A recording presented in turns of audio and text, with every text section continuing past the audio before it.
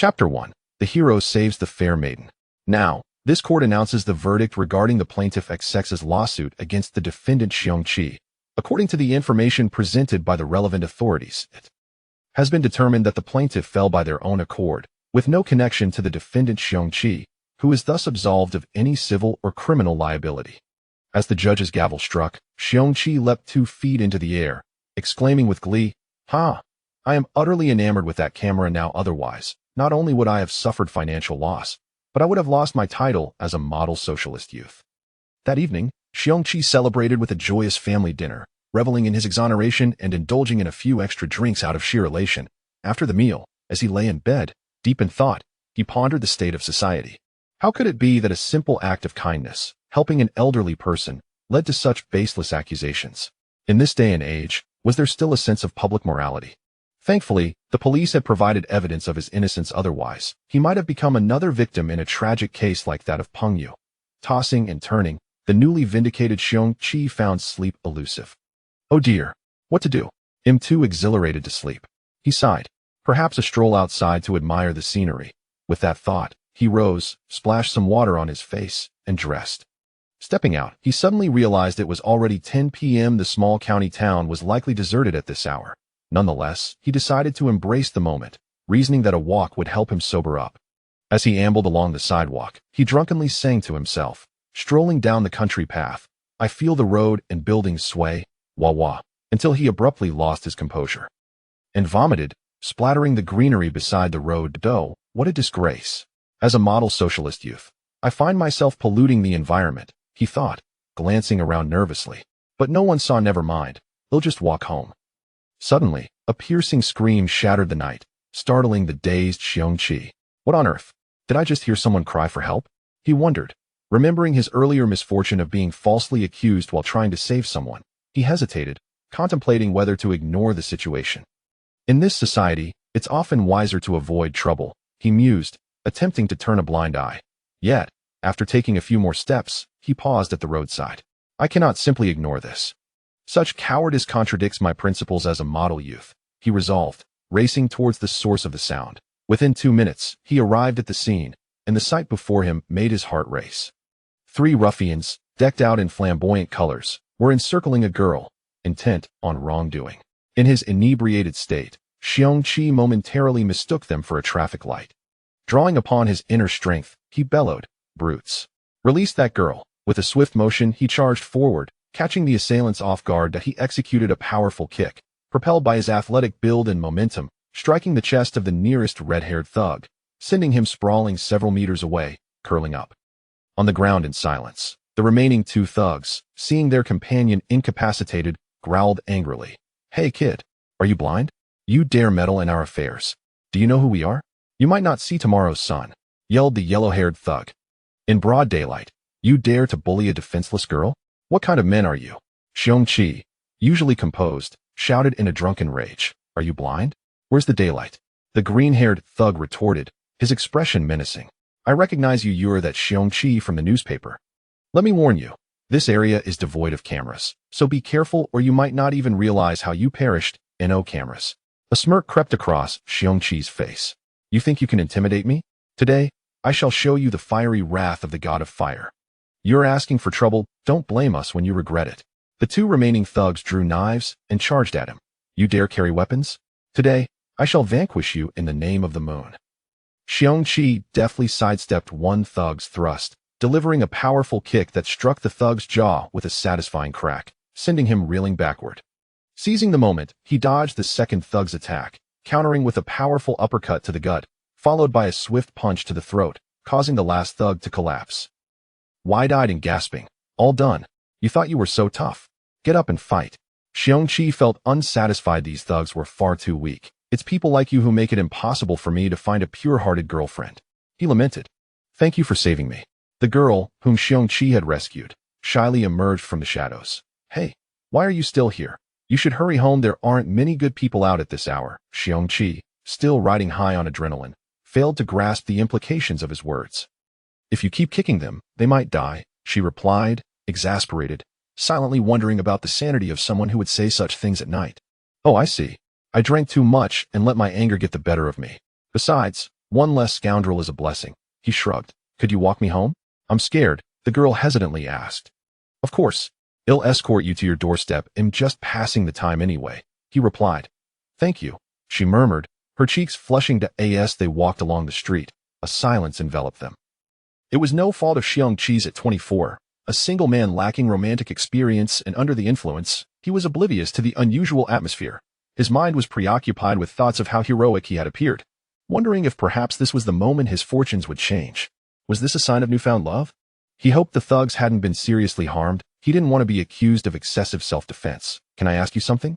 The girl suddenly inquired, her eyes hopeful. Of course, as long as it's not too difficult. I'm all ears, Xiong Qi said, scratching his head absent-mindedly. I heard you say you don't have a girlfriend. Is that true? She asked, blushing as she searched for confirmation. Xiong Qi felt a rush of embarrassment. Could it be that today brings me double joy? Is my springtime finally arriving? He thought, pondering the possibilities ahead, and oh, no one wants me. By the way, beautiful lady, may I inquire about your age? If suitable, perhaps we could explore a relationship. Xiong Qi finally mustered the courage to utter these words, his heart racing with trepidation at the thought of rejection. Upon closer inspection, the girl was indeed stunning, her beauty enhanced by her flowing black hair and natural visage. An uncommon sight. A wave of joy surged within him. Oh, my springtime is approaching. Actually, I've also not been in search of a boyfriend. My name is. Before the girl could complete her introduction, Xiong Qi suddenly darted forward. Hey, beautiful lady at the corner, watch out for the cars. It turned out that Xiong Qi, feeling bashful under the girl's gaze, had turned his attention forward and, by chance, noticed another girl crossing the street, engrossed in her phone. Oblivious to the speeding vehicle behind her, it seemed that Xiong Qi's latent potential had surged forth today, driven by the urgency to save. He defied the laws of physics, covering the distance of over 10 meters in less than a second. Had there been officials from relevant departments present, they might have considered Xiong Qi a candidate for experimental research to create a supreme defense weapon. However, he was still a moment too late. In a desperate act, Xiong Qi lunged forward, his hands inadvertently pushing against the chest of the startled beauty who had turned around. Indeed, it was her chest. He leveraged his own substantial weight and forward momentum to propel her away as he soared through the air, not yet having landed. Xiong Qi glanced back at the oncoming car, which showed no signs of slowing. With a charming smile, he cast a heartfelt gaze at the two ladies he had just saved that evening, and then, with a thud, he was struck and sent flying into the distance. Before losing consciousness, the only thought that lingered in Xiong Qi's mind was, so soft. Chapter 2 on the planet Lnio, a thriving jewel of the Shatiri Empire and its administrative heart, skyscrapers soared to heights of over 1,000 meters. The intricate network of aerial thoroughfares showcased the planet's advanced technology. Astonishingly, despite the multitude of transportation vehicles dotting the landscape, the air remained remarkably fresh, devoid of the heavy metal pollution that plagues Earth. The Imperial Knight Academy, renowned as the premier institution of higher learning on Lnio, annually produced a remarkable cadre of elite mech pilots, earning accolades throughout the Empire. The unassuming name of the Academy belied its illustrious legacy in the annals of Imperial warfare, having been established concurrently with the advent of mechs as instruments of battle. Among its alumni was a legendary ace pilot whose battlefield prowess was likened to an erupting volcano, instilling terror in the adversary with his ferocious assaults. His most celebrated engagement involved single-handedly annihilating an armed fortress planet in a colossal mech custom-built for him by the Shatiri Empire. His unparalleled achievements remain unmatched to this day, and adversaries dubbed him the Flame Butcher. Regrettably, following that fateful battle, he vanished without a trace, along with his formidable mech. Since then, while the Academy continues to produce a wealth of talent annually, none have risen to the dazzling heights of the Flame Butcher, a lamentable loss. At noon, the sun blazed fiercely upon the earth, as if intent on roasting the inhabitants to a crisp. In the northwest corner of the Imperial Knight Academy, a sprawling forest, affectionately referred to by students as the sacred meeting place or place of life's birth, flourished with vibrant flora and melodious birdsong. Within this serene oasis, adorned with rockeries and ponds, one could find solace from the sweltering midday heat, reclining beneath the trees, contemplating life, or seeking a secluded spot to explore the profundities of existence.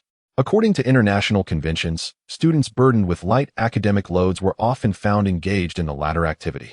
Yet, within a corner of this so-called lover sanctuary, an incongruous scene unfolded. 5 individuals gathered in a semicircle, for standing behind while one leaned against a tree, seemingly engaged in conversation. The solitary figure at the forefront was tall and slender, clad in designer attire that bespoke exceptional craftsmanship. His sharp brows and bright eyes, complemented by fair skin, painted the picture of a privileged upbringing. However, the fierce expression etched upon his face belied his handsome features, disrupting the otherwise harmonious ambience. The 4 individuals behind him varied in attire, each standing slightly over 1.70 m, their lanky frames appearing disheveled as though they had just emerged from a brawl. Their faces bore distinct expressions, yet all radiated a menacing glare, suggesting they were not to be trifled with. In stark contrast, the person leaning against the tree was robust, his physique towering over the 4 standing behind him.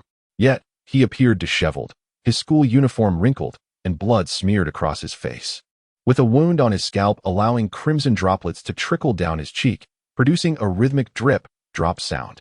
The once cheerful birdsong in the forest had been silenced, as if the avian inhabitants were too frightened by the unfolding scene, leaving an eerie stillness in their wake. "Boss, do you think we might have gone a bit too far? After all, he merely brushed against you a few days ago." The leftmost figure among the standing group expressed with concern. The leader turned to his subordinate. "When did you become so timid? If you want to roll with me, Li Yidhua, you need to toughen up. You were the fiercest during the fight. Why the cowardice now? As long as he isn't brain dead, he can be saved. Besides, even if he dies, we have nothing to fear. Haven't you all been eager to learn about my background? Let me enlighten you. My father is Li Gang. Now you can rest easy. It's just a life. Do you think I'm foolish? The mere brush with me was just an excuse. I've been in a foul mood lately, and he happened to cross my path. Tough luck for him." The self-proclaimed boss boasted, exhibiting no shred of remorse. "Boss, you are truly magnificent. I admire you immensely. I had no idea your connections were so formidable. From now on, I'm wholeheartedly with you." The 4 followers showered him with flattery, pledging their loyalty. As the light in the forest began to dim, it seemed as though the sun could no longer bear witness to the brutality unfolding below, yearning instead for an early reprieve. Suddenly, one of the sycophants rubbed his eyes, exclaiming, "Boss, wait. I think I just saw him take a breath. Not a problem. Watch me.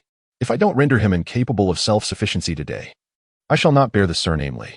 If he does die, so be it." With that, the leader sauntered towards the injured man, theatrically cracking his neck, producing a disconcerting sound. "Ugh, my head hurts. What is happening? Did the vehicle not kill me?" Gradually regaining consciousness, Xiong Qi opened his eyes to a world awash in crimson.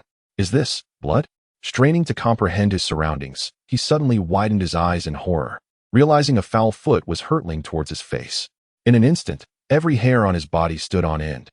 Chapter 3. My name is Xiong Qi. Reacting swiftly to the incoming kick, Xiong Qi barely had time to think. He dodged the blow with a hasty roll, finding himself between the assailant's legs. Instinctively, he bent his leg and delivered a kick to the man's groin. The man yelped, then collapsed with a thud. A peculiar object fell from his waist, landing near Xiong Qi's hand. Xiong Qi snatched it up, leaping to his feet. He examined the object, which resembled a pistol. It was less than 20 centimeters long, with rounded edges unlike the guns he had seen before. However, it possessed a muzzle and a trigger, but lacked a magazine. Instead, there was a crystalline sphere in its place.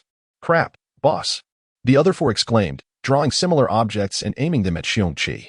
Instinctively, Xiong Qi gripped the sphere and pulled the trigger. He felt a surge of energy leave his body, and the sphere glowed brightly, piercing the dense foliage like a miniature sun. The intense light drew the attention of everyone at the Fire Mountain driving school. A beam of light shot from the gun, expanding as it hurtled towards the 4 men. With a deafening roar, the blast uprooted nearby trees. The explosion reverberated throughout the school, and the crystal in Xiong Qi's hand shattered into dust. "What the hell is this? A plasma cannon?" Xiong Qi exclaimed, his eyes dazzled by the light. Suddenly, he collapsed to the ground.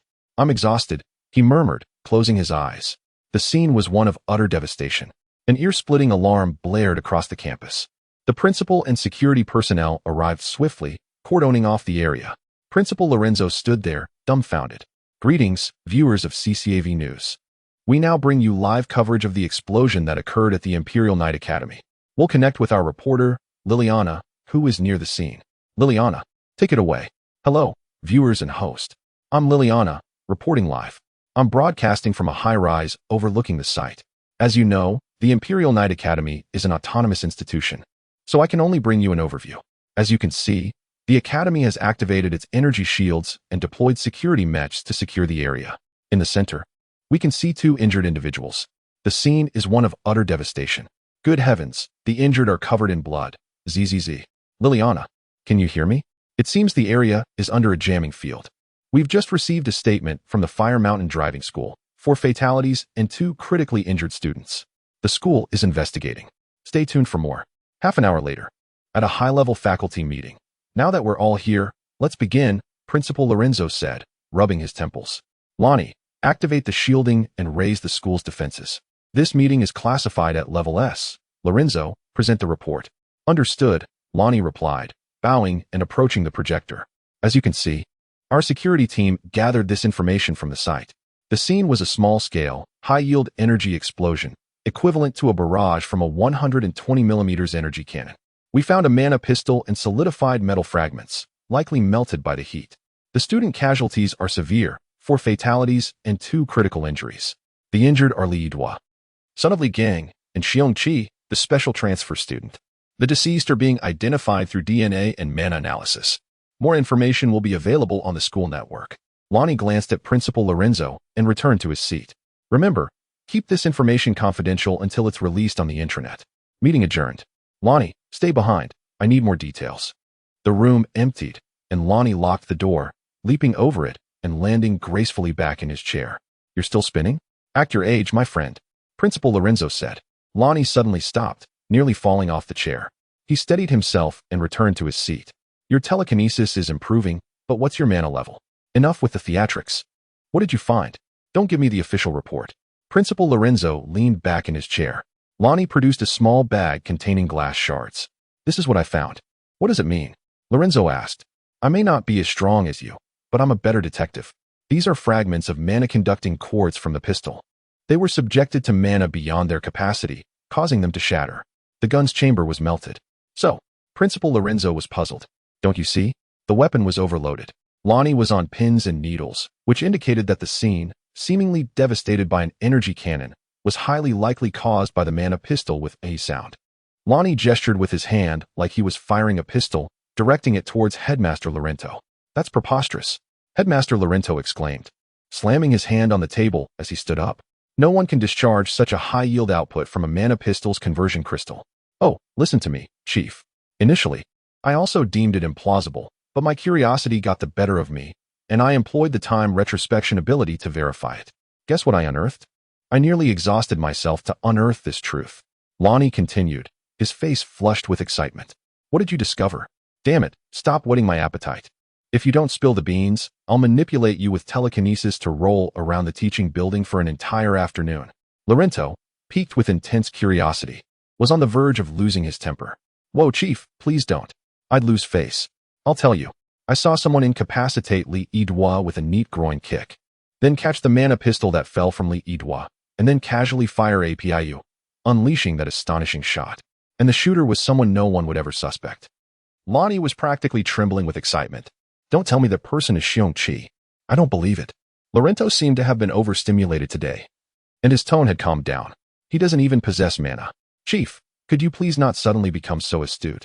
That person is indeed Xiong Qi. Lonnie, in his haste, nearly cracked the table with a slap. How is that conceivable? Are you referring to the one who was born as a proven mana null, who has never elicited a reaction from mana crystals, whose probability of existence is 1 in a million, but who is an unprecedented prodigal physique in the Empire's millennia of history, yet was specially recruited due to his persistent training and subsequent physical characteristic mutation? Lorenzo wore an incredulous expression. Looks like your memory serves you well, Chief. Correct, it's that Xiong Qi. Ah, indeed, the world is full of wonders. Actually, the genesis of this matter is quite simple. Lonnie recounted the scene he witnessed through time retrospection in detail to Lorenzo, shifting into a more comfortable posture and propping his legs on the table. Humph. Those individuals deserve their fate for surreptitiously carrying high-yield weapons into the campus. How is that Xiong Qi now? Is he in mortal danger? Have his blood mana characteristic test results been released? Lorenzo inquired anxiously. Still unconscious, apparently suffering severe head trauma, but not life-threatening. However, what's perplexing is that after this incident, his physical characteristics seem to have mutated again. His physical strength and other data have surged nearly tenfold compared to the past. I truly wonder if he'll transform into a humanoid mech if he continues to mutate like this. But what's even more astonishing is that his blood mana characteristic test reveals that his mana is still 0. Lonnie scratched his chin in bewilderment. I've heard too many improbable things today. Lorenzo sighed and slumped back into his chair. How about this? Slightly modify the investigation report from the previous meeting and release it to the public, stating that terrorists attacked the school, resulting in the immediate deaths of 4 terrorists and the unfortunate impact on 2 students. As for Li Yidua, considering his father's reputation, cripple his current mana cultivation and expel him from the school, instructing his father to discipline him strictly. As for Xiong Qi, Lorenzo wearily massaged his face, which had become stiff from the excessive stimulation today. Well, take meticulous care of him, maintain his learning and living conditions, and observe him from a distance. Sigh, all right. Go do whatever you need to do. Also, investigate thoroughly how these students managed to bring mana pistols into the school. No leniency will be shown to the responsible parties. Yes, headmaster. Lonnie saluted Lorenzo and turned to leave the meeting room. In a special intensive care unit of the school's infirmary, a person lay quietly. He was burly, with thick, knife-like eyebrows, a straight nose, and a square face. Although not particularly handsome, he exuded an aura of martial valor and integrity. I feel so awful. Where am I? My head hurts so much. Who are you? Who am I? I remember now. I am Xiong Qi. I am, I always will be, and I always will be. Chapter 4. Awakening at this moment, deep within Xiong Qi's mind. He was desperately trying to ascertain his situation. What are these things? Magical energy giant soldiers, magical energy conversion quartz, and magical energy testing. It seems that he has transmigrated. Slowly, Xiong Qi began to sift through the memories of another person who shared his name, synchronizing rapidly with them. It turned out that he had entered a highly advanced world based on magical energy technology. Thousands of years ago, this world, having long relied on fossil fuels and constrained by local planetary resources, was confined to a small planet, until a group of great scientists discovered a phenomenon that shocked the entire planet. The long-term dependence on fossil fuels had produced various forms of light and electromagnetic radiation, causing the genes of the planet's inhabitants to mutate. Within their bodies emerged a new form of energy that was efficient, pollution-free, and could nearly be deemed an infinite source of power, due to the inability to define the precise cause of its emergence. People at the time referred to it as magical energy. Through extensive research, they discovered a common mineral on their planet that allowed individuals to channel the mysterious magical energy within them, converting it into kinetic energy to power machinery. Thus began an era of rapid technological advancement. Many technologies that previously existed only in fantasy were researched and swiftly put into use, allowing humanity to break free from their star system and quickly occupy nearby uninhabited planets. Subsequently, nations frantically developed their populations, leading to overcrowding on the transformed planets within their own star system. Consequently, they turned their gaze toward other star systems within their constellation and engaged in prolonged wars with other intelligent life forms. Ultimately, leveraging the nearly inexhaustible energy advantage of magical energy conversion technology, the nations of the home planet emerged victorious and established themselves in several star systems. With the advent of the new era, the long-standing wars came to an end, and territories were delineated, giving rise to 3 major empires: the Kshatriya Empire, the Amur Empire, and the Alorpa Empire. Throughout this prolonged conflict, the ultimate combat equipment, the magical energy mech, conferred an overwhelming advantage to the home planet. Due to its massive size, it was occasionally referred to as the magical energy giant. Xiong Qi couldn't help but feel a surge of emotions. How incredible it was to possess such a formidable mech. Merely by sitting in the cockpit and placing his hands on the magical energy conversion quartz of the mech's control panel, he could control it with his thoughts, channeling the magical energy stored within his body to drive the mech's energy conversion engine, generating immense power. Moreover, the operation of the mech was remarkably straightforward. With just a thought, the mech would respond accordingly. Naturally, the reaction time would vary depending on the material and grade of the mech. Wow, this mech is like a giant floating cannon. Does this mean I can engage in battle just by thinking about it? This realization calmed Xiong Qi, who had previously been anxious. He had worried he might not know how to operate it and be easily defeated, but now that seemed entirely unfounded. With the fighting skills embedded in his brother's mind and the knowledge gleaned from watching the Gundam series, what were those legendary figures like Aslan compared to him? Oh, let me take a look at this body. Xiong Qi continued to examine his current physique. Oh, What a pity, my entire set of abs has transformed into six-pack abs. Well, I suppose I can make do with it. He remained blissfully unaware of how absurd his thoughts were at that moment. As he assessed the body's attributes, he exclaimed, "My, how robust! This is impressive. Such immense strength. How did this fellow cultivate it? Nearly 10 times the strength of an ordinary person. Oh, genetic mutation? My goodness. This is akin to a little Ultraman. Ha! Xiong Qi felt an overwhelming joy. Indeed, it seems that good fortune ultimately favors the virtuous. This physique is remarkable." Upon evaluating the body's magical energy potential, he thought excitedly, with such a powerful physique, surely the magical energy within is abundant. Wait, what? A 1 in a million physique? Haha. I am utterly enamored with this world. The magical energy test revealed, what? An absence of magical power? Boom. Xiong Qi's mind erupted in fury. Enraged, he exploded with energy. Simultaneously, in a special care ward, Principal Lorenzo entered, greeted with surprise by the nurse attending to Xiong Qi, who stood up, nervous and fidgeting with her uniform. Don't be anxious. You may take a break. I and Director Lonnie will supervise for a while. There will be no issues.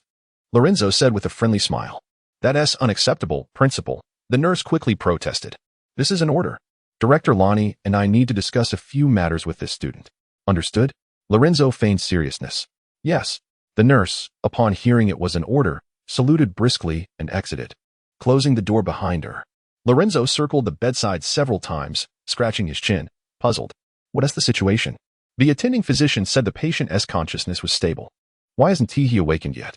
Lonnie also walked around the bed, equally perplexed.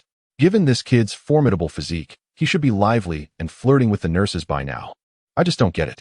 Suddenly, what the hell? Is this the treatment I get after being a good person my whole life? Xiong Qi shot up from the bed, startling Lorenzo and Lonnie. In his rage, Xiong Qi had no inclination to observe his surroundings. His anger surged within him. This is absurd. Others transmigrate with unrivaled physiques, and yet, I end up with this utterly useless body. Enraged, he clenched his fists and struck the bed beneath him. In an instant, a blinding flash erupted from his fists, and with a boom, dust rose, revealing a crater on the floor of the ward. Lorenzo and Lonnie exchanged astonished glances, their eyes filled with disbelief. This kid's strength is enviable, Lonnie remarked nonchalantly. Hands in his pockets, swaying his hips. It seems like the nurse's changing room is below. This kid is in for a treat. Lorenzo, drenched in cold sweat, admonished. Stop messing around. Use your time-stopping ability to contain the situation. There are several young ladies from prestigious families interning here, if they happen to be in there. Well, I guess I'm just destined to be a laborer, Lonnie said with a snap of his fingers, leaping into the crater. What a feast for the eyes. I'll post about it on the intranet tomorrow, calling it flying bras. How poetic. Lonnie's flippant voice rang from below, nearly driving Lorenzo to the brink of an aneurysm. Suddenly, a voice startled Lonnie, who was reveling in his mischief. Who are you? Xiong Qi rubbed his head, slightly dazed from the fall, and looked at Lonnie with confusion. Above, Lorenzo gasped in surprise. Below, Lonnie was anything but calm. How is that possible? You, a non-magic user, shouldn't be unaffected by my time abilities. Lonnie exclaimed, his jaw nearly dropping in shock. What time abilities? Xiong Qi asked, still rubbing the back of his head, still trying to grasp the situation. Bang! Lorenzo could no longer contain himself and jumped down, surveying the scattered bras and lingerie floating in midair, wrinkling his brow slightly before turning his gaze to Xiong Qi. Xiong Qi, I am Lorenzo, the principal of the Empire Knight Academy. Please accompany me. There are matters I wish to discuss with you. Lorenzo's voice resonated with an undeniable authority. Turning to Lonnie, he instructed, Lonnie, handle the situation here. Cease the time manipulation. Do not expend further energy. Once you have resolved this matter, join us in the conference room. After speaking, Lorenzo gave Xiong Qi a reassuring pat on the shoulder, urging him, come along, young man. Xiong Qi, momentarily taken aback, glanced at the floating undergarments in the room, a surge of heat rushing to his head. He then looked up at the ceiling, which appeared to bear the marks of his earlier mishap. It's better to avoid further trouble. I'll follow this elder, surely. The esteemed principal will not make things difficult for a mere nobody like me, he thought, resigned to his fate. All right, principal, I will accompany you. Thus, Xiong Qi followed Principal Lorenzo, swiftly departing before the scene could be fully surrounded. Lonnie, still in disbelief, groaned, damn it, I'm left to clean up this mess again. He ceased his time manipulation ability, peering curiously through the hole in the ceiling at the cacophony emanating from the special care ward above. To his dismay, he discovered a crowd gathered around the hole, all gazing down at him and occasionally pointing fingers. As time resumed in the changing room, the floating undergarments began to descend, with one particularly unfortunate lace bra drifting down to rest atop Lonnie's head, obscuring his eyes. My reputation, Lonnie lamented internally, feeling the weight of embarrassment and fury.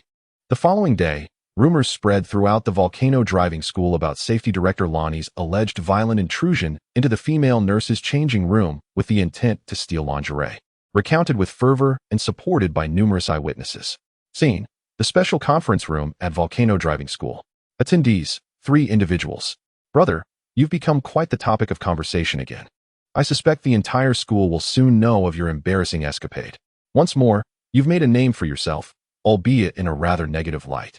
Lorenzo remarked with feigned seriousness. What do you think would happen if your daughter, my dear niece Lilina, were to learn of this incident? He continued, teasing Lonnie further. Sitting nearby, Xiong Qi's eyes flickered with a mysterious red glow. Daughter? Indeed, every man who has traversed to this world seems to encounter peculiar happenings at school. It appears that behind every principal lurks a cute relative waiting for the protagonist to pursue. He mused, his heart racing with anticipation. Lonnie, nearly laid flat on the table, managed to squeeze out a response. Brother, spare me the mockery. My esteemed image among the middle-aged female faculty is likely shattered beyond repair. My once spring-like teaching life now faces the harshness of winter. If Lilina finds out, she will undoubtedly report to her mother, who will then return from Britannia with a fleet to annihilate me. Brother, you must help restore my reputation. I've done this to cover for you. Lonnie rolled around on the table in despair. Xiong Qi, drenched in cold sweat, couldn't he help but wonder how these two, Principal Lorenzo and Safety Director Lonnie, could be so unreliable, acting as if they were deranged. Would Lilina inherit such traits? And what of Lonnie's wife, whose violent disposition could lead to a fleet descending upon him for such trivial matters? Oh my God, what kind of family is this? He thought to himself. Enough of this nonsense, Lorenzo declared, casting a stern glance at the rolling Lonnie. With a huff, Lonnie seemed to be lifted by an invisible force, abruptly returning to his chair amidst his exclamations of, "Brother, you're toying with me." Seemingly pleased with his prank, Lorenzo scratched his sparse beard thoughtfully, observing Lonnie's squirming form. Save your energy. Until your ability surpasses mine, you might as well remain settled for a while. Let us instead discuss this young man's situation. Is this not a world of magic? How did we suddenly delve into the realm of abilities? What a bewildering existence. Xiong Qi nearly succumbed to the urge to bury his face in his hands, overcome with emotion. Speak, young man. Since your special recruitment to our academy last year, what insights or opinions have you garnered about our institution? Lorenzo inquired, his demeanor open and inviting as he sipped from a teacup that had seemingly materialized at his side. And Lonnie, you're not here to clean up my mess. You're here to assist this young man. If anyone's reputation needs restoration, it lies with him, Lorenzo added, fixing his keen gaze on Xiong Qi, a mischievous smile playing at the corners of his mouth.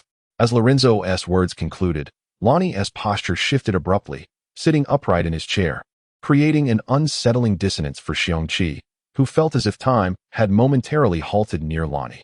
Could this be the time-stopping ability he mentioned earlier? Xiong Qi pondered anxiously. Brother, a glass of water, please. I need to calm my nerves, Lonnie requested, accepting a cup that had seemingly appeared before him, sipping it slowly. He then turned to Xiong Qi, his gaze icy as he warned, if one day Princess Elia inquires about today's events, do not let me down. Xiong Qi was drenched in sweat. Enough, Lonnie, don't frighten him. He is already sweating profusely, Lorenzo chided, shaking his head. Now, Xiong Qi, please continue to respond to my earlier question. Xiong Qi, scratching the back of his head, replied earnestly, as for my opinion, I must say, the name of the school is rather unrefined.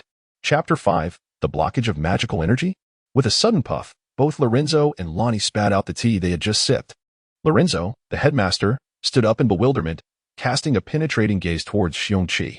Surely, my previous words did not provoke him to the extent of considering my demise. Did they? The intensity of Lorenzo's scrutiny sent waves of unease coursing through Xiong Qi. Recalling last year's admission process, when he personally recruited Xiong Qi, Lorenzo had posed a similar question, yet the response had been starkly different from the one given now. His curiosity piqued. He wondered what transformation had occurred within Xiong Qi. As Lorenzo ambled slowly before him, occasionally glancing back. Xiong Qi sighed in relief. It appeared he was not in immediate danger. Should you find yourself inexplicably summoned to a secluded location, only to be besieged by a crowd while in a state of confusion, and just as you are on the brink of triumph in your resistance, a magical energy pistol is pressed against the back of your head, and a shot rings out. Then you would comprehend the nature of my transformation, Xiong Qi replied with an air of indifference, casually picking at his ear with his pinky finger and flicking an unseen speck away. To his dismay, that speck was a rather large piece of earwax, now descending towards Lonnie's teacup. Shocked, Xiong Qi thought, how could such a sizable entity exist? Had I been so negligent of personal hygiene? Lorenzo stood aghast, while Lonnie quietly observed the floating substance in his cup. Trembling, he approached Xiong Qi, retrieving a small magical energy pistol from his pocket and slowly aiming it at Xiong Qi's ear.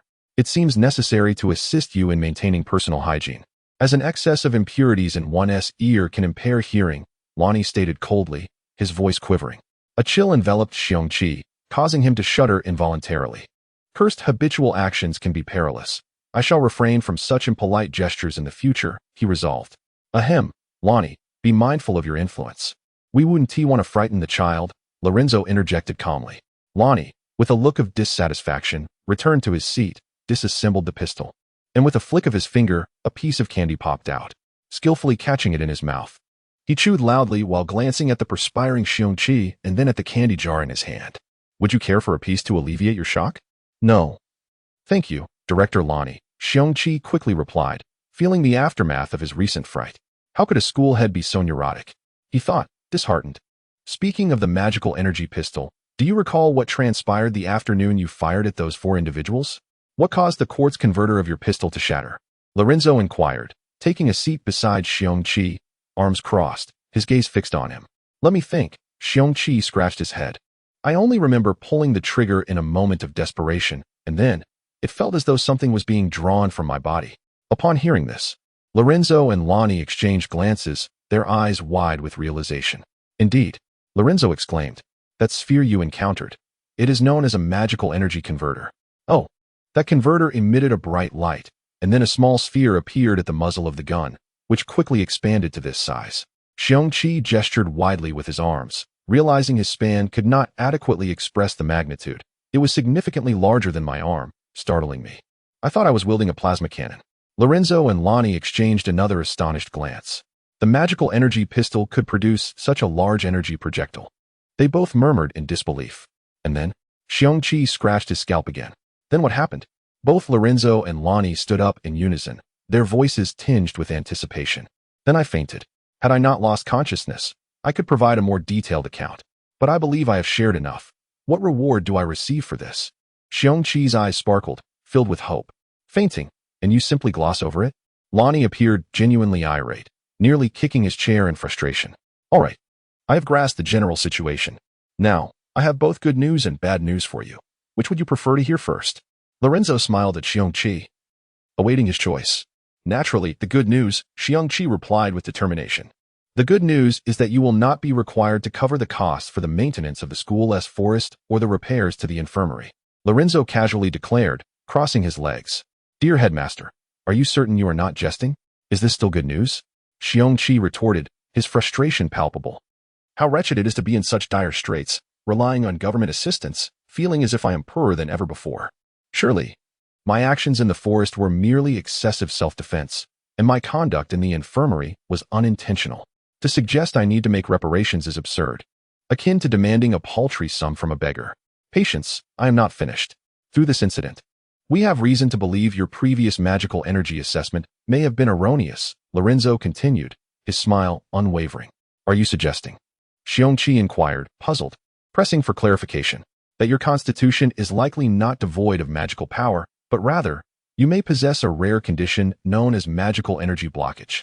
Lorenzo paused, leisurely sipping from his cup. Please, headmaster, do not leave me in suspense. You have no idea how torturous this is, Xiong Qi implored, exasperated.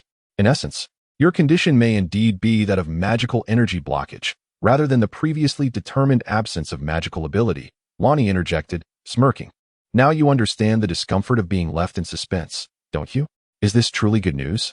Magical energy blockage still prevents the output of magical energy, and the use of magical devices, Xiong Qi lamented. Not quite.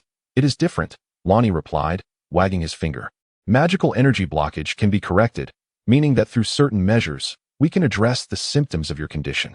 Moreover, following your recent fainting spell, your strength and various metrics have increased nearly tenfold compared to when you first enrolled. Now, that is indeed good news. Even if magical energy proves elusive, my strength remains, providing me with hope, Xiong Qi remarked, his furrowed brow relaxing. But then, what is the bad news? There are several, Lorenzo teased, glancing at Xiong Qi, gauging his readiness to hear. Tell me, Xiong Qi insisted. What could possibly be worse than my already abysmal condition? You appear quite resilient, Lorenzo noted. A hint of amusement in his tone. Lonnie, enlighten him. Principal Lorenzo gestured with a nod. Very well, heed my words. Firstly, while it's understood that your magical occlusion prevents you from channeling mana through quartz, the absence of prior research leaves us without a solution. You must navigate this on your own, fraught with peril, as a misstep could prove fatal. Not entirely dire then. What else? Bear Qi inquired, his heart surprisingly resilient, having already faced death once. Secondly, regarding your physiological anomalies. Your dual transformations are steering your body toward an uncharted course, possibly evolution or devolution. Lonnie continued to elaborate. Is enhanced strength not advantageous? Bear Qi wondered aloud, casually seizing the chair's armrest and snapping it off with a crack. Holding up the detached metal piece, he remarked, at least, I feel invigorated. Do you have any idea of the cost of the chair you've damaged? Lonnie's eye twitched. It's a priceless, antique masterpiece by Da Vinci. Irreplaceable on the market. Really? Bear Qi scrutinized the peculiar chair, finding it increasingly grotesque. Such an eyesore, and from a master no less. You dare, Lonnie retorted through gritted teeth. Thirdly, should your mana reawaken, maintain utmost secrecy. Reawaken? Is that not favorable? Bear Qi questioned, perplexed. Are you daft? Lonnie exclaimed, slamming his hand on the chair's armrest, causing it to detach with a thud. Heavens, you've caused more damage than I have. Bear Qi muttered under his breath. You. Lonnie pointed a trembling finger at Bear Qi, then suddenly erupted in a radiant smile, eyeing the detached armrest before settling back into the chair. Moments ago, he seemed ready to obliterate me, and now he's grinning like a Cheshire cat. Bear Qi continued to grumble. Enough idle chatter. Even your dim wits should grasp the concept of cursed with exceptional talent. Enough said. Begone, Lonnie dismissed Bear Qi, issuing an eviction notice. Understood, Bear Qi replied flatly, rising and dutifully closing the door behind him as he exited the conference room. Lonnie, tell me, why the sudden, lascivious grin? Principal Lorenzo inquired with a smile. Thanks to the lad, after experiencing a series of emotional highs and lows, both my mana and abilities have surged. With that, the detached chair armrest and the metal fragment Bear Qi had snapped off clicked back into place, appearing as if they had never been dislodged. Lorenzo examined the chair's joint, finding no trace of the previous damage. Is this an upgraded form of temporal reversion? Nay, my dear brother, this transcends temporal reversion. I tentatively dub it temporal reversal, an ability to restore specific conditions to a prior state under certain circumstances. Lonnie brandished a delicate dagger and slashed his wrist, causing blood to spurt forth. Was it truly necessary to lacerate your radial artery? Why not a mere scratch on your finger? Lorenzo inquired, puzzled. Oh, damn it! Lonnie exclaimed in dismay. Overzealousness led to miscalculation. Lonnie hastily explained. Nevertheless, it serves to showcase the potency of my ability. As Lonnie spoke, an uncanny phenomenon occurred. The gushing blood flowed backward, even the splatters on his clothing vanished, and the wound on Lonnie's wrist miraculously healed. However, Lonnie, as if drained of vitality, swayed and paled, sinking back into the chair. A fascinating skill, albeit seemingly taxing on mana. I eagerly anticipate the effects of honing this ability to its zenith, Lorenzo remarked, clapping softly. Haha, nothing extraordinary. My mana and ability levels now match yours. Big brother, I intend to settle old scores. You often exploited your superior mana to embarrass me. Haha. Lonnie grinned mischievously. Oh, is that so? Are you so confident? Principal Lorenzo echoed with a similar smirk. Refrain from emulating Flame Butcher. Oh, heavens, brother, spare me. How much power have you concealed? Lonnie cried out in alarm as he was yanked from his chair and, with a whoosh, flung out of the suddenly opened door. Having completed these seemingly inconsequential actions, Principal Lorenzo leisurely crossed his legs on the table, raised his teacup, and took a sip. Amateur, thinking you can contend with me. Meanwhile, Bear Qi, having exited the conference room, was deep in thought. Based on recent events, Principal Lorenzo was likely a dual-ability user of mana and manipulation, while Director Lonnie undoubtedly possessed both mana and temporal abilities. It was unexpected that such formidable and unconventional individuals resided beneath the veneer of such a rustic school name. Perhaps there were other hidden masters within the institution. Indeed, everyone seemed to play the part of the unassuming expert. As Bear Qi pondered, he prepared to exit the building. Until my mana awakens, it seems prudent to maintain a low profile. Those transmigration novels are such fabrications. As an outsider, I feel immense pressure. Bear Qi clenched his fist, wondering how much strength his body possessed after undergoing 2 transformations. Unable to resist, Bear Qi impulsively punched a metal sculpture in the lobby. With a dull thud, one of the sculpture's legs bent backward. The metal's resilience is commendable, Bear Qi thought, feeling no remorse for damaging public property. Bear Qi gazed at the crippled sculpture, scrutinizing it, and finding an uncanny resemblance to the principal. Cold sweat broke out on his brow. He certainly didn't want to end up in a compromising situation. Bear Qi quickly scanned his surroundings, relieved that no one had noticed. Then, with another thud, he punched the bent leg back into place. That should suffice, Bear Qi said, nonchalantly walking away as if nothing had occurred. Shortly after exiting the doorway, Bear Qi faintly heard a sound from the stairwell, interspersed with a familiar scream. Who could it be? Bear Qi wondered, scratching his head. Why does that sound seem so familiar? He couldn't help but turn back. Soon, Bear Qi spotted a familiar figure tumbling out of the stairwell. As the figure reached the doorway, it was halted by the threshold, ending its forward roll but continuing its descent in a more pathetic manner, face down. Limbs outstretched, coming to a stop at Bear Qi's feet. Bear Qi eyed the familiar back, instinctively glancing around to find onlookers. Are the ladies here of such high caliber? Bear Qi muttered. Then, in a moment of ill-advised action, Bear Qi flipped the person over in front of the crowd. What? Director, is that you? Were you practicing ice skating? Bear Qi exclaimed, loud enough for everyone to hear. What? Is that really Director Lonnie? Where has his dashing, debonair demeanor gone? Is this his true self? A female instructor sobbed, covering her face. It seemed she was a secret admirer of Director Lonnie. It appears the incident in the infirmary was indeed factual. Who would have thought Director Lonnie could be so unreliable? One student remarked. It just goes to show that appearances can be deceiving. Director Lonnie, a man of dignified mien and meticulous grooming, has engaged in such base behavior, a random student commented, sparking a flurry of discussion. Director Lonnie, having been hurled about and only just regaining consciousness, blinked in confusion as he surveyed his surroundings. Upon hearing the discordant remarks, he simply rolled his eyes back and promptly fainted. Blast it all, my reputation is utterly ruined. Lonnie lamented in his final conscious thought.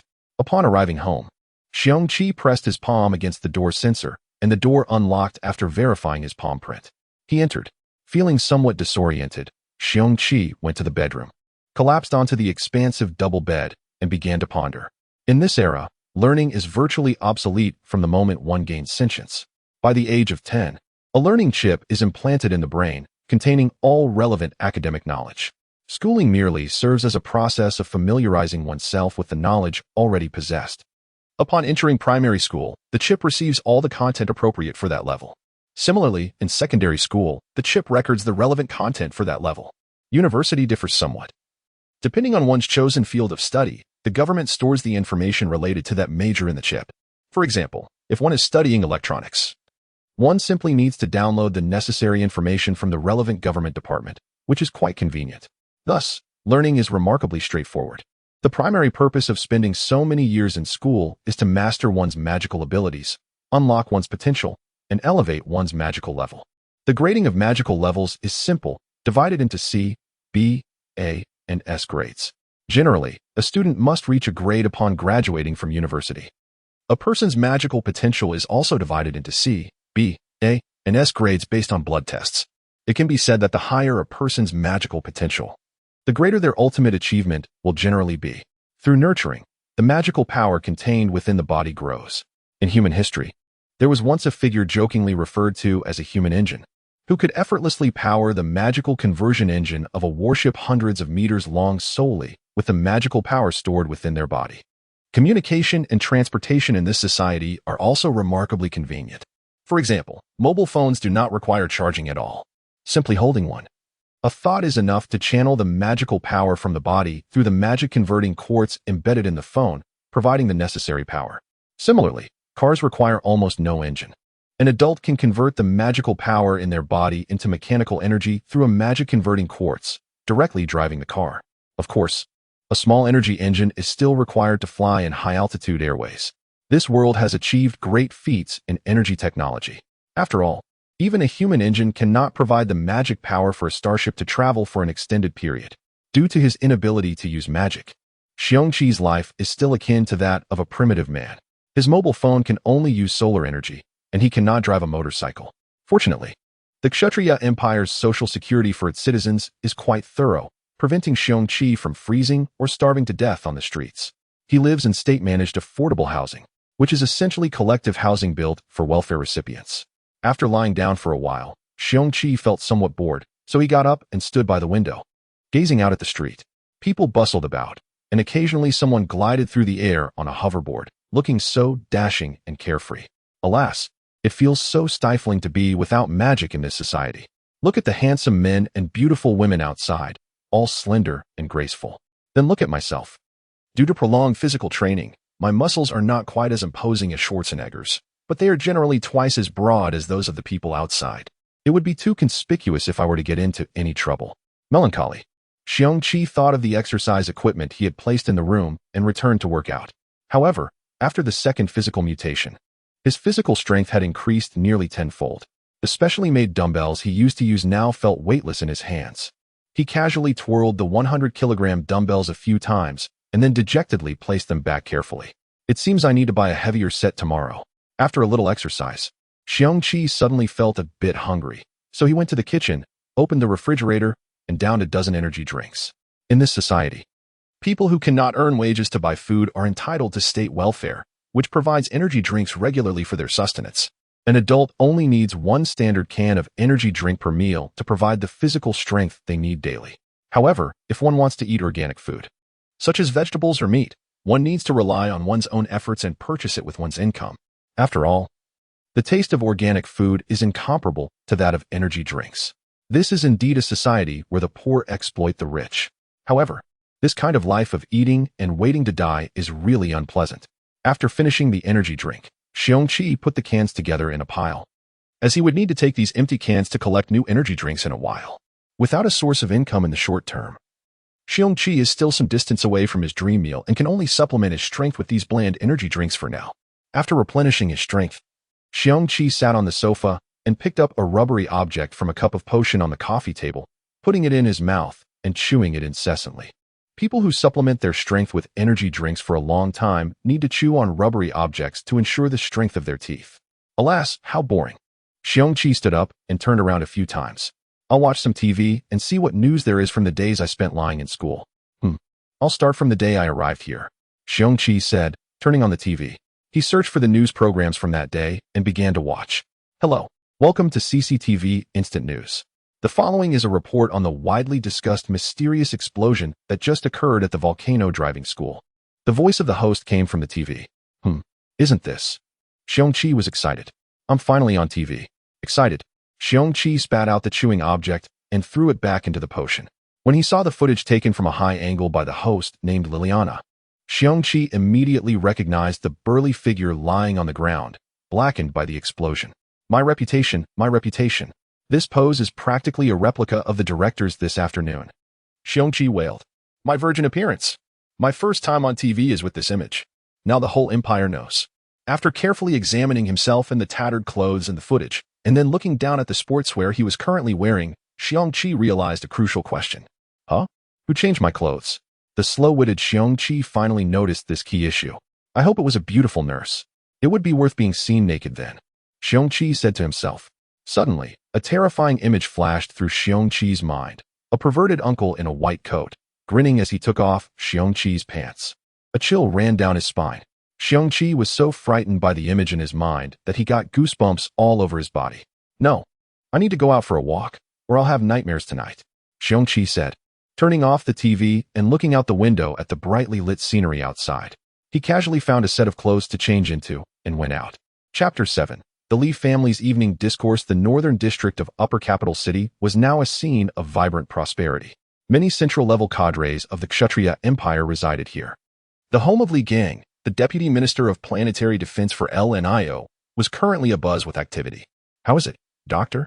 What is the state of my son's health?" Li Gang inquired anxiously. Fortunately, the assailant did not employ lethal force. While the young master's mana cultivation has been crippled, his mana source remains intact. With diligent cultivation, his mana level should swiftly recover. However, the doctor's words seemed to carry a concealed difficulty. "However, what? Doctor, please speak without reservation."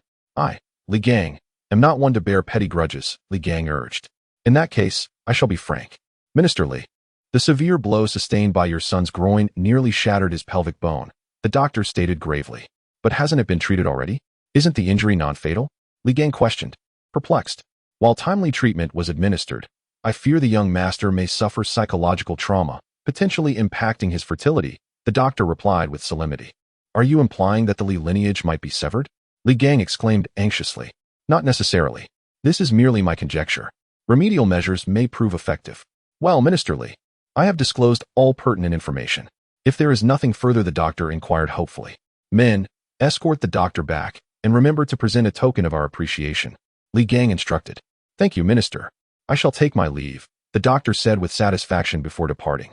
Once the doctor was gone, Li Gang scoffed coldly.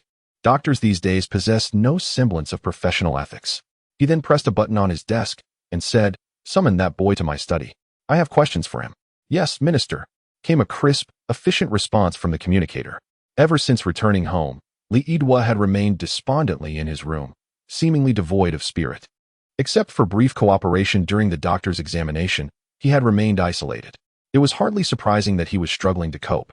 Anyone who had their eggs crushed and nearly died would be extremely unsettled, especially someone as pampered as Li Yidua. Subconsciously, he massaged his groin, his mind replaying inappropriate scenes, only to find his manhood unresponsive and limp. A wave of despair washed over Li Yidua. "Am I destined to join the ancient profession of eunuch?" he wondered. Recalling the doctor's words, "Young Master Li, there is no physiological issue in that regard. Based on my extensive clinical experience, your inability to rise stems from psychological trauma. I suggest you engage in related activities to overcome this shadow and become a true man again." Li Yidua felt deflated. "Extensive clinical experience, my foot. You're nothing but a glorified quack," he thought. "Xiong Qi, I swear revenge. Once my mana recovers, I will ensure you never rise again." Li Yidua suddenly roared, kicking the bed frame in fury.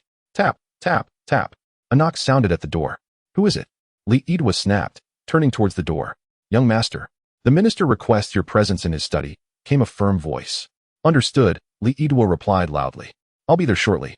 He straightened his attire, massaged his face, which had stiffened with anger, and left the room. Opening the door, Li Yidua was met by a burly figure, causing him to flinch. "Damn it. Why do I get weak-kneed whenever I see someone with a physique like a bear? Be strong. You're the son of the capital defense minister," Li Yidua thought. Addressing the figure, "Let's go." "Very well, young master. Please follow me," the tall figure replied with unwavering resolve, leading Li Yidua towards Li Gang's private office. Li Gang leaned back in his chair, eyes closed, massaging his temples. Tap, tap, tap. A firm knock echoed from the door. "Minister, the young master has arrived." "Let him in," Li Gang roared with sudden fury, causing Li Yidua to shudder. "Yes, sir," came the curt reply. The door was swiftly opened, and the guard grabbed Li Yidua by the scruff of his neck, hoisting him up and kicking him through the doorway. Seeing Li Yidua roll perfectly onto the carpet before his father, Li Gang, the guard dusted off his hands with satisfaction, shut the door, and casually strolled away, whistling softly. His ramrod posture replaced by a leisurely gait. He mused, "Wow, that felt good. I just kicked the young master's butt. I hope the boss doesn't give me trouble later." Li Gang, witnessing his son being kicked into the room, subtly raised an eyebrow. Considering his son's actions and the guard's true identity, he suppressed his anger and glared at Li Yidua. "Sit there, you beast," Li Gang snapped, infuriated by Li Yidua's cowering demeanor. Li Yidua hastily sat on the sofa opposite Li Gang, adopting an extremely upright posture. "Now, tell me everything from start to finish. No lies or excuses. I have first-hand information, so you have one chance," Li Gang said, sighing deeply. "How could I have such a worthless son, a typical bully?" Li Yidua recounted the entire incident to his father, then anxiously awaited his reaction. "Good, you haven't lied." Li Gang nodded approvingly. "Do you know how your school has presented this matter to the public?" "Yes, father. They said the 4 individuals were terrorists who infiltrated the school with premeditated intent to cause chaos. and Xiong Qi and Li Yidwa's teeth clenched at the mention of the name, were merely unlucky enough to be captured as hostages to make demands of the empire. They also used physique cloaking devices, which is why the school didn't detect them until after the incident. Li Yidwa relayed the information he had gathered through various channels after waking up. When others ask, I will fabricate a similar explanation to the official version, Li Yidwa continued. But I fear the families of those individuals, Li Yidwa said worriedly. It seems you're not entirely useless. Rest assured. I have ensured their families have gone where they need to go, Li Gang replied. Do you understand the purpose of this conversation? Li Gang asked, fixing his gaze on Li Yidwa. I do not. Father, Li Yidwa answered sincerely. Do you know how many years our Li family has existed? Do you know why we have endured for so long? Do you know the blood and tears our ancestors shed to reach this point? Do you know how precarious my position is right now? Li Gang exclaimed, rising to his feet. I am not entirely clear, Father. I am listening to your teachings. Li Yidwa replied hastily, bowing his head. Jokes aside, there are certain things one cannot divulge, even if one knows them. It is preferable to endure a scolding from the old man than to interrupt his flow of discourse. After all, with his temperament, he would harbor resentment towards anyone who dared to disrupt his narrative. Humph. Li Gang could see through Li Yidwa's thoughts. It seems you are not entirely foolish yet. Since the emergence of our Li family nearly 3 centuries ago, we have evolved from a modest clan engaged in the trade of military supplies to a formidable entity dabbling in various industries, such as chemicals, energy, and electronics. We have endured numerous trials and tribulations, and it was only a decade and more ago that we successfully entered the realm of mecha development, thereby solidifying our status among the empire's prominent families. The position I hold, your father has ascended to through years of cunning, eliminating rivals, and navigating treacherous waters, involving countless imperial secrets and the family's considerable sacrifices. This is beyond your imagination. Li Gang, feeling fatigued, sank back into the sofa and took a sip of tea. Yet you, for the most absurd of reasons, nearly eliminated an apparently inconsequential individual. At this point, Li Gang abruptly stood, pressing his hands firmly on Li Yidwa's shoulders, glaring intently at him. Even more ludicrous is the fact that you and your 4 companions premeditated this act, armed with restricted weapons, and activated a cloaking device. At this juncture, Li Gang was on the verge of roaring. Yet you still lost, and 4 of you perished. Had it not been for your fortunate survival, you would have been reduced to mere fragments. Do you comprehend how heartbroken I would be if you were to die? Were it not for my position as the Deputy Minister of Defense of LNIO Star, if the truth of this incident were to reach outsiders, where would I hide my embarrassed countenance? Unable to contain himself, Li Gang delivered a sharp slap across his son's face. Do you have any idea how many eyes are on my position? Do you realize how many individuals would relish the opportunity to exploit my weaknesses and bring me down? Do you understand that should I fall, countless adversaries would seize the chance to destroy our family? Li Gang shouted vehemently at his son. As my son, you hold immense advantages, yet have managed to disgrace yourself in this manner. Li Gang pounded his chest in frustration. Father, I was wrong. Li Yidwa stood to sincerely apologize to his father. I shall strive to elevate my magical prowess to A grade or higher. I must prove to the world that Li Gang's son is not a coward. Excellent. Now that is the spirit of my son. Li Gang expressed his satisfaction, patting Li Yidwa's shoulder reassuringly. Rest assured, I shall procure a potion to expedite your magical training. I will not allow you to suffer. Regarding that bear named Qi, what do you intend to do? Revenge is a virtue. In a few days, I will find someone to eliminate him. Li Yidwa replied with indignation. Another resounding slap followed. You boast after a mere compliment, as Li Gang exclaimed. You, my son, shall defeat him through honorable means. Li Gang's disappointment was palpable. Yes, father. I shall diligently train and defeat him honorably, cleansing my shame. Li Yidwa responded loudly. Good. Allow me to impart one final piece of advice. Do not be arrogant and never underestimate others. Remember, great talents often remain hidden in plain sight. True masters do not seek the limelight. The reason for our family's prosperity over the years is straightforward. We practice discretion. Do not make a habit of boasting. The higher you stand, the swifter your downfall. There are still many who prefer to masquerade as innocuous while concealing their true might. Well, I have said enough. Ponder this deeply. Li Gang observed his son's reaction and nodded in approval. Also, do not concern yourself with matters over there for now. I have it under control. Your primary task is to swiftly regain your extraordinary powers and achieve a breakthrough. With that, Li Gang approached his desk and pressed the call button. Gao Tower, come to my study. I have a task for you. Immediately, a decisive response echoed back. Report. A booming voice sounded from outside the door. "Enter," Li Gang commanded.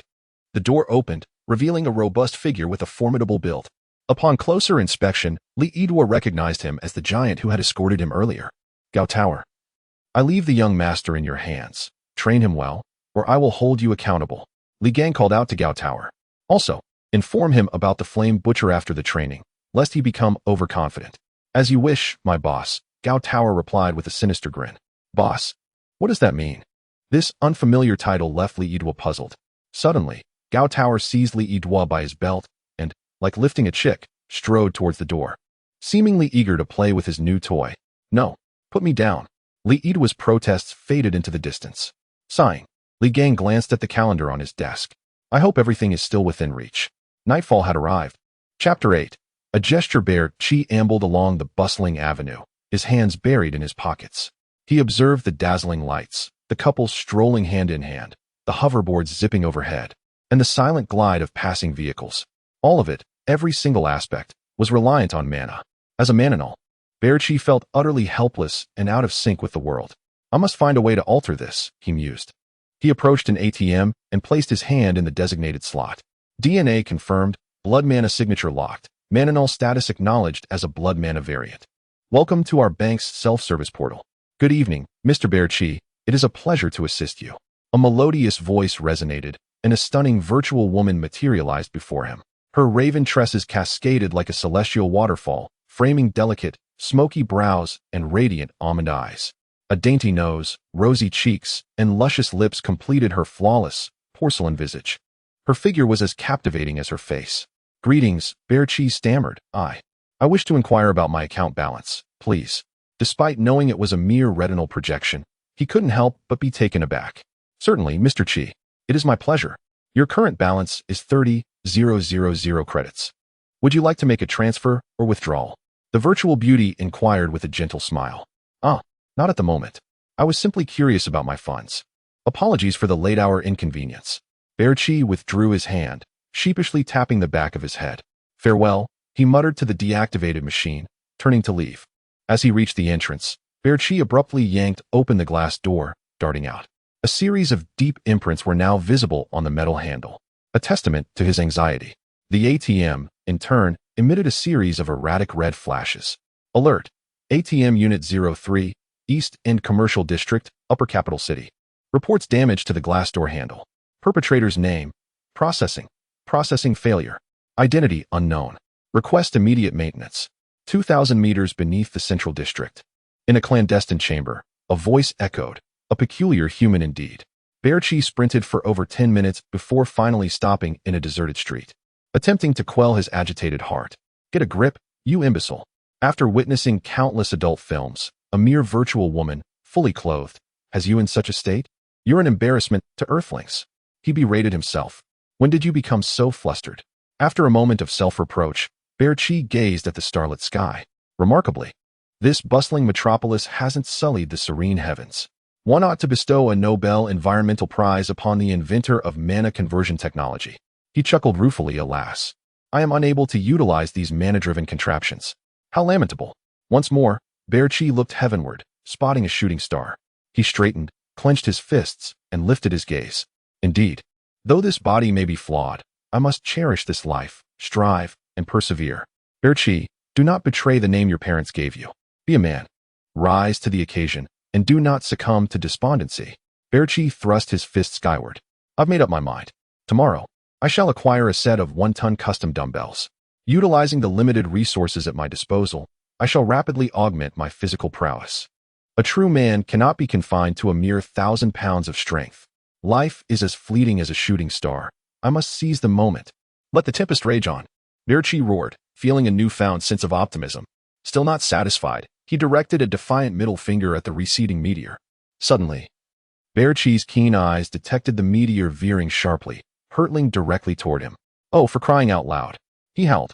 Seated in her vehicle, Liliana was in a somber mood. She felt that the Volcanic Academy's unexplained explosion warranted further investigation, but the director had quashed her pursuit. I'll call Dad. He's a key figure at the Academy. How could I have been so dense? I have leverage over him, after all. Liliana wrinkled her nose, retrieving a necklace from her collar. At the end of the chain was a small quartz stone, shaped like an earpiece. Liliana placed the quartz in her ear, calling old geezer. After a moment, the call connected. Oh, my dearest daughter, what prompted this call? And you weren't calling me old geezer behind my back, were you? The voice on the other end was playfully irreverent. If Bearchi were nearby, he would have recognized the voice. Of course not, dearest papa. Can't a daughter call her father simply because she misses him? Liliana giggled. All right, I'll humor you. What's on your mind, my dear? Well, I've heard whispers that you've been involved in some rather scandalous activities at the academy. Liliana chuckled. Ha. The other party responded awkwardly. Is that so? I wasn't aware. Come now, papa. I've heard tell of someone forcibly entering the nurse's changing room at the hospital. It's been a while since I last spoke with Mama. Liliana feigned disinterest. That's a fabrication, Liliana. You must trust my integrity. I was merely cleaning up after your uncle. You mustn't tell your mother. The voice was laced with urgency. I can trust you, papa, but I've encountered a predicament and require a little assistance. Liliana adopted a concerned tone. What? Trouble? Liliana, tell me immediately. Who dares to trifle with Loki's daughter? Do they wish to be banished from this planet? The voice thundered. Relax, papa. I was merely jesting. However, I do need your help. Liliana chuckled. Honestly, you're old enough to know better than to play such pranks on your father. Speak your mind, but be warned. I will not divulge anything that violates regulations. Loki replied sternly. Of course not, papa. I simply wish to inquire about the explosion at the academy the other day. That's impossible. Specific information regarding that incident has been classified as top secret. Loki interjected. Don't fret, papa. I understand the difficulty. I merely wish to know the identities of the two injured individuals depicted in the news report. Liliana clarified. Well, that doesn't violate any principles. Anyone with the will could discover their identities. Let's proceed this way. In a moment, I will send the brief information to your communicator. That is all I can provide you with. Lonnie relaxed. Additionally, Liliana, that day, I truly was just cleaning up your uncle's mess. Understood, father. If there's nothing else, I shall hang up now. Wishing you a splendid evening, my charming and dashing father. I will extend your regards to mother. Having spoken, Liliana disregarded Director Lonnie's call of hello and ended the call.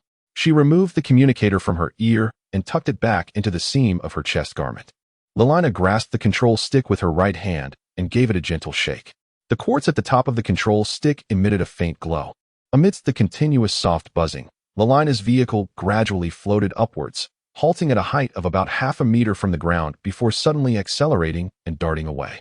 As Liliana cruised in her vehicle, she unknowingly arrived at the Dongdan Commercial Street in the West District. Just as she was about to disembark to purchase some items, she noticed a figure burst out from the nearby Central Bank self-service hall. The person's broad and unusual silhouette made them exceptionally conspicuous. After stepping outside, the individual slapped the back of their head and sprinted off into the distance. Could it be a bank robbery? How could anyone be so foolish? Yet, as a journalist, Liliana felt her insatiable curiosity ignite. With a daring resolve, she decided to follow the figure discreetly in her hovercar, maintaining a safe distance. Observing the swift pace and the sustained duration of the figure's run, Liliana was taken aback. A speed of 100 kilometers per hour. Was this person some kind of robot? That figure seems oddly familiar. Liliana turned off her headlights and, guided by instinct, maneuvered her vehicle, trailing behind the person from a distance. Upon reaching an uninhabited area, the individual suddenly came to a halt, gazing pensively at the sky. Noticing this, Liliana parked about 100 meters away, exited her vehicle, and concealed herself behind it. Observing from afar, she retrieved the cords from her chest and activated the audiovisual recording feature on her communicator. Suddenly, a shout from the figure startled Liliana. So, he is Xiong Qi? No wonder that silhouette seemed so familiar. The figure's outline perfectly matched her memory of the day he lay on the ground, nearly charred. At that moment, Liliana also noticed something unusual in the sky. A meteor? Impossible. The patrol forces in outer space vaporize even the smallest meteor that grazes this stellar system to prevent disruption to the densely populated satellites and spacecraft in the starry sky. How could a meteor enter the capital's core atmosphere? With a deafening crash, the meteor landed merely dozens of meters in front of Xiong Qi. The tremendous impact fracturing the ground around the landing site, sending small stones flying and raising a cloud of dust. The shock wave generated by the falling meteor unleashed a powerful gust of wind in all directions. Xiong Qi, standing just a few dozen meters away from the unidentified object, instinctively raised his arms to shield himself from the encroaching dust. However, The force of the wind still caused him to stumble back several steps before regaining his footing. Spitting out the dust from his mouth, Xiong Qi muttered, "Damn it. Thankfully, I have a heavy chassis. Otherwise, I would have rolled like a tumbleweed." He expressed his frustration with a roar, followed by a few spits to clear the dirt from his mouth. In the distance, Lelina stood aghast. This person, could he be out of his mind? Suddenly realizing the gravity of the situation, she hurriedly attempted to send out a distress signal, only to find that her magical energy seemed to have vanished, rendering her communicator completely unresponsive. Anxious, Lelina tried to send an urgent signal through the chip within her body via thought control, but she could not sense the presence of the chip at all. Could it be? Had her magical energy been completely shielded? In this society reliant on magical power, losing it abruptly felt akin to a sniper suddenly losing their sight. A wave of dread washed over Lelina. As the dust gradually settled, Xiong Qi lowered his arms, and what met his gaze made him gasp in astonishment. In the distance, Lelina, seemingly aware of something, stood wide-eyed. A towering figure nearly 10 meters tall, with robust hind limbs resembling a curved bow, stood there. Its forelimbs had structures akin to folding knives, with a hooked spike protruding from the front, serrated projections covering the tips. Draped behind it were colossal mantis wings, radiating a faint glow, while tiny luminescent particles emanated from its abdomen, quickly filling the surrounding space of several hundred meters. Its head bore a pair of enormous compound eyes that projected nearly half a meter of light. Goodness, what a gigantic mantis! And it appears to be emitting GN diffusion particles, Xiong Qi exclaimed, unable to contain himself. Suddenly, the giant mantis's massive compound eyes flared with light, and a deafening roar echoed in the minds of both Xiong Qi and the distant Lelina. Foolish, despicable, and weak humans, I recognize your vile gesture. Chapter 9. The mantis. What a ridiculous situation. Even from this distance, it is clearly visible. The astonished Xiong Qi could hardly believe his eyes. Given the size of this creature, the meteor he had witnessed must have been at least 20 kilometers away. What kind of vision is this? The once self-assured Xiong Qi began to feel a wave of insecurity wash over him. Meanwhile, Lelina, who had some inkling of the situation, was hiding behind the car, her expression fraught with anxiety. Oh no, this is disastrous. The communication has been cut off, and my legs feel weak. This time, I can't escape. Curiosity has led me to ruin. Lelina lamented inwardly. Just a moment ago, what was that voice that resonated in my mind? It seems this giant mantis has evolved advanced intelligence and the ability to penetrate human consciousness for direct, profound dialogue. My goodness, were you just speaking in my head? Xiong Qi exclaimed in astonishment, addressing the colossal insect. Meanwhile, Lelina, not far behind, was struck by disbelief. Did this man truly fail to grasp the gravity of the situation? Good heavens! Does he not understand what such a gigantic insect signifies? Foolish humans! It was I, your esteemed mantis, who was just imparting wisdom to you. The voice echoed in his mind once more, and the giant mantis proudly waved its scythe-like arms. Xiong Qi absent-mindedly rubbed his finger against his nose as he slowly approached the so-called mantis, circling it. The name certainly sounds imposing, but don't you find this rather dull? My friend, ignoring the stunned mantis, Xiong Qi knocked on its hind leg with his fist. Thud, thud, he remarked, not bad. You've crafted this quite well. But I don't understand. Why flaunt your appearance like this? With a bit of wealth, you could do something more creative. Even a custom mech would be more impressive than resembling a cockroach. Your lack of vision is astounding. Enough of this. The mantis shape is simply grotesque. I feel a deep sense of sorrow for these materials. With that, Xiong Qi punched the joint of the mantis's hind leg. A loud crack echoed as his fist left an imprint, dark green liquid oozing out. However, I must say, if you are short on funds, do not attempt to maintain a grand facade. Your craftsmanship is lackluster. How could it break so easily without me even exerting much force? This is utterly shoddy. Which company did you order this from? Xiong Qi mercilessly critiqued. Lelina, still regaining her strength, covered her face with her hands, nearly on the verge of tears. Good heavens! Is this man truly part of that legendary group with limitless stupidity? At that moment, the mantis's abdominal spiracles suddenly hissed, releasing a burst of air. Its eyes gradually glowing red. You see? It's malfunctioning. After standing here for just a moment, the cooling system is on the verge of collapse. I think it would be wise for you to come down so we can distance ourselves. If this colossal machine explodes, we should at least leave ourselves some safety margin. Wouldn't you agree? Xiong Qi continued to ramble, seemingly oblivious to the ominous crimson light emanating from the mantis's multifaceted eyes. From her hiding place behind the car, Lelina cautiously began to move her legs, finally regaining her strength.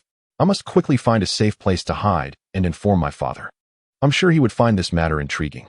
She slowly turned, glancing back at the oblivious and loquacious Xiong Qi. Perhaps it's best to leave him to his fate. With such intelligence, saving him would be an exercise in futility. Just as she prepared to turn away, Lelina suddenly gasped in horror. Boom! The mantis swiftly kicked out a leg, striking Xiong Qi squarely in the chest. The speed of the movement breaking the sound barrier and producing a piercing whistle, leaving a shadow of its leg in its wake. Xiong Qi was sent flying backward in a most unfortunate manner. In that split second, he noticed the mantis's hind leg gradually recovering from the imprint he had left. Thud, bang. Xiong Qi crashed to the ground over 10 meters away with a tremendous noise, and under the force of the kick, he rolled multiple times. In reality, he had been propelled across the ground, but in his instinctive reaction, he rolled to minimize damage and create distance. He eventually came to a stop beside Lelina's car, lying flat and sliding back another few meters. Humph. Withdrawing the leg that had kicked Xiong Qi, the imprint he had left was nowhere to be seen. The mantis scoffed. Foolish human! How dare you insult my magnificent form and disregard my authority? Consider this a lesson. Next time, have better taste. With that, the mantis proudly fluttered its scythe-like arms. Lelina was left utterly stunned, gazing at the fallen Xiong Qi and then at the remarkably anthropomorphic mantis. The strength she had finally regained evaporated, and leaning against a lamp post, she slowly sank to the ground. This is it. It's truly over. I never imagined the intelligence of this mantis had evolved to such heights, and it even possesses combat skills. Lelina whispered to herself, Father, Mother, in the next life, I shall be dutiful to you. I will never be curious again. That female human behind the car, you need not hide any longer, nor attempt to contact others. I have long since detected your presence. The mantis declared, slowly advancing toward Lelina and Xiong Qi on its four hind limbs. In the face of my biological ion barrier, your human communication methods are utterly ineffective. Not a single signal can be transmitted. We, the insect race, have been observing you humans for quite some time. I shall ensure you accompany that male to the afterlife. In your human terms, how considerate of me to offer you companionship on the road to the underworld. The mantis performed a few delicate flourishes with its forearms, reveling in its self-proclaimed benevolence. Lelina was left numb by the shockingly human-like giant mantis. Cough, cough. How brutal. It even knocked the wind out of me. That fellow, what were you babbling about earlier? My head was buzzing. Xiong Qi slowly raised his head, tilting it to look at Lelina. Hey there, beautiful. What a coincidence. Are you stargazing as well?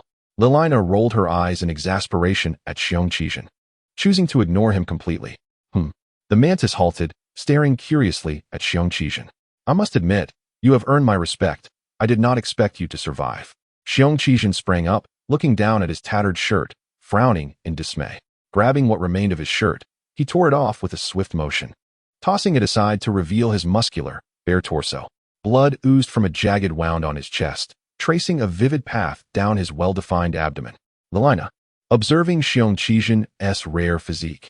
In this world, many rely on magical energy, making ordinary individuals who train their physical strength quite scarce, felt her face flush.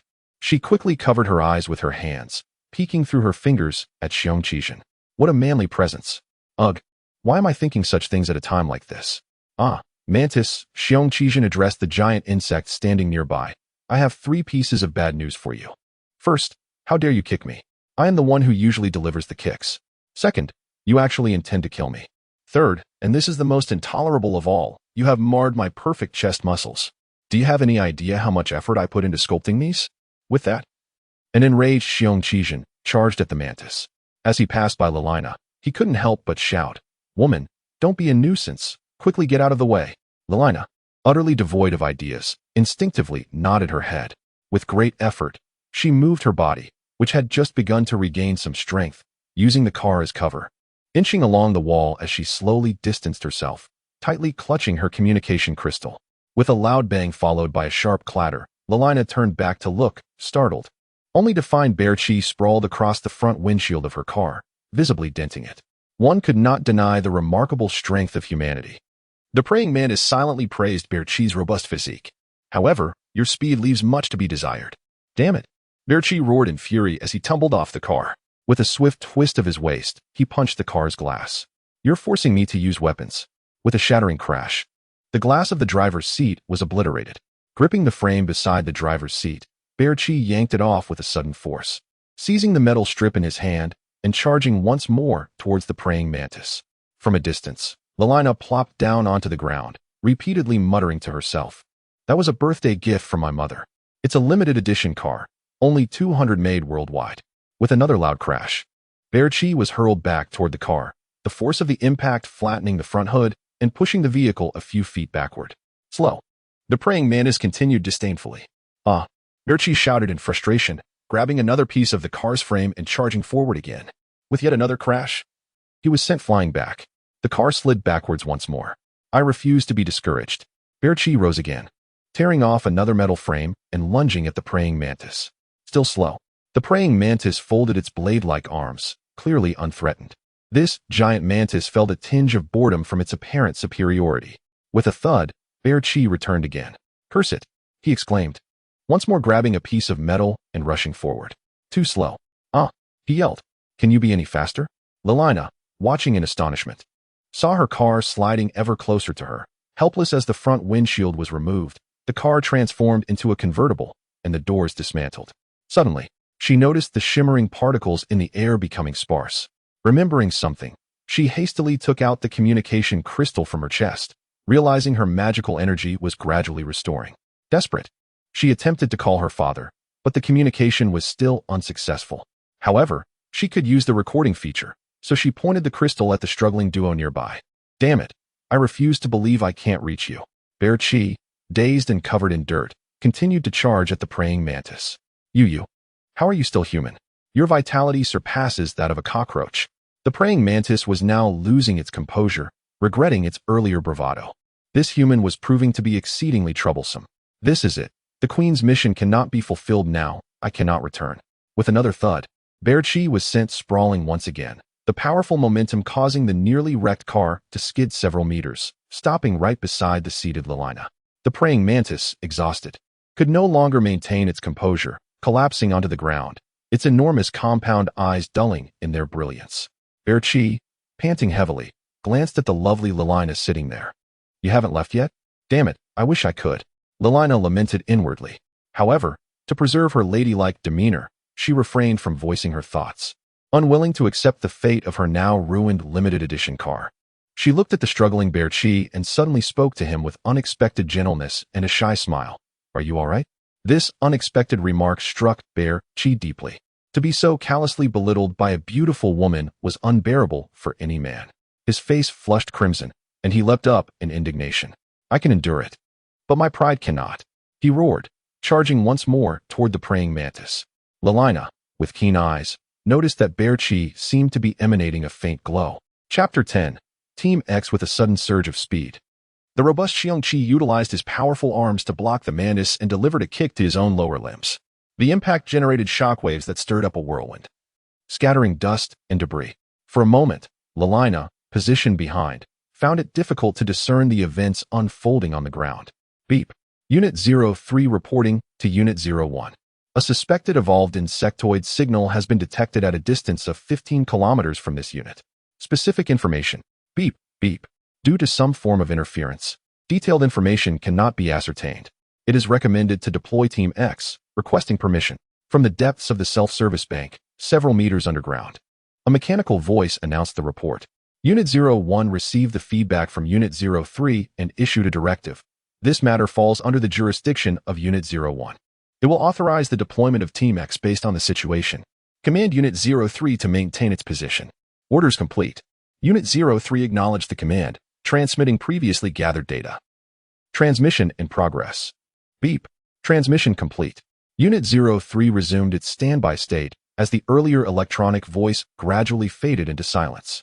Deep within the administrative district of the capital, over 2,000 meters underground, an electronic voice echoed in a large hall as Unit 01 began a preliminary analysis of the data transmitted by Unit 03. Beep. Based on the national chip data, it is preliminarily estimated that this incident involves 2 human subjects. Xiong Qi, male, 24 years old, gene sequence code. Magical energy characteristic information, residential registration, citizen classification level C, and Lilina Loki, female, 23 years old, gene sequence code, Magical energy characteristic information. Residential registration. Citizen classification level S. The incident occurred 15 kilometers from Unit 03 at the time of extracting satellite surveillance data. Beep, beep. Data extraction complete. Due to unknown interference, current information is unattainable. Switching to pre-incident data extraction. Successfully extracting pre-incident data. Analysis in progress. Data appears too chaotic. Initiating intelligent emotional program. Activation complete. Related tasks assigned to the intelligent emotional program X1 Foot Eve. Eve received the relevant information and began her analysis. Command. Activate all hardware systems to analyze how the target manifested within the planetary confines. The interference at the incident site began to dissipate. A faint feedback signal from the chip implant was detected, originating from Xiong Qi. The magical energy characteristics underwent a transformation, altering to. So it was him. Who would have anticipated such a development? The previously mechanical voice in the hall suddenly infused with a hint of human emotion. Command. Elevate the confidentiality level of Xiong Qi's residential information to classification S. Notify the nearest members of Team X to hasten to within 500 meters of the incident site for immediate observation. Stand by for further orders. Additionally, seal all routes leading to the incident location and dispatch subconscious avoidance directives to all nearby citizens. Unit 01, issue the command. Understood. The mechanical response echoed on. In a concealed room of a driving school, Director Lonnie was engaged in light banter with Principal Lorenzo when an inexplicable red light began to flicker in what seemed like an ordinary room. Suddenly, the walls of the small chamber sealed off with a subtle click sound, encased in metal panels. A three-dimensional projection materialized above the small table in the room. Lonnie and Lorenzo straightened up, gazing at the unexpected holographic image. The virtual figure of a woman with a graceful posture appeared, though her features remained indistinct. Units 2 and 3, you have a mission. Relevant information has been dispatched to your personal terminals. Depart immediately. The target may possess evolutionary potential among the insectoid species. Use of subspace equipment is authorized. Lonnie and Lorenzo exchanged a glance, astonishment evident in their eyes. Understood, Captain. They swiftly rose, executing a special military salute before exiting. Meanwhile, at Li Gang's residence, he sat at his desk, deep in contemplation when a series of knocks echoed through the door. Is that you, Gaota? Come in. You seem to be aware, Gaota remarked as he entered, securely locking the door behind him. I just received a mission. I need to head out. Is it serious? Li Gang rubbed his temples. And how is Edwell performing? Not overly serious. We're deploying 3 agents. It will be fine. As for your son, he is in the stasis pod, Gaota replied. Also, our captain wishes to discuss something with you. You know the location. I must leave now. Ignoring Li Gang's reaction, Gaota turned and exited. Lilina observed Xiong Qi grappling with the mantis, her mouth agape in astonishment. This man can actually match strength with that colossal insect. And what is that luminescent membrane on his body? Xiong Qi took a step back, glancing at the mantis that had merely swayed. He clicked his tongue, reflecting on the sharp pain in his arm. Goodness, this creature is surprisingly strong, even outmatching me. Shaking off the numbness in his arms, he charged forward once more. From a distance, Lilina felt exasperated. What is he thinking? Engaging in a strength contest with such a massive insect? Is he out of his mind? With a resounding bang, Xiong Qi collided again with the mantis. As he shook his almost numb arms, his mind raced. The mantis appeared to be recovering from prior exertion, focusing on regaining its strength. What to do? Xiong Qi's thoughts raced. While he had matched the mantis's speed, he knew he could only maintain parity. Close combat seemed to favor the mantis, and his resilience was comparatively lacking. Good heavens, it even knows martial arts. If I were proficient, I wouldn't be in such a predicament. Suddenly, a memory of the sparring techniques he learned in the police academy surfaced. Of course, how could I have forgotten? The moves in sparring are simple yet effective. If executed properly, they can be quite lethal. With resolve, Xiong Qi charged at the mantis once again. The mantis swung its leg towards him, but Xiong Qi deftly sidestepped. Both combatants froze for a moment. It works. An exhilarated Xiong Qi immediately adopted a standard sparring stance. Positioning his feet shoulder-width apart, left foot flat on the ground, right heel slightly raised, knees bent naturally, his center of gravity shifting to the right, upper body hunched slightly. With his left arm bent at a 90-degree angle, fist parallel to his nose, and right arm bent at 45 degrees, fist positioned near his neck. Elbows relaxed and slightly inward, jaw retracted, eyes fixed intently on the mantis. The mantis, observing Xiong Qi's unusual posture, inexplicably felt a twinge of apprehension and waved its blade-like arms. From afar, Lilina frowned at Xiong Qi's peculiar stance. Sensing danger, the mantis charged at Xiong Qi. As it reached his chest, it swung its blade arm towards him. Xiong Qi nimbly dodged again. Feeling its biological energy waning, the mantis aimed for a swift resolution, rapidly slashing its arms in succession. Meanwhile, Xiong Qi kept pace, advancing, retreating, darting left and right, occasionally jabbing at the agitated mantis.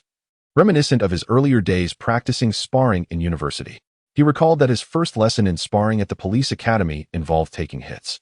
He had stood against the wall, facing a group of classmates ready to pounce. Each classmate would leave bruised and battered, cursing their instructor endlessly. Now, Xiong Qi thoroughly savored the benefits of this training regimen. This rapid sequence of attacks and evasions persisted for nearly 3 minutes. Halt! Xiong Qi suddenly exclaimed, swiftly retreating from the mantis. The mantis, perplexed, ceased its bladed assaults, its abdomen heaving rhythmically. Aren't you fatigued from all that slashing? My waist aches from all the dodging. Alas, I forgot you are a construct, Xiong Qi remarked, contorting his waist and humming. Circles to the left, circles to the right, neck wiggles, but wiggles. Xiong Qi still labored under the delusion that this gargantuan cockroach was the eccentric creation of some affluent individual. Arg! I shall rend you asunder. The mantis, incensed, expelled a burst of vapor from its abdominal spiracles, the high-velocity expulsion emitting a sibilant hiss. It resumed its frenetic assault upon Xiong Qi. Swish! The mantis's blade once more descended upon Xiong Qi. With a sidestep, Xiong Qi evaded the blow. Now, it is my turn to attack. Sanshou is a highly aggressive martial art. With that, Xiong Qi closed the distance to the mantis's supporting hind limbs, seizing its left forelimb. Executing a backward step followed by a twisting motion, he leveraged his body to wrench the limb in his direction. The mantis, its foundation destabilized, teetered precariously, seizing the advantage. Xiong Qi unleashed a thunderous roar, grasping the mantis's forelimb and executing a resounding over-the-shoulder throw. The maneuver propelled the nearly 10-meter-tall mantis over 20 meters, accompanied by a faint ripping sound. A deafening crash reverberated as dust billowed into the air. Xiong Qi brandished the severed mantis forelimb, verdant fluid dripping from the point of fracture. Liliana was dumbfounded. The members of X Squad, having just received orders and discreetly positioned themselves 500 meters away to report to their captain, were equally astounded. They exchanged incredulous glances. What manner of power was this? The subtle radiance emanating from Xiong Qi's form coalesced, resembling a suit of luminous armor. Exhilarated, Xiong Qi gazed at his fists, imbued with newfound confidence. He bellowed skyward, discarding the severed limb and charging toward the floundering mantis. Strike while the iron is hot. A dull thud echoed as Xiong Qi was once again repelled several meters. The mantis, staggering to its feet, emitted a piercing screech. Its carapace gradually flushed crimson. The light emanating from its multifaceted eyes receded until only a pair of blood-red orbs remained. Red particles of light radiated from its abdominal spiracles, forming concentric waves with each undulation. Liliana, observing the crimson mantis, felt a pang of trepidation. This characteristic is reminiscent of overdrafting. The 3 members of X Squad, further afield, stared in disbelief. Impossible! Such a rudimentary insectoid species employing this technique. The speaker was Lonnie, the squad's ever-animated member. Suddenly, Lonnie's pupils contracted. Liliana. The others were taken aback. Lorenzo issued an immediate directive. Lonnie, seize the opportunity while they are preoccupied and retrieve Liliana. Upon receiving the order, Lonnie darted from his concealed position. With a muttered incantation, he deployed a metallic, gel-like substance from a briefcase-sized container. The substance rapidly enveloped Lonnie, transforming into a miniature mecha-like armor. As Lonnie landed, the ground beneath his left foot cracked. He surged toward Liliana with the velocity of an arrow, utilizing nearby cover to approach her stealthily. Heh. A towering figure chuckled ominously. That youngster's fighting stance is peculiar. I hope he endures. Our squad could use another member. Xiong Qi gaped. Mate, why the crimson hue? Were you boiled alive? Nevertheless, you are not a simpleton. Xiong Qi roared, once more charging toward the mantis. With a crimson surge, the mantis discharged a beam of scarlet energy from its maw, aimed squarely at Xiong Qi's chest. Cripes! The 3 members of X Squad exclaimed in unison.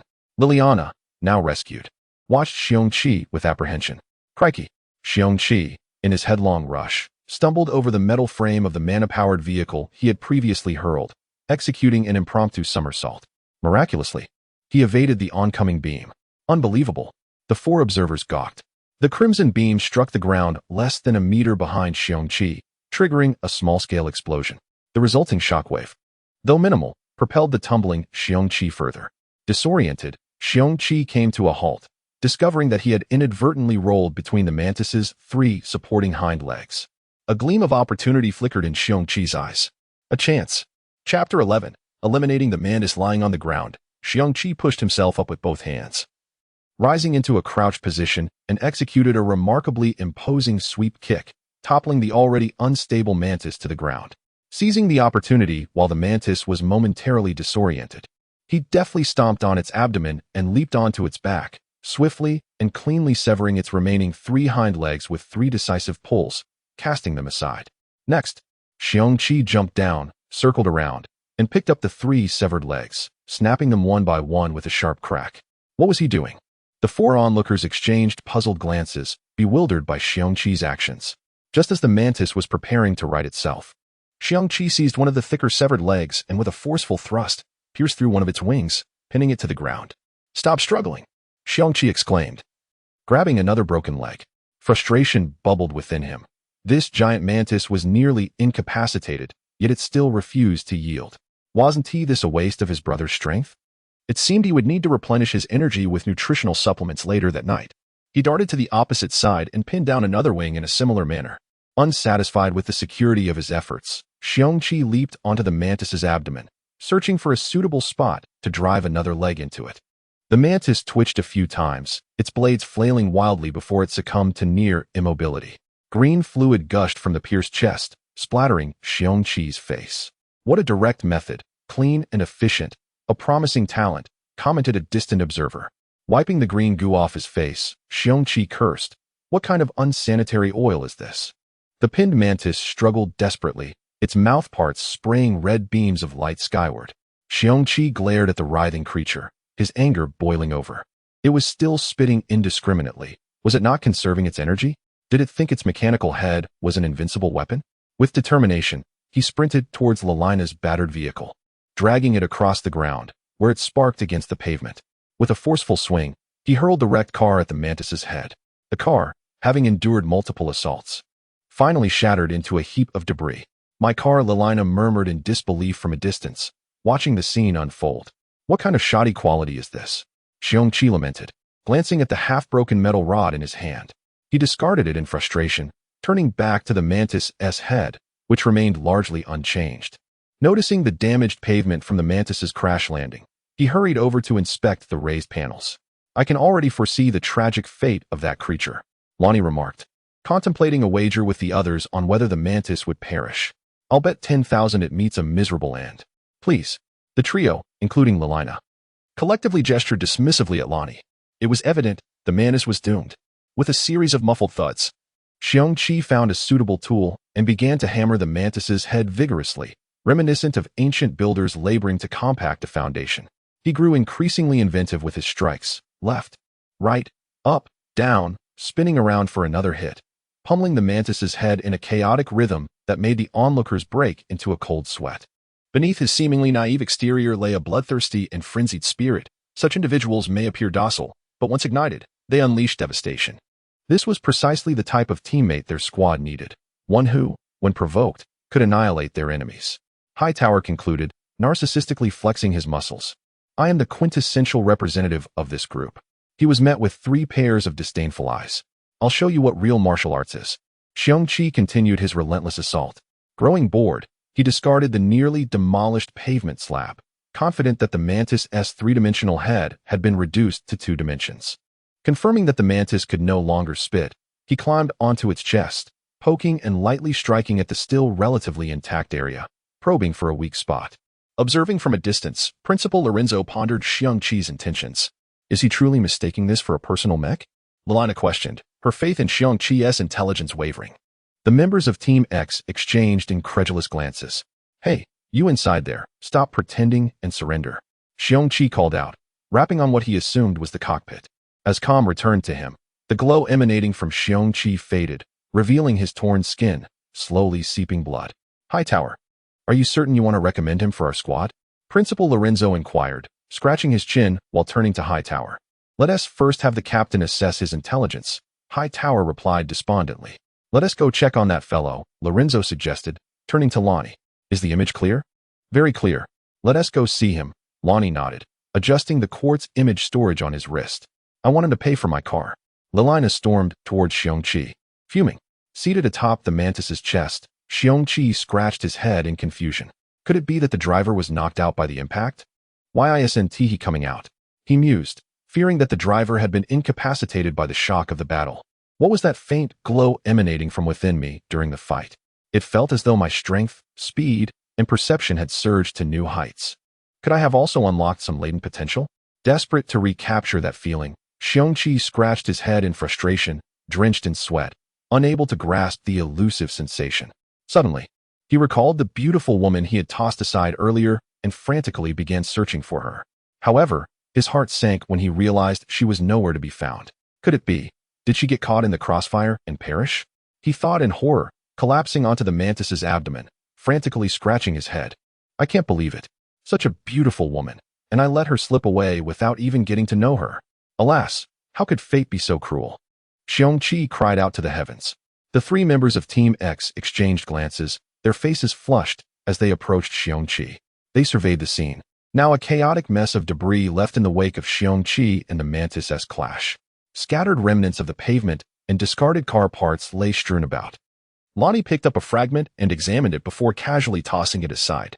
At first glance, one might mistake this for the aftermath of a duel between two mechs. He commented, "Fortunately, this area is rather secluded and under reconstruction. The construction bots don't require sealing off the site. Otherwise, we'd have to deal with the captain's ire again tomorrow," Hightower reflected, standing behind Xiong Qi. Upon hearing a commotion, Xiong Qi turned around to see three oddly dressed individuals leaping down from the body of the mantis. Principal? Director? What brings you here? And who is this towering figure? Just as he spoke, Xiong Qi noticed Lelina, partially obscured by the robust form of the giant. Hey, beautiful. What a coincidence to see you again. He flashed what he considered a charming smile. First impressions are indeed crucial, although I may not possess striking good looks. My square jaw and sturdy physique certainly surpass those of those lanky pretty boys. I embody the quintessential image of a gallant knight, Xiong Qi mused. Noticing the giant's formidable stature, Xiong Qi felt a sense of relief, finally encountering someone of a similar build. He couldn't help but exclaim, "At least I am not alone in this." Yet, he remained blissfully unaware that he was actually several inches taller than the giant, with an even more comical appearance. Resembling an oversized fool, Lelina, veins popping on her forehead, glanced at the grinning Xiong Qi, whom she regarded as lewd, and then at the scattered car parts around her. Coldly, she addressed Director Lonnie, "Dad, I want to take him down." Startled, Lonnie quickly grasped her shoulder, urging, "Lelina, please don't follow in your mother's footsteps. Such behavior will surely deter suitors. Am I to infer that you harbor significant grievances towards my mother?" Lelina retorted sharply. "It seems I must bring her back for a proper discussion with you." Xiong Qi observed this peculiar father-daughter duo, then glanced at the smiling Principal Lorenzo and the giant. Scratching his head in confusion, "Could you perhaps cease this? The driver inside hasn't emerged yet. I hope he isn't trapped." Xiong Qi's expression turned urgent. Without waiting for a response, he climbed back onto the mantis's body, squatting in what he believed to be the cockpit, and began to probe. Suppressing the urge to pummel Xiong Qi, Lelina exclaimed, "That fool. Do you truly think that's a custom-made giant mech? Is it not?" Xiong Qi replied, scratching his head in perplexity. "Have you ever seen this giant's mantis?" "Aye." Lelina was about to erupt in anger. "All right, Lelina. His information retrieval level is merely a lowly C grade. He cannot possibly comprehend such matters," Principal Lorenzo interjected, halting the impending fury of Lelina. He then exchanged glances with Lonnie and the giant, who nodded in understanding and set to work. Unfazed by Xiong Qi's mocking remarks, the men busied themselves. The giant approached the mantis's corpse and said to Principal Lorenzo, "Number 2, I need your assistance in getting that fool off my back." "Okay, no problem. But it seems he has some resistance to my manipulation abilities. I'm at a loss here. What are you all discussing?" Xiong Qi, still slow on the uptake, looked up in confusion. "It appears I must take matters into my own hands," the giant declared, shaking his shoulders before delivering a powerful punch to the ground. With a resounding crack, the earth fractured beneath him. He casually picked up a half-meter square piece of debris and hurled it directly at Xiong Qi, who remained squatting atop the mantis. Sensing danger, Xiong Qi's hair stood on end as a faint glow emanated from his body. He leaped off the mantis's corpse, his swift movement creating a sonic boom. The members of Team X exchanged bewildered glances at the luminous Xiong Qi, pondering his intentions. The debris, missing its mark, soared forward and struck a nearby construction robot with a thunderous crash, scattering its parts in all directions. As Xiong Qi landed, he observed the glow fading from his body, standing frozen in place, momentarily forgetting to question why the giant had attacked him. What is this? He mused, staring at his hands, which had returned to their normal state. What just happened? Chapter 12. The enigmatic lowly connection established. Commencing initial dialogue with Unit 1. Preparation complete. Accepting Directive 1. Activate small-scale Mirage system. Accepting Directive 2. Dispatching Falcon Carrier. Data incoming. Reception complete. Directive set achieved. Please wait 19 seconds. Base will dispatch a Falcon for retrieval. Exercise vigilance. A series of delicate electronic tones interrupted Xiong Qi's contemplation. He glanced towards the source of the sound, observing Director Lonnie manipulating a peculiar mechanical device, approximately 1 meter square. As the mechanical sounds ceased, Director Lonnie retrieved an object resembling a briefcase from behind, covering the machine with it. The small briefcase seemed to engulf the meter-square device entirely. What is this? Xiong Qi inquired, momentarily diverting his attention from the luminescence emanating from his body. Curious? Director Lonnie flashed a flamboyant smile at Xiong Qi, securing the briefcase behind him. If you truly wish to know, accompany us later. I believe you'll find your answers. I think not. The more one knows, the swifter the demise, Xiong Qi retorted, declining the invitation. This is no joke. Such advanced technology is not for commoners. If I learn too much, I might be silenced. My blissful new life has just begun. I have no desire for it to end prematurely. Coward, Liliana scoffed, rolling her eyes at Xiong Qi. Now, let's discuss my vehicle. How do you intend to compensate me for the damages? A gentle tremor emanated from Director Lonnie's location, forming a luminous dome approximately 500 meters in diameter, encompassing the entire scene. Xiong Qi surveyed the scattered debris, then gazed skyward, feigning ignorance. What vehicle? I'm unaware. Haven't you noticed the beauty of the night? Discussing finances on such a picturesque evening seems rather uncouth. In this world, that seemingly unremarkable car is exorbitantly priced, nearly equivalent to a mass-produced military mech. I'll feign ignorance for now. You, Liliana exclaimed, pointing an accusatory finger at Xiong Qi, at a loss for words. Suddenly, a radiant beam pierced the sky, illuminating the ground. Heavens, what is that? It's as silent as a ghost, Xiong Qi muttered, shielding his eyes from the intense glare. With a soft click, the object landed. Xiong Qi lowered his arm, scrutinizing the peculiar entity. How unimaginative was Xiong Qi's initial assessment. In this world, aesthetics were paramount, even in military equipment. This object resembled a giant egg propped up by 3 small sticks. It was simply, Xiong Qi struggled to find the words, his artistic sensibilities offended. Another click echoed as a hatch opened on the side of the egg-shaped aircraft, casting a beam of light. A figure gradually approached the opening. Xiong Qi's eyes adjusted to the light, focusing on the person in the doorway, a petite, lowly, delicate hands rested on the frame, her long, golden hair cascading down her back, a red ribbon fluttering in the gentle breeze caused by the aircraft's engines. Her face was as exquisite as porcelain, adorned in a charming princess dress and tiny glass slippers. Xiong Qi was astounded. Wow, what an adorable lowly, Xiong Qi mused. She would be an instant internet sensation. Beside Xiong Qi, Gao Ta inhaled sharply, scratching the back of his head. Ahahaha. Now that the captain has sent someone, the relevant data is with Lonnie. I haven't interacted with the target. This matter is no longer my concern. I must depart. My mother awaits me for supper. With that, Gao Ta shouted, armor up. A viscous fluid, reminiscent of nasal mucus, in Xiong Qi's opinion, sprayed from Gao Ta's small backpack, enveloping his body and rapidly solidifying into futuristic armor. This is far too advanced, Xiong Qi exclaimed in disbelief. With a resounding boom, blue-violet particles erupted from the armor's back, leaving a trail of smoke as Gao Ta vanished. The ground where he stood was vitrified by the particle blast. As he sped away, Gao Ta felt a wave of trepidation. A minor contact event. And the captain dispatches this harbinger of doom? Fortunately, I made a swift escape. Otherwise, I'd be bedridden for weeks. I feel as though I witnessed a meatball taking flight. Xiong Qi remarked to Principal Lorenzo. Meatball? Principal Lorenzo inquired, perplexed. Then, recalling Gao Ta's square build, the bioarmor, and the protruding thrusters, he chuckled. Indeed, Xiong Qi, you have a knack for imagery. Gao Ta finally has a fitting moniker. Then, he abruptly remembered something. Lonnie, entrust the relevant data to the captain. That glorious and arduous task falls to you. My wife awaits me at home. Aha! Principal Lorenzo declared with mock solemnity, before shouting, armor up, and vanishing with a boom. What is happening? These men are acting as though they've seen a ghost, Xiong Qi muttered, scratching his head. He turned to Lonnie and Liliana. Director Lonnie, you appear unwell. Should I summon a physician? Brother Xiong Qi. The lowly at the aircraft's hatch called sweetly, then lunged towards him, startling Xiong Qi. The girl was barely 5 feet tall, standing 4 or 5 meters above the ground. She'll be injured if she falls. Unexpectedly, she traversed the 10-meter distance, arms outstretched. Xiong Qi instinctively opened his arms to catch her. Liliana watched with curiosity, wondering if Xiong Qi possessed some hidden charm. Director Lonnie surreptitiously wiped his brow, relieved. Thank goodness. I am not the target. As the lowly approached, she executed a mid-air backflip, her foot connecting squarely with Xiong Qi's chin.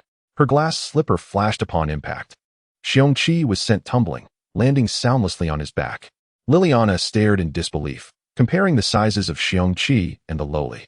The man who stood his ground against that creature was just knocked unconscious by a single kick. Director Lonnie knelt beside Xiong Qi, checking his pulse. Having succumbed to unconsciousness, there were no visible signs of injury upon his face. Indeed, the lad possessed an impressive resilience. Director Lonnie gradually rose, stretching languidly. However, I found myself intrigued as to why the captain had dispatched you for such a routine cleanup task. Could it be?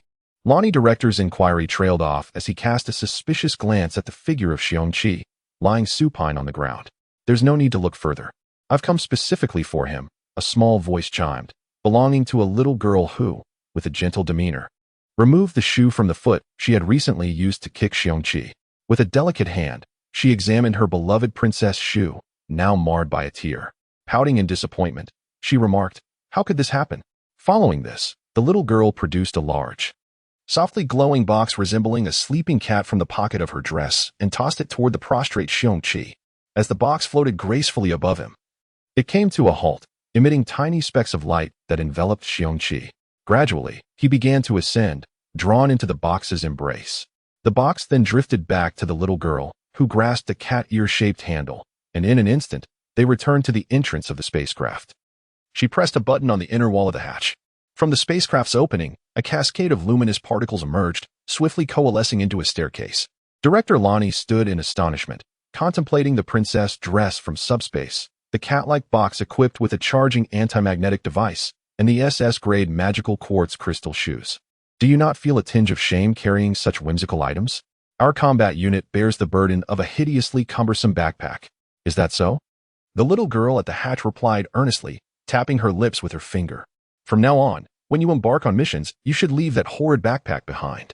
To ensure your future safety in combat, I will suggest to the captain that you be equipped with a warrior-class mech. It is truly splendid. With that, she flashed a sweet smile capable of captivating legions of devoted fans. Just a jest, a jest. Ha! Director Lonnie laughed awkwardly. In that case, why linger? We must hasten back to the base. The boss is bound to be upset. With that, the little girl, along with the box containing Xiong Qi, vanished in an instant. Do not forget to bring along that foolish woman, echoed her chilling voice from within the spacecraft. Sighing, Lonnie mused, whatever fortune may come, one cannot escape calamity. He approached Liliana, who remained in a daze, and gently patted her. Dad, you must explain to me and Mom what transpired here, Liliana stated frostily upon awakening. She then sprinted towards the staircase formed of light, her small feet pattering as she dashed into the egg-shaped spacecraft. As she ran, she pondered, news. These items undoubtedly belong to a special unit. I've never encountered them in any reports. Her inquisitive spirit as a journalist ignited, she disregarded the potential dangers. Lonnie tightened his backpack and trudged toward the spacecraft, reflecting on the boy's promising potential, silently vowing to prevent that calamity from leading him astray. With a gentle hum, the spacecraft ascended, hovering a dozen meters above the ground, gradually approaching the carcass of the mantis. With a soft click, a hatch at the bottom of the spacecraft opened, projecting a pale blue beam that enveloped the mantis. Its body rose slowly along the beam, disappearing into the craft's interior. The hatch promptly closed, and the spacecraft descended rapidly, altering its course before accelerating abruptly and vanishing from sight. Meanwhile, in the area ravaged by Xiong Qi and the Mantis, a swarm of mechanical entities emerged from an unknown origin, swiftly restoring the site. Within 10 minutes, the scene was immaculate, and the structures damaged by Xiong Qi and the Mantis were restored to their former glory. The luminous shield that enveloped the area gradually faded until it vanished entirely, leaving behind a resplendent starry sky. Chapter 13. The metallic chamber deep beneath the bustling heart of Shangjing, at a staggering depth of 2,000 meters, lies an extensive network of underground structures. This clandestine location serves as the terminal for the Empire's cerebral processing intelligence, known only to a select few. It is also the daily training base for the Empire's most enigmatic unit, Team X. Here, the pinnacle of cutting-edge infantry technology is developed. The underground facility is brightly illuminated, with autonomous flying machines weaving through the architecture, while patrols of formidable magical energy soldiers traverse the grounds. At the very center of this base resides the cerebral intelligence, the nerve center of the Empire's administrative command system. Adjacent to it is the research area for Team X. Within a modest room in the research area, a delicate girl resembling a porcelain doll stands beside a surgical table where the robust figure of Xiong Qi lies. The young girl clutches an electronic notepad, diligently recording observations. Subject name, Xiong Qi. Physical characteristics, 2 mutations observed. Initial estimations suggest strength attributes are 100-fold that of an average human, with a maximum striking power projected at 10 tons. Future potential, unknown. Physical resilience, SS rank. Magical energy characteristics, innate magical energy blockage, unable to utilize magical technology. Magical energy reserves, untraceable. Pausing, the girl taps her lips thoughtfully with her pen. Curious, she notes that according to the data from Mission X3, Xiong Qi exhibited a bizarre luminescent membrane during his encounter with the evolved insectoid vanguard, significantly enhancing his physical attributes and enabling him to easily defeat the creature. This phenomenon likely indicates magical augmentation. Yet, why is his internal magical energy undetectable? Pondering this perplexity, the girl absent-mindedly twirls her golden wavy hair. Suddenly, Xiong Qi stirs awake, gently rubbing his sore chin as he sits up. As he surveys his surroundings, he notices he is on a massive table resembling a surgical platform, enclosed by metallic walls devoid of conventional lighting, with illumination emanating from the walls themselves. Is this some kind of experimental lab? He muses, a hint of unease creeping in. Upon spotting the girl beside him, he exclaims, "What are you doing here, you little violent doll?" His outburst startles her, causing her notepad to clatter to the floor. Recovering her composure, the girl swiftly produces a large spiked club from her dress and strikes Xiong Qi on the head. A flash erupts upon impact, and he collapses, rolling his eyes back.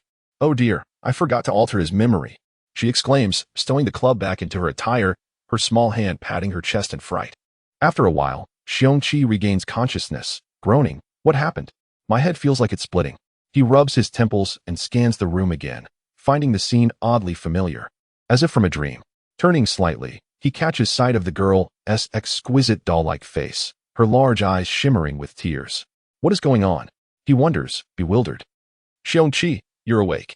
I was so worried," cries the girl, named Lolita, as she leans into him, sobbing. Xiong Qi, taken aback, is at a loss. He cannot bear to see a girl, especially one so adorable, in tears. He gently lifts her, patting her back soothingly. "Don't cry, little sister. Tell me what happened. Do you know where we are?" "This is the laboratory of Team X," she declares, her words resonating like thunder in Xiong Qi's ears. "A laboratory? Are you kidding me? Am I really going to be treated like a lab rat?" He thinks, feeling a wave of distress. "Please tell me your name." "And how I ended up here," he inquires, unable to resist pinching her cherubic cheek. Lolita wriggles free, rubbing her slightly reddened face as she retrieves her notepad from the floor and tucks it away. "My name is Lolita," she announces proudly. "As for how you got here, I was in my room enjoying a lollipop when I received a message from the leader, instructing me to escort you. When I arrived, you were lying still next to a gigantic insect, and then I, along with Uncle Lonnie and Sister Lilina, brought you here." Xiong Qi scratches his head, feeling something amiss. Why does this all feel so strange? He muses, pondering over a bump that had mysteriously formed on his forehead. "Do you not believe me? If so, I won't talk to you," Lolita responds, turning away to wipe non-existent tears from her face. In the lounge, Director Lonnie, observing through a monitor, grits his teeth. That little imp is at it again. He turns to Lolita, instructing her to remain vigilant against Lolita's deceptive charm, leaving her utterly confused. Why would such a sweet girl provoke such caution? Lolita wonders, perplexed. Don't cry. I believe you. Xiong Qi hastily reassures Lolita, completely captivated by her charm. What is happening? After the chaotic encounter with that monstrous insect, he finds himself in an inexplicable laboratory with this enchanting little girl calling him brother. Suddenly, Lolita turns, her big eyes glimmering as they fixate on Xiong Qi, causing his face to flush inexplicably. What is happening? Has my charm become universally appealing? He thinks shamelessly. If you want me to stop crying, you must promise me a little condition, Lolita sweetly proposes. As long as it does not violate any principles, I will agree to 10 such conditions. Xiong Qi proclaims gallantly. All right, but you must not go back on your word. If you are a man, that is, she declares, her voice shifting from innocent to assertive. Xiong Qi is taken aback by her sudden fervor. Yet in the spirit of camaraderie, especially in front of this charming girl, he silently acquiesces to her terms. This boy is beyond salvation. Seated in the lounge, Director Lonnie observed the unfolding scene through the surveillance monitor, involuntarily rubbing his weathered face, before turning to his hesitant daughter, Lolita, and saying, My dear daughter, whatever you witness next, you must not speak of it. His grave tone extinguished Lolita's fervent spirit for gossip. Before them, Lolita produced a desk measuring nearly 2 meters from within her skirt, placing it before the astonished Xiong Qi. She then retrieved a chair, seated herself atop the desk, and donned a pair of glasses, adopting a serious demeanor as she silently regarded Xiong Qi. Is this some kind of magical pouch like that of Doraemon? Xiong Qi marveled inwardly, astonished at how effortlessly the petite girl extracted items from seemingly nowhere. Noticing Xiong Qi still frozen by the bedside, Lolita extracted another chair from her skirt and tossed it to him. Sit there and listen closely, she instructed. Xiong Qi, flustered, awkwardly caught the chair, instinctively attempting to place it on the ground to sit down, only to discover that Lolita had left him insufficient space. Without a second thought, he kicked the surgical table behind him towards the wall. The table collided with the wall with a crash, emitting sparks and a plume of smoke. Suddenly, a gaping black hole appeared in the wall where the table struck, swallowing it whole. A procession of tiny machines then appeared, promptly cleaning the area and retreating into the wall's opening, vanishing from sight. The wall then returned to its immaculate state, as if nothing had transpired. Xiong Qi, bewildered, settled into the chair, bracing himself to hear what Lolita had to say. First, allow me to introduce myself. Lolita cleared her throat and addressed Xiong Qi with gravity. I am a researcher from the Empire's Special Operations Team, Squad X, and I am 24 years old, merely a year your junior.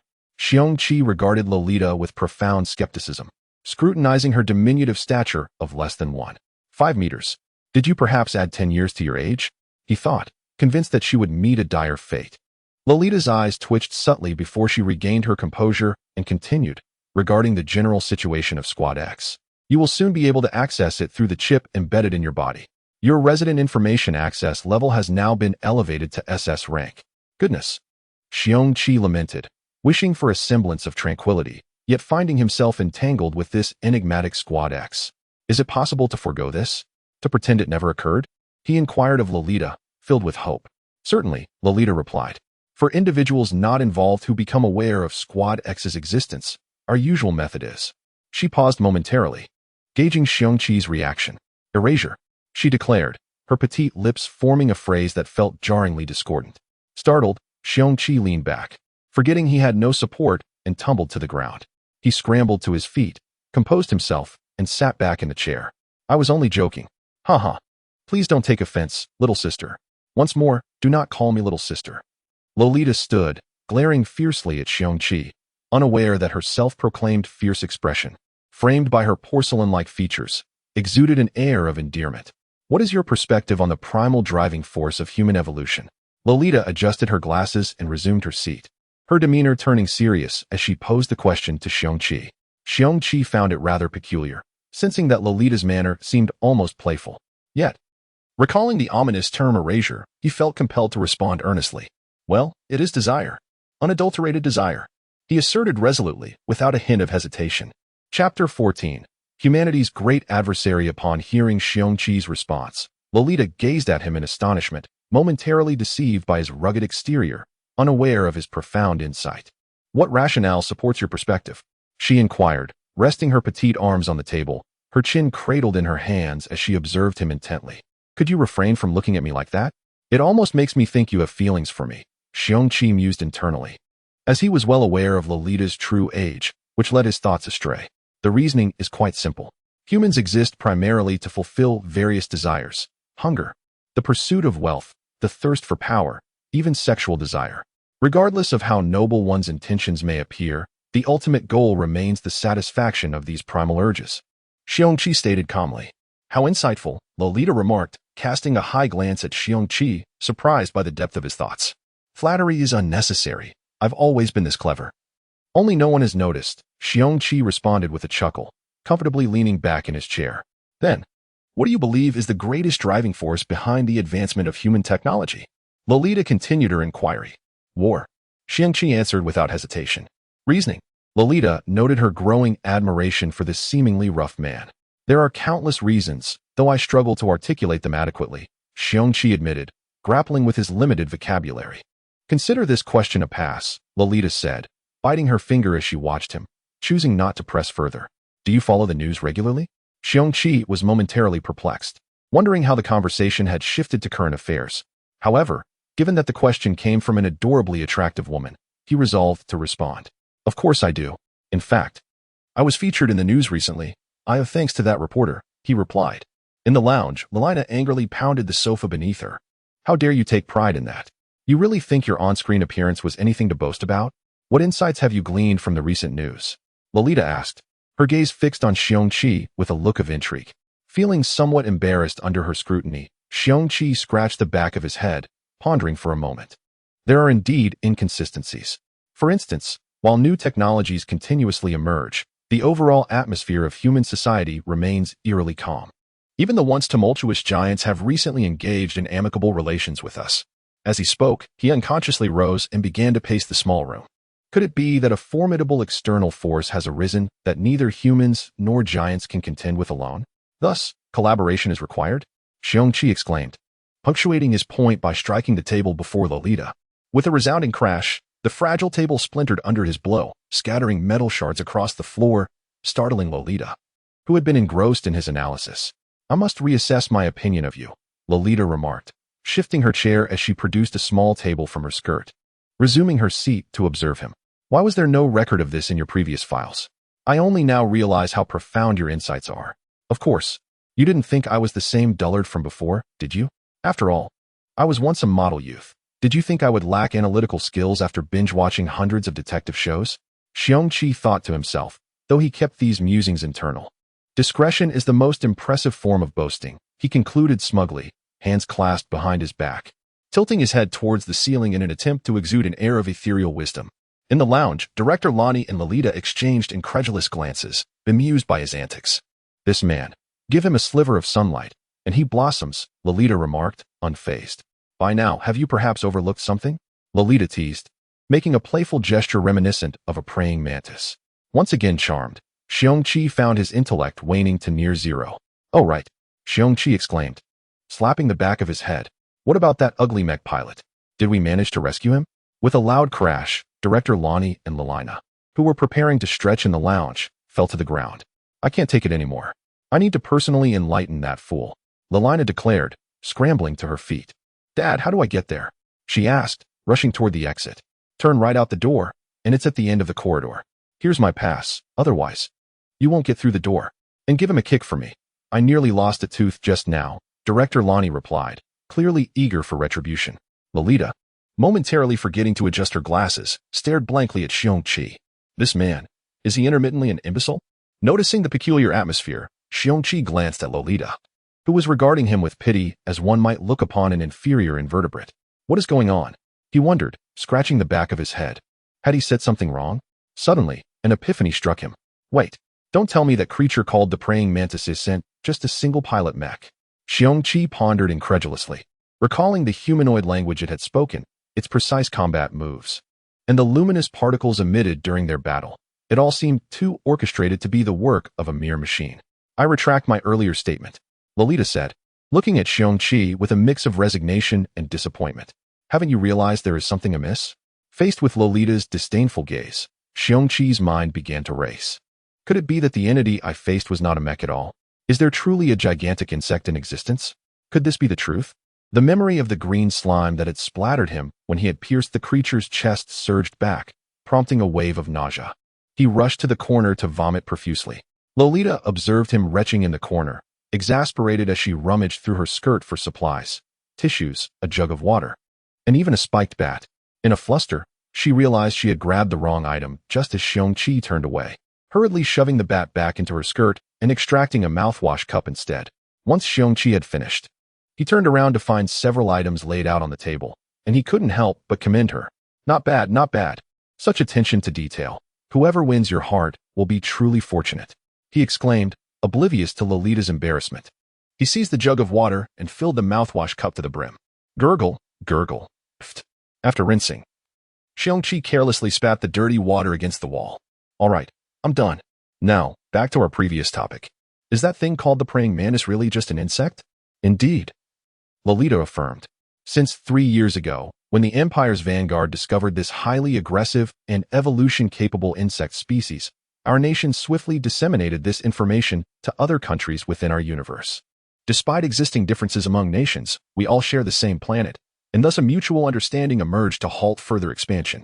Even the giants, upon receiving the news, took the initiative to contact various governments to forge a defensive alliance. Are these little bugs really that formidable? They merely display some martial prowess, Xiong Qi questioned, bewildered. They seem rather unimpressive in size. Aside from their dramatic landing, they were easily dispatched by my brick, he continued, perplexed. That is precisely our concern. Don't you find it strange that these insects can engage in a subconscious dialogue with human brainwaves, and they exhibit a distinct level of combat skill? This is indeed a peculiar phenomenon. Lolita continued to stare at Xiong Qi as if he were an imbecile. Is it not so? Is there any cause for astonishment? Xiong Qi shrugged nonchalantly, opining that there was nothing to be surprised about. The universe is vast, and even if a group of people riding flying swords suddenly appeared, I wouldn't be taken aback. Be that as it may, Lolita retorted. The initial contact report from 3 years prior indicated that the Zerg did not possess such capabilities at the time. Moreover, the mantis you vanquished was merely the lowest-ranking scout variety. Lolita cast a sidelong glance at Xiong Qi, inquiring, do you still harbor that sense of superiority? The lowest rank, a scout. These were indeed mortifying words. The mantis that he had exerted himself to eliminate turned out to be merely a passerby, an incidental presence. Furthermore, Lolita continued, the fact that this insect materialized within the atmosphere of an imperial administrative star without any prior indication. Do you comprehend the implications of this? Lolita relentlessly assailed Xiong Qi, seemingly intent on crushing his spirit entirely. How would I know? I'm not the Zerg's progenitor. You should direct this query to the Imperial Defense Department. Xiong Qi wearily slumped back into his chair. After all this discourse, what is it you seek to accomplish, or what is it you desire me to do? It's quite simple, Lolita responded. I extend an invitation for you to join Squad X, to become a member of the team, and to work together harmoniously to safeguard humanity. Lolita fixed her gaze upon Xiong Qi, her expression expectant. What purpose would that serve? Xiong Qi countered. As you are aware, my body is incapable of awakening magical energy. Relying solely on my physical strength, I can only contend with the lowest-ranking scout. When faced with a higher-level opponent, my meager flesh would scarcely suffice as a morsel. I say, do not presume I am a simpleton. I cannot bear the weighty mantle of protecting humanity. Unable to pilot a mecha, would I not be relegated to merely watching a film during a space battle? Therefore, Lolita declared, I intend to formulate a detailed experimental plan tailored to your physical characteristics. Lolita abruptly rose to her feet, her eyes radiating an unnerving gleam, or so Xiong Qi perceived, and exclaimed to Xiong Qi with youthful exuberance, brandishing her delicate hand. Xiong Qi regarded the enraptured Lolita with a complete lack of enthusiasm. An experimental plan. The very sound of it sends shivers down my spine. Am I destined to remain a laboratory rat? On what grounds? Xiong Qi inquired in a subdued tone, unable to muster any excitement. Even with an extraordinary mecha, what would be the point if he could not activate it? On the grounds that I am the most prodigious prodigy in history, Lolita proclaimed with fervor. All the equipment utilized by the current members of Squad X is the product of my research. For instance, my skirt is a subdimensional storage device. Behold. Eager to bolster her persuasiveness, Lolita deftly stuffed the table in front of her back into her skirt, followed by the chair. Seeing Xiong Qi still regarding her with skepticism, Lolita, in the midst of her demonstration, grew agitated. Why do you persist in disbelieving me? Let me showcase an even more remarkable feature of this skirt. With that, Lolita grasped the hem of her skirt and flipped it over. Xiong Qi, startled, hastily pressed down on Lolita's petite hand. I say, young lady, what are you doing? I believe you. Are you not cognizant of the distinction between the sexes? Xiong Qi exclaimed anxiously. Lolita stood motionless, allowing Xiong Qi to grasp her hand. This close proximity caused Lolita's face to flush crimson, and she fidgeted, unsure of what to do. Xiong Qi, meanwhile, was consumed by remorse. Why did I act the moralist? What was the harm in taking a peek? Consumed by these errant thoughts, Xiong Qi's breathing grew rapid, and his face flushed, momentarily forgetting to withdraw his hand. Click. The door suddenly swung open, and Liliana burst in. Xiong Qi, you dolt. You. Liliana, upon entering, stared in disbelief at the scene before her. Lonnie, the director, who was in the lounge, chuckled to himself. From Liliana's perspective, Xiong Qi was tightly gripping Lolita's hand, lifting Lolita's skirt, while Lolita's face was flushed and her body was subtly writhing, as if attempting to escape Xiong Qi's lascivious grasp. Startled, Xiong Qi hastily released his hand, raising both hands and waving them frantically at Liliana. It's not what you think. A misunderstanding. A complete misunderstanding. Xiong Qi exclaimed, beads of sweat forming on his forehead. In Liliana's eyes, however, Xiong Qi's actions were a clear indication of guilt. I never imagined you would prey on a girl so young. You are nothing short of a beast. In her extreme anger, Liliana conveniently overlooked Lolita's true age. At this moment, Lolita, having regained her composure, blinked her bright eyes a few times, and a peculiar curve appeared at the corners of her lips. Suddenly, Lolita vigorously rubbed her eyes, bursting into tears and shouting at Xiong Qi, you must take responsibility for me. With that, she ran into Liliana's arms, her small arms flailing, revealing a pair of eyes that had been rubbed red, along with an almost imperceptible, enigmatic smile. Damn it, I've made a loss. Had I known this would happen, I would have taken a glance. Now I'm in a hopeless situation. Chapter 15. Lolita, nestled in Lilina's embrace, continued to embellish her tale. Sister, you must teach him a lesson. He has been bullying me. In that moment, Lilina felt as though she had become the very embodiment of justice. Forget Spider-Man, Ultraman, Superman, and Batman. She firmly grasped Lolita's shoulders, shielding her behind her. Fear not, little sister. I shall restore your honor. Yet, Lolita was not done. She reached into her skirt and produced an object, handing it to Lilina. I'm afraid you might not be able to defeat him. Use this. Instinctively, Lilina accepted it, aiming it at Xiong Qi. Xiong Qi was utterly dumbfounded. The barrel was half a meter long, yet the caliber appeared to be at least 50 millimeters. This was no mere firearm. It was akin to artillery. Its power was at least equivalent to the conventional armaments of a magical mech. In the past, such firepower would have been on par with that of a main battle tank. Director Lonnie, witnessing this scene from the lounge, exclaimed in alarm, "This is serious," and dashed out. Lilina, bewildered, raised the disproportionately large handgun, unsure whether to fire it. Suddenly, a soft voice drifted from behind her. That's an electric cannon. It only causes paralysis and won't harm anyone. Xiong Qi adopted a pose he believed would facilitate peaceful negotiations, smiling as he slowly extended his hands toward Lilina, who was lost in thought. Beautiful lady, while it is indeed aesthetically pleasing, aiming it at someone is less than ideal for the cultivation of a harmonious society. Let us calm down and discuss this. He grinned broadly, revealing a mouthful of large teeth. However, Lilina viewed the situation differently. Xiong Qi's imposing stature and his outstretched hand, along with his terrifying grin, sent a jolt of fear through her. Would he not spare her either? Recalling the wreckage of her hovercar that he had torn apart, Lilina steeled her resolve. Gripping the weapon tightly, she slowly raised it, aiming it directly at Xiong Qi, the magical conduction quartz in the grip glowing faintly. Stay right there, she shouted. Xiong Qi froze in place, cold sweat trickling down his back. What a dreadful turn of events.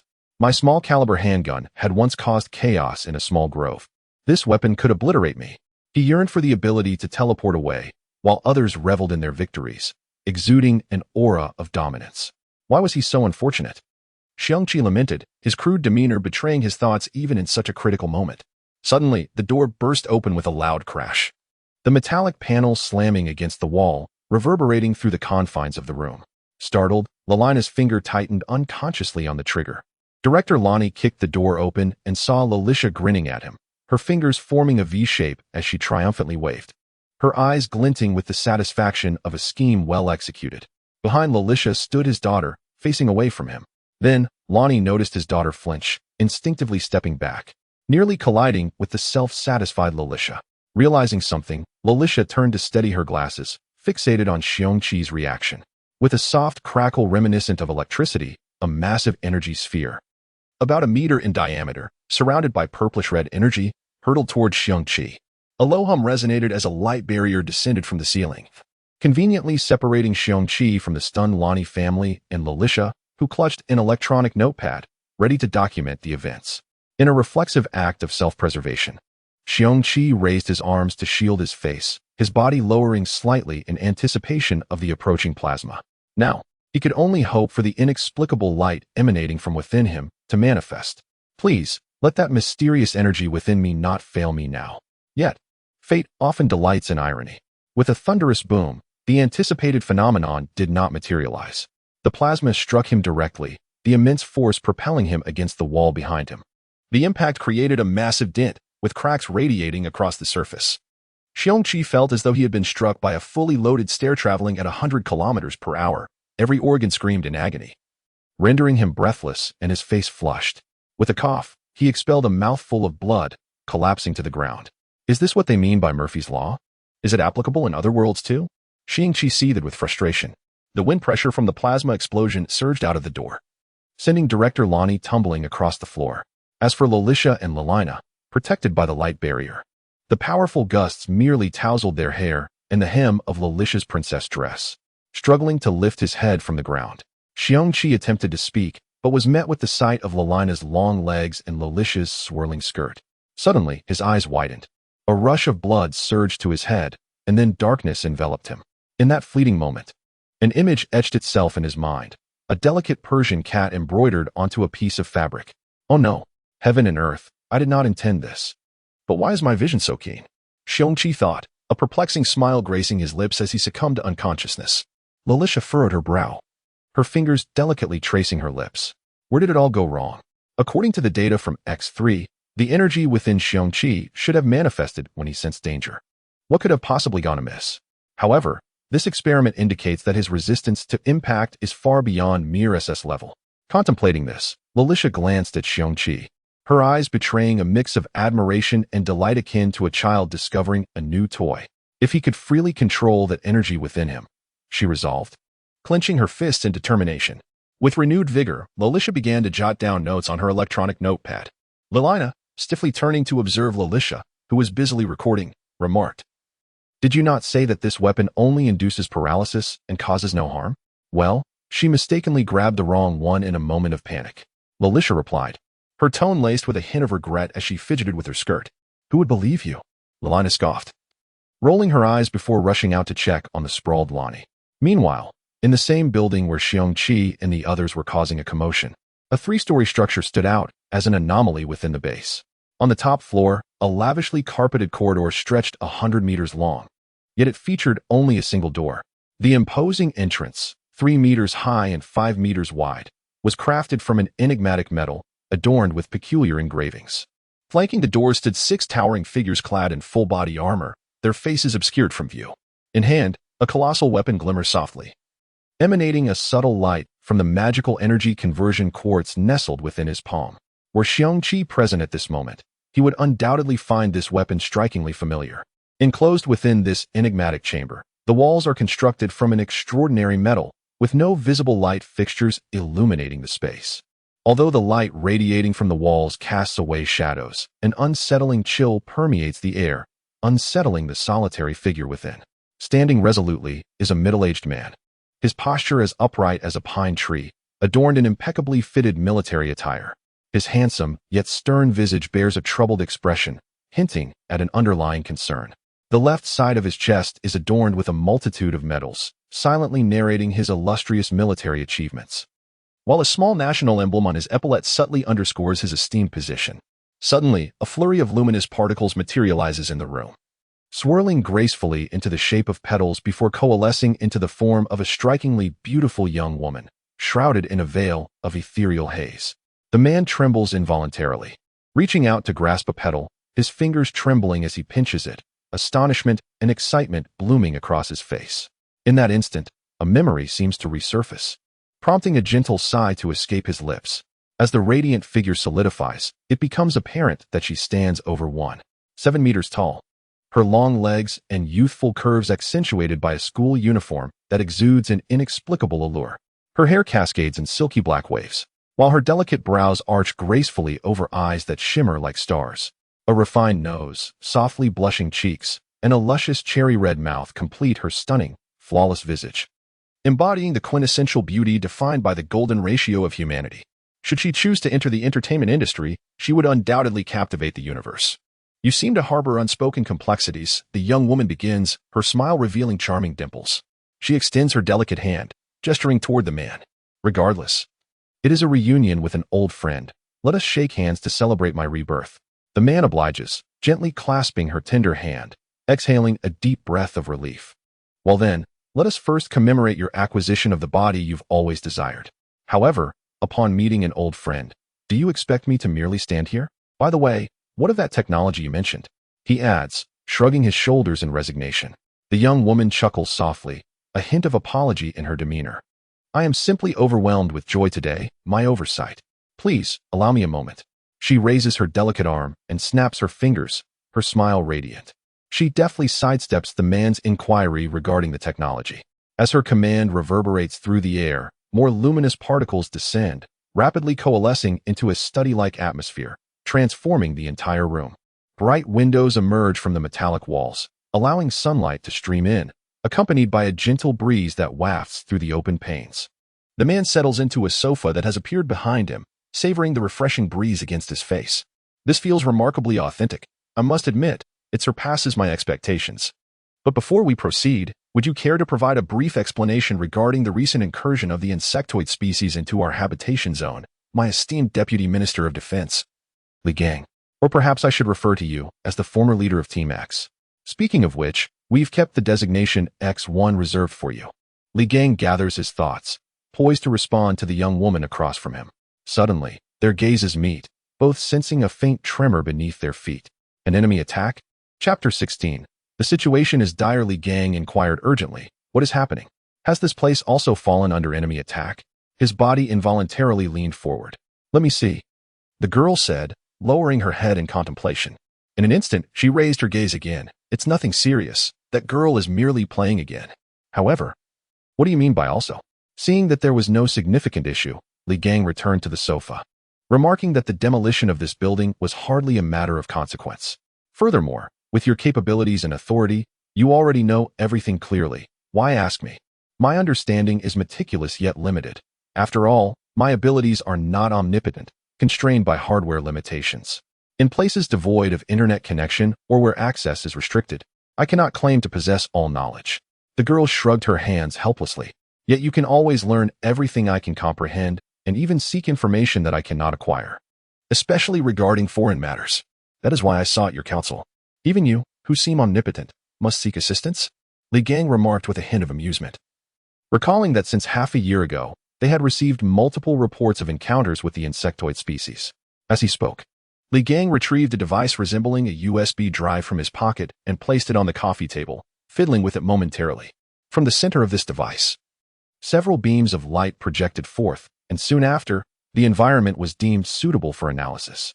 Subsequently, more beams emerged from the device's core, gradually weaving into a holographic image measuring half a meter square. The locations of most frequent contact were highlighted as Li Gang pointed towards them. With each click, the indicated areas magnified, displaying a stream of data and images beside the main graphic. Surely you will discover something, Li Gang said, observing the girl intently. Her delicate brows furrowed as she scrutinized the details. Suddenly, her large eyes widened in astonishment. The targets of the attacks almost encompass all military forces of humanity, with nearly every military base and mineral planet having been assaulted, and many warriors of varying strengths have been captured. They are frantically gathering human intelligence, are they not? Is a great war on the brink? Do you not sense anything amiss? Li Gang queried. It seems your capacity for deduction is somewhat lacking. Have you not considered how the insectoid species accurately acquired such comprehensive information about humanity? What do you imply? The girl's surprise was evident as she covered her lips in disbelief. Are there spies within humanity? How can that be?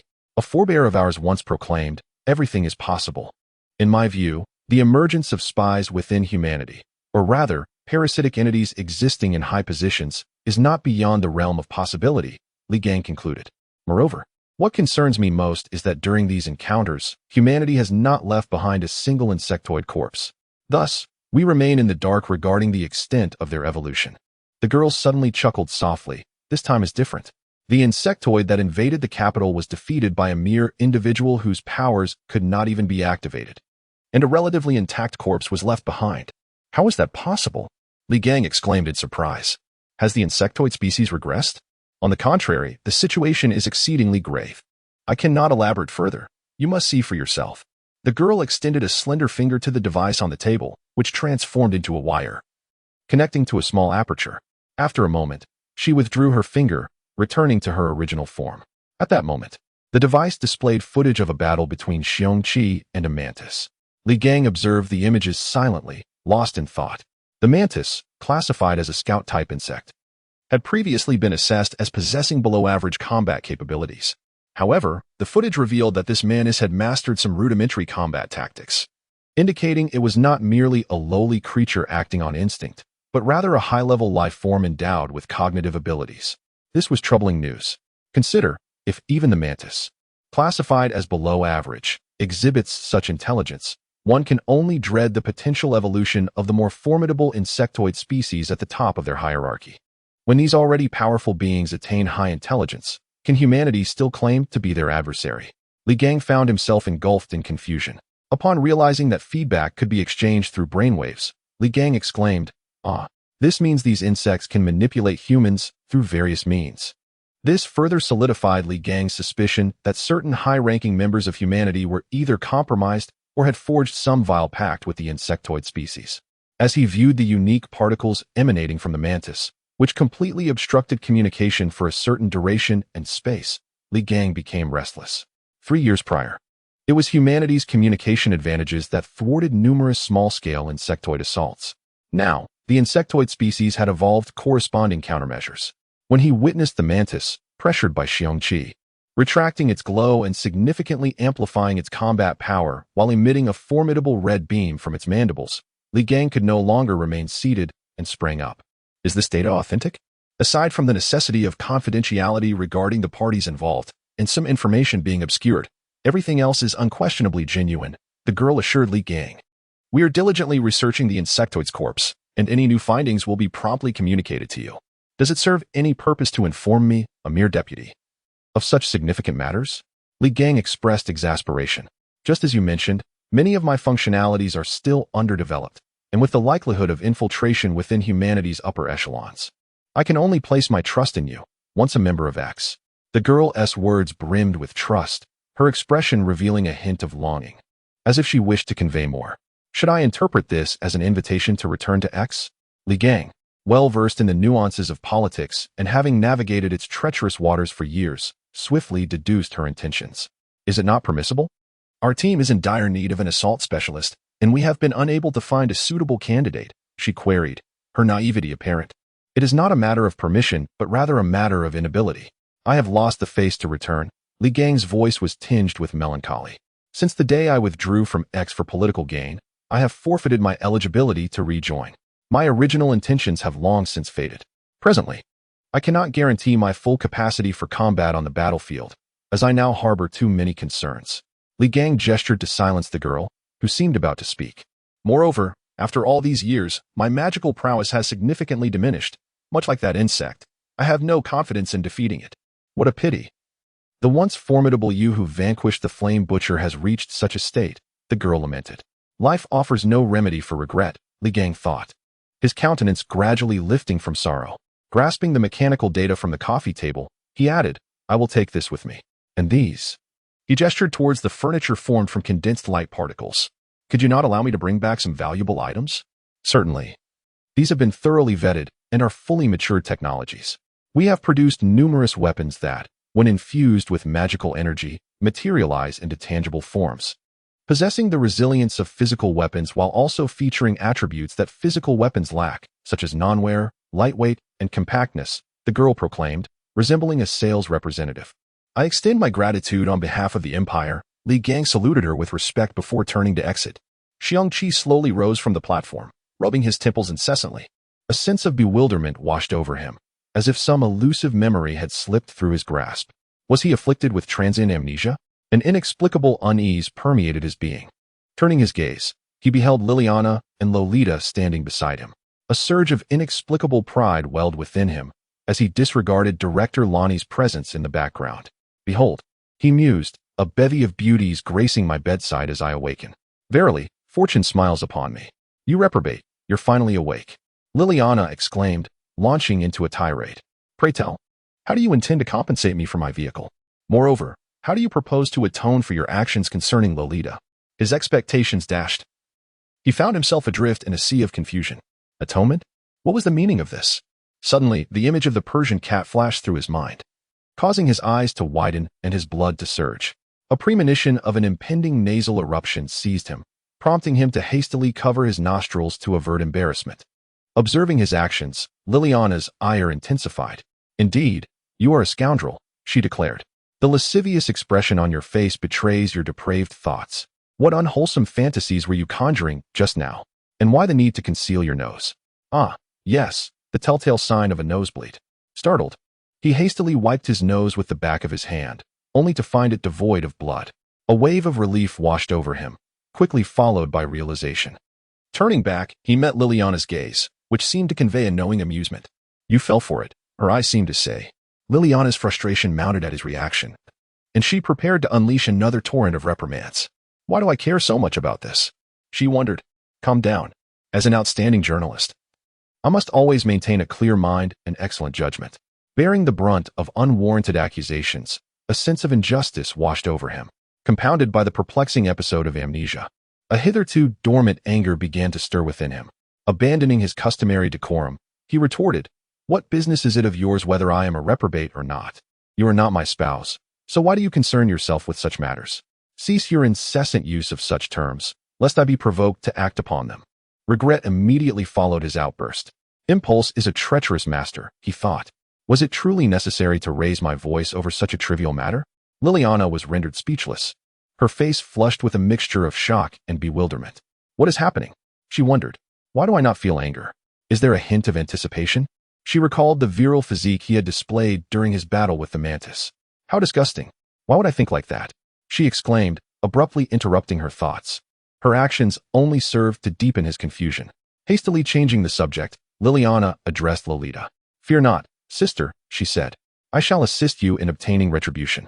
Lolita clutched her skirt tightly and spoke softly. He is despicable. He dared to lift my skirt.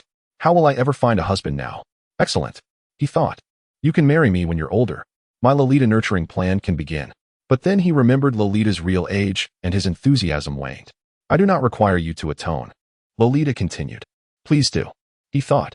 That way I won't have to worry about finding a partner for the rest of my life. I have but one small request. Lolita said, her eyes gleaming with a strange intensity. I require your assistance with my experiment. A sense of foreboding washed over him. Experiment? He asked. Chapter 17. Beneath the underground why? Please provide a reason first. It's a joke. The term experiment carries an unsettling connotation, and it's best to keep it at arm's length. If one were inadvertently subjected to a fate worse than death, where would one even find solace to weep? Why does this grown man have so many concerns? It's merely a matter of assisting Lolita with a few experiments. Why the hesitance? It's not as if he would perish. Lilina fumed, nearly beside herself with frustration. This individual had taken such advantage of Lolita, yet he couldn't even comply with this minor request. Could it truly lead to death? Suddenly, an unsettling thought struck her, causing her heart to race as she anxiously turned to Lolita for reassurance. How could that be? You must trust me. I am an expert. Lolita replied with conviction. Expert? I have always loathed those so-called experts and their associated bureaucracies. As images of the so-called experts and their dubious legacies from the 21st century flooded his mind, Xiong Qi felt a chill run down his spine. At worst, you might sustain some injuries. But rest assured, in our X team, as long as you haven't reached brain death, we can provide treatment. Lolita proudly boasted to the others. If you doubt me, just ask Director Lonnie. Fearing her credibility might falter, She quickly summoned Director Lonnie to bear witness. Under the intense scrutiny of Lelina and Xiong Qi, and feeling even more pressured by Lolita's watchful gaze, Director Lonnie chuckled nervously, assuring them, "I promise, no one will die." Is it just me, or does Director Lonnie's tone seem rather uncertain? There's something definitely amiss. I absolutely refuse to participate in that so-called experiment, Xiong Qi muttered to himself, his eyes darting around. Noticing Xiong Qi's subtle movements, Lolita felt a surge of anxiety. Her plan had been stagnant for far too long, and having finally encountered a suitable candidate, she couldn't afford to let this opportunity slip away. With a quick flicker of thought, she devised a scheme. Seizing the moment when no one was paying attention, Lolita pulled out a fearsome spiked club from her dress and struck it against Lelina's forehead with a resounding thud. As a faint flash of light flickered, Lelina collapsed backward, startled. Director Lonnie rushed forward to catch her, casting a helpless glance at Lolita. "Don't look at me like that. I merely sealed her memory for a specific duration. It can be undone under suitable conditions, and it won't cause her any harm. You can take her now," Lolita said, tucking the spiked club back into her princess dress. Gratitude glimmered in Director Lonnie's eyes as he cradled his daughter and made his exit. Xiong Qi, however, lingered, pondering the spiked club for quite some time. Strange, why does this menacing object seem so familiar? Have I seen it before? He instinctively touched his forehead, feeling 2 small hard lumps. I think I might have figured something out. As he watched Director Lonnie carry Lelina away, Lolita turned to Xiong Qi and flashed a sweet smile, then brought her hands together, fingers splayed, and playfully grasped at the air, exclaiming, "Meow? Stop with the cuteness. Speak.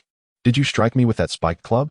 Xiong Qi, having an epiphany, was momentarily immune to her charms. "How could that be? I only used this equipment for the first time this afternoon." "You must be mistaken," Lolita retorted, sticking out her tongue playfully. "Is that so?" Xiong Qi continued to scratch his head in confusion. "Just tell me straightforwardly." Lolita turned and beckoned him to follow. "Come with me, I have something to show you. If you still wish to leave after seeing it, you can do so then." With that, she tossed an electronic notepad into Xiong Qi's hands. "Take a look. It contains information about the members of Team X. Remember to return it to me afterward. Is it a blessing or a curse? One cannot evade their fate," Xiong Qi thought, following Lolita outside. As he caught the notepad, Xiong Qi walked slowly behind Lolita along the corridor, quietly perusing its contents, which Lolita had previously charged, allowing him to click on relevant information. Team X is a specialized unit that has existed since the establishment of the Empire, operating in the shadows. Its primary mission is to handle complex tasks that conventional forces cannot manage, with each member being the elite among the elite. Surrounding Team X is a vast research organization that ensures its absolute technological superiority in combat. An important characteristic of Team X is that it only obeys the commands of a specific commanding officer. In other words, any unresolved issues within the country must first be directed to the team's commanding officer, who must issue the order to act. Upon reading this, Xiong Qi felt exhilarated. What a formidable team. It was even more impressive than the garrison districts of the Celestial Empire. While they only heed the orders of their supreme leader, Team X does not even need to respond to the Empire's highest officials. He wondered who the current members of Team X were. The current members of Team X include the following: Codename X1, Temporary Team Commander, specific information undisclosed, insufficient authority to access details. Codename X2, Lorenzo, publicly known as the Principal of Volcano Driving School, Magical Energy Level SS, Ability, Telekinesis, Ability Level, SS. In the team, he is referred to as the Controller. Codename X3, Lonnie, publicly known as the Safety Director of Volcano Driving School, Magical Energy Level SS, Ability, Time Manipulation, Ability Level, S. In the team, he is referred to as the Signifier. Codename X4, Tower, publicly known as an elite soldier of the Empire's Special Vanguard Unit, working as a bodyguard and housekeeper for Deputy Ministerly Gang of the Imperial Capital Defense. Magical Energy Level SS, Physical Mutation. Team Codename, Shield Wall. Reading this, Xiong Qi couldn't help but exclaim, "Incredible." Although Team X currently consists of only 4 members, all 3 of them are dual ability users. I had no idea that the principal and the director were such remarkable individuals. Truly, one cannot judge a book by its cover. Especially that tower. He is also a physical mutation like me. However, his magical energy level is a staggering SS, while I'm stuck at 0. A complete 0. I tell you, what a disappointment. Team X's Logistical Research Team Leader, Lolita, 24 years old, a scientific prodigy. Magical Energy Level S, Ability, Space Manipulation, Ability Level, S. How impressive. Who would have thought the seemingly old lowly was so powerful? I wonder how her mind operates. Enough of that. Come with me into the elevator. The voice of the little lowly rang out ahead, or rather, now she should be called the old lowly. Xiong Qi stepped into the elevator with Lolita, standing obediently as he scrutinized the design. From the inside, this elevator is utterly nondescript. It resembles an ordinary elevator. Suddenly, the elevator jolted into motion. An intense sensation of weightlessness washing over him, causing Xiong Qi to feel queasy, nearly leading him to vomit. With great effort, he suppressed the rising discomfort, slowly straightening up. With a sharp ding, the elevator came to a sudden halt. The doors opened, and Xiong Qi could no longer contain the discomfort in his stomach and rushed out, retching at the entrance, leaving a pool of bile behind. What a relief, Xiong Qi thought, grateful he was on an empty stomach and that he had consumed a nutritional supplement rather than steamed buns or pancakes. Lolita stood aside, smiling as she watched him suffer. Oh, by the way, I forgot to mention that this magnetic elevator is one of my creations. The speed you just experienced was only less than twice the speed of sound. The self-contained magnetic device is capable of preventing its occupants from being injured by excessive speeds. Operating solely on magnetic force, this apparatus emits no sound during its functioning. Am I a genius? Oh my goodness, what an international joke. Twice the speed of sound. Or perhaps you desire to achieve the speed of light to feel satisfied. Xiong Qi had lost the will to argue with Lolita. Genius, you are simply too brilliant. Xiong Qi said through gritted teeth. Is this the place you brought me to? After speaking, Xiong Qi slowly rose, inhaling deeply several times. Yes, we are almost there. This is the logistics base of Team X, where nearly all research achievements are housed. Located 3,000 meters beneath the center of Shangjing City, this facility can independently exist in space, thanks to its own armor and life support systems, even if the entire planet were to shatter. Do you harbor any grievances against this planet? Xiong Qi could not help but inquire. Not at all. Why do you ask? Lolita replied, puzzled. Considering Lolita's identity as a little scientific prodigy, Xiong Qi refrained from continuing the conversation. Lolita summoned a hover vehicle, which carried the bewildered Xiong Qi towards their destination. Brother Xiong Qi, Lolita called sweetly. Stop. Just call me by my name, Xiong Qi said, uncomfortable with being addressed in such a manner by a 24-year-old lowly. All right. Xiong Qi, Lolita acquiesced. Have you made any plans for your future? What plans could I possibly have? Although my physical attributes have undergone 2 mutations, granting me a strength 100 times that of an ordinary person, what good is that? Can I defeat a mech? Can I fly? I merely consume excessive amounts of nutrients for no reason. At this point, Xiong Qi gazed upward at the arch of the corridor. If only I could pilot a mech, soaring freely through the skies, battling foes in the vastness of space. However, he sighed, but my magical energy has not awakened, rendering me incapable of piloting a mech. Not necessarily, Lolita replied with a smile. Who says one cannot pilot a mech without magical energy? It seems no one has made that rule. This time, I will show you what it means to be a genius young scientist, Lolita declared proudly. With a clang, a massive metal door in front of the vehicle slowly ascended, allowing the hover vehicle to enter. Shortly thereafter, it came to a stop in a designated area. As the vehicle entered and the metal door closed behind them, the surrounding walls began to emit flickering lights until the entire space was illuminated. What met Xiong Qi's eyes was an expansive metallic chamber. To his left, there were heaps of various metals, arranged in orderly rectangular stacks.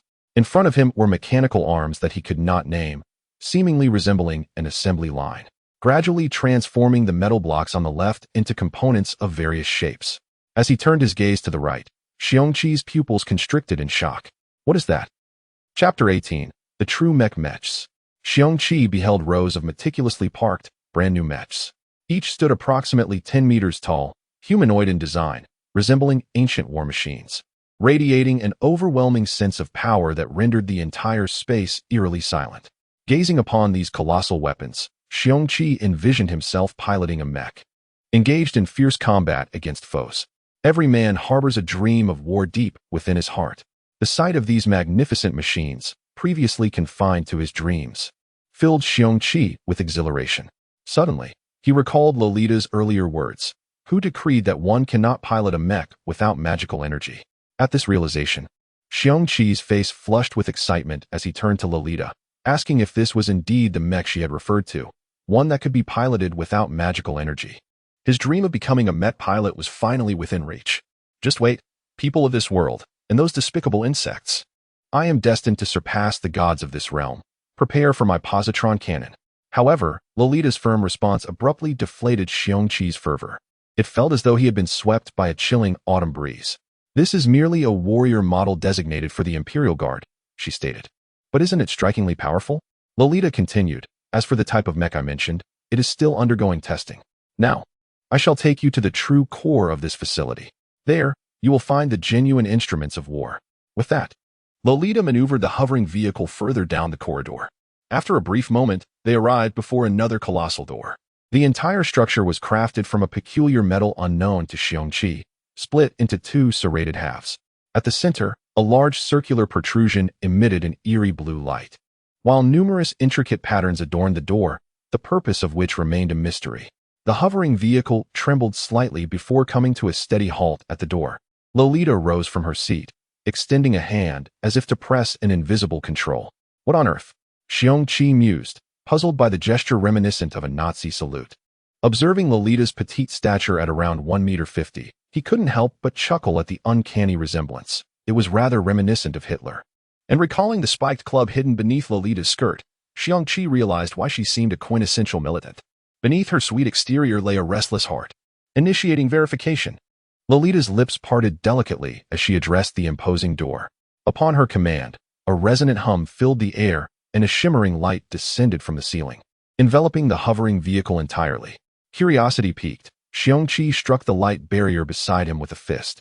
A powerful recoil coursed through his body, resulting in a light crackle. As smoke billowed from the rear of the vehicle, which could no longer sustain itself, and plummeted to the ground. Had the distance to the floor not been merely 30 centimeters, Lolita, caught off guard, would surely have fallen. As it was, she was startled into grasping the vehicle for support, casting a fierce glare at Xiong Qi. At that moment, a faint click from the door caught Xiong Qi's attention, prompting him to focus intently. The circular protrusion at the center of the metallic door began to drift away, revealing a small window-like opening at its upper section, from which faint blue particles jetted forth, accompanied by a soft rumble, moving slowly toward the smoking vehicle. What in the world? Is that a metallic orb? He wondered. As the orb approached Lolita's outstretched palm, it emitted beams of light from its center, forming a small platform in midair.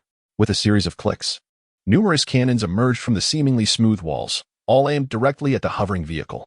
Xiong Qi began to count the weapons quietly to himself. 1, 2, 3, 4, 5. But soon lost track, realizing that any one of those cannons could reduce him to ashes. Lolita pressed her small hand against the illuminated platform, then extended a finger toward a circular opening that appeared on the floating orb. After a few seconds, she withdrew her finger, revealing a tiny red at its tip. Unmistakably a puncture wound. Do they require a blood sample? Xiong Qi observed the red spot keenly. Shortly thereafter, the small window on the orb began to flicker with rhythmic lights. Moments later, an electronic voice proclaimed, palm print verification complete. Vascular matching complete. Blood magical energy property test complete. DNA sequence analysis complete. Verification successful. Welcome, Sage. Subsequently, the intricate patterns on the closed door began to emit a radiant blue light. As the light enveloped the patterns, the door slowly slid open. The previously protruding weapons retracted swiftly, leaving the walls appearing seamless once more. Lolita restarted the hovering vehicle, only to find it unresponsive.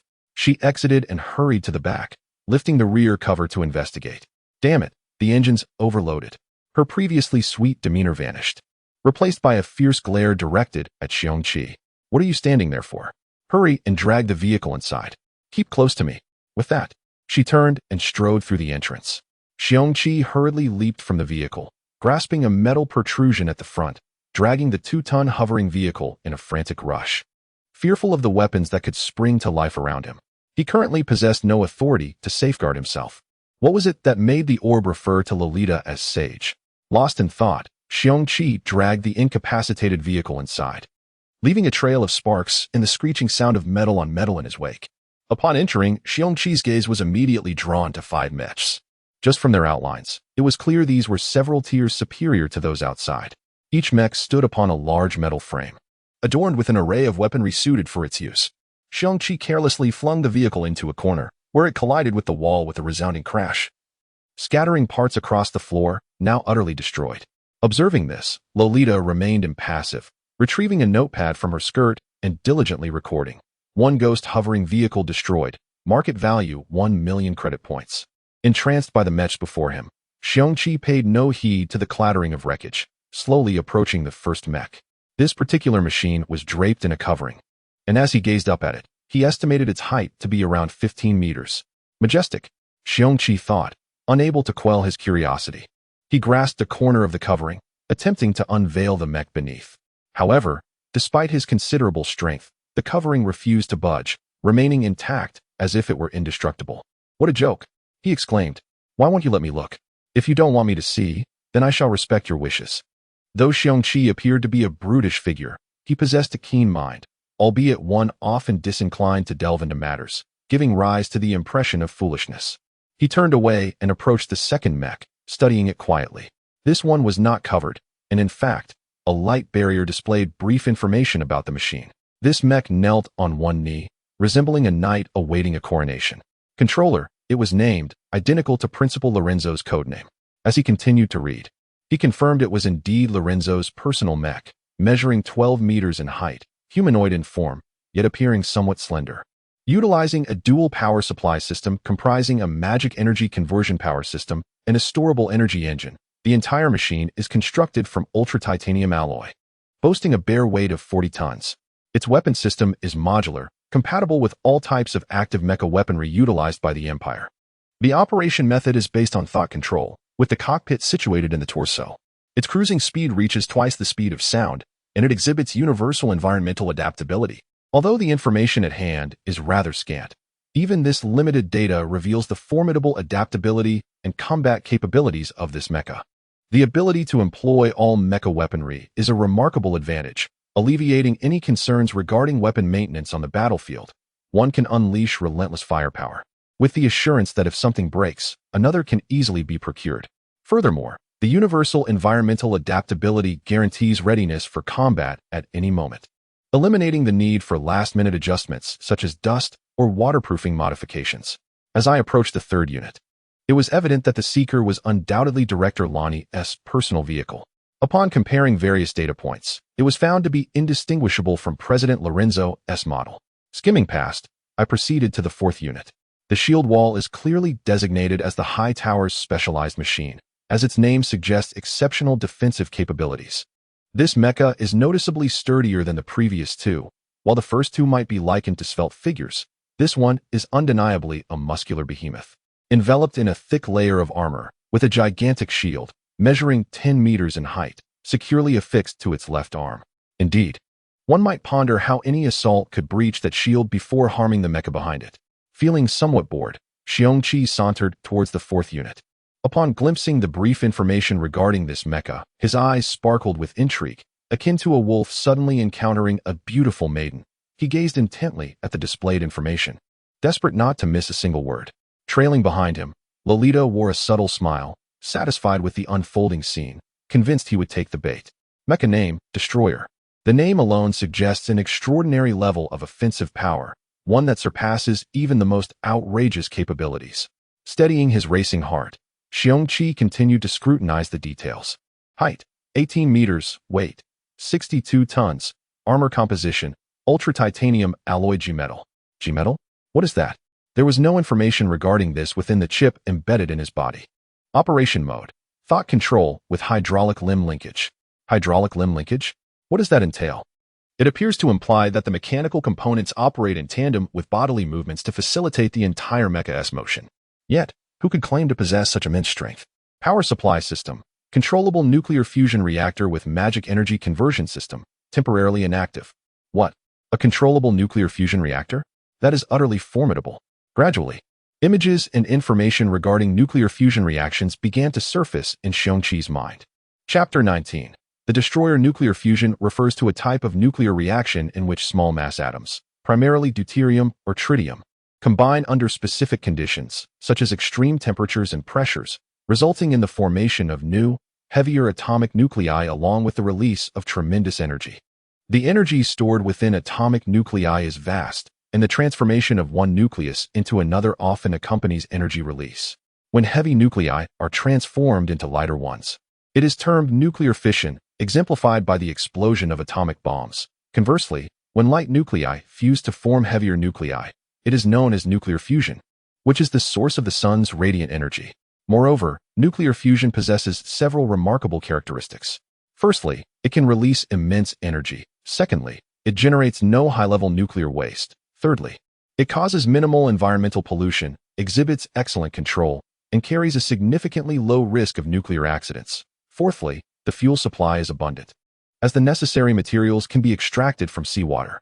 However, nuclear fusion does have its drawbacks, such as requiring temperatures of 100 million degrees for the reaction to occur, with no known container capable of enduring such extreme heat. Of course, this is a work of fiction, and we need not delve into specifics. It suffices to understand that this energy source is virtually limitless. Now, let us examine the weapon systems of this machine. Weapon systems. Head. 6-barreled 20mm defense cannon X2. Shoulders. Dual-mounted 100mm energy cannon X2. Chest. Sandbox missile closed defense system X2. Concealed. Abdomen. 200mm ultra-high energy beam cannon X1. Concealed. Back. Energy oscillation ship slicing blade X2. Concealed. Legs. Defensive short beam sword X2. Integrated. Hands. Built-in electromagnetic pulse system in the palm's other optional weapons. Concealed. Insufficient permissions to access. Armor thickness. Body. 100mm homogeneous G-alloy armor front and rear. Limbs. 30mm homogeneous G-alloy armor. It is astonishing that such formidable firepower can still allow for additional weapon selections. This machine is undoubtedly designed by that violent old girl. Xiong Qi could not help but twist his stiff neck and carefully scrutinize the machine. What first caught Xiong Qi's eye was the imposing exterior of the mech. The entire machine resembled a humanoid figure, robustly protected by thick armor, its appearance rather unappealing, almost resembling a heavy iron weight. Yet, standing silently, it emanated an air of ancient giants, offering an overwhelming presence that would leave anyone profoundly awestruck. Thankfully, it is powered by a nuclear fusion reactor. Otherwise, what engine could possibly provide such immense energy? The entire mech is enveloped in a thick layer of metallic armor. Aside from a few joints, otherwise, it would merely function as a mobile artillery platform. This firepower, this defensive capability, it is akin to matching a small fleet in strength. Xiong Qi turned his stiff neck and slowly directed his face toward Lolita, querying if this was indeed what she had described. Upon seeing Lolita's approving nod, he could no longer contain his excitement. He lunged forward, lifting Lolita and planting a vigorous kiss on her cheek, causing her to blush fiercely. In his exuberance, Xiong Qi lifted Lolita over his head, twirling around joyfully.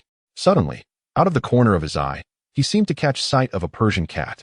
Alarmed, he quickly halted, gently setting Lolita down, his face flushed with embarrassment as he donned what he believed to be his friendliest smile, asking her not to take offense at his earlier exuberance. "By the way, can I pilot this?"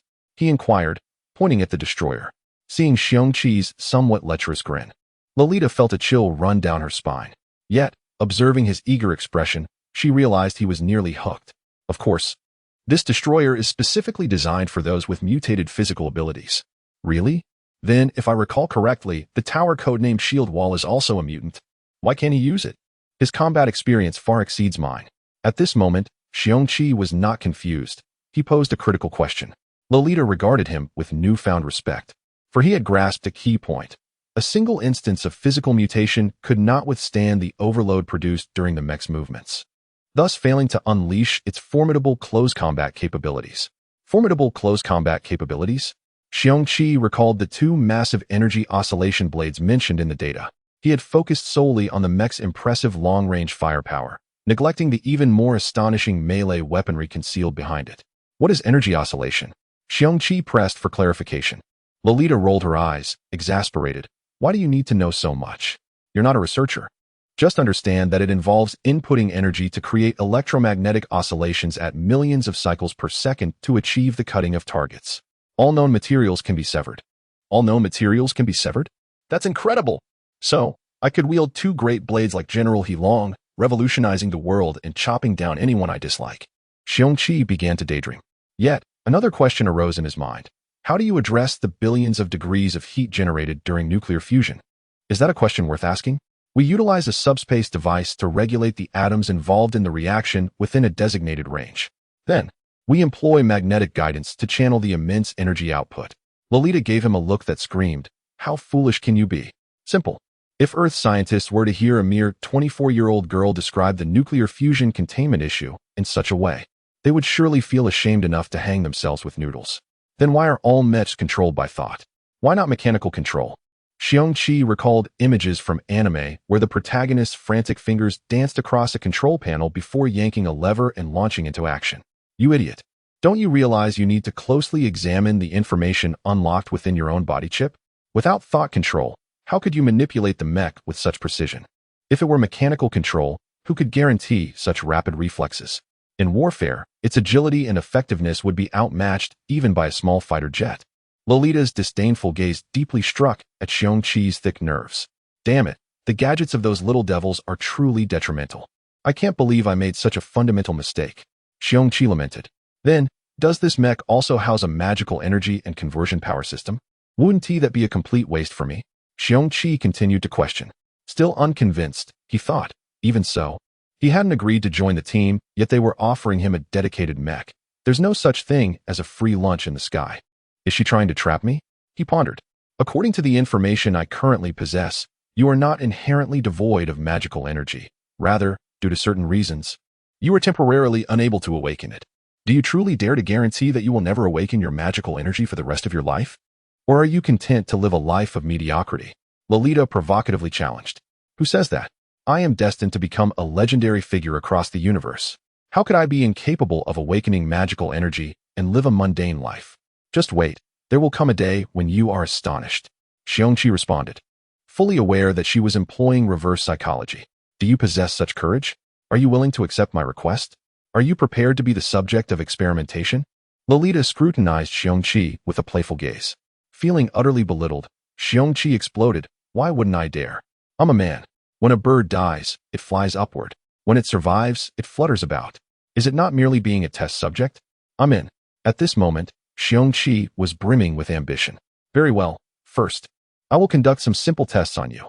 Lolita, after finishing her words, turned and hopped towards a small door behind the destroyer, leading Xiong Qi along. This was a decisive moment. I must complete this experiment. I must succeed. This mech is mine. No one can take it away from me. With determination, Xiong Qi followed her with firm steps. Lolita sat up from her bed, leaning against the headboard. Beside her stood her father, Director Lonnie. You're awake, Lonnie said with relief. Dad, why do I feel like I've been asleep for such a long time? Lolita rubbed her forehead, feeling a small bump. Oh, you've been asleep for 2 days. Honestly, at your age, why are you chasing after someone? Crashing the car into a building. If it weren't for the high safety rating of the vehicle your mother gave you, you might have ended up in the hospital. Lonnie fabricated a tale with conviction. Is that so? What about my workplace? Lolita gazed into Lonnie's eyes, detecting nothing amiss. Yet, she felt a nagging sensation that she had forgotten something. Right, I was chasing someone. I seem to have lost my memory after reaching a remote area. Yes, I was pursuing someone. After venturing out of the bustling district for a while, everything went blank, Lolita recalled. Dad, that person ran incredibly fast, over 70 kilometers per hour for more than 10 minutes. Can you help me find out who he is? Lonnie made a gesture of exasperation. How would I know? I'm not part of the Imperial Defense Department. Enough of that. Rest well and get back to work. I've managed to extend your leave by 3 days. With that, Lonnie turned to leave, but suddenly spun back, saying, Oh, by the way, I've sent your car for repairs. You know it's not easy to fix, so you'll have to wait a few more days. All right, Lolita sighed and acquiesced. As Director Lonnie stepped outside, his face was clouded with concern.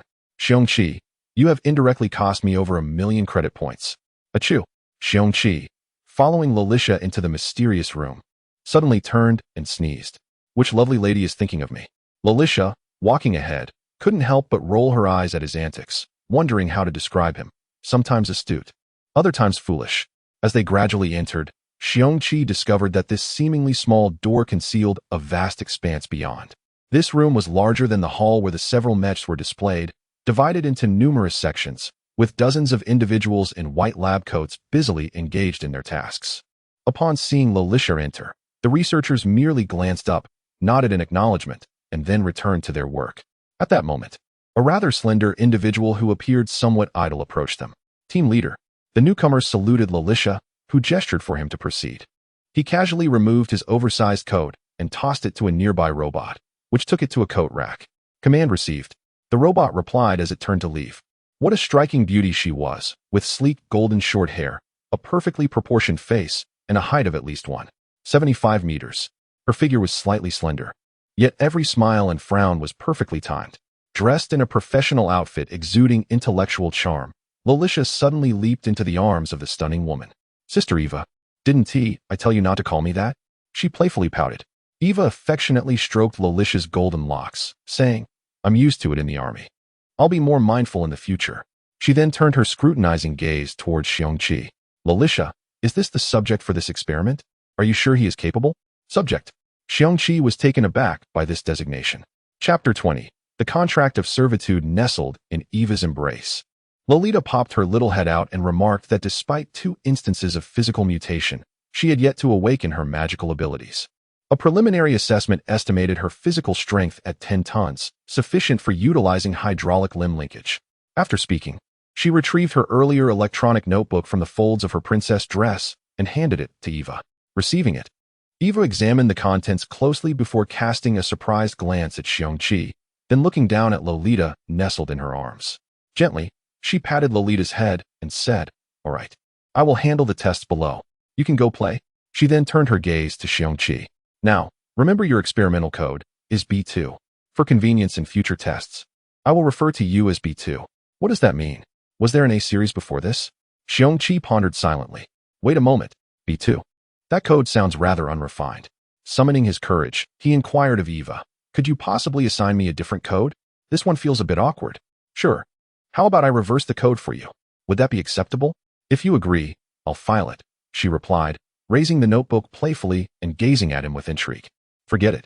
B2 it is then. Let us just consider it a B2 bomber, Xiong Qi decided, adhering to his principle of not arguing with women.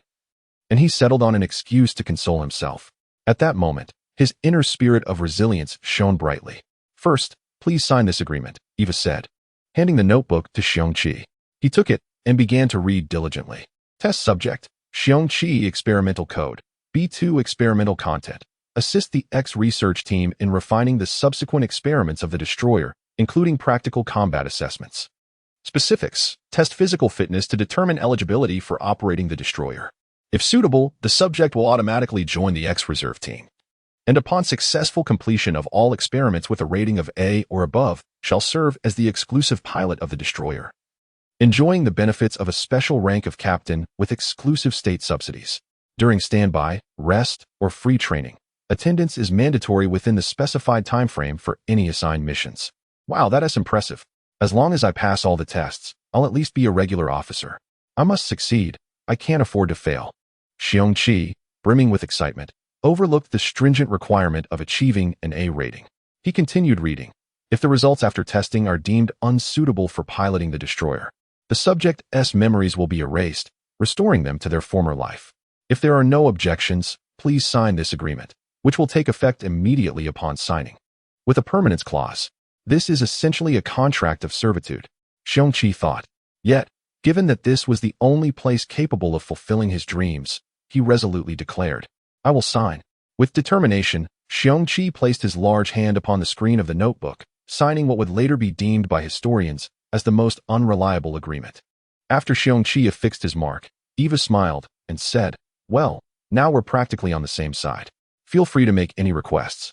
As long as they aren't too outrageous, the organization will accommodate you. I want a hearty meal. Xiong Qi replied candidly. I have no idea how long it's been since I last replenished my energy. I'm starving. Eva was taken aback by the simplicity of his request. All right then, follow me to the dining area. As Xiong Qi trailed closely behind Eva, he couldn't help but feel like a tail. However, having an organization was indeed beneficial. When hungry, one could simply head to the cafeteria, although he wondered if there were any limitations on the supplies. Suddenly, a crucial question came to mind. Beautiful lady, Xiong Qi began. Please call me Eva. Oh, Eva, I see. My code is B2. May I ask how many people participated in this experiment prior to me? Xiong Qi asked nervously. Were there any series before? Eva halted her steps, turned to face Xiong Qi with her arms crossed, and gazed at him with interest. Do you really want to know? I absolutely must know, Xiong Qi affirmed. Since I signed that contract of servitude, I need to understand what happened to those who came before me. There were over 100 participants in the Destroyer project, numbered from A1 to A99, then B1, and now you. Any further questions? Eva responded as she continued guiding Xiong Qi toward the dining area. Did none of the previous 100 succeed? Xiong Qi thought.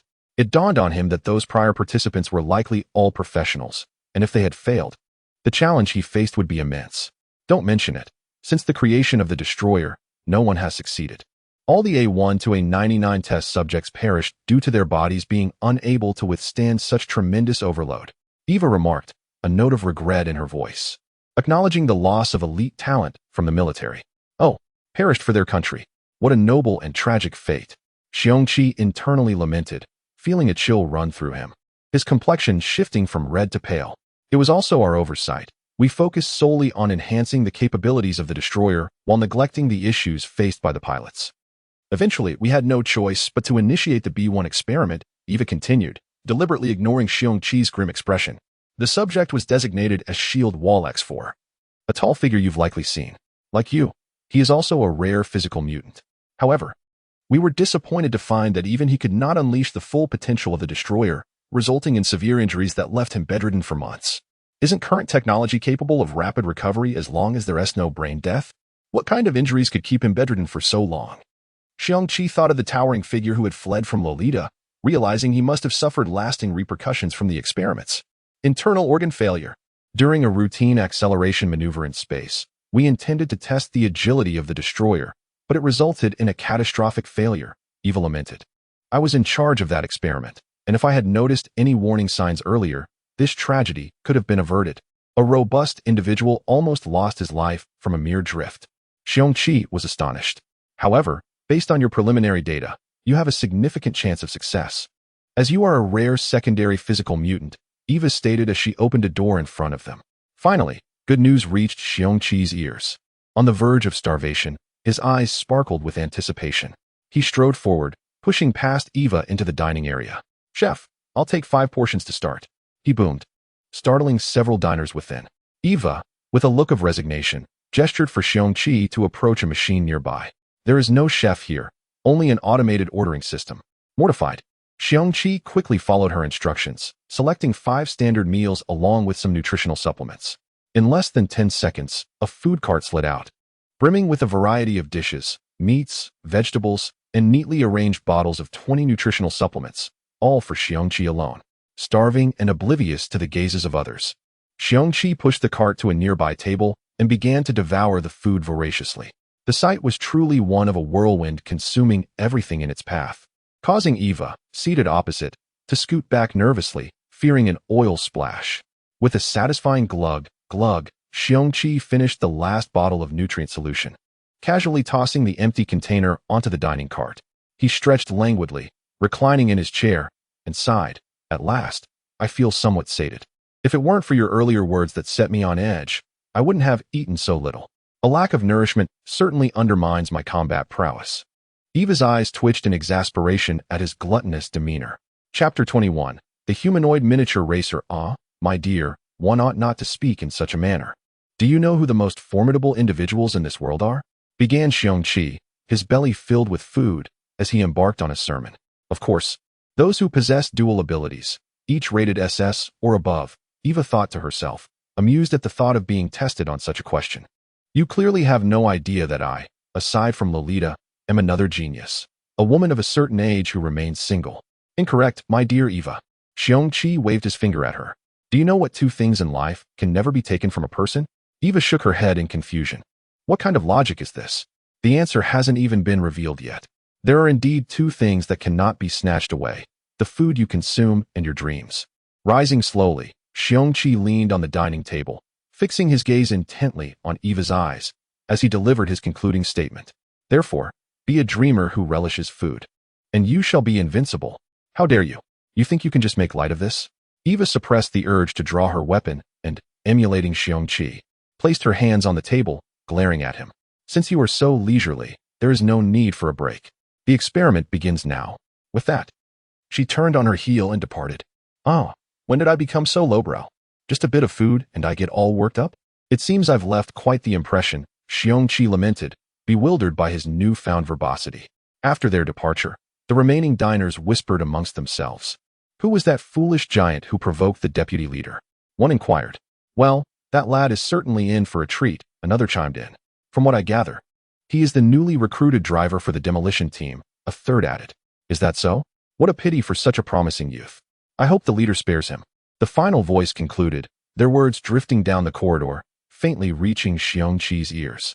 Wiping the perspiration that had mysteriously appeared, Xiong Qi felt an unsettling premonition. Eva led Xiong Qi into the initial hall, summoning 2 assistants. Through the control system, they called for a hover vehicle to transport the 4 of them to the testing site. As Xiong Qi sat in the vehicle, he mused. Who on earth designed this architectural layout? It resembles an ant colony with one corridor after another. Why is it so close? Xiong Qi questioned, jolted from his thoughts by Eva's voice. It's just next door. Did you think it was far? What a waste. He retorted, jumping from the vehicle in indignation. I may not possess more knowledge than you, but at least I do not squander national resources. Let us forget about that welfare nonsense. Such waste. This vehicle runs entirely on personal magic energy, powered by a magic energy conversion quartz. Eva shot him a sharp glance before alighting from the vehicle, followed closely by the other 2. The testing hall was vast, measuring at least thousands of square meters. Various instruments were meticulously arranged on the floor, alongside what appeared to be a designated track, likely intended for speed testing. Approaching a weighing device, Eva pointed at it and instructed Xiong Qi, strip down and step on. What? Xiong Qi exclaimed in shock. He had never bared himself in front of others, especially not in front of a woman. I say, Eva, can we not skip this? It seems rather indecent. It's not that I'm embarrassed. I'm merely concerned you might be. Not a chance. To obtain the most accurate data, you must remove your clothes. I've seen it all before. Eva decisively quashed his protests. Seeing her resolute demeanor, Xiong Qi hesitated, but made one last attempt. At the very least, can I keep my underwear? It sounds quite distressing, as if I were to be assaulted. He glanced anxiously at Eva, fearing she would refuse even this modest request. Eva regarded him with extreme disdain. How shameless can you be? Who told you to take off your underwear? Do you have an exhibitionist tendency? She unleashed a barrage of words that left Xiong Qi speechless. You, Xiong Qi stammered, unable to articulate a response, ultimately resigning with a sigh. All right, woman, you have thoroughly triumphed. I shall remove my clothes. Resigned. He stripped down and stepped onto the weighing scale, trying to convince himself it was akin to a day at the beach, though he had never actually been to one. Weight, 140 kilograms, the scale announced instantly, leaving Xiong Qi astonished. He quickly pinched his arms, feeling no excess fat. How can I weigh this much? I'm practically a sumo wrestler. Well, it seems quite normal, Eva noted, jotting down the data. Wait, normal? Where do I have excess fat? Xiong Qi protested. Too many questions, don't waste time. Next, Eva urged impatiently. Suppressing his curiosity, Xiong Qi followed her to the side of a track. Eva pressed a few buttons on a panel of light beams beside the track, which began to gradually accelerate. The 2 assistants brought over a device and affixed small metallic plates to Xiong Qi's bare body. Once Xiong Qi was covered in the plates, Eva gestured for the assistants to step back. Now, stand on it and run at your top speed. Do not stop until I call it off. Following her instructions, Xiong Qi stepped onto the conveyor belt that resembled a track and began to accelerate. I can't believe I'm actually running naked, he thought, bemused. The testing equipment emitted a series of rapid readings. Speed, 50 kilometers per hour, 60, 70, 80, 100, 200. As Xiong Qi felt the wind rush past him, excitement bubbled within him, prompting him to shout with glee, nearly losing his breath from the force of the gale. This is incredible. I'm keeping pace with a racing car. Eva alternated her gaze between him and the data on the panel. Accelerate. Push harder, don't stop. Keep going, don't stop. While running, Xiong Qi heard Eva's easily misinterpreted commands, nearly tripping over his own feet in surprise. He quickly corrected himself, thinking of the potential embarrassment if he were to tumble. Hey Eva, could you possibly change the way you call out? Your phrasing is quite misleading. It could give the wrong impression. He shouted, his voice booming through the expansive room, echoing off the walls. Give the wrong impression. The echoes bounced back. Eva's assistants trembled slightly, desperately suppressing their laughter, while in another room, Lolita lay nestled in the arms of a raven-haired beauty, giggling. Big sister, this Xiong Qi is quite amusing. Eva will surely give him a hard time. A display screen before them showcased the unfolding events in Xiong Qi's chamber. The young woman, now the reigning leader in Lolita's stead, gently stroked the golden locks of the cherished creature nestled in her arms, her gaze clouded with bewilderment. Why him? Was it merely the volume of his voice? Lolita cast an enigmatic glance at the new leader. Oh, that's a secret I shall keep for now. You'll need to discover it on your own as you mature. Revealing it now would only impede your development. Is that so? The raven-haired maiden responded impassively, her focus returning to the unfolding scene. Eva trembled slightly. Then, stealing her resolve, she reached out and pressed a button on the control panel. 3 orbs descended from the dome, halting in midair a mere 4 or 5 meters from Xiong Qi. Slowly, they morphed, each sprouting a diminutive cannon. The 2 assistants, startled, hastily wheeled their equipment to a safer distance, then turned to observe the spectacle. The orb's cannons emitted a soft glow, and with a synchronized pew, they unleashed a volley that struck Xiong Qi squarely on his upturned posterior as he strained forward in a rapid dash. Chapter 22. The Divine Evasion. Ah! Exclaimed Xiong Qi, startled rather than pained as he sprinted. In a hurried motion, he checked the area that had been attacked. Oh no, this is disastrous. He felt the small holes punctured in the fabric of his left side shorts. Fortunately, the caliber isn't large, he thought, pinching the torn area of his shorts to prevent further tearing while continuing to run. After all, the track was still in motion.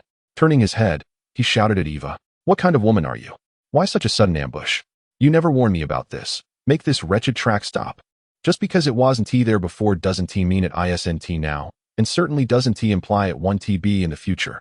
A wicked smile crept across Eva's face as she busily manipulated the control panel. Xiong Qi, feeling a sense of urgency, glanced up, nearly paralyzed with fear.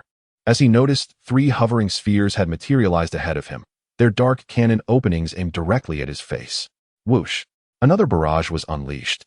Instinctively, Xiong Qi turned his head just in time to evade the 3 energy projectiles aimed at him, a wave of terror washing over him. Damn! That was close to ruining my looks, he thought, realizing that his years of practice evading strikes back in police academy had carried over into this new body. He recalled the time he had evaded attacks for 40 minutes while cornered by 5 assailants. If only that lecherous instructor hadn't landed him with a pair of black eyes, he could have maintained his undefeated legend through graduation. That detestable instructor had even remarked, "Everyone else has to deal with their black eyes, but you don't. How does that reflect on our camaraderie?" Xiong Qi could never forget that lascivious grin. Nearby, 2 onlookers, startled by the alert from the testing equipment, quickly examined the data. What? Muscle reaction time, 0.0000001 seconds. What kind of reaction speed is that? At least an S rating. One gasped. Not only that, remember he was running at over 200 kilometers per hour. No, the delay for the brain's evasion command was just 0.00001 seconds. What does this imply? The other responded. They exchanged incredulous glances, unable to mask their astonishment. The mere difference of a decimal point indicated that the moment the brain perceived danger and issued the evasion command, the neurons had already activated the muscles, enabling this flawless dodge. This body is incredibly powerful. Eva, witnessing Xiong Qi's perfect evasion, couldn't help but exclaim softly. I never expected someone without formal military training could evade this attack so flawlessly. Such a magnificent physique. Lost in thought, she licked her lips, exuding an irresistible allure. Ding! Test terminated, announced the panel as Eva pressed the stop button. Damn it! Xiong Qi could no longer restrain himself and bolted forward, colliding with a massive metal cabinet, sending it crashing away. Dazed, he staggered to his feet, cursing, "That crazy woman. Will you ever stop? Are you playing with me? I curse you to never marry in this life." In another room, Lolita sprang from the arms of the dark-haired girl, clapping her youthful hands in excitement. This is getting lively. Another Eva's sister is about to appear. I can't wait to see how this unfolds. The dark-haired girl looked at the exuberant Lolita with exasperation. At least you're mature psychologically. Now sit down. Humph, pouted Lolita. I can't help it if I haven't grown taller. If anyone else said that to me, I'd scratch them to death. She mimicked a cat with her hands toward the dark-haired girl. Meanwhile, the 2 researchers, still lurking in the background, quickly sought an excuse. Deputy Team Leader, our task is complete. The relevant data has been sent to your chip, and we'll be taking our leave now. They hurriedly pushed the testing equipment away, forgetting to remove the numerous stickers plastered on Xiong Qi's body. Sensing something amiss, Xiong Qi scratched the back of his head, bewildered by the chaotic atmosphere. What is going on? Everyone seems to be in a hurry, showing no composure whatsoever. They hardly resemble researchers. At that moment, Xiong Qi became aware of the source of the strange atmosphere. Eva, exuding an eerie aura. No, This feeling is entirely off. The previous Eva had been charming and serene, radiating a sense of intellectual beauty. Now, her smile was crooked, and her gaze resembled a hunter eyeing its prey, devoid of any emotional fluctuation. Something is off. Xiong Qi's heart began to race. Is that so? Eva responded, echoing Xiong Qi's earlier words. Since I'm the crazy woman, I shall personally complete the remaining tests. With that, she swiftly ran to the wall of the track and slammed a button. As she pressed the button, the instruments in the expanse of several thousand square meters emitted a subtle beep before descending into the ground. A massive metal door sealed the entrance, completely enclosing the space, transforming it into a colossal arena. Mecha training ground transformation complete. Participants prepare for combat. What does this mean? Mecha training? Xiong Qi noticed a slender, dark red mecha had appeared behind Eva, its back adorned with mysterious weaponry extending from its shoulders. Kneeling on one knee, the cockpit opened, and a cable descended from one side, with a stirrup-like object at its end.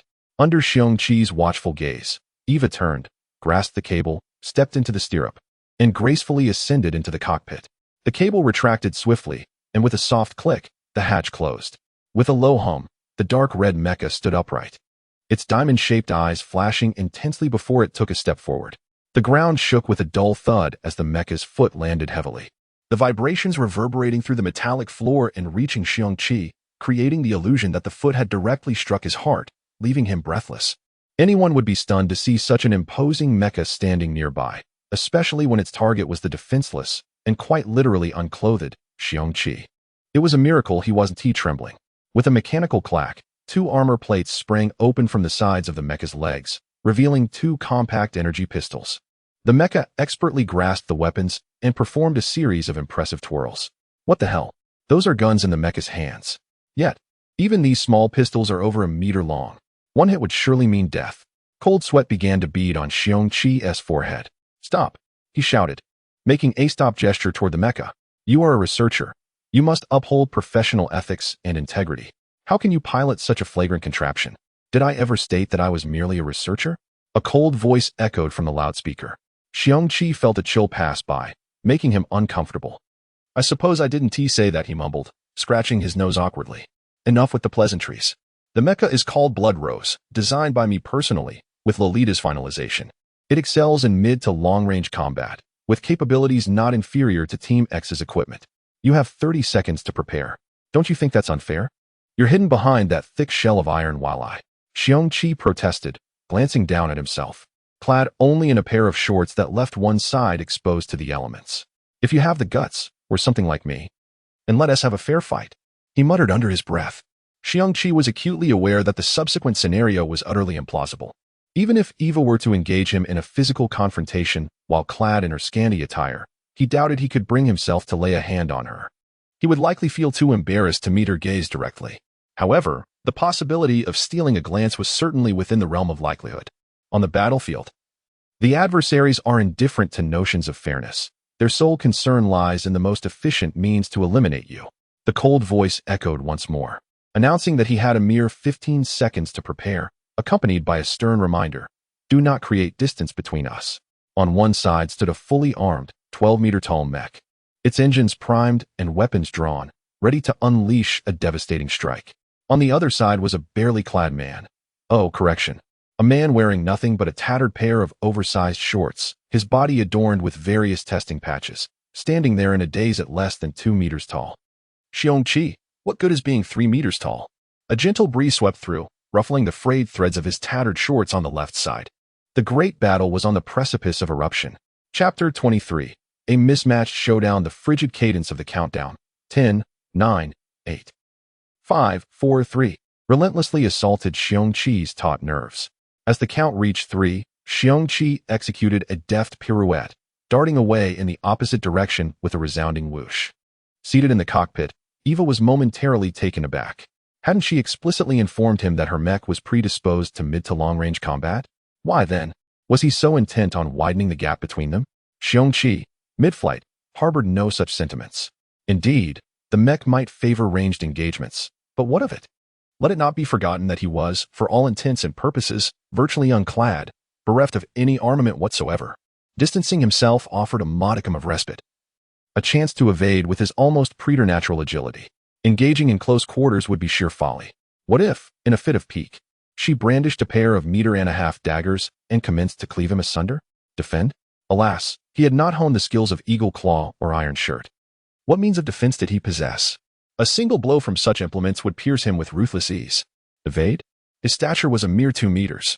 His weight a paltry 140 kilograms, a testament to his robust physique, mind you. How was one to elude a behemoth of over 12 meters and at least 40 tons? What if a clumsy tumble deposited him beneath its colossal foot? The ensuing thwack and splatter would be a most unseemly spectacle. Pray, let this frenzied woman not neglect to activate the energy limiter, intended for training purposes, inflicting only minor harm and precluding severe injury. In summation, maintaining distance was the prudent course of action. Of course, Eva, her latent persona unleashed in a fit of pique, was oblivious to such considerations. As the countdown concluded, she unhesitatingly discharged a shot aimed squarely at Xiong Qi's cranium. Anticipating the imminent moment, Xiong Qi halted his advance. In the brief interim, he had traversed over 100 meters, just in time to witness the energy projectile hurtling toward his head. Blast! This madwoman seeks to obliterate my skull.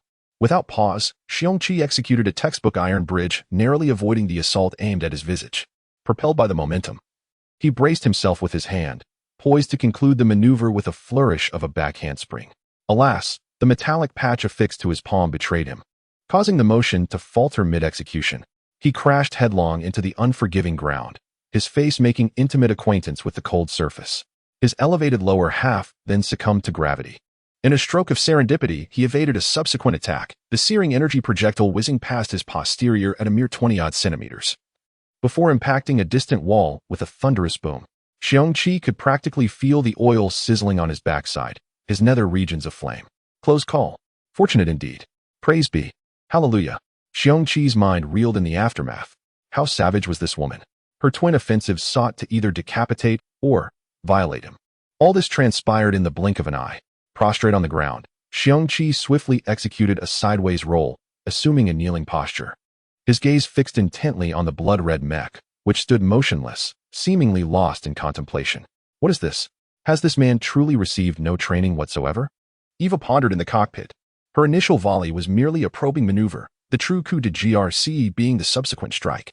She had anticipated his evasive action, and the second shot was designed to strike his chest as he righted himself, with just enough force to send him sprawling without causing significant harm, given his physique. Yet, Xiong Qi had evaded her killing blow with a ludicrous maneuver. Was it mere combat instinct? Xiong Qi's comical antics incensed Eva. This is a serious experiment. Yet you engage in such buffoonery. If it's games you desire, then games you shall have.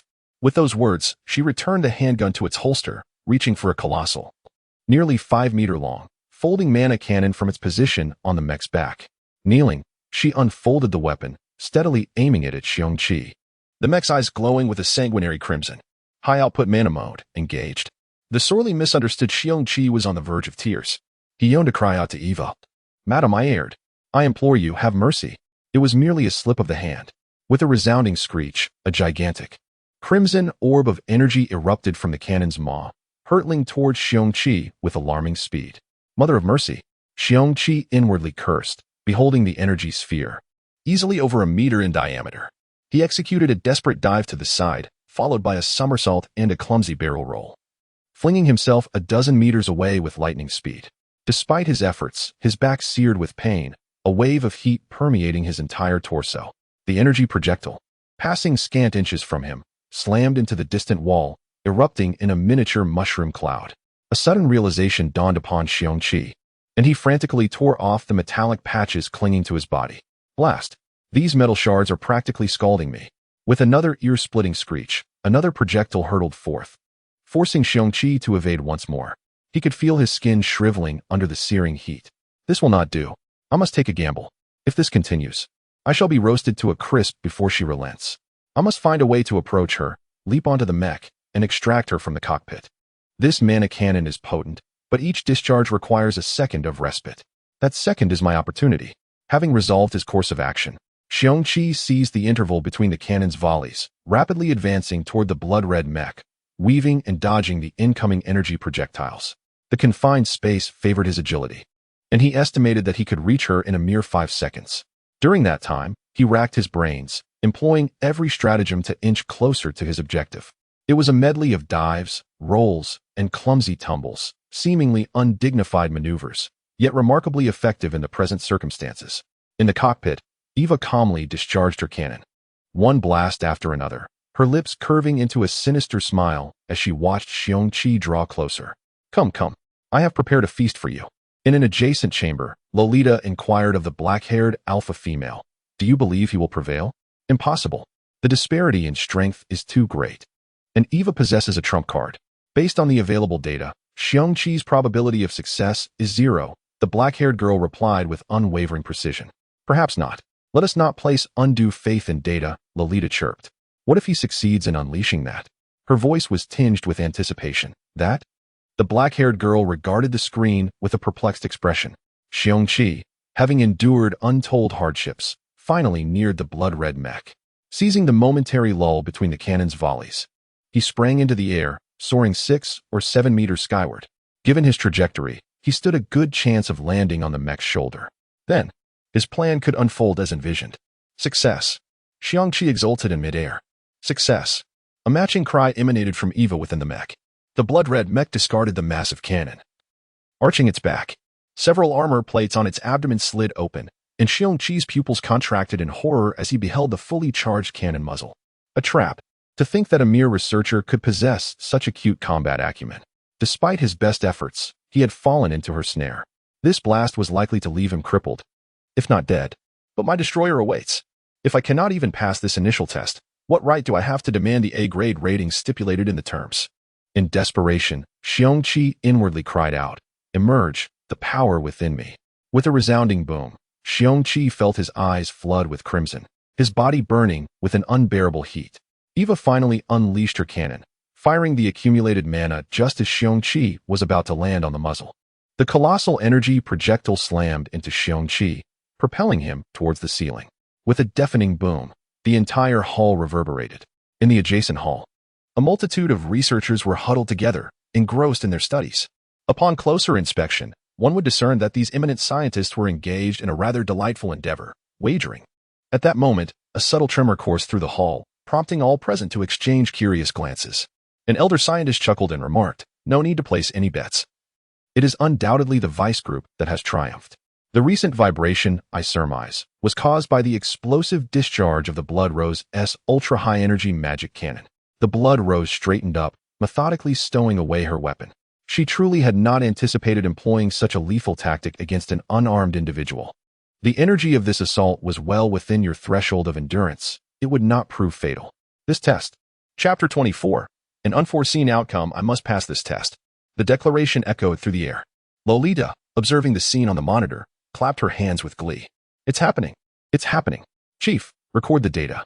She giggled, her eyes glued to the screen. The raven-haired maiden watched silently, pondering. So this is humanity, unyielding. Perhaps I am beginning to comprehend. A serene smile graced her lips, her dark eyes shimmering with newfound animation. Impossible, Blood Rose exclaimed, her gaze snapping upwards. A luminous aura enveloped Xiong Qi, his eyes burning crimson as he hurtled toward the stationary Blood Rose like a descending thunderbolt. Reaching Blood Rose's head, Xiong Qi clenched his fists, exhaling sharply as he unleashed a punch that landed squarely on her abdomen. A blinding flash erupted at the point of impact, forcing Xiong Qi to shield his eyes. A deafening explosion reverberated. Xiong Qi felt a powerful force throwing him backwards, hurtling him through the air for dozens of meters before he crashed to the ground, sliding another 20 or 30 meters before finally stopping. Outside, the ever-distracted researchers speculated once more about the nature of the recent explosion. Lolita shrieked with excitement, startling the dark-haired girl. From their vantage point, they could see Blood Rose, struck by Xiong Qi's blow, being propelled back nearly 5 meters before collapsing in a heap. Considering the vast disparity in size, a man weighing a mere 140 kilograms sending a 40-ton mech flying, the instantaneous force generated was staggering. The dark-haired girl smiled faintly. Truly an extraordinary individual. Lying on the ground, Xiong Qi groaned in frustration. Damn it, that hurt. Why was I so foolish as to strike that metal plating with my bare fists? I should have used a palm strike. As Xiong Qi rested, the light surrounding him gradually dissipated. He noticed a draft around his nether regions and glanced down. Oh hell. At least a few tattered scraps of fabric remained in the front, but the material covering his backside had been completely obliterated. Xiong Qi scrambled to cover himself, hopping towards the fallen blood rose. Reaching the mech, he stared in disbelief. Could this really be the result of my punch? The armor plating on Blood Rose's abdomen, where he had struck, was completely shattered, revealing the crushed cannon beneath and the energy conduits behind it. I wonder if that crazy woman is still inside? I didn't hit the cockpit, so she should be all right, right? Xiong Qi began to worry about her well-being.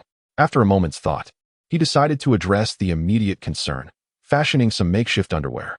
Looking down, his eyes lit up as he spotted the perfect material, the segmented skirt armor around Blood Rose's waist. Loosened by the impact, the curved, scale-like plates encircled the mech's midsection, each about 3 centimeters thick. Overjoyed, Xiong Qi disregarded his exposed state and began tearing off the armor plates. Seeing this, Lolita switched off the monitor, her face flushed.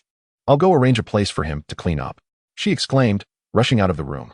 The dark-haired girl was puzzled. Arranging a place? I could do that with a thought. Why go in person? Unable to decipher the reason, she decided to let it go. Humans are certainly complex creatures. With that, she dissolved into a cloud of light particles and vanished. Having secured a suitable plate, Xiong Qi rejoiced. He placed it on the ground, stepping on one end and bending the other towards the middle, creating a makeshift covering for his rear. Perfect, half a pair of underwear done. He repeated the process with a larger plate for the front, securing it to the edges of the rear plate. Xiong Qi took a few steps. Solid. I'm a genius, he declared, patting himself on the back. Clad in his improvised garment, Xiong Qi raised his hand, examining it. Ouch, swollen and scraped. Lucky I didn't damage any muscle tissue. With that taken care of, he climbed onto the mech's chest and activated the emergency release to open the cockpit door. Eva lay motionless inside, reluctant to emerge. I was defeated by someone fighting barehanded. The thought cast a pall over her mood, and she wished only to remain inside. The cockpit door creaked open, and a large face peered in. Are you all right? Do you need help getting out? Xiong Qi asked. I don't need your help. Eva snapped, as if stung. I want to stay here. Xiong Qi scratched the back of his head. All right, suit yourself. I'll be going then. He jumped off the mech and headed for the exit, mimicking Eva by pressing the release button. With a clatter of moving metal, the door opened. Xiong Qi looked around for his discarded clothing, but it was nowhere to be found. He shrugged and strode out, clad only in his makeshift attire. Hearing the door open, the crowd outside paused their discussion. He's coming out. He's coming out. Prepare to greet the deputy team leader. Maintain formation. Don't rush. Ouch, someone stepped on my heel. Quiet. Quiet. Don't push. If you push any harder, I'll fall. He's here. He's here. I see him. Haha. What? Impossible. Am I dreaming? Slap. A sharp crack echoed. Hey, you old geezer. Why did you hit me? I'm going to make you pay. A chorus of exclamations erupted from the assembled scientists. Their jaws dropped in unison. Xiong Qi, feeling quite comfortable in his makeshift armor, strolled towards the throng of people. He stopped short, startled by the sight. What the hell is going on? So many brilliant minds staring at him, making him uneasy. Are they going to experiment on me? He shuddered and quickly tried to escape. One was enough to make him run around naked. All of them would peel off several layers of skin. As they watched Xiong Qi leave, the scientists erupted in chaos. What's going on? Someone tell me, how did he come out first? Where's the deputy team leader? Hey, did you notice? That guy's underwear looks familiar. I feel like I've seen it before. What are you talking about? You've seen someone else's underwear? You're a pervert. This person clearly has a history with the previous one. If I'm not mistaken, this seems to be. One man stroked his chin thoughtfully. Seems to be what? Several voices chimed in. Seems to be. I can't remember. The man replied sheepishly. You're killing us. Beat him up. Thwack. Ouch, don't hit my face. I'm hitting you in the face to teach you a lesson. I'm getting angry. My glasses are broken. Who did it? Wrong person. Stop hitting me. Ouch. Xiong Qi, who had turned back to ask for directions, stared in disbelief at the scene. I never imagined that these seemingly respectable, dedicated scientists could be so rowdy. After watching for a while, Xiong Qi decided to intervene. I'm afraid the guy will be beaten to death. As the saying goes, saving a life is better than building a 7-story pagoda. Besides, there is more than one person being beaten, and it looks like the number of people being beaten is still increasing. Xiong Qi cleared his throat. Excuse me. Could someone tell me where the showers are? Showers? A middle-aged scientist gazed intently with his bruised eyes, adjusting his spectacles. Indeed, they were spectacles, though the lenses seemed to have vanished. I see. You are referring to the changing room. If you proceed in this direction for approximately 100 meters, you will find a consultation desk. Simply acquire a guiding robot. Oh, thank you. Xiong Qi turned and departed. Wait, hold on. When did you slip away? What? Who is that lying on the ground? Minter, what has happened to you? Wake up, Xiao. Who has done this to you? Stop right there. Do you intend to flee? Seize him. I propose that, to prevent any unforeseen incidents, we should all line up and take turns striking. Agreed? No objections? All in favor. From the top floor. Very well, you are the first batch. Strike him. The sound of blows echoed. Xiong Qi, not far off, felt a tumult of emotions. These beasts in human guise. I now harbor grave suspicions that the blood rose I damaged was merely a shoddy product birthed from this motley crew. After a considerable interval, one individual slowly rose at the doorway, fixating on the head nearly beaten to a pulp, blood still oozing from his nostrils. Feeling discomfort, he rolled up his sleeve and casually wiped it away, glancing at the weary assemblage. I truly remember now. The undergarments worn by that individual are identical to the armor of the Blood Rose. I personally supervised the creation of these armors, which were infused with a slight trace of G elements. He wiped away the blood from his nose again. It bears an uncanny resemblance. Could it possibly be true? Perhaps it is too formidable, too fierce, simply astounding. The eldest among them, the scientist, delivered a conclusive statement. Chapter 25. Preparation. Xiong Qi arrived at the location indicated by the researchers, staring blankly at the large mana conversion quartz. This is utterly ridiculous. It requires mana activation. What should I do? Anxiously, Xiong Qi tugged at his short hair. Lolita stood behind him, observing for quite some time before she couldn't help but speak up. If you keep pulling, you'll go bald. Startled, Xiong Qi quickly stopped, glancing at his hand, relieved to find no hair had fallen out. Turning around, he was met with Lolita's mischievous grin. Shall I share some good news with you? Lolita asked, gazing up at Xiong Qi with utmost seriousness. Since it was good news, why not listen? Xiong Qi instinctively touched his sturdy bulletproof pants, feeling reassured. However, being nearly half-naked while being scrutinized by a young girl, well, an older girl, felt rather awkward. Firstly, through the recent combat test, we discovered that your physical condition is exceptional, so the remaining tests are waived, Lolita remarked, giving Xiong Qi a look that said you re-lucky this time. I want to be tested either. Xiong Qi hastily waved his hands. What a joke. I had to strip down to pilot a mech. What if next time I have to do it for a warship? Who would I cry to? Lolita rolled her eyes and casually pressed a button on the control panel's quartz.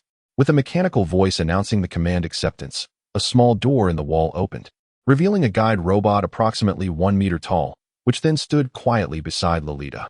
Secondly, you need to return to your previous residence. The organization will arrange everything for you and provide monthly allowances. For the foreseeable future, you will stay here to collaborate with Sister Eva for subsequent mech piloting training. She continued, operating the guide robot. Whatever, I hardly know anyone. This body was practically a recluse, solely focused on rigorous training, completely neglecting social interactions. But thankfully, that relentless training spared me from being utterly useless. So, does this mean I can pilot a mech tomorrow? Xiong Qi asked with hopeful anticipation. Yes, you could say that. Lolita confirmed. Prepare yourself mentally. She then pulled a backpack from her skirt and tossed it to Xiong Qi. Inside are the training clothes and personal armor we prepared for you. You can check the usage instructions on the central computer in your room. By the way, until the training officially concludes, you will temporarily go by the codename B2. Seeing Xiong Qi's mouth open as if to ask something, Lolita quickly gestured. I know what you're thinking. There's no need for concern. All the facilities at the base have been activated and are ready for your use, with energy supplied by the base's central intelligence. Once you complete your mech piloting training, you will receive an official designation. That's reassuring, Xiong Qi exhaled, bidding farewell to Lolita as he followed the guide robot to his room. Wow, this truly is the advantage of having a solid backing. Xiong Qi marveled at his spacious room, measuring over 200 square meters. The decor was remarkably simple. The room was equipped with various appliances and even had a dedicated gym. The bathroom even featured a large soaking tub. Impressive. It appeared he would be following the organization's lead from now on. Casually tossing the backpack Lolita had given him onto the bed, Xiong Qi entered the bathroom, filled the tub with water, and jumped in, splashing water everywhere. Reclining in the tub, he rested his head against the edge and slowly closed his eyes, ready to relax. After a fierce battle with the mech, he felt utterly drained, with his body aching from exertion. As soft snores began to escape him, Xiong Qi drifted off to sleep. Directive: deploy the Alterer team to execute the task of modifying B2's existence information. The task was issued by X1. In a spacious hall, a black-haired girl commanded a row of machines. Initial unit received. Command in progress. The cold metallic machines replied in unison. The black-haired girl let out a sigh, as if relieved of some burden. I'm quite looking forward to this, she said before dissipating into a shower of light. Upon waking, Xiong Qi groggily climbed out of the tub, wrapping a towel around himself and observing his pruny skin. Ugh, I've turned into a raisin. He yawned, sleepily stepping out of the bathroom, intending to return to his bedroom for some more rest. Suddenly, he slipped on the bulletproof shorts he had carelessly discarded earlier. Having just emerged from the tub, his wet body made the floor slippery, resulting in a spectacular fall. Startled awake by the impact, Xiong Qi pushed himself up and looked at the clock on the bedside table. Is it nearly 6 o'clock? He exclaimed, instinctively brushing off non-existent dust from himself. 6 o'clock? Remembering something, he hurriedly dried himself off, rushing to the washroom to inspect his reflection. Xiong Qi, today marks the beginning of your good fortune. In just a few days, you've become a government official, serving in a violent agency. Therefore, you must strive diligently. Yesterday, you defeated a mech. But that has nothing to boast about. You merely caught it off guard due to its underestimation of you. No matter how strong you are, can you survive in space? Thus, you must work even harder. You are the best. Do not bring shame upon the people of Earth. With that, Xiong Qi assumed a hoarse stance in front of the mirror, flexing his muscles as he began his routine wake-up exercise, throwing rapid punches at his reflection. The sheer force created a gust of wind around him. 10 minutes later, drenched in sweat, Xiong Qi stood up, exhilarated. I am thoroughly satisfied with this body. Grabbing a towel, he wiped the sweat from his forehead, gazing at his reflection with disbelief at how handsome he had become overnight. Next, Xiong Qi headed to the gym to practice various martial arts moves: jabs, hooks, uppercuts, kicks, and footwork. Sweat streamed down his body onto the floor. When would he finally face an enemy in battle? Xiong Qi felt a spark of anticipation, instinctively clenching his fists. The image of the imposing destroyer stirred his excitement. He was certain he could master it. After rinsing off the sweat with cold water, Xiong Qi retrieved the training attire Lolita had prepared for him. Putting it on with ease, he slung the backpack over his shoulder and stepped outside. As he left for the training ground, Xiong Qi issued a command to the guide robot waiting at the door. Received. B2, please follow me, the robot replied, turning to lead the way. Darn it. Why do I feel an urge to smash this robot? Xiong Qi thought, feeling the effects of the B2 codename weighing on him. Nevertheless, he reconsidered. A person of his caliber certainly shouldn't lose his temper at a mere hunk of metal. Rubbing his stiff face, he followed after the robot. Chapter 26. Boarding in a spacious corner of the hall, a lone mech stood quietly. The entire structure was designed in a humanoid form, exuding an aura of formidable strength with its robust and angular armor. This was the destroyer that Xiong Qi needed to board for his training today. However, unlike the one he had seen previously, today's destroyer was unarmed, lacking any external weaponry. The cockpit door was wide open, and a lift cable dangled down to the ground. Surrounding the destroyer were several researchers, busily setting up equipment under the guidance of Eva. She paused her work and called out toward the open cockpit. Lolita, why are you so slow? Are you ready yet? A slender figure emerged from the cockpit, deftly sliding down the lift cable and bouncing over to Eva, wiping the fine beads of sweat from her forehead with the back of her left hand. I'm exhausted. Because of the B2's unique constitution, many sensory components needed recalibrating. It's been a hectic time. Where is Xiong Qi? Eva affectionately ruffled Lolita's hair. He is almost here. I've received word from the guide robot that he is on his way. I'm genuinely curious to see how well he can handle this destroyer. A mysterious smile crept onto her face. Wow. Sister Eva, are you in love? Lolita teased, observing the peculiar smile on Eva's face as she relaxed. Stop it. Don't say such things. Eva playfully flicked Lolita's forehead, her cheeks flushing unexpectedly. As Xiong Qi pushed the door open, his eyes immediately fell upon the imposing destroyer standing silently in the corner. Suppressing his excitement, he slowly approached the magnificent machine. It's stunning, he exclaimed, unable to contain his admiration. Here he comes, Eva thought, feeling a twinge of anxiety as she watched Xiong Qi approach. His gaze fixed on her. Was he talking about me? She wondered, instinctively touching her slightly warm face. Noticing Eva's unusual behavior, Lolita's eyes sparkled mischievously. Hee. She chuckled softly, ignoring Eva's flushed cheeks. Xiong Qi walked past her and stood before the destroyer, reaching out to caress its powerful frame. Beautiful. Simply exquisite. This is a true weapon of war. Compared to this, the vehicles of the principal and others seem so feeble, he marveled. Eva's expression immediately soured. Her face clouded with frost as she shouted at Xiong Qi, "You're not just a glutton. You're also a lazybones. While we toiled all night preparing, you've been lounging in the bath." The nearby helpers exchanged surprised glances at Eva's outburst.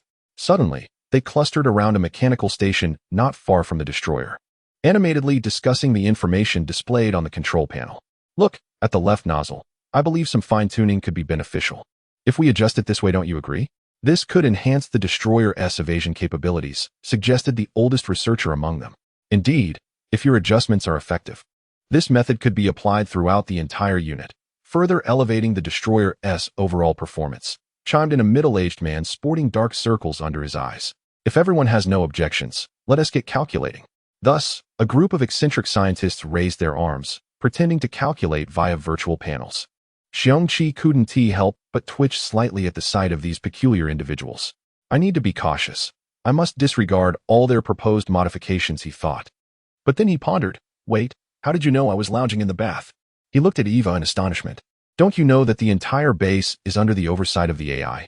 Eva replied, calming herself and providing an explanation she deemed satisfactory, completely ignoring Lolita's skeptical gaze.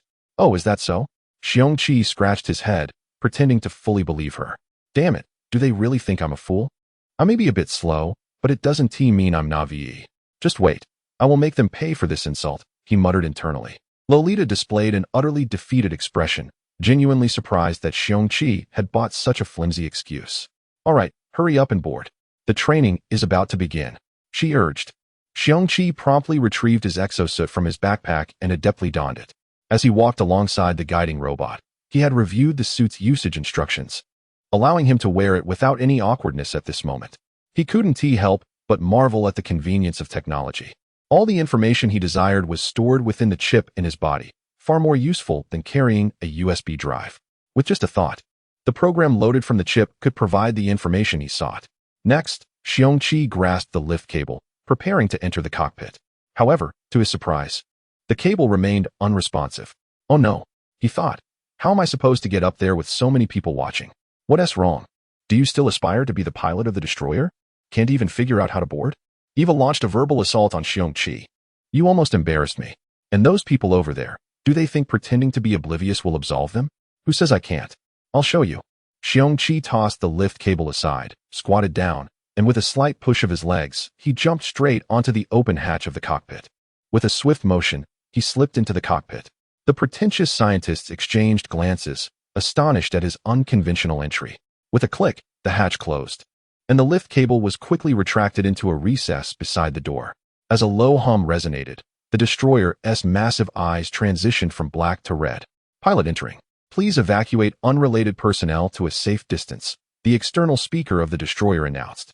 The crowd orderly retreated, positioning themselves at a safe distance, each preparing various machines that Xiong Qi couldn't name for data collection. Xiong Qi leaned back in his seat, awaiting the cockpit sealing process. As the door closed, the airlock sealed, and the cockpit was secured, the internal circulation system activated, illuminating the space.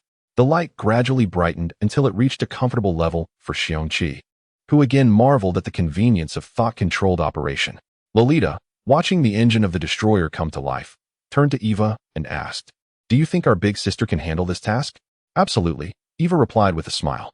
"Let us not forget her origins." As the engine loaded and connected to the pilot's exosuit, Xiong Qi felt himself being firmly secured to the seat. Two protrusions locked onto the connectors at the neck and lower back of his suit. With the connection complete, the thought-controlled system activated, synchronizing brainwaves. Xiong Qi felt his field of vision expand beyond the small observation slot of the helmet, gradually encompassing the entire exterior of the mech.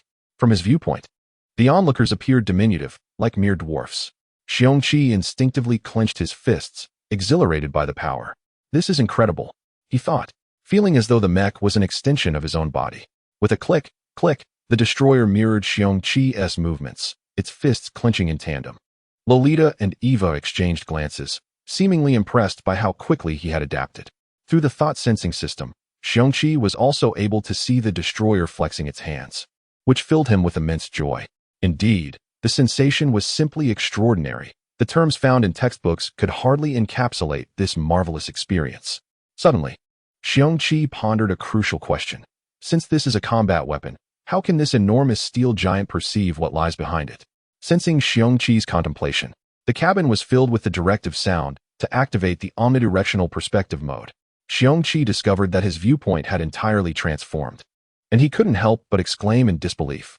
Can one truly envision a scenario where an individual can suddenly perceive everything from their front, back, head, and soul simultaneously? Chapter 27. Thought and Sensation Manipulation. What is this, a compound eye? Xiong Qi felt a surge of despair. With such a predicament, not only would he struggle on the battlefield, but even walking would pose a challenge, easily confusing the front from the back. Beep. Operation manual syncing. The silent cockpit resonated once more with electronic tones, and simultaneously, Xiong Qi sensed an influx of knowledge within his mind. He could not help but calm himself to savor the information. Thought and sensation manipulation. The term itself was quite clear. Through a specialized brainwave modulation device, it achieved synchronization with the driver's cerebral oscillations, receiving the driver's brainwave signals, and then through an intricate series of electronic neuronal conversions, the mech's movements were executed. As it is said, where thought goes, movement follows. Any action occurs with a mere thought. One could assert that as long as the pilot can endure, they could manipulate the mecha to perform any tactical maneuver imaginable. Of course, one should not expect to use the mecha for yoga. That would purely be a frivolous endeavor. Remarkably powerful, this world essentially revolves around the flow of consciousness. Instructions for utilizing the omnidirectional perspective mode. It was precisely this feature that made one feel like a fly, able to see in all directions, which was rather disconcerting. Due to the mecha's colossal frame, while it boasted formidable combat power, it also bore significant drawbacks. The pilot, confined within the limited cockpit space, faced restricted visibility, hearing, and tactile sensations, thereby greatly increasing the danger during combat. Initially, the mecha's visual mode merely involved installing a rear camera system behind the mecha's head, allowing the pilot to observe the rear conditions via a virtual screen in the cockpit. However, this would distract attention during intense battle situations. Following the promotion of the thought sensation manipulation system, numerous miniature camera systems were embedded throughout the mecha, enabling the pilot to switch perspectives with a mere thought, or even view multiple angles simultaneously. Although there were many adjustments to be made initially, numerous wartime practices have demonstrated the effectiveness of this design. Oh, so it's that simple, Xiong Qi mused. With a single thought, his perspective returned to normal, and he proceeded to configure the perspective mode to a more familiar arc array, slowly practicing while genuinely observing the position of his mecha. Outside, Lolita, Eva, and others observed as the head of the destroyer, kneeling on the ground, began to sway incessantly, glancing left and right intermittently. It appeared Lolita signaled that he had preliminarily grasped the perspective shift. The next step was manipulation, and everyone prepared for the virtual reality training mode. Following the command, the scientists began operating their devices. Feeling adequately adjusted, Xiong Qi prepared to truly maneuver the destroyer. He issued commands as per the instructions embedded in the chip: engines at full throttle, control transferred to B2 Xiong Qi, initiate intelligent posture correction. With a growing roar, the destroyer slowly stood up, its engine exhaust emitting faint blue particles. It then turned, slowly lifting its massive foot to take the first step. A thunderous crash reverberated throughout the testing hall. Seated in the cockpit, Xiong Qi felt the feedback from the mecha's footfall through the conduction system, and couldn't contain his excitement, letting out a jubilant roar as he continued to maneuver the mecha step by step. The hall was filled with the resounding thuds of thud, thud. Engine output normal. All joints of the mecha functioning properly. Intelligent posture system operational. Lolita and Eva exchanged glances, their expressions implying they had anticipated such results, both confident in the performance of the destroyer. The previous tower tests had also gone exceedingly well. Electronic neuronal signal transmission normal, with B2's brainwave synchronization rate at 100, exclaimed a researcher in astonishment. How is that possible? Eva, wide-eyed with disbelief, rushed to the individual, pushing them aside to focus intently on the data before her. Meanwhile, Lolita let out a sigh of relief, inwardly affirming that her choice had been correct. What does a 100 brainwave synchronization rate signify? It indicates that the pilot's cognitive actions and the mecha's movements occur with zero latency. Historically, the highest recorded synchronization rate for a mecha pilot was 89. Xiong Qi's 100 data implied he could command the mecha as if it were an extension of his own body. Enthused, Xiong Qi recalled the combat techniques he had learned previously. Since the mecha was controlled through consciousness, could he not directly apply the combat moves he practiced in college? The techniques were simple yet effective. Applied here, the mecha could execute seemingly straightforward yet devastating maneuvers. Once this thought took root, it could not be suppressed. Thus, the destroyer's powerful external speakers erupted with a thunderous roar, drawing the attention of everyone in the hall, including the usually composed Lolita, who also gazed on with intent. The destroyer assumed a peculiar stance, feet apart, with the front heel and back toe roughly shoulder-width apart. The left foot was flat on the ground, while the right heel was slightly raised, the front foot planted firmly, knees slightly bent, body weight shifted to the right. The upper body was hunched slightly, with the left arm bent at about 90 degrees, the fist aligned with the nose. The right arm bent at approximately 45 degrees, fist positioned near the neck. Elbows naturally drooping and slightly inward, chin tucked, eyes fixed intently ahead. Sister Eva, ensure all data is accurately recorded. No detail must be overlooked. Lolita commanded with an air of authority towards Eva, who was considerably older. It seemed this was the peculiar combat technique Xiong Qi employed, as noted in the X3 report. And Lolita felt a growing anticipation to witness the prowess of this highly praised method. Eva promptly issued orders to several other researchers and occupied a machine herself, meticulously monitoring the proceedings. Meanwhile, Lolita retrieved a somewhat cumbersome pair of glasses from her treasure skirt, pressing a button on the frame, revealing faint data streams flickering across the lenses. After executing a few basic boxing moves, Xiong Qi grew bored and halted. Alas, whether it's me or the mecha, empty strikes are dreadfully tedious. If only there were a worthy opponent, he sighed inwardly. I can fulfill your request. A miniature, black-haired girl suddenly appeared before Xiong Qi. Her alluring figure, clad in a school uniform, radiated an inexplicable charm. With silky, shoulder-length black hair, delicate brows, and large, starry eyes. Her exquisite features were complemented by a dainty nose and rosy cheeks, culminating in a luscious cherry-red mouth. Perfect. This is undoubtedly a masterpiece of divine creation. Xiong Qi exclaimed in awe. Although the virtual beauty stood only 20 centimeters tall, her features and proportions were impeccably crafted. Lacking a more extensive vocabulary, Xiong Qi could only describe her as perfect. The black-haired girl flashed a subtle smile at Xiong Qi, who was nearly mesmerized, and snapped her fingers. The crisp sound echoed throughout the hall. Big Sister has given the signal, Lolita exclaimed excitedly, bouncing a bit as she waved her hand. The virtual reality training system, already prepared, was seamlessly activated as everyone began to operate their respective machines with precision. Chapter 28.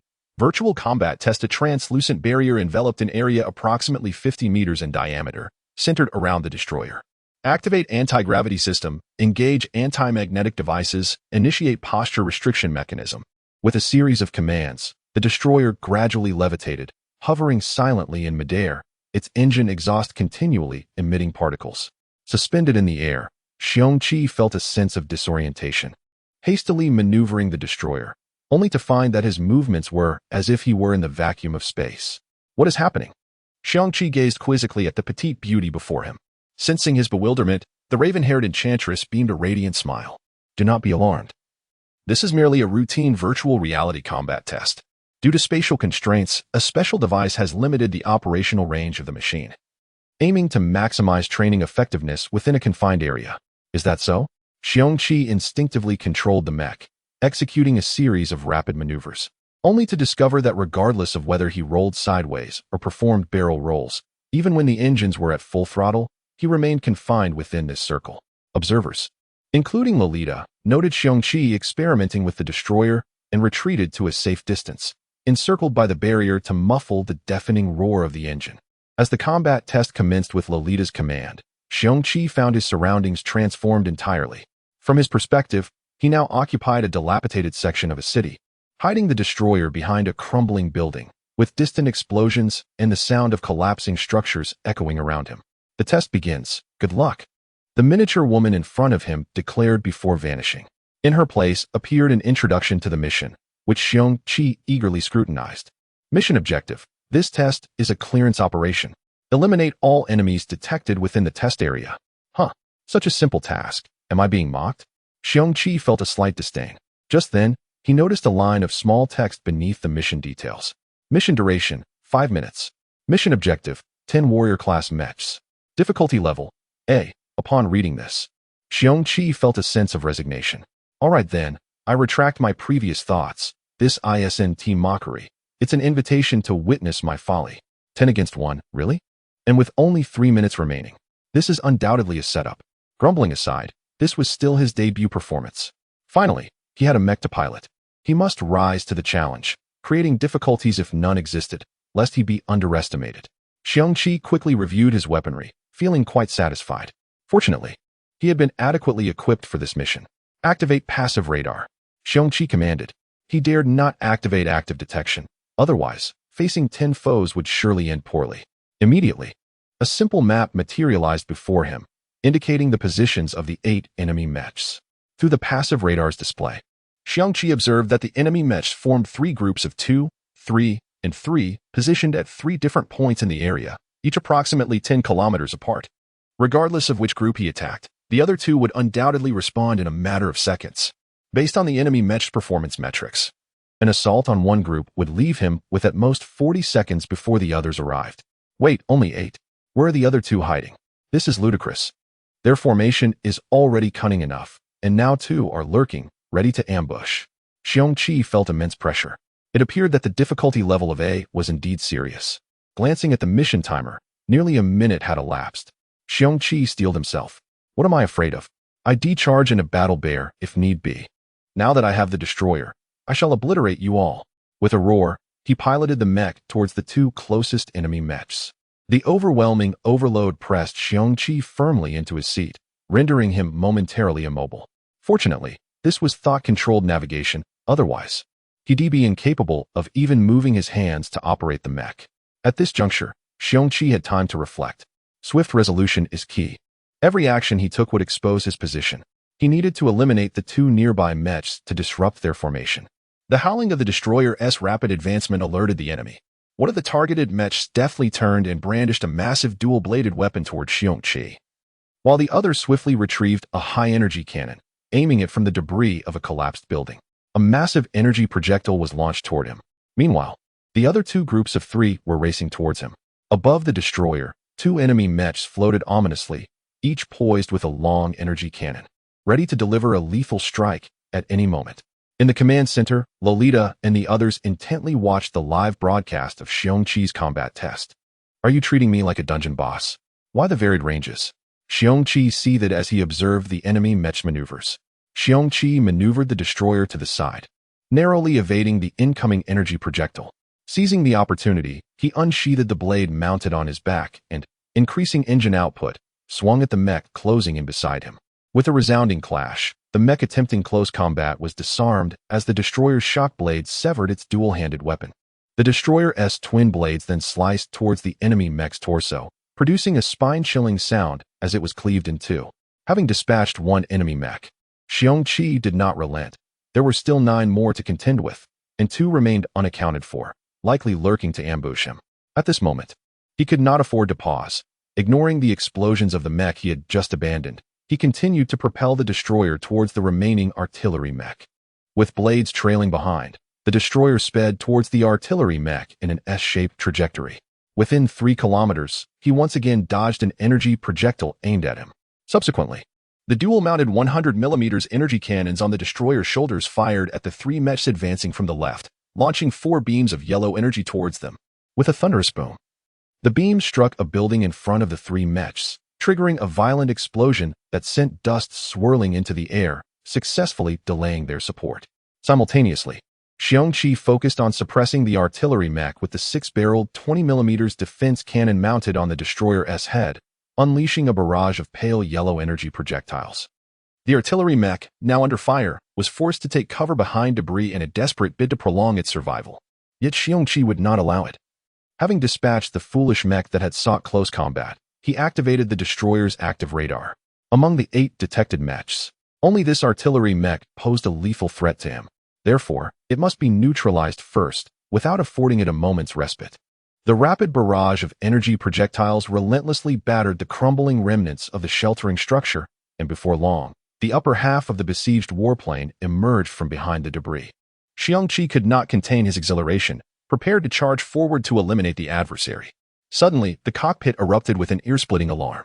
Damn it! Xiong Qi cursed inwardly. The assault originated from above, arriving precisely when he was on the cusp of triumph, disrupting his rhythm entirely. Evading the aerial onslaught was imperative, as his current armor couldn't withstand it.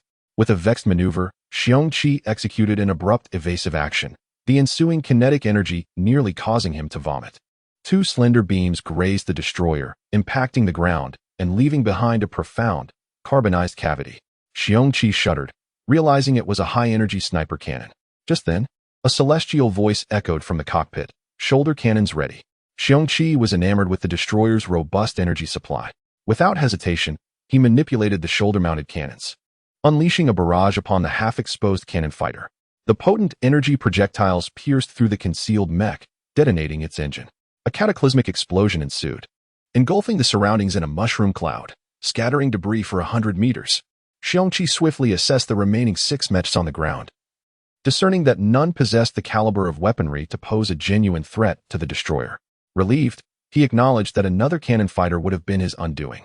Subsequently, Xiong Qi pivoted the destroyer, lunging towards a sniper mech in the sky.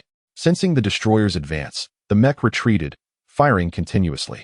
However, with Xiong Qi's adept control and the destroyer's formidable power, he deftly evaded the attacks, drawing closer to his adversary. With a resounding blast, Xiong Qi discharged an energy cannon from the destroyer's shoulder, followed by another. The targeted mech evaded the initial strike, but succumbed to the subsequent barrage, its torso obliterated.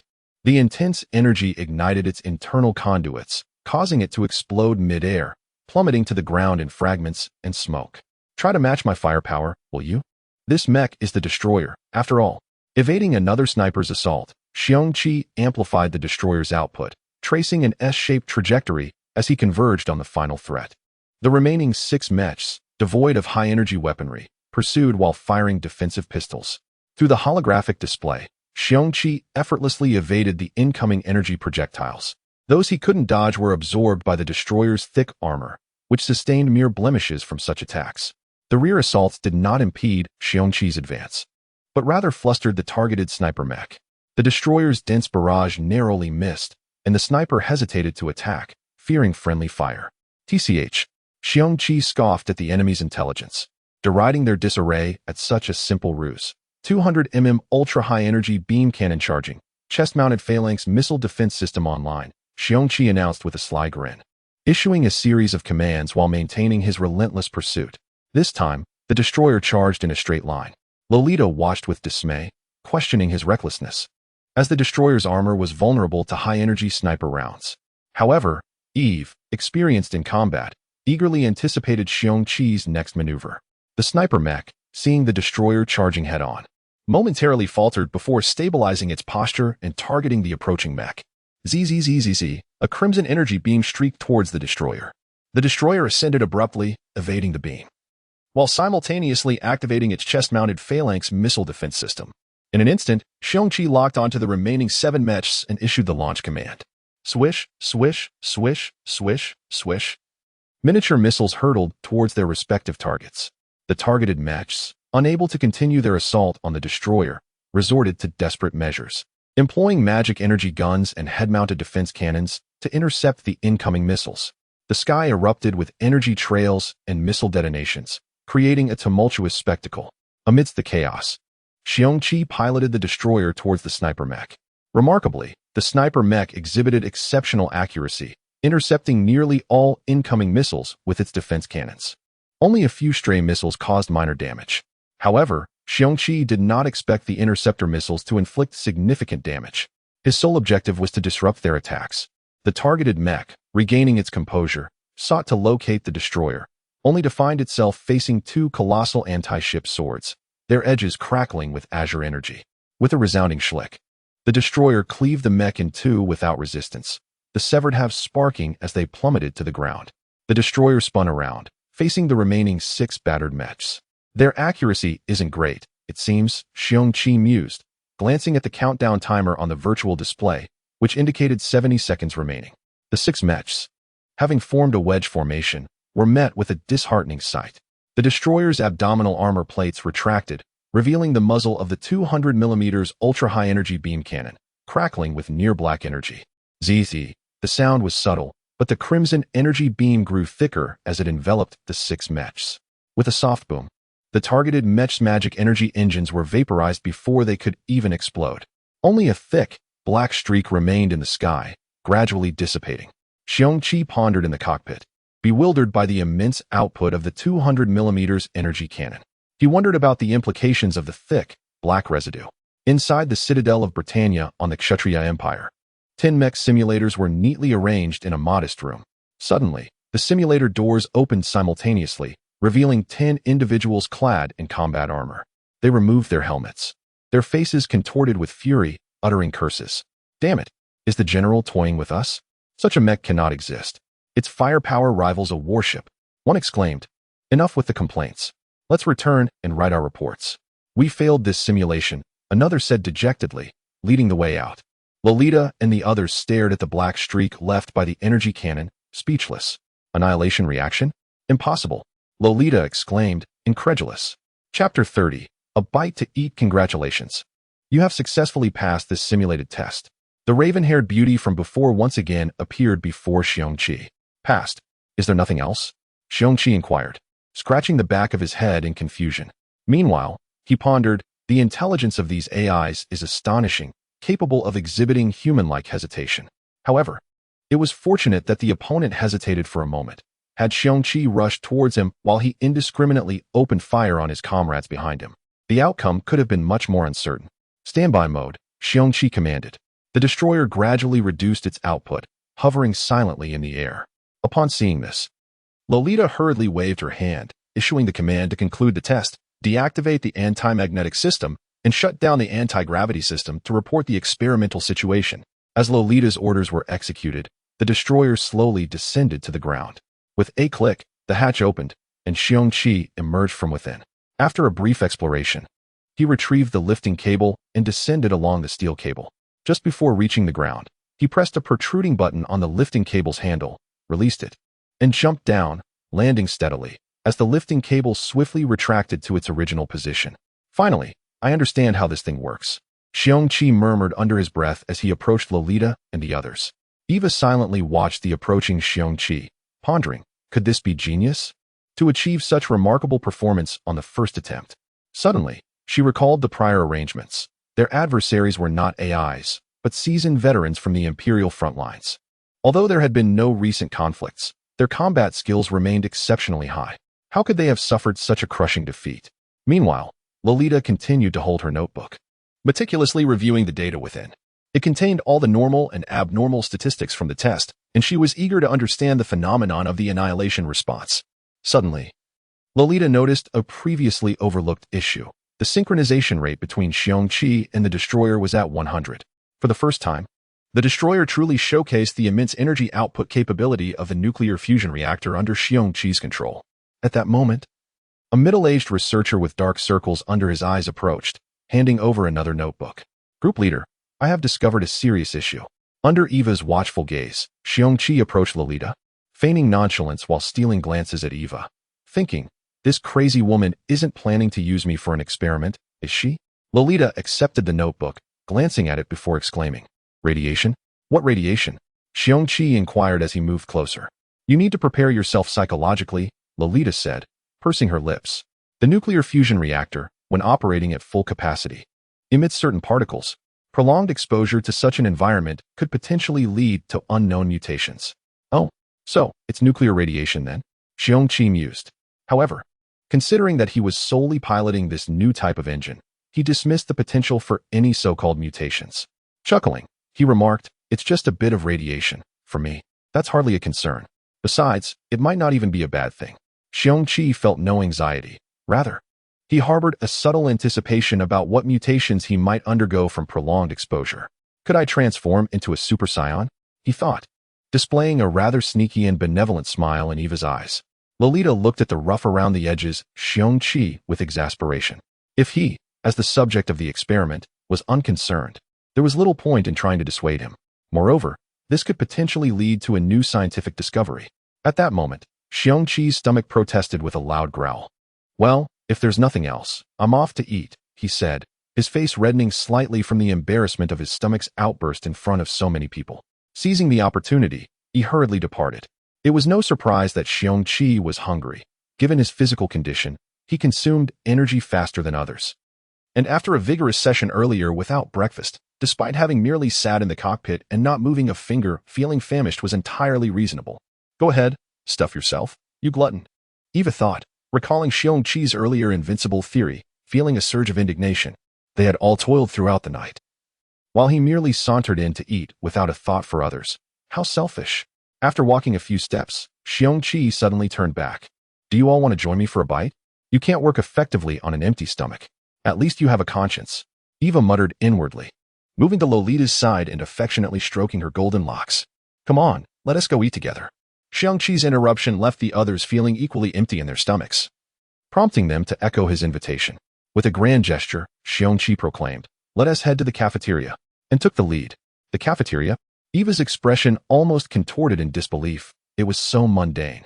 Li Yidua felt as if he had been living through a hellish nightmare lately. The individual known as Gao Ta had subjected him to intolerable training, provoking widespread outrage. Every day, he forces me to build my stamina. Fine. I can endure that for the sake of defeating Xiong Qi, but my once fair skin has now turned yellow from all this training. It's cracking. How will I attract girls now? Recalling his attempts to woo girls, Li Yidua's resentment towards Xiong Qi grew. Since that fateful encounter where Xiong Qi had bested him, he had been utterly diminished, with no other purpose left. Xiong Qi, just you wait. I will have my revenge. Every day, he was made to fetch punching bags, ostensibly to train himself while ensuring he didn't neglect his own skills. Fine, I'll endure the punching bags, but every time you miss the target, you end up hitting me instead. How is that fair? You think I'm a monkey? A special forces soldier can't hit the target for several consecutive days. And now my face is a mess. When I smile, I look like a zombie. With a thud, Li Yidua was struck in the face by a fist the size of a small pot, toppling him backward as blood gushed from his nose. Gao Ta shook the blood from his fist, casting a disdainful glance at the crumpled Li Yidua.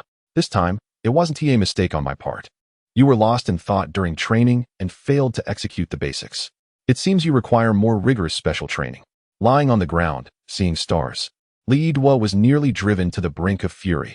You told me to stand still, saying if I moved, you'd miss. Now you say it's because I didn't move that you hit me? How shameless can you be? Get up, Gao Ta shouted at the still lying Li Yidua.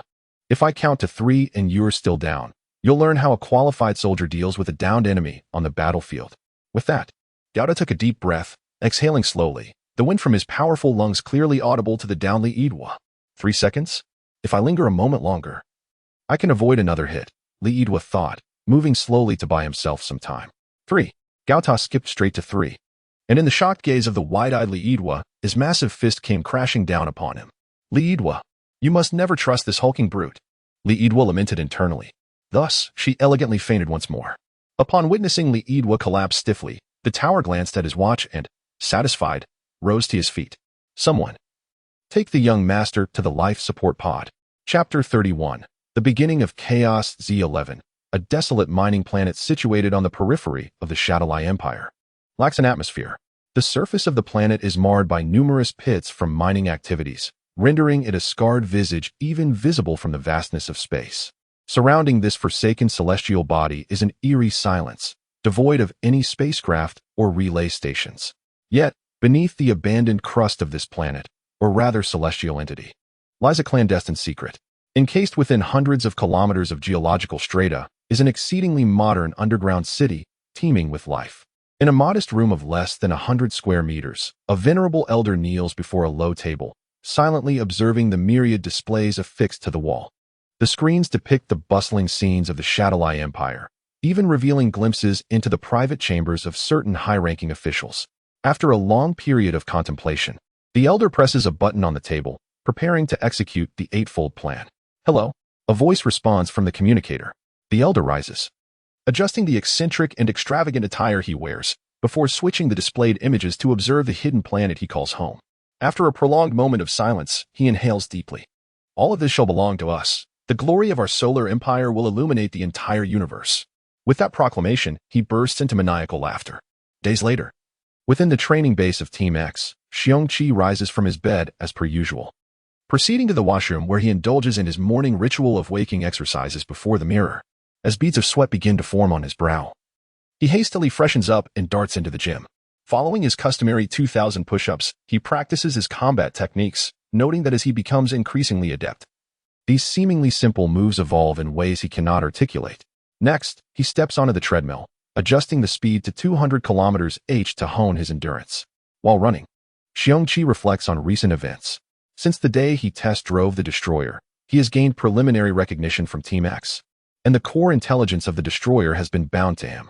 Unless an unforeseen mishap occurs, such as his untimely demise, the destroyer will soon be his to command. In the following days, he diligently trains during the day, engaging in various unconventional tests alongside Lolita and others, while spending his evenings leisurely strolling under the night sky, basking in the moonlight, and occasionally bantering with visiting figures like Principal Lorenzo.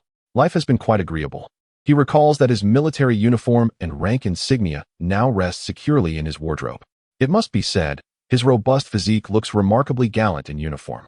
He remembers how Eva, that eccentric woman, stared at him in astonishment the first time he donned military attire, albeit due to the misalignment of his buttons. Contemplating recent experiences, Xiong Qi feels a twist of fate. Having been an unemployed do-gooder in his past life, he has now found a substantial position here. Could this be the reward for virtue? With a self-deprecating smile, he dismisses the thought. Regarding the enigmatic energy within him, following days of inhumane research led by Lolita and her cadre of scientific eccentrics, some clarity has begun to emerge.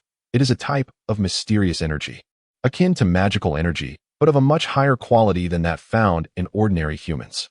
When this energy manifests, it enhances his physical attributes, strength, speed, perception, and defense, far exceeding the efficacy of the magical liquid armor equipped to Team X. The sole limitation is that its activation method remains elusive. In other words, its manifestation is a matter of chance. If fortune smiles upon you, you shall gain immensely. If not, well, we shall collect your remains, as Lolita put it. Thus, he has rejected her suggestion to spar with Blood Rose again. Gradually slowing his pace until he comes to a stop, Xiong Qi dabs at the sweat on his brow, quickly takes a cold shower, and dresses in his training gear. He dons his individual armor, stows away his military uniform and credentials in a backpack, and tucks his helmet under his arm before exiting his room. Today marks his inaugural voyage into space. He will pilot the destroyer on a long-range journey to acclimate himself to the intricate combat environment of the cosmos. Pressing a card stored against his chest, Xiong Qi strides purposefully toward the landing pad. Lolita and her team are making adjustments to the destroyer, implementing some minor tweaks based on Xiong Qi's recent insights. Lolita finds herself increasingly perplexed by Xiong Qi's peculiar ideas, which, despite their seemingly fanciful nature, have proven remarkably practical upon examination. Outside the fortress planet of Great Britain, numerous mines and sensory devices disguised as space debris float silently. This represents the first line of the Empire's defense. A torpedo-shaped patrol ship hovers at the edge of the minefield, from which two mechs emerge through the open hatch. One of the mechs carries an oversized radar that dwarfs its own structure, rotating slowly as it navigates through space. The other carefully orbits around it. The two mechs gradually distance themselves from the patrol ship, delving deeper into the minefield. Captain, don't you think we're wasting national resources with these daily checks? We haven't found anything amiss, and if something were to trigger a mine, the sensors would likely inform the military before we even got close. The pilot of the escort mech grumbles over the comms. Silence. There's something suspicious. Quickly, fire your magical energy cannon at that target. The reconnaissance mech sends its companion a coordinate along with an accompanying image. The escort mech, startled but experienced, swiftly grabs the magical energy cannon from its back and locks onto the target. With a slight tremor, the mech releases a slender red beam toward the objective. The reconnaissance pilot closely monitors the suspicious massive asteroid, activating his recording equipment. Upon impact, the beam strikes the asteroid, igniting a small flash of light. To his astonishment, the massive rock gradually sheds its outer shell. What is happening? The reconnaissance pilot's scalp tingles as he observes through the remote viewing system. He sees a colossal creature, nearly 100 meters long, floating in space, covered in a thick shell. This enormous being seems to have been in slumber for an eternity. As the magical energy cannon blasts away the dust from its exterior, it stirs slightly, extending its tentacles and orienting its enormous head toward the two mechs. A beam, several meters wide, shoots towards them, engulfing the reconnaissance mech and the bewildered escort in its wake, alongside a multitude of mines along the trajectory. In an instant, the entire expanse is filled with explosive fire. The massive beam continues its trajectory, grazing the patrol ship in the distance and denting its sturdy armored hull. The young captain, seated in the cockpit and enjoying a cigar, hears the alarms blaring from the ship's intelligence system. Trembling as he opens his mouth to relay an urgent message to the military. Enemy attack! Enemy attack! At that moment, another beam strikes, targeting the patrol ship's engines, which have yet to fully engage. The last sound the young captain hears is a resounding explosion echoing in his ears. Chapter 1. The emergence of the insectoids. Xiong Qi sat within the cockpit of the destroyer, methodically assessing the various data points displayed before him. As he conducted his checks, he marveled at the convenience of modern technology. Just days ago, he had been a novice in piloting mechs, yet now, the chip embedded within him housed a wealth of knowledge regarding mech operation and applications, readily accessible at a moment's notice. It was no wonder that the indigenous inhabitants had held such a significant advantage during the early days of cosmic colonization. They were, in essence, mass-produced mech pilots. He opened the storage compartment behind his seat to inspect the provisions for this mission, essentially nutrient supplements that would sustain his energy and hydration needs. Satisfied to find a neatly organized supply sufficient for a month's use, Xiong Qi closed the cabinet door, appreciating Lolita's thoughtfulness and recognizing his substantial energy requirements. With a lingering glance at the training hall where he had honed his skills over the past few days, Xiong Qi reluctantly maneuvered the destroyer into the launch bay. With a pair of soft clicks, the mech's feet locked into place on the launch platform. The destroyer leaned forward as its engines ignited, the thrusters behind it gradually expelling a stream of particles. Destroyer requesting launch. Target, Great Britain Fortress Star. Pilot B2, Xiong Qi, please approve. Request approved. The launch bay obstruction has been cleared. Good luck. With a whoosh, the destroyer was propelled along the passageway by the powerful electromagnetic launch system. And Xiong Qi gazed through the viewing system at the expanse of stars visible through the open launch bay. So beautiful, he exclaimed, unable to contain his awe. As Lolita watched the destroyer ascend from the surface into the atmosphere, she turned to leave the control room, having just received news of new findings from the team investigating the mantis corpses. Feeling the vibrations caused by the destroyer breaking through the atmosphere, Xiong Qi's blood surged with excitement. The sensation of soaring freely was nothing short of exhilarating. During a moment of leisure, he checked the current power output of the destroyer, nodding in satisfaction. With a fusion reactor on board, even a mere 30% output propelled the mech to nearly Mach 10. Eager to experience space travel, Xiong Qi increased the engine's output, yearning to reach outer space as swiftly as possible. The particles emitted from the two main thrusters created a wing-like silhouette, expanding and gradually dissipating as the mech sped away. A child gazing at the starry sky from the ground tugged at an adult's sleeve, exclaiming, "Look, Mom, a birdman." Meanwhile, within the Shadoweye Empire's military headquarters, a heated debate ensued. We must approach this attack with caution. It could very well be a conspiracy orchestrated by the Amur Empire and the Illarup Empire. We cannot remain idle. An elderly general, adorned with a general's insignia, slammed his fist on the table in frustration. This is impossible. Based on the intel relayed by our soldiers at the brink of death, the enemy behind this assault bears a striking resemblance to the insectoids that invaded human territories years ago. Therefore, I propose we convene representatives from the other two nations and the giants to collectively address this matter and devise a practical action plan without delay, suggested a rotund figure whose general's insignia slightly trembled with his words. After uttering this brief statement, he heaved a few heavy breaths. Enough, let us not bicker. An elder with the rank of marshal interjected, gesturing towards Li Gang. What news from X? Pointed out, Li Gang stood up, adjusting his military uniform. They have dispatched a team to Great Britain Fortress Star, expected to arrive in 3 days. Additionally, X has provided us with a caution. The old marshal furrowed his brow slightly. A caution? What do you mean? Li Gang cleared his throat, surveying the assembled military leaders. If this is merely an isolated incident, then the Team X sent can handle it.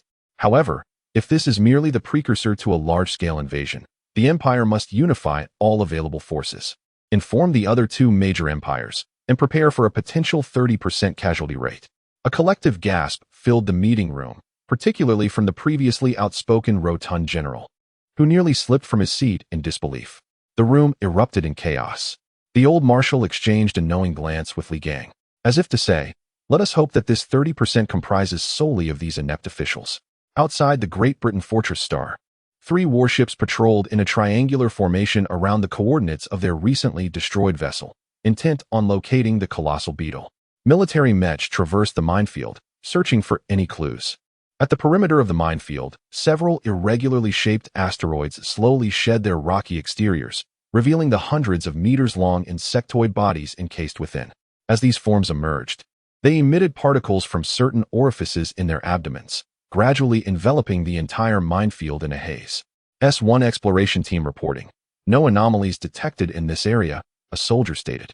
Relieved after thoroughly investigating his designated sector. Emergency situation. All personnel in our area, please note that due to unknown reasons, communication with the fortress has been severed. Maintain vigilance and withdraw in an orderly manner. Repeat, withdraw in an orderly fashion. The soldier's heart raced as he received the warship's notification, casting a puzzled glance at the familiar minefield. Suddenly, thick beams of light shot from the minefield's perimeter, detonating all mines and mechs along the way, striking the 3 warships hovering in the rear. The air was filled with explosions and anguished cries. Are you kidding me? A soldier stammered in the public channel, articulating what everyone was thinking. At this distance, could they have deployed armed fortresses? Brothers, the enemy has appeared. Let us avenge our comrades. A soldier shouted, snapping the others from their stupor. He immediately piloted his mech toward the source of the gunfire.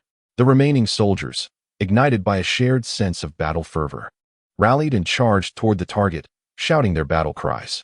Xiong Qi felt fatigued. Indeed, after days of flight, the scenery had become monotonous. The once restless Xiong Qi slowly calmed, stifling a yawn. When will we arrive? After so many hours of flight, subsisting solely on nutrient supplements, my mouth feels parched. I long for the meals at the base's cafeteria. Glancing at the star map, he noticed that his position was nearly overlapping with the target area. A new mission? Xiong Qi's spirits lifted as he carefully examined the newly received task information. The mission details indicated that the target area, namely, the perimeter defense zone of Great Britain Fortress Star, had suffered a severe assault from an unknown enemy. A portion of the soldiers was still resisting, but for inexplicable reasons. The warship's magical energy engines had collectively malfunctioned. Given that he was situated closer to the conflict zone, he was urgently needed to provide support to his comrades, while also gathering intelligence on the enemy. Recalling his encounter with Amandus, where it had boasted of its biological ion barrier capable of influencing or even isolating the magical energy reactions within humans and blocking signals. It was highly probable that this could also interfere with the operations of the warships or mechs utilizing magical energy conversion engines. This attack was most likely instigated by the insectoids. With no time to ponder further, Xiong Qi pushed the destroyer's engines to their maximum output, racing toward the battlefield with the fury of a thunderstorm. Chapter 2.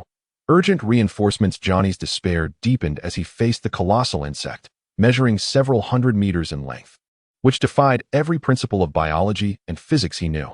Its immense size, coupled with its ability to survive in the vacuum of space, was alarming enough. But it also seemed to emit some form of peculiar particles that completely severed communications with the Britannia fortress.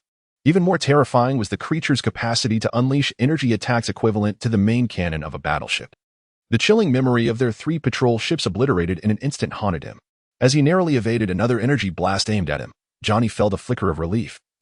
Thankfully, there was a slight delay between each shot, allowing them to predict the insect's movements based on the protrusions on its back. There were still 10 of them left, all seasoned veterans. Yet, even they could not hold out much longer. Their initial 60 mechs had been steadily destroyed, while they had only managed to take down 3 of the insects through a war of attrition, resulting in a staggering casualty ratio of 15-1. Moreover, one of the enemy creatures was significantly larger than the others. Glancing at the remaining 3 large and 1 small insects, and then at the dwindling energy reserves of their mechs, Johnny succumbed to pessimism. Damn it, the magic energy engines were failing at such a critical moment. Even someone who had always been confident in his abilities found himself praying for a savior.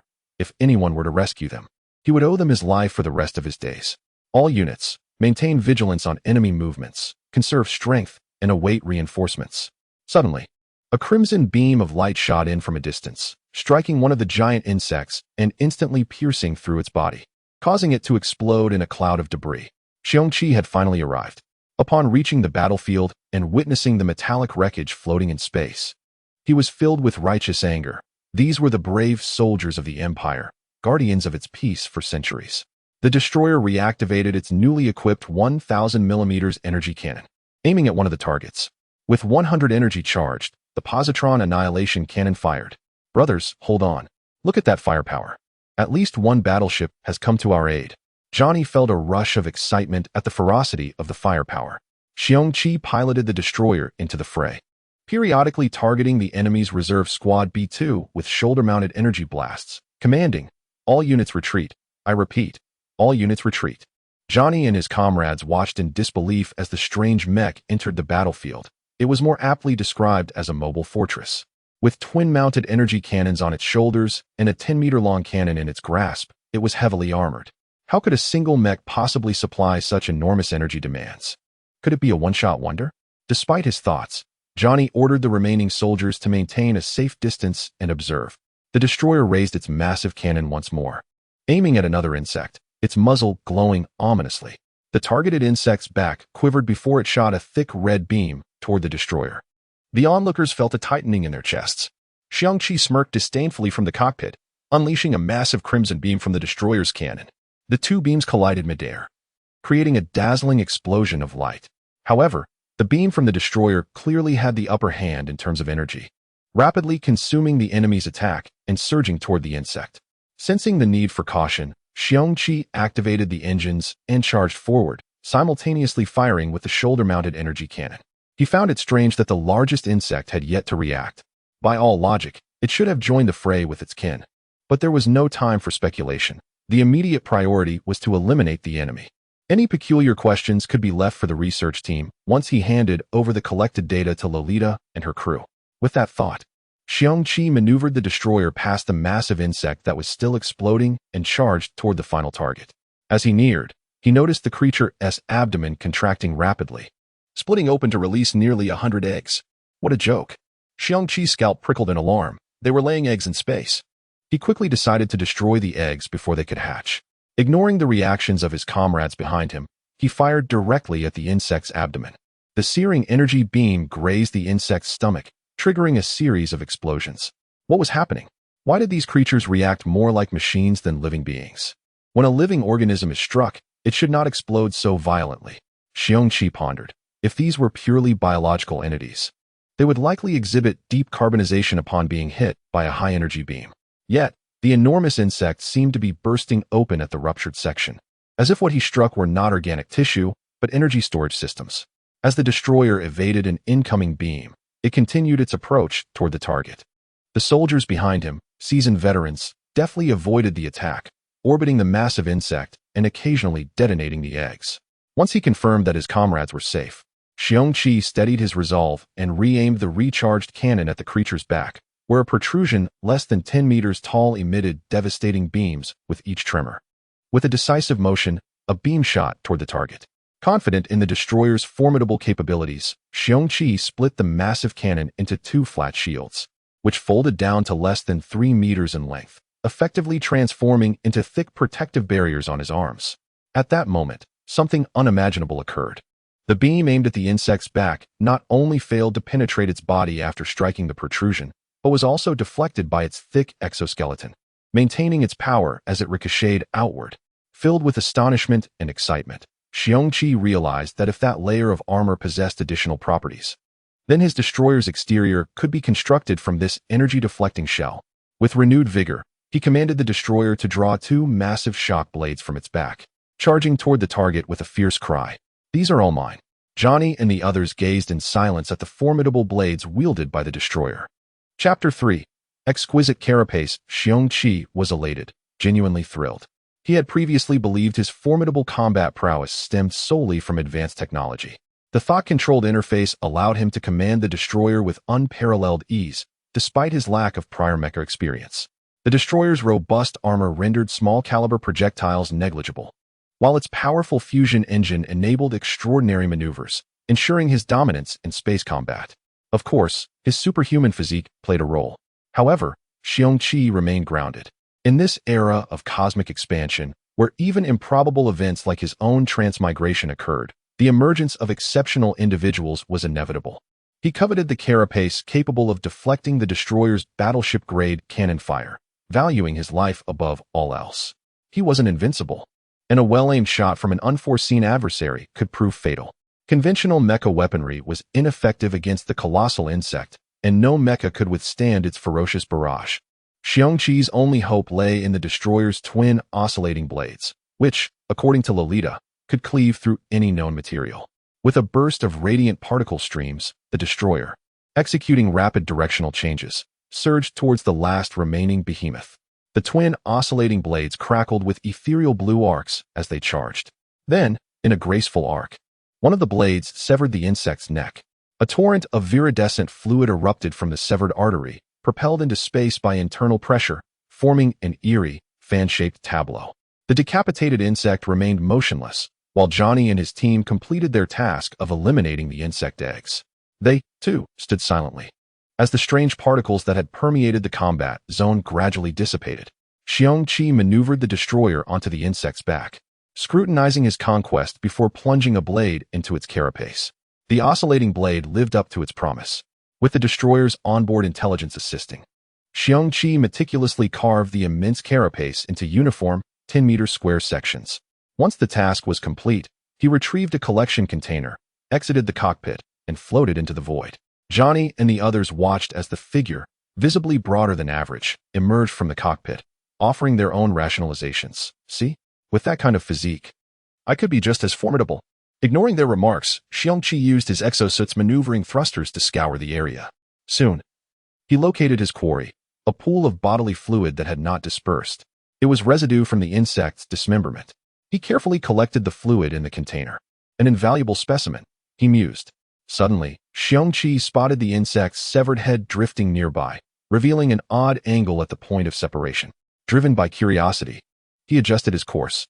Upon closer inspection, he discovered a peculiar object embedded within the insect's head. The exposed portion was diamond-shaped, emitting an unsettling verdant glow. Delicate tendrils connected the object to the surrounding tissue. Mindful of his other mission, Xiong Qi documented everything. Intrigued, he gently severed the tendrils, gradually extracting the enigmatic object. Cradling the half-meter-long, 20-centimeter-wide, and 30-centimeter-thick crystal, Xiong Qi's logical faculties struggled to comprehend its nature. What could this be? He pondered. Perhaps an energy core. Considering the insect's defiance of known biological and physical laws, launching high-yield energy blasts from their dorsal protrusions, it seemed plausible that this object fueled their artillery and interference particles. Another treasure, he murmured, stroking the crystal. If that were the case, the heads of the smaller insects should also contain such crystals. Driven by a collector's fervor, Xiong Qi issued an order to Johnny and his team. Retrieve the heads of the slain insects. Turn them over to B2 of the X Squadron. The men grumbled inwardly at the designation B2, but dutifully complied with the command. Meanwhile, in a laboratory at the X Squadron base, Lolita and her team were intently studying a similar crystal. Had Xiong Qi been present, he would have noticed that it was identical in form to his own, albeit smaller. The diminutive, 10-centimeter crystal hovered within a custom-built, transparent rectangular container, connected to numerous wires at its base. Lolita dripped a sample of fluid extracted from a mantis corpse onto the crystal, carefully observing its reaction. The crystal slowly absorbed the fluid, emitting a faint luminescence. Tiny particles emanated from the crystal, filling the container. Detection of bioelectric field activity within the container. Mana particles are being suppressed. A researcher monitoring the instruments reported. Lolita examined the data, displaying it on her notepad for closer scrutiny. Simultaneously, in a room lined with surveillance monitors, an elderly man slammed down a report in frustration. A setback. Investigate. The person kneeling before him responded with trepidation, snatched the report, and hurried out. Xiong Qi gazed at the pile of crystals and stack of carapace fragments, a frown creasing his brow. How am I going to transport all of this? I barely managed to squeeze the largest crystal into the cockpit. He envied the principal and others with mana abilities, who possessed subdimensional backpacks. While not infinitely spacious, they could easily accommodate the cargo. Recalling the bursts of energy he had experienced during training, triggered by extreme urgency or intense focus, Xiong Qi resolved to request more combat missions upon his return, constantly placing himself in the vanguard. Only then could he hope to unlock the latent power within. For now, He would contact the captain and request assistance from Allied forces to dispatch a transport vessel. Having made up his mind, Xiong Qi acted swiftly. B2 calling X1, urgent situation. A female voice responded, X1 receiving, go ahead. That voice sounds familiar, Xiong Qi mused, racking his brain. But now was not the time for speculation. He relayed his request. After a moment of silence, the voice returned. Request approved. Await further instructions. Maintain vigilance. The transmission ended. Xiong Qi reclined in his seat, seeking a comfortable position, as he waited for a vessel from the Great Britain Fortress Star. Chapter 4. Enigmatic crystal unfolded within the cockpit of the Devastator. Xiong Qi sat in placid contemplation, meticulously reviewing the chronicle of his recent engagement. The conflict, subsequent to his intervention, had reached its denouement within a mere handful of minutes. Thanks to the Devastator's formidable firepower and unparalleled maneuverability, the gargantuan insects that had inflicted grievous casualties upon the Allied mecha forces posed no significant threat to him. In essence, before the Devastator's might, these colossal creatures were annihilated with peremptory ease, mirroring the fate of conventional forces against them. Indeed, regardless of locale, the attainment of true eminence hinges upon the quality of one's armament, Xiong Qi mused, reaffirming the paramount importance of hardware. He detached the rhomboid crystal affixed to the back of his seat, cradling it in his grasp, and began to scrutinize it with meticulous care. What manner of object is this? He pondered. Abruptly, a sharp pang resonated through his palm. To his astonishment, he discovered that a pointed apex of the rhomboid crystal had pierced his hand, drawing blood. This is preposterous, Xiong Qi exclaimed, his brow furrowing in consternation. He was clad in individual armor, the hand plating of which could withstand the thrust of a combat blade. How could such a gentle caress have resulted in penetration? At that juncture, Xiong Qi discerned an uncanny phenomenon. The blood issuing from the wound on his palm was being gradually absorbed upon contact with the crystal. Furthermore, as his blood was imbibed, the crystal, formerly emitting an unsettling luminescence, now emanated a tepid, sanguine glow. The crystal now felt to Xiong Qi as an extension of his own being, as though he could manipulate it with the same volition as his own limbs. Unable to suppress his burgeoning curiosity, Xiong Qi attempted to exert control over the crystal. To his elation, the crystal levitated gently within the confines of the cockpit, revolving around him in accordance with his mental commands. Extraordinary, he exclaimed. That human blood could elicit such a remarkable reaction from a xenocrystal is truly a marvel. By this time, the particles emanating from the deceased insect, which had previously disrupted communication and arcane energies, had dissipated.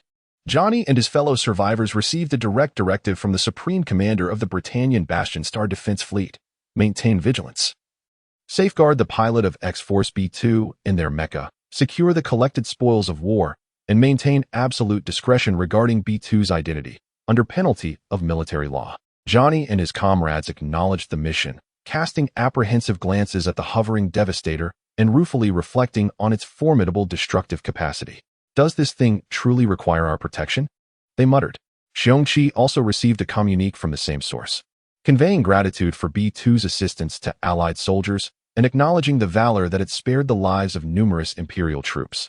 The message extended the Empire's and the Britannian Bastion Star's appreciation for the support and reiterated the imperative of maintaining confidentiality. Xiong Qi, upon perusing the perfunctory message, remarked, "Wherever one ventures, bureaucratic platitudes are ubiquitous." After a quarter of an hour, the Devastator's radar detected the approach of 4 warships from the Bastion Star. 3 destroyers, arrayed in a triangular formation, escorted a transport vessel at high velocity. Observing the levitating crystal, Xiong Qi deliberated briefly before resolving to allow the survivors to depart with the spoils, while he continued to investigate the enigmatic crystal. The approaching warships relayed Xiong Qi's instructions to the commander, seeking guidance. The response was terse: "Let him proceed as he wishes. Do not interfere." Consequently, the assembled personnel meticulously packed Xiong Qi's collected spoils and transferred them to the warship before embarking Johnny and the others, whose energy reserves were nearly depleted. The engines ignited, and the vessel departed with alacrity. Once the warship had receded into the distance, Xiong Qi utilized the Devastator's radar to conduct a comprehensive scan of the surrounding space, confirming the absence of any anomalous presence. He then euphorically disengaged the Devastator's cockpit, emerging with the substantial crystal in his arms. After contemplating the crystal in his possession, Xiong Qi, exerting his limited cerebral capacity, began to ponder its potential applications. Suddenly, a brilliant notion struck him. Extracting a length of steel cable from a pouch in his individual armor, Xiong Qi meticulously bound the crystal. He then fashioned a makeshift saddle from the remaining cable. Grasping it firmly, he stood upon the crystal. Xiong Qi exclaimed, "Giddy up." The crystal emitted a captivating crimson aura, carrying Xiong Qi through the vast expanse of space in accordance with his will. Waha! Xiong Qi exulted. This is simply too powerful. This sensation is utterly sublime. Xiong Qi felt akin to a swordsman of the Shu Mountains, imagining that he was astride a peerless flying sword. Elated, Xiong Qi soared through the heavens upon the crystal. After a time, the satiated Xiong Qi returned to the Devastator's cockpit with his flying sword. He resolved to employ this artifact as a secret weapon. Reattaching the crystal to the rear of the seat, Xiong Qi directed the Devastator toward the Britannian Bastion Star. Meanwhile, in an office within the core of the Britannian Bastion Star, a statuesque, middle-aged woman was scrutinizing the report compiled by the survivors of the recent encounter. After a prolonged period, she exhaled audibly, lamenting, "It appears that a new era of chaos is upon us." At this juncture, Xiong Qi, piloting the Devastator, had overtaken the fleet that had departed earlier. To the astonishment of the fleet's crew, the Devastator, with its engines emitting powerful particle streams, rapidly accelerated into the distance. Moments later, Xiong Qi observed the Britannian Bastion Star rapidly expanding in his field of vision. The Devastator decelerated and hovered at a safe distance, transmitting a request for docking clearance. Almost instantaneously, Xiong Qi's request was granted. He guided the Devastator, following the designated navigation markers, toward the open docking bay of the Bastion Star.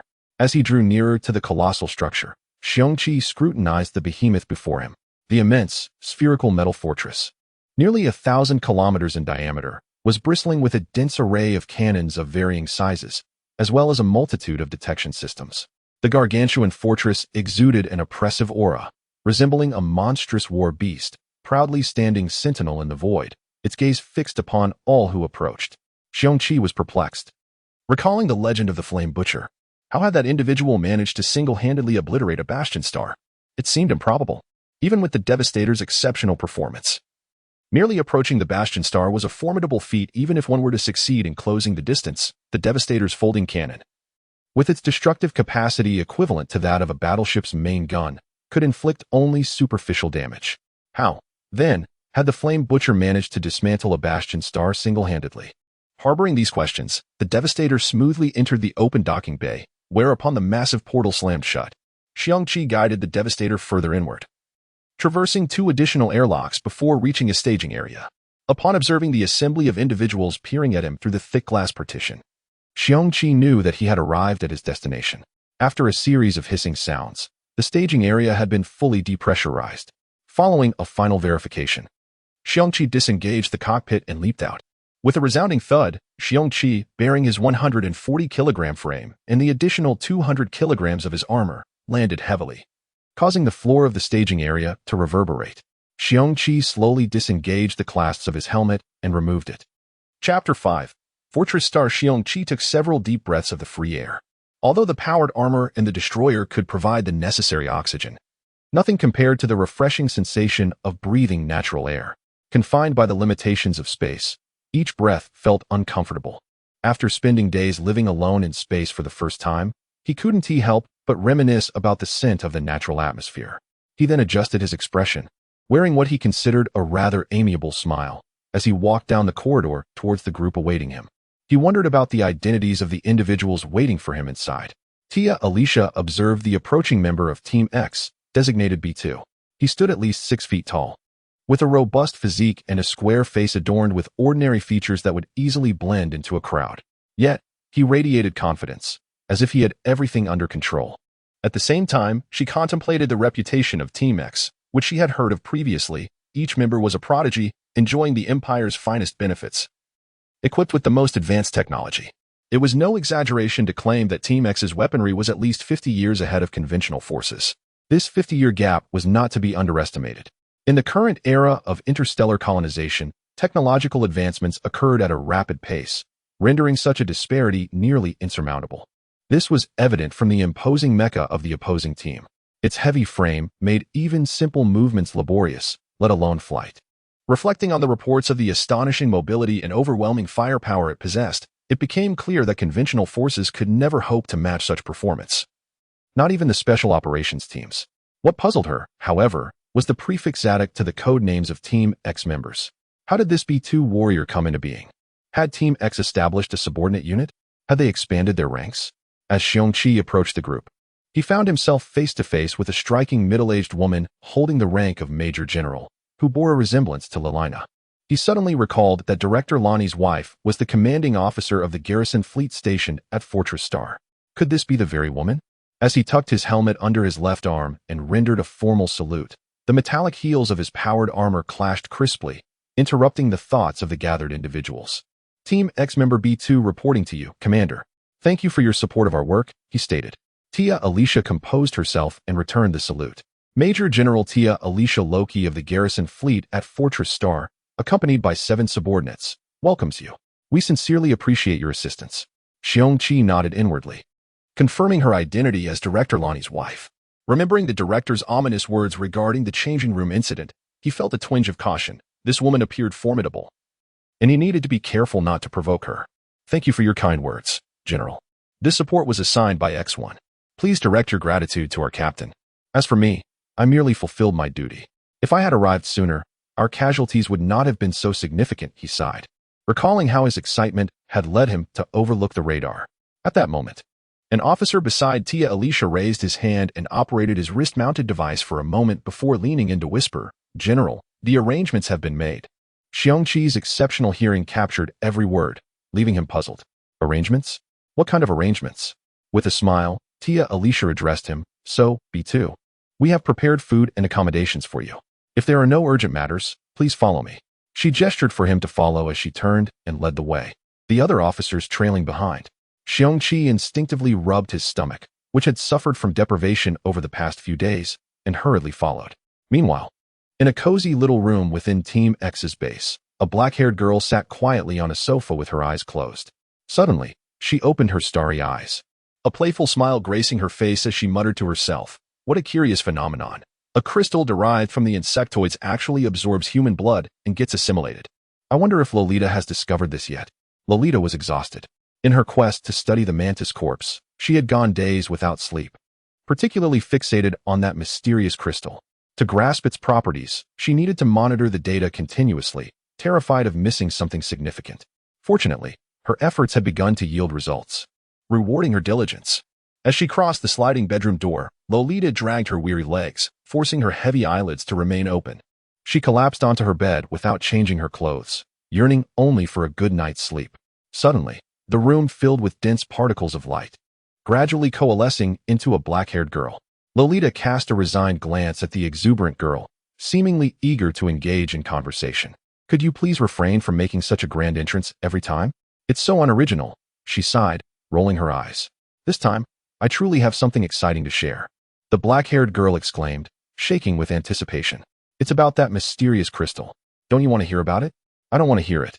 Lolita cried in exasperation, raking her fingers through her golden hair before collapsing onto the bed and falling asleep.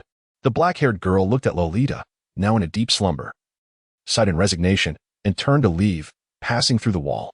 Xiong Qi felt satiated and content after indulging in a hearty meal, completely disregarding the curious glances from others as he left the dining area, leaving behind a table laden with dishes and a busy robot clearing the plates. Simultaneously, in the hangar where the destroyer was stationed, 11 soldiers quietly examined the colossal machine before them, occasionally expressing their awe with sounds of admiration. A tall, red-haired soldier suddenly spoke. Johnny, is this the mecha that successfully rescued you? Johnny nodded eagerly yes.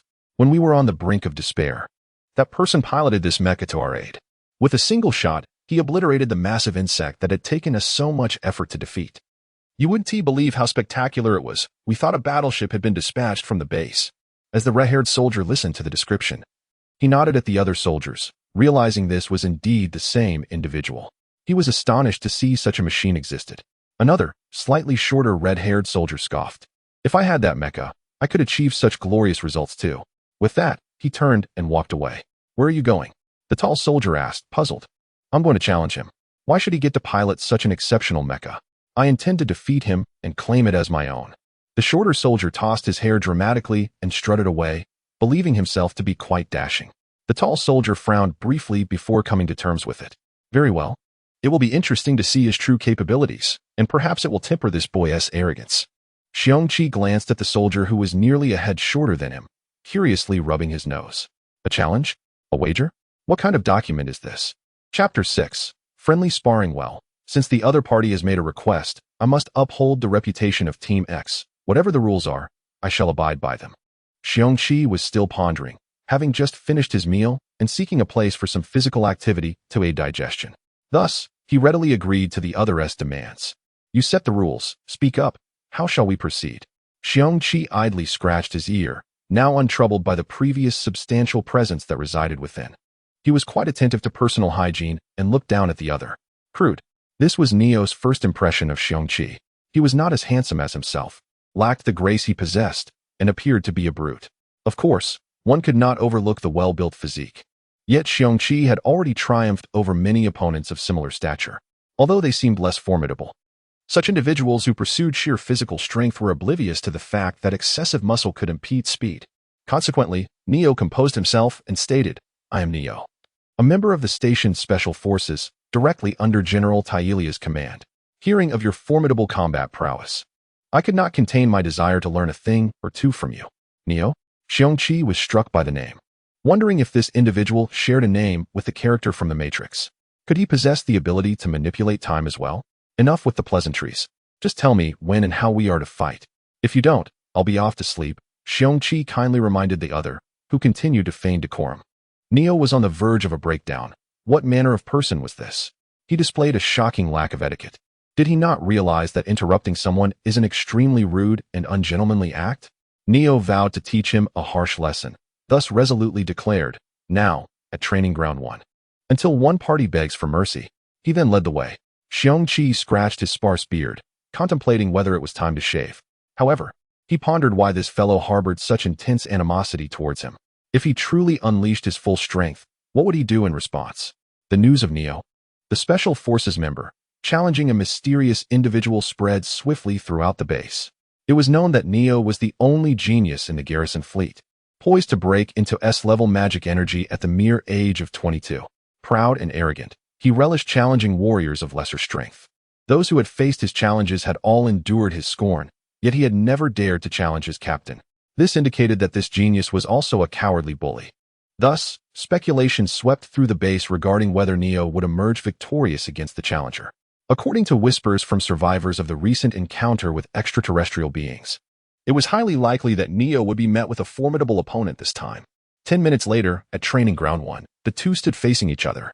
On one side stood the robust giant, Xiong Qi, dressed in standard combat attire, arms crossed, observing his opponent with an air of nonchalance.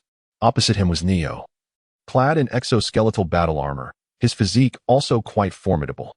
In that moment, Neo felt acutely belittled by his opponent's demeanor. Here he was, fully armed with exoskeletal gear that enhanced his close combat abilities tenfold, while the other wore but a simple combat uniform. Anger bubbled within him, and he contemplated the possibility that if he accidentally injured his opponent, no one would hold him accountable, especially since the other's commanding officer could certainly afford the costs of recovery. Determined, Neo rushed forward, propelled by the assistance of his exoskeleton. Observers of the live broadcast gasped. Could this giant truly be a mere amateur? How could he yawn during a duel? Surely Johnny and the others weren't deceiving them. It appeared that Neo's attack would easily bring him down. With a resounding thud, Xiong Qi was struck in the abdomen by Neo's iron fist, propelled backward for over 20 meters before crashing to the ground. Alas, the spectators sighed in disappointment, finding the defeat utterly lackluster. Just as they prepared to disperse, believing Xiong Qi incapacitated, he slowly rose to his feet. Xiong Qi examined the spot where he had been struck, carefully measuring it with his fingers. This location, surely, was near his kidney? The force behind that blow could have ruptured the organs of a typical individual, leaving them in a medical bay for recovery. How malicious. His kidney had yet to see real action, and this fellow sought to ruin it, an insult too great to bear. Neo stared in disbelief at Xiong Qi, who remained unscathed. His clothing not even wrinkled, while his own exoskeletal fist bore a crack. How could this be?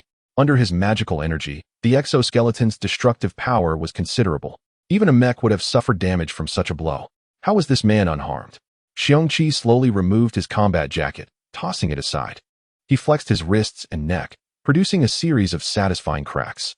The snug tank top could hardly contain his bulging muscles, which seemed to pulse with anger as he moved. Suddenly, Neo adopted a peculiar posture, crouching low, one hand on the ground, left foot poised behind him. He raised his gaze to Xiong Qi, his exoskeleton humming ominously as magical energy surged within. Xiong Qi, wary of Neo's unusual stance, instinctively assumed his most familiar fighting position, ready to confront whatever move Neo was about to unleash. With the sudden force of a spring released from tension, Neo lunged at Xiong Qi with the ferocity of a tiger pouncing on its prey. Curse you! Xiong Qi nearly lost control at the absurdity of Neo's battle cry. Likening it to a character from a film, in a desperate reaction, he swiftly kicked out, striking Neo squarely in the head.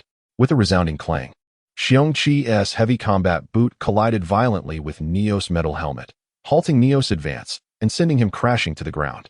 However, the force of the impact sent Xiong Qi tumbling backward as well.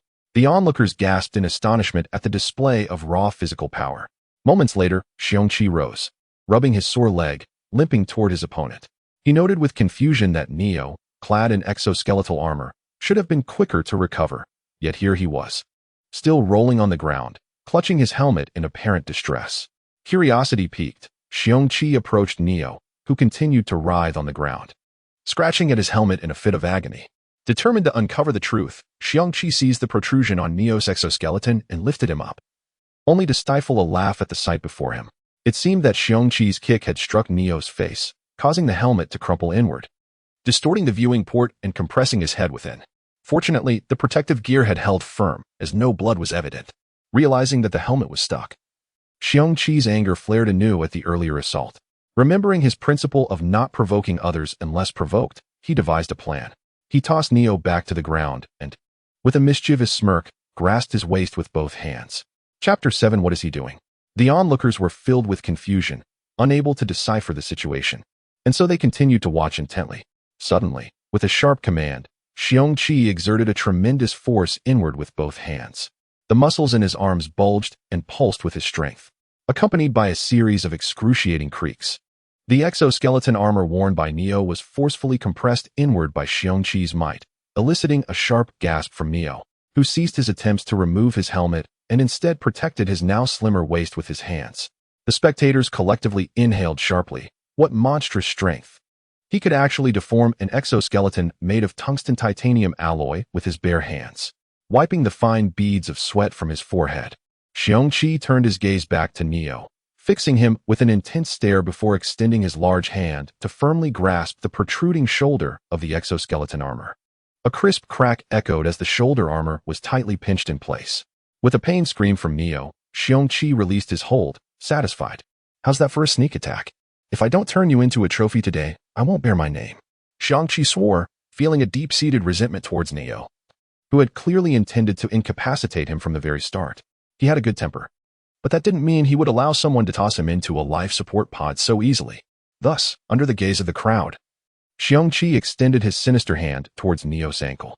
He flipped Neo face down onto the ground, planted his right foot firmly on the ground, and with both hands grasped Neo's ankle, slowly bending it backward. The onlookers witnessed an unforgettable scene, a giant man effortlessly contorting a tungsten titanium alloy exoskeleton. When Neo's heel reached the back of his head, Xiong Qi finally released his grip, clapping his slightly swollen hands proudly. The exoskeleton armor was designed with rigidity in mind, making it extraordinarily hard. And combined with the unique toughness of tungsten titanium alloy, it played right into Xiong Qi's hands. At this moment, Neo was completely burdened by the exoskeleton, his body contorted into an O shape. Never before had he faced such a challenge, and he felt utterly miserable. Yet the rigidity of the alloy prevented him from righting himself, no matter how much strength he exerted. Regret surged within Neo. He had initially believed that his opponent's remarkable achievements were solely due to the advanced mech he operated. Now, it was evident that this man's physical prowess was beyond human comprehension. In retrospect, Neo felt an overwhelming urge to slap himself, fully aware that his opponent was a member of an elite force. He had allowed his greedy intentions towards the advanced mech to cloud his judgment. This guy was clearly no ordinary foe. Now, with his head trapped in the helmet of the exoskeleton and his body bent in an unnatural shape, Neo's greatest fear was how his opponent might further torment him. Xiong Qi glanced down at Neo, now contorted like a life preserver, and pondered how best to proceed. Neo, relieved to feel that Xiong Qi had momentarily paused his assault, silently rejoiced. Thank goodness, I've escaped a disaster. But then, a sinister thought crept in. Just wait until I recover. I will make you regret this. Xiong Qi furrowed his brow, sensing an inexplicable hostility directed at him.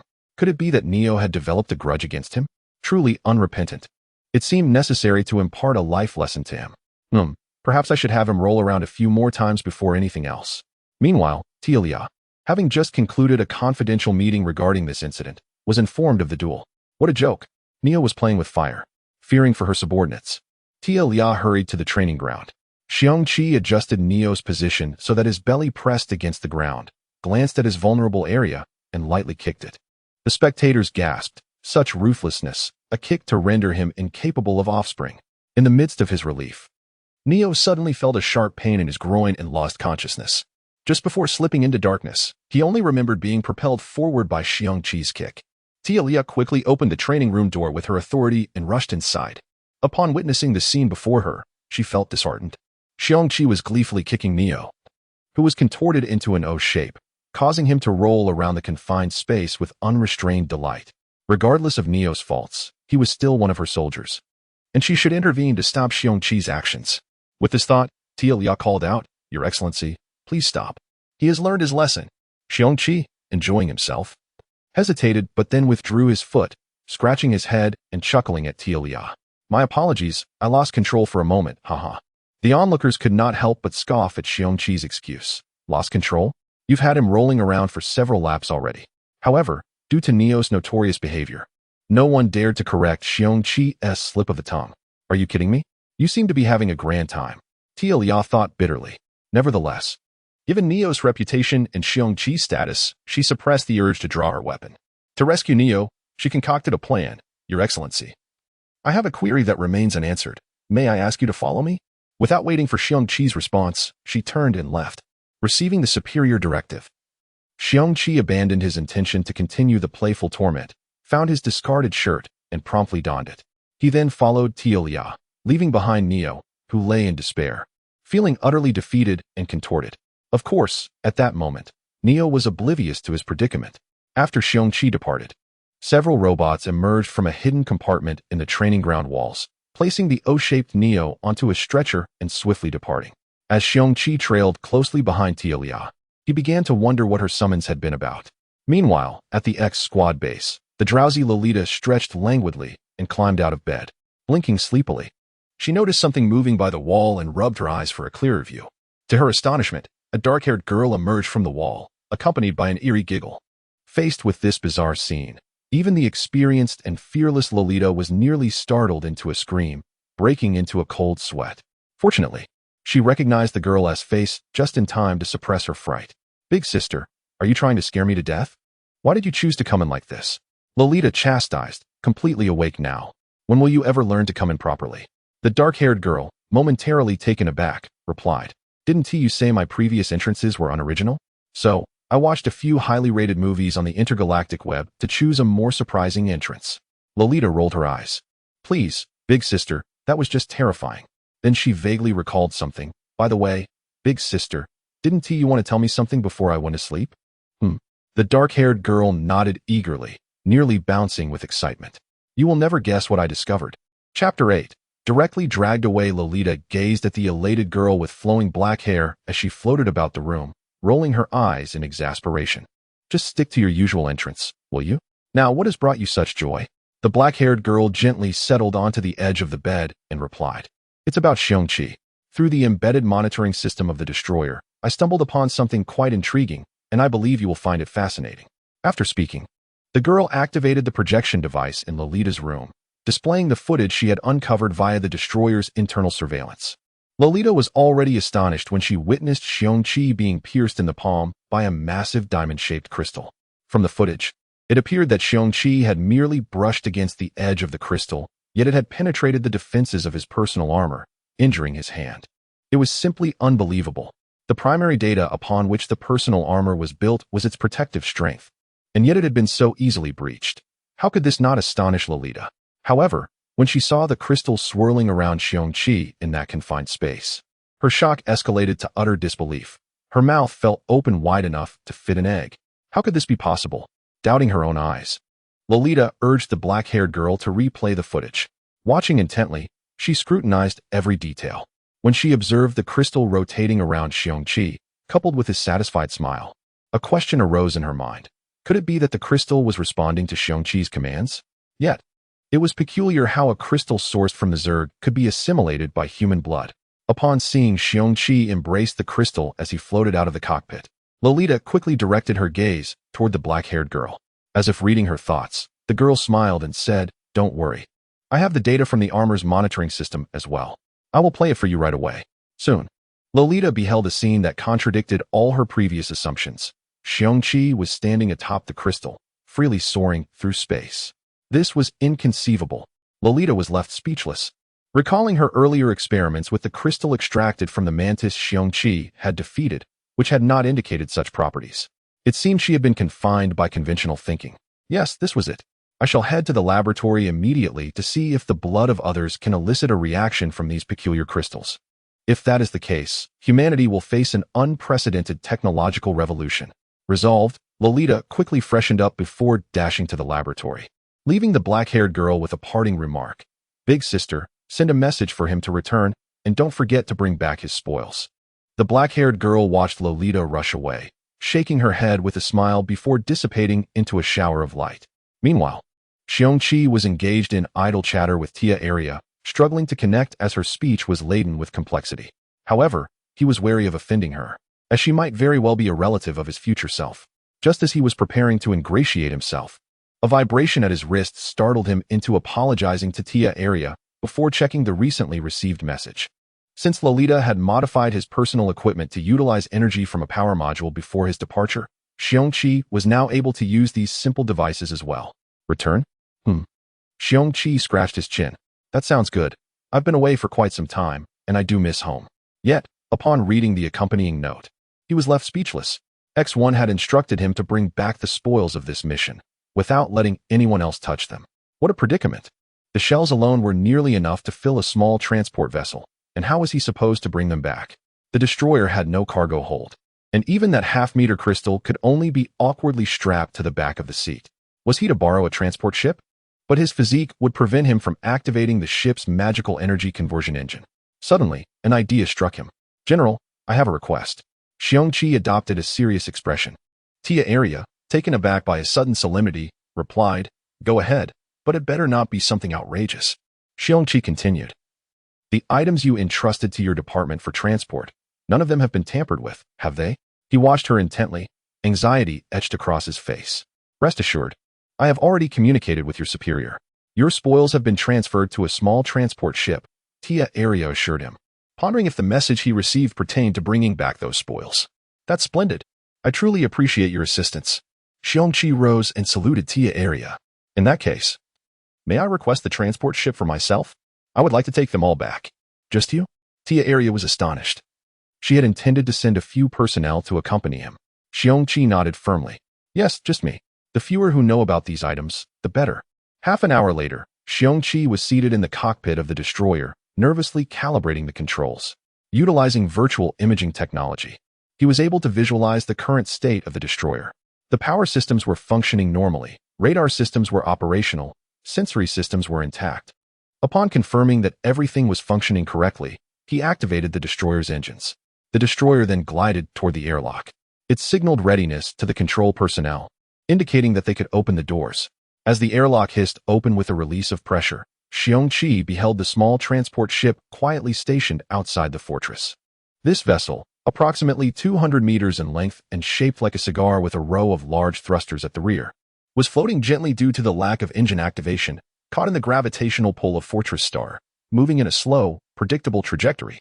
Observing this ghostly ship, Xiong Qi smiled with satisfaction. He then accelerated the destroyer towards it. Contrary to what Tia Area and others had anticipated, the destroyer did not enter the transport ship. Instead, it descended onto the bow, searching for something. Tia Area, monitoring the actions of the destroyer, began to wonder what Xiong Qi was doing and why he wasn't entering the transport vessel.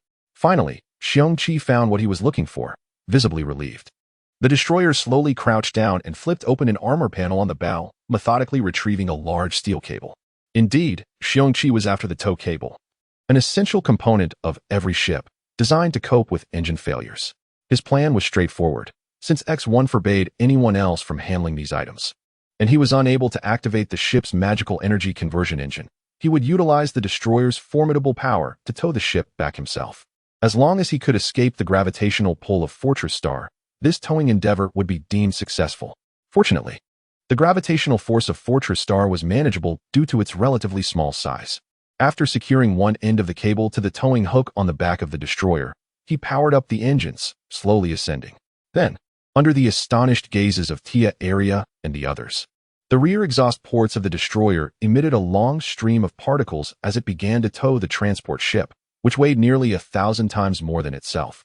Gradually moving outward, Tia Area and her companions exchanged incredulous glances, unable to hide their amazement. Was this truly just a mech? Xiong Qi, observing the feedback data from the destroyer, felt a wave of relief wash over him. Fortunately, the destroyer was resilient and its engines powerful, otherwise, he would have faced a tremendous embarrassment. Is it not merely a modest transport vessel? We can simply tow it away. Xiong Qi disdainfully glanced at the slowly moving transport ship behind him, pulling up the navigation chart for this journey. Chapter 9. The journey back under the envious and resentful gazes of onlookers. Xiong Qi piloted the destroyer, dragging a transport vessel weighing nearly 1,000 times its own mass, slowly soaring beyond the gravitational sphere of Fort Britannia. Once completely free from the gravitational pull, the destroyer adjusted its course and thundered away, towing the colossal craft behind it. Within the cockpit, Xiong Qi examined his flight plan for the return to El Nino. Had he been flying solo in the destroyer, he could have traversed a nearly straight path, taking a little over 4 days. However, with such a massive burden in tow, he had to consider the gravitational influences of the celestial bodies along the route. This was not due to a lack of power in the destroyer, but rather because its structure could not withstand such immense tension. The transport vessel was manageable primarily because its diameter was just over 1,000 kilometers, resulting in a limited gravitational force. Consequently, the journey would extend to approximately 7 days. Xiong Qi opened the storage compartment to his left, inspecting the provisions within. The modest storage space was filled with various foods, but unlike before his departure, it now contained many pieces of jerky in addition to bottled nutritional supplements. Recalling Major Tia Alaya's peculiar expression upon seeing him carry chunks of jerky into the cockpit, Xiong couldn't help but ponder whether it might leave an unfavorable impression on his future endeavors. Just then, a beep resonated through the cabin. The speed has been reached. He and the destroyer could take a moment to rest. Thus, Xiong Qi maneuvered the destroyer to lift a section of the transport vessel's armored hull, revealing a hatch concealed beneath. The destroyer settled onto the deck, its metallic feet firmly establishing contact with the hatch. With a slight vibration, Xiong Qi knew that the destroyer's feet were secured in place. The transport vessel had gained speed and could now coast on inertia, while the destroyer merely needed to make occasional adjustments to its heading and maintain its current velocity. At this moment, the cabin was enveloped in silence, save for the sound of Xiong Qi's breathing and the gentle hum of the air circulation system. A sense of solitude crept over him, a rare feeling for the usually boisterous pilot. Outside, the vast cosmos stretched endlessly. The expansive void evoked a sudden awareness of his own insignificance, as he felt like a solitary grain of sand in an immense ocean. Silently, he gazed out at the scenery beyond the cockpit. Nearby was an almost unchanging expanse of space, while further away, small meteoroids floated serenely, occasionally captured by larger passing bodies. Even farther were planets, visible through the destroyer's long-range system. Most appeared to be occupied by humanity, with spacecraft occasionally breaking through their atmospheres, leaving trails in their wake. Beyond that lay the boundless starry sea. Retracting his gaze, Xiong Qi sighed, contemplating the brevity of life. Upon receiving a prompt from the star map indicating entry into a region of frequent human activity, he activated the destroyer's jamming device. This should eliminate the need for greetings with local military forces. In the starry expanse, a small transport vessel navigated along a designated route.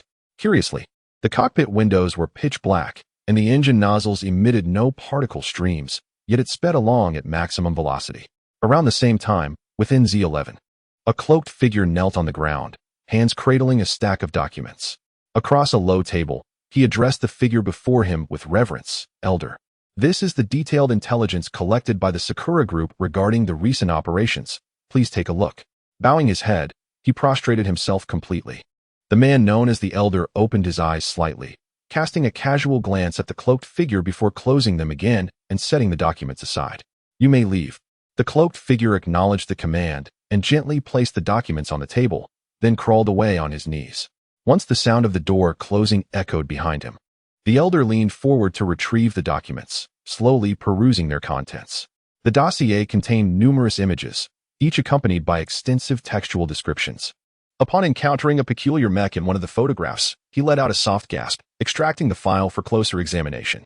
The mech in the image bore no resemblance to the active models from the three great empires he was familiar with, measuring an impressive 18 meters in height.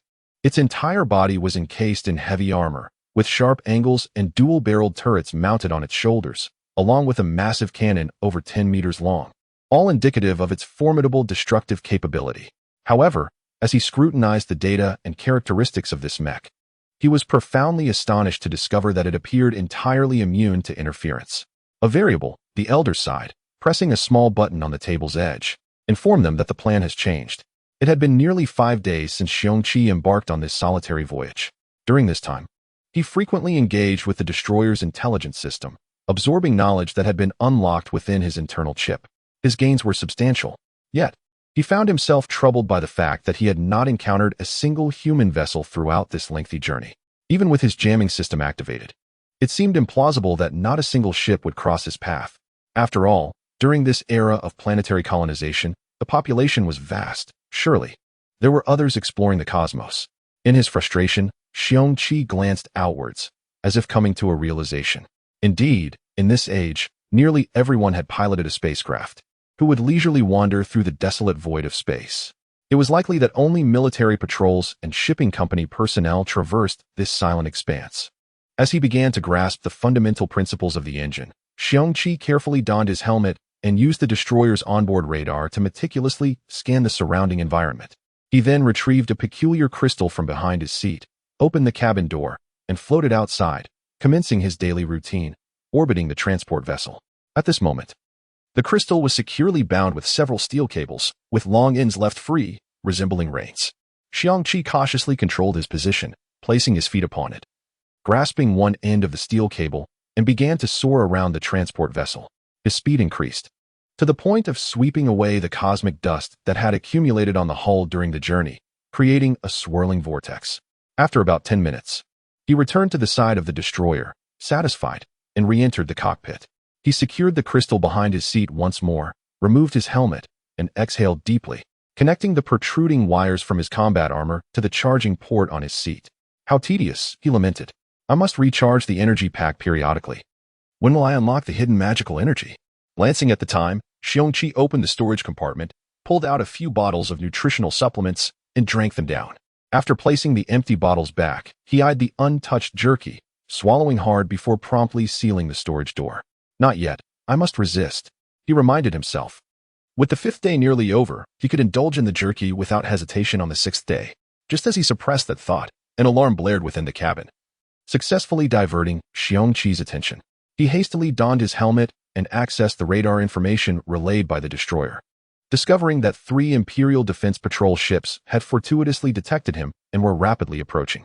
What puzzled him was that the main cannons of these 3 warships glowed faintly with white light, strikingly visible in the pitch-black cosmos, indicating they had fully charged and were poised to fire at any moment. Xiong Qi couldn't help but feel a surge of anxiety. After all, he was burdened with a liability. Yet, what was the nature of this situation? Chapter 10. A misunderstanding. Recently, Aedu has been particularly fatigued. Ever since the news of the near annihilation of human forces during the contact incident at the fortress planet of Great Britain spread, the nation has been in turmoil. Consequently, citizens have reduced their frequency of space travel, and the once busy airspace now sees only a few cats, both large and small. Following this, the military ordered an increase in patrols, leaving the soldiers to patrol day and night. As this thought crossed his mind, Aedu couldn't help but yawn. After 2 long days, he looked forward to a good night's sleep once this patrol was completed. Suddenly, a beeping sound from his headset interrupted Aedu's reverie. He focused on the control panel in front of him. "What? Are you kidding me?" Aedu rubbed his dry eyes vigorously, wondering if fatigue was causing him to hallucinate. Yet, upon closer inspection, he realized he was not mistaken. Displayed on the control panel was a small transport vessel, traveling at an unorthodox speed, yet oddly. The radar could not detect it, and there was no energy response. The engine exhaust was also shut down. Could it be a ghost ship? Aedu recalled some legends from his childhood, swallowing hard as a chill ran from his spine to the crown of his head. At that moment, another alert sounded in his headset. Suspicious vessel detected 1,000 kilometers from headquarters. Startled, Aedu quickly slammed a button on the side of the control panel. A piercing alarm echoed throughout the room. The young captain, who had been flirting with a female communications officer, jumped in surprise, dropping his freshly lit cigar into his lap. With a yelp, the young captain leaped from his seat, flailing in panic. "Damn you, Aedu. I'll make you scrub toilets for a month." Suddenly recalling the alarm, he barked an order to Aedu to cut the message. Consequently, everyone in the command room witnessed the peculiar vessel. A scream erupted from the female soldier, who had just been flirting with the young captain, as she stumbled back, nearly colliding with a chair behind her, her chest heaving. This elicited a collective gulp from several male soldiers nearby.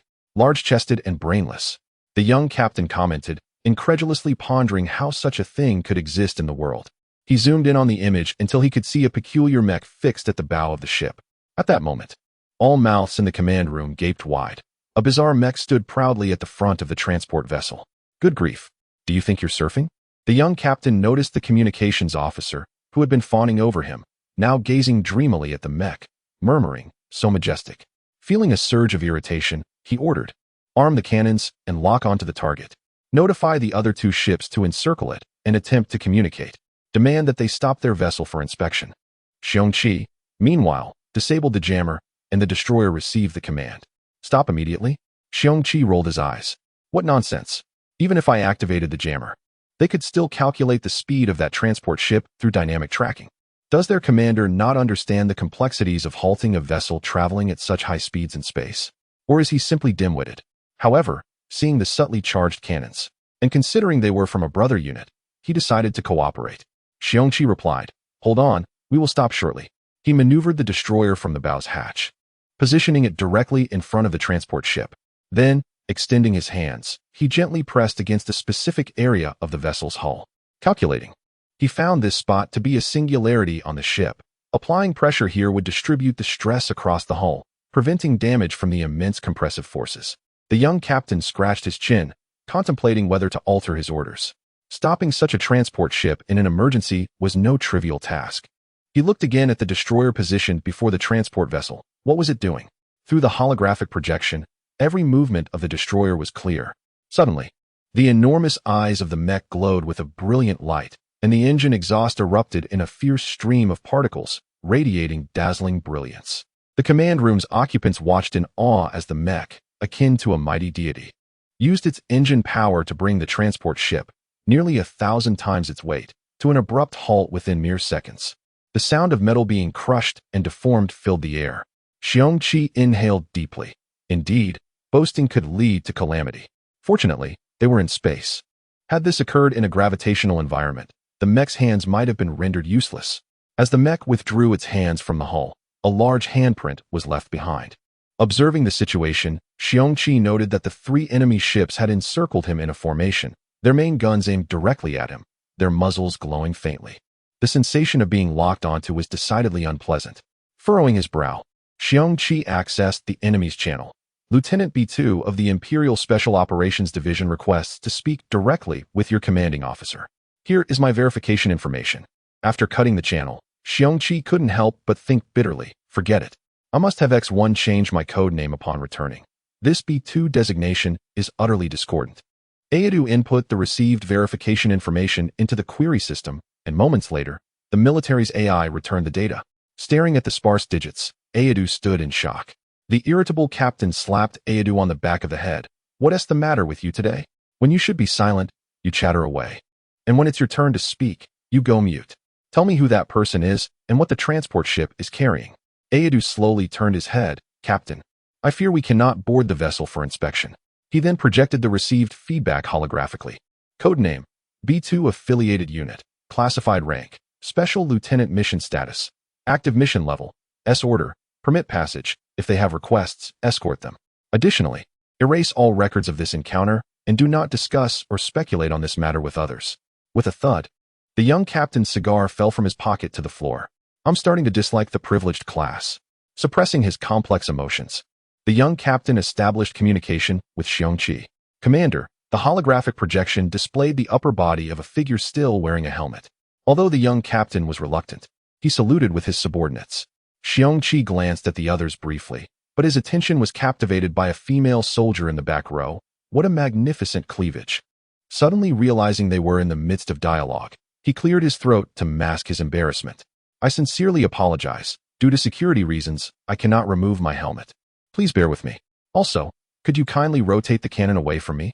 The command room's occupants stifled their laughter, casting furtive glances at the well-endowed female soldier. The young captain exhaled slowly. Commander, we understand your predicament, and we ask for your forgiveness. We were unaware of your identity earlier and may have offended you. We will immediately lift our lock. Wishing you success in your mission.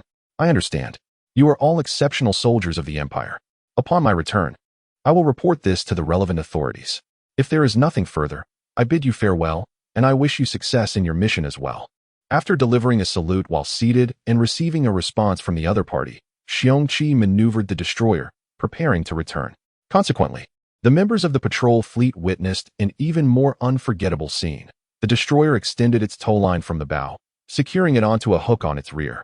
After conducting a brief test to ensure all was well, it suddenly accelerated, swiftly dragging the transport ship away. The young captain, in a daze, asked ODU about the speed of the vessel. ODU retrieved the earlier data, 8 Mach. The acceleration took merely 6 seconds. The young captain fixated intently on the image of the destroyer, his eyes burning with intensity. Chapter 11.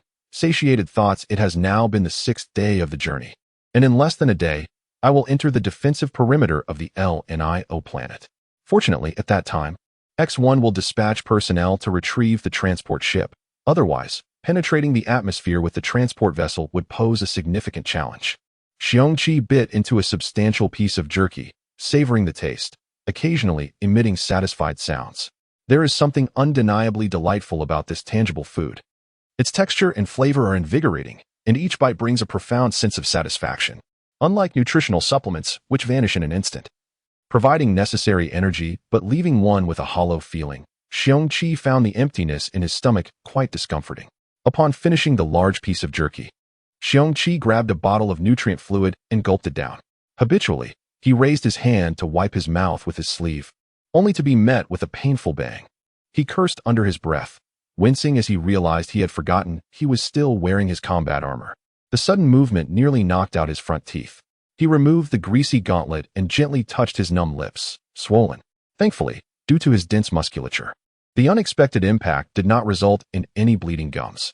After massaging his sore lips until they regained some sensation, Xiong Qi prepared to don his gauntlet again. At that moment, he felt an uncomfortable sensation in his nostrils, an itch and a slight pain, akin to the feeling of choking on water. As he puzzled over it, a drop of liquid fell onto the back of his hand. Could he be coming down with a cold? He mused, dismissing the thought. His constitution was certainly resilient against such minor ailments. Increasing the brightness in the cockpit, he discovered a drop of blood on his hand, a shade of dark red. How could he be experiencing a nosebleed? His nose had not endured any forceful impact recently. Could it be that his vitality was too robust? Moreover, with his good health, his blood should be bright red, not dark. Could he be suffering from high blood pressure? While he pondered these questions, a second drop of blood fell onto his hand, larger than the first. Before he could react, another drop followed. Oh dear, this cannot go to waste. This is my precious blood, he thought, momentarily forgetting the cause of his bleeding. Hastily, he retrieved a crystal from behind his seat, holding it beneath his nose to absorb the blood. The crystal did not disappoint. After absorbing a considerable amount of his blood, far more than the minuscule amount from earlier, the faint red glow it emitted intensified, dazzling Xiong Qi so that he turned his head away. He recalled that the last time he had bled from his palm, the crystal had emitted only a weak glow. This time, however, the luminosity was striking. Could it be that the crystal utilized blood as a source of energy? Yet, this speculation felt flawed. Over the past few days of use, he had not sensed any depletion of the crystal's energy. At that moment, Xiong Qi felt a wave of dizziness wash over him. This counts as significant blood loss, he thought. initially hoping to conserve some blood for himself, only to find himself lightheaded. Quickly, he rummaged through his emergency kit for an aerosol spray, applying it to his nostrils until the bleeding stopped. The glow of the crystal, which had been bright, gradually subdued to a deep crimson. Holding the crystal once more, he attempted to manipulate it. Now, the sensation was more fluid than before. It responded instantaneously to his thoughts. Could it be that the more blood it absorbed, the greater the synchronization? This felt reminiscent of thought-based manipulation, where higher synchronization leads to lower latency. However, Xiong Qi was no professional researcher. Despite the vast knowledge stored in his internal chip, theoretical understanding and practical application were worlds apart. Finding himself unable to draw any conclusions, he secured the crystal, wiped the blood from his hand, and meticulously donned his gauntlet and helmet. After a thorough inspection of the destroyer's condition, he leaned back in his seat and closed his eyes. Meanwhile, at Base X, Lolita was leading her research team through intense experiments. The dark-haired girl stood quietly in the background, her eyes occasionally flickering with data. "It's your turn," Lolita instructed with a wave of her hand, pointing to a man in his 40s. He nodded and approached a small crystal taken from the brain of a mantis, using a small probe to prick his fingertip. He then held his finger over the crystal, and a drop of blood gradually emerged and fell onto its surface. Unlike Xiong Qi's experience, this blood drop was not absorbed but slid down the edges of the crystal and pooled on the tray beneath it, leaving no trace on the crystal itself. The tray now held a small puddle of blood, and the newly fallen drop created ripples. Lolita furrowed her brow, observing intently. "Is there any change in the data?" she asked Eva, who was focused on the instruments. Eva shook her head, her brow furrowed as well. Turning to glance at the quietly observing dark-haired girl, Lolita questioned, "Could Xiong Qi's reaction have been a fluke?" The dark-haired girl shook her head, asserting that it was certainly not the case, and called up the footage of Xiong Qi using his nasal blood to nourish the crystal. "Why is it that others' blood does not work?" Lolita pondered anxiously, wrapping her golden hair around her finger. The dark-haired girl, noting Lolita's agitation, reassured her, "Do not worry. Xiong Qi will return within 24 hours. We can conduct a detailed experiment then. It may well be due to his unique physiology." "I must get to the bottom of this," Lolita resolved, clenching her fist with determination. Meanwhile, Xiong Qi was lost in a vivid dream, pursuing a tall and alluring woman in a tranquil space. The woman's elegant figure captivated him, and he strained to see her face, which seemed familiar but remained elusive. At times, she resembled Lolina, at others, Eva, and occasionally the dark-haired girl or the fierce Lolita. "Am I such a romantic?" he wondered, eager to discern her identity. As he exerted himself to catch up, he marveled at how swiftly she moved, nearly matching his own in human speed. After considerable effort, he finally seized the woman, drawing her into his embrace. "Fear not, my lady. I shall take responsibility," he said, noticing her body tremble in his hold. With a gentle smile that conveyed his good intentions, he observed her gradually close her eyes, her cheeks flushing, as if surrendering to him. He leaned in, his lips approaching hers, when suddenly he felt a jolt, followed by the piercing sound of an alarm. Awakened from his dream, Xiong Qi's fury ignited. His eyes widened, a fierce glint piercing through the visor of his helmet, transcending the heavy armor of the destroyer, and reaching the mind of the assailant who dared to confront him. In an unprecedented fit of rage, the furious Xiong Qi unleashed a torrent of curses, exclaiming in exasperation at the misfortune that had befallen him.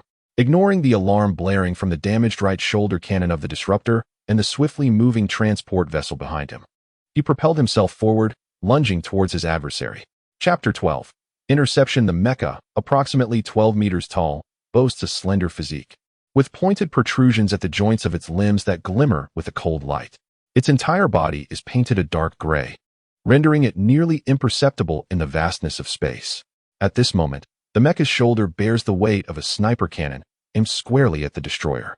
The previous attack was the work of this very cannon. Inside the cockpit of this mecha sits a short-statured individual, who is currently transfixed by the soaring figure of the destroyer. How is this possible? How did the enemy evade my attack under such circumstances?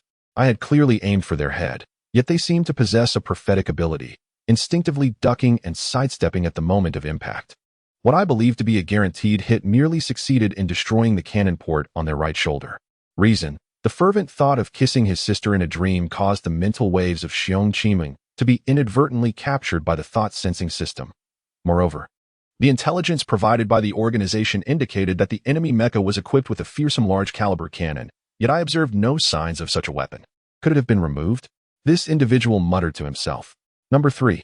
What the hell are you doing? You can't hit the target in such a situation. A furious voice from the communicator interrupted Number 3's musings. It's charging towards you. Continue the attack. Do not forget that we need to collect its combat data.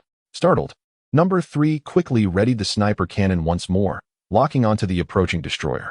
With the target acquired, Number 3 decisively fired. The recoil of the cannon propelled the mecha backward, and he activated the engine to maintain distance from the destroyer. Xiong Qi was incensed. His sweet dream had been rudely interrupted, and now the enemy had destroyed the cannon port on the right shoulder. How would he explain this upon returning? To have sustained damage on his first mission would surely earn him the scorn of Lolita and her companions. Noticing that the enemy was about to fire again, Xiong Qi cast aside his distractions and focused intently on the foe. The destroyer made a slight sidestep, evading the high-velocity projectile that had been aimed at it. What is happening? The radar of the destroyer has yet to detect the enemy mecha. It only managed to lock onto the foe when it fired and retreated. Based on thermal reactions, it seems that the enemy's mecha employs a specialized radar-absorbing coating. To possess such an advanced stealth mecha, to which faction could it belong? The two major empires? Or perhaps an unknown secret organization? What could be their motive for attacking me? Such queries bewildered Xiong Qi. Yet, what perplexed him the most was that, despite the high craftsmanship of the enemy's mecha, they were using such rudimentary explosive reactive ammunition as their primary weapon. Upon closing in on the enemy's range, Xiong Qi opened fire decisively. The remaining dual energy cannons on the left shoulder of the destroyer unleashed 2 beams of light toward the target. Meanwhile, Number 3 continued to fire at the destroyer without attempting to evade the energy beams. Xiong Qi was baffled by this scene. Could the enemy's armor be exceptionally thick?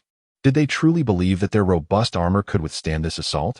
If that was indeed their assumption, they were gravely mistaken. Though the caliber of the energy cannon on the shoulder was not large, the energy was supplied by a nuclear fusion engine, and its energy levels were far beyond conventional understanding. One of the beams struck the projectile aimed at the destroyer mid-flight, creating a burst of flames, while the other successfully impacted the external armor of the enemy cockpit. What? Xiong Qi exclaimed, as if he had stumbled upon something astonishing.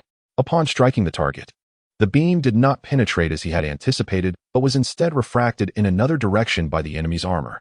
The refracted beam traveled a short distance before colliding with a small asteroid, creating a deep crater before dissipating its energy. The asteroid, propelled by this attack, veered off course, tumbling in the opposite direction. Fixated on the asteroid, Xiong Qi suddenly noticed a metallic glimmer amidst its rotation. This could very well signify another enemy. He concluded. Given the impressive stealth capabilities of the enemy mecha, it was evident that other adversaries lurked within this sector. Thus, Xiong Qi maximized the power of the destroyer's thermal sensing and dynamic capture systems, heightening his vigilance. Xiong Qi murmured in confusion.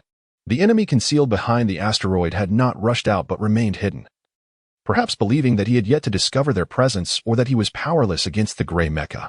However, since you choose to remain still, I see no reason to announce. I see you. Even if the destroyer was formidable, fewer enemies were always preferable. The immediate task was to eliminate the mecha that was currently attacking him. Yet, the thought that the enemy's armor had deflected his energy beam caused Xiong Qi to furrow his brow. This property was reminiscent of the shell of a giant insect. Recalling that the giant insect's shell could refract the attacks from the destroyer's main cannon, Xiong Qi felt overwhelmed.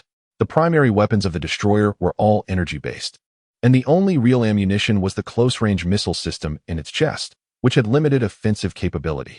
The shockwave blade mounted on its back could also inflict severe damage. However, the situation remained uncertain, and he had no idea how many enemies were hiding nearby. If he charged in with a blade, only to be met with a cry of "Fire at me" from the enemy mecha, he would not only be defeated but could face severe damage.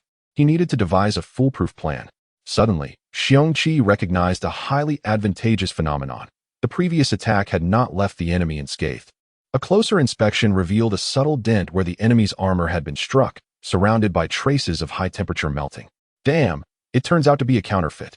Realizing the truth, Xiong Qi promptly altered his tactics. Deploy the primary weapon. The destroyer abruptly halted its pursuit of the enemy, instead circling around the foe's mecha, executing evasive maneuvers both up and down. Number 3 let out a scoff, still undeterred. Your energy attacks are ineffective against the Rakshasa. Confident in the mecha supplied by the organization, Number 3 stabilized himself in midair, aiming the cannon at the destroyer's head, declaring, "Let me deliver the finishing blow." With the assistance of the targeting system, he locked onto the destroyer's head, bringing the image closer. Suddenly, what is this? The two massive armor plates on the outside of the destroyer's arms swiftly slid down, stopping as they reached the hands. The destroyer grasped the ends of the armor plates and forcefully brought them together. The cockpit of Xiong Qi vibrated with the sound of clanking mechanisms. The two large armor pieces fused into a 3-meter-long cannon, the rectangular mouth of the cannon now aimed at the gray mecha. Number 3's pupils constricted. What is happening? The cannon in the destroyer's hand underwent a transformation, as a second segment of armor extended from the interior of the barrel, forming a new muzzle. Then a third segment emerged, ultimately creating a 10-meter-long massive cannon. The main cannon deployed, beginning its charging sequence. At this moment, Xiong Qi found the electronic sound to be most melodious. So that's it. Number 3 fully understood. The enemy's main cannon was a 3-segment foldable design. However, energy attacks are ineffective against the Rakshasa. Number 3 could not help but look down upon the destroyer, thinking it foolish. Did you not notice the previous attack? The furious roar from the communicator startled the self-satisfied Number 3. Why should he hide? Fire. As the energy was fully charged, Xiong Qi immediately activated the cannon door. Chapter 13. The dogskin plaster upon the issuance of Xiong Qi's command. A thick beam of blood-red light surged toward the gray mech. Remarkably, the gray mech stood its ground, defiant and unmoving, seemingly prepared to deflect the incoming beam once more. Xiong Qi observed this unyielding stance with growing perplexity. Could it be that the opponent had a hidden ace, one that allowed them to disregard the destructive power of the main cannon? With this doubt lingering in his mind, Xiong Qi maintained a vigilant gaze on the adversary, readying himself for another assault. Suddenly, an urgent alarm pierced the air, indicating the detection of a heat source from a small asteroid he had previously suspected. Simultaneously, he kept one eye on the gray mech's movements. In a flash, the gray mech was struck. Its armor melted in less than a second, and the energy core and ammunition ignited in a violent explosion. The shockwave from the blast reached Xiong Qi, seated several kilometers away in the cockpit, causing a jolt in his chest. Damn, that was terrifying. It turns out even it couldn't withstand the main cannon's onslaught. He scoffed at the now-destroyed gray mech and redirected his focus to the enemy that had just emerged from behind the asteroid. This new mech bore a striking resemblance to its obliterated predecessor, save for its glossy black paint. A peculiar object was faintly visible on its back. Did the opponent not learn their lesson? Having witnessed the main cannon's destructive capacity, they still charged recklessly forward? There was no time for further contemplation as the main cannon in Xiong Qi's possession swiftly targeted the foe. If you seek death, I shall oblige. Realizing that the main cannon had locked onto it, the enemy quickly brought the odd object in front of itself. The chrysanthemum shield. Xiong Qi gasped in surprise. The entire mech was now obscured behind an enormous oval shield, its edges lined with serrated metallic protrusions. Damn, Xiong Qi cursed under his breath, reminded of a mech he had encountered in the tower, which had also been completely shielded by a massive barrier. It was akin to a turtle retreating into its shell. As the main cannon fired at the third mech, the first mech knew its comrade was doomed. Despite repeated warnings to evade, the fool believed himself invincible, remaining there as mere fodder. Let him perish. He was a source of worry, the first mech thought as it activated Plan B, darting out from behind the asteroid. Faced with the renewed threat of the main cannon, it wisely raised its massive shield to block the impending attack. This shield, a gift from their comrades, was only available to those of captain rank. Its defensive capabilities against energy weapons far surpassed the flimsy armor of a mech. The first mech was confident it could deflect the kind of attack just unleashed. Xiong Qi silently observed the approaching black mech, particularly its colossal shield. If the mech's armor could deflect energy attacks, then it was likely that the shield possessed similar attributes, if not stronger. However, did the opponent think this would deter him? Xiong Qi smirked confidently as he activated the bombardment mode. The main cannon in his hands underwent a transformation. The 10-meter-long segmented barrel rapidly retracted until only the final section remained. The first mech, seeing the barrel shrink to 3 meters, felt a surge of adrenaline. Did the enemy abandon their cannon fire? Suddenly, the first mech was captivated by a strange phenomenon at the cannon's muzzle. The accumulated energy morphed into a spiral-shaped dark red sphere, with golden energy ripples flickering in and out of sight. Then, a massive energy sphere hurtled toward the shield raised in front of the first mech. Upon impact, The energy sphere did not deflect, but rather exploded outward from within the moment it touched the surface of the shield. The first mech promptly discarded the shield and swiftly changed direction, fearing that the energy would penetrate the shield and strike the mech itself. Annihilation reaction. The phrase flashed through the first mech's mind as it glanced back at the discarded shield, now marred by a massive hole. The first mech felt a chill run down its spine. Thank goodness it had released the shield in time. Xiong Qi cast the main cannon aside, retrieving the vibration blade from his back and lunging toward the opponent. They had foolishly discarded their shield at a critical moment. A pity indeed. However, this attack could only be executed once in a short period, requiring nearly a minute of cooldown afterward. While this duration seemed trivial in normal circumstances, in the heat of battle, it felt interminable. Upon noticing the Desolator charging toward him wielding dual blades, the first mech smirked. Did it wish to engage in close combat? How fortuitous. The first mech drew a slender blade from its back and accelerated towards Xiong Qi. An Eastern blade? Xiong Qi was taken aback by the appearance of such a weapon. How did a Japanese artifact find its way here? Nonetheless, he noted that the opponent's blade appeared to be forged from some metal, its edge gleaming coldly, suggesting exceptional sharpness. Yet, no matter how sharp, it wouldn't inflict any damage upon the Desolator's dual blades, as the vibration blade possessed a mere 10-centimeter central blade, with 20-centimeter edges formed by high-speed, oscillating energy flows. With no element of surprise, the Desolator effortlessly deflected the opponent's weapon with a mere flick of its right-hand blade. Then, with a swift sidestep, it evaded the half of the weapon aimed at it, repositioning the left blade to execute an upward slash that severed the opponent's forearms, sparks erupting from the break. Fool! Did you truly believe the Desolator's heavy armor rendered it clumsy? Xiong Qi took advantage of his successful strike, skillfully maneuvering the dual blades in a dazzling display before targeting the opponent's legs. The enemy mech narrowly dodged, opting not to confront the Desolator head-on, but instead danced around it, occasionally utilizing the spikes on its knees to strike at Xiong Qi's upper body. Meanwhile, at base X, a black-haired girl scrutinized the footage received, depicting the scene of the Desolator under attack. However, communication between the base and the Desolator had been severed after the assault. After a moment, the black-haired girl turned to the towering X4, which stood silently nearby. You are to intercept the transport ship returning with B2. It carries highly critical materials. Do not err. X4 acknowledges. The towering mech responded efficiently, saluting before departing. Once X4 had left, the black-haired girl, referred to as X1, approached an intelligent core. I require access, host. Please hold on. The electronic voice of the intelligent core resonated in the room. The Axis Fortress star was a sentinel planet established by the Shoddy Empire to safeguard the capital star, LNIO. It had been entirely transformed from a decommissioned mining planet, housing 1 million troops year-round, situated at the outermost layer of the capital's defensive perimeter. This facility lay 2 kilometers below the surface of Axis, encompassing a vast hall spanning thousands of square meters, filled with rows of intelligent cores. Each core was monitored by a soldier, intently observing their assigned sectors. Suddenly, one soldier stood and reported to a figure seated at the central command desk. General, we have detected high-energy reactions resembling the main cannon fire of a battleship, approximately 30,000 kilometers from our headquarters. Specific coordinates: X14125Y435512Z6222244. Oh, a middle-aged man rose in surprise. Are there any Allied forces conducting exercises in the vicinity? A faint scar on his left cheek flickered as he spoke. Report, General, none. The soldier confirmed. The encrypted, urgent message from the capital has been forwarded to your intelligent core. A female soldier reported.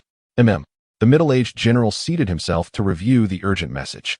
Moments later, he issued a command, Bloodwolf Squad, mobilized to support Allied forces. Ensure data collection is underway. Xiong Qi was on the verge of exasperation, for the black mech appeared to lack any ranged weaponry. After rendering its arms useless, it had resorted to utilizing its slender physique to engage in close combat, akin to a pesky adhesive plaster. Several times, the head of the destroyer narrowly escaped being struck by the sharp spikes on its opponent's knees. Despite the destroyer's formidable defenses, Xiong Qi dared not test the piercing capability of those spikes. Suddenly, he smacked his forehead in realization. How could he have forgotten the most effective melee weapon at his disposal? Chapter 14. No Escape Number 1 was on the verge of collapse. Despite the relentless, high-intensity assault, he couldn't land a single blow. He was baffled by the opponent's impenetrable defense. The enemy's techniques were peculiar, yet remarkably practical, despite the seemingly small movements. His opponent always managed to evade just before impact.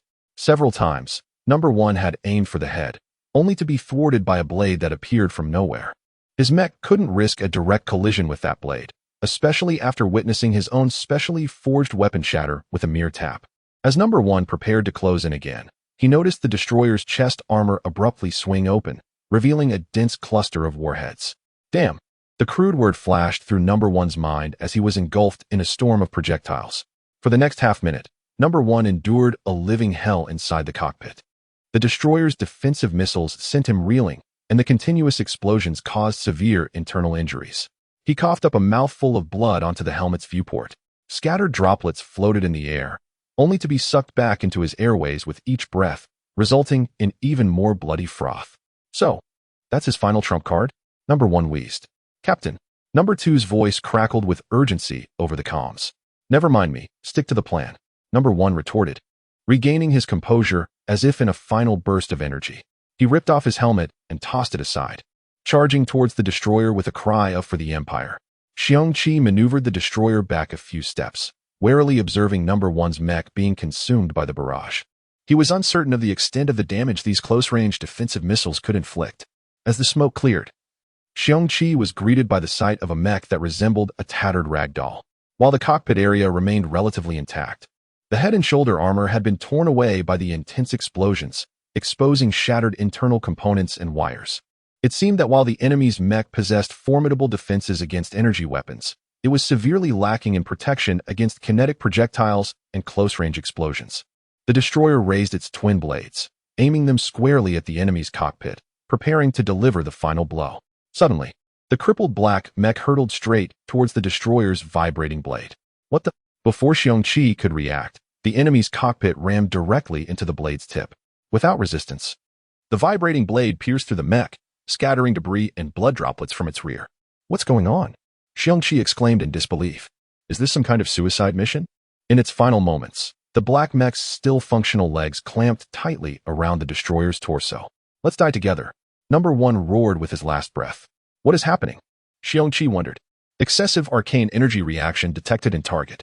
Suspected activation of mech self-destruct sequence, a pleasant electronic voice announced in the cockpit. Oh, crap! Xiong Qi cursed. Is this really happening?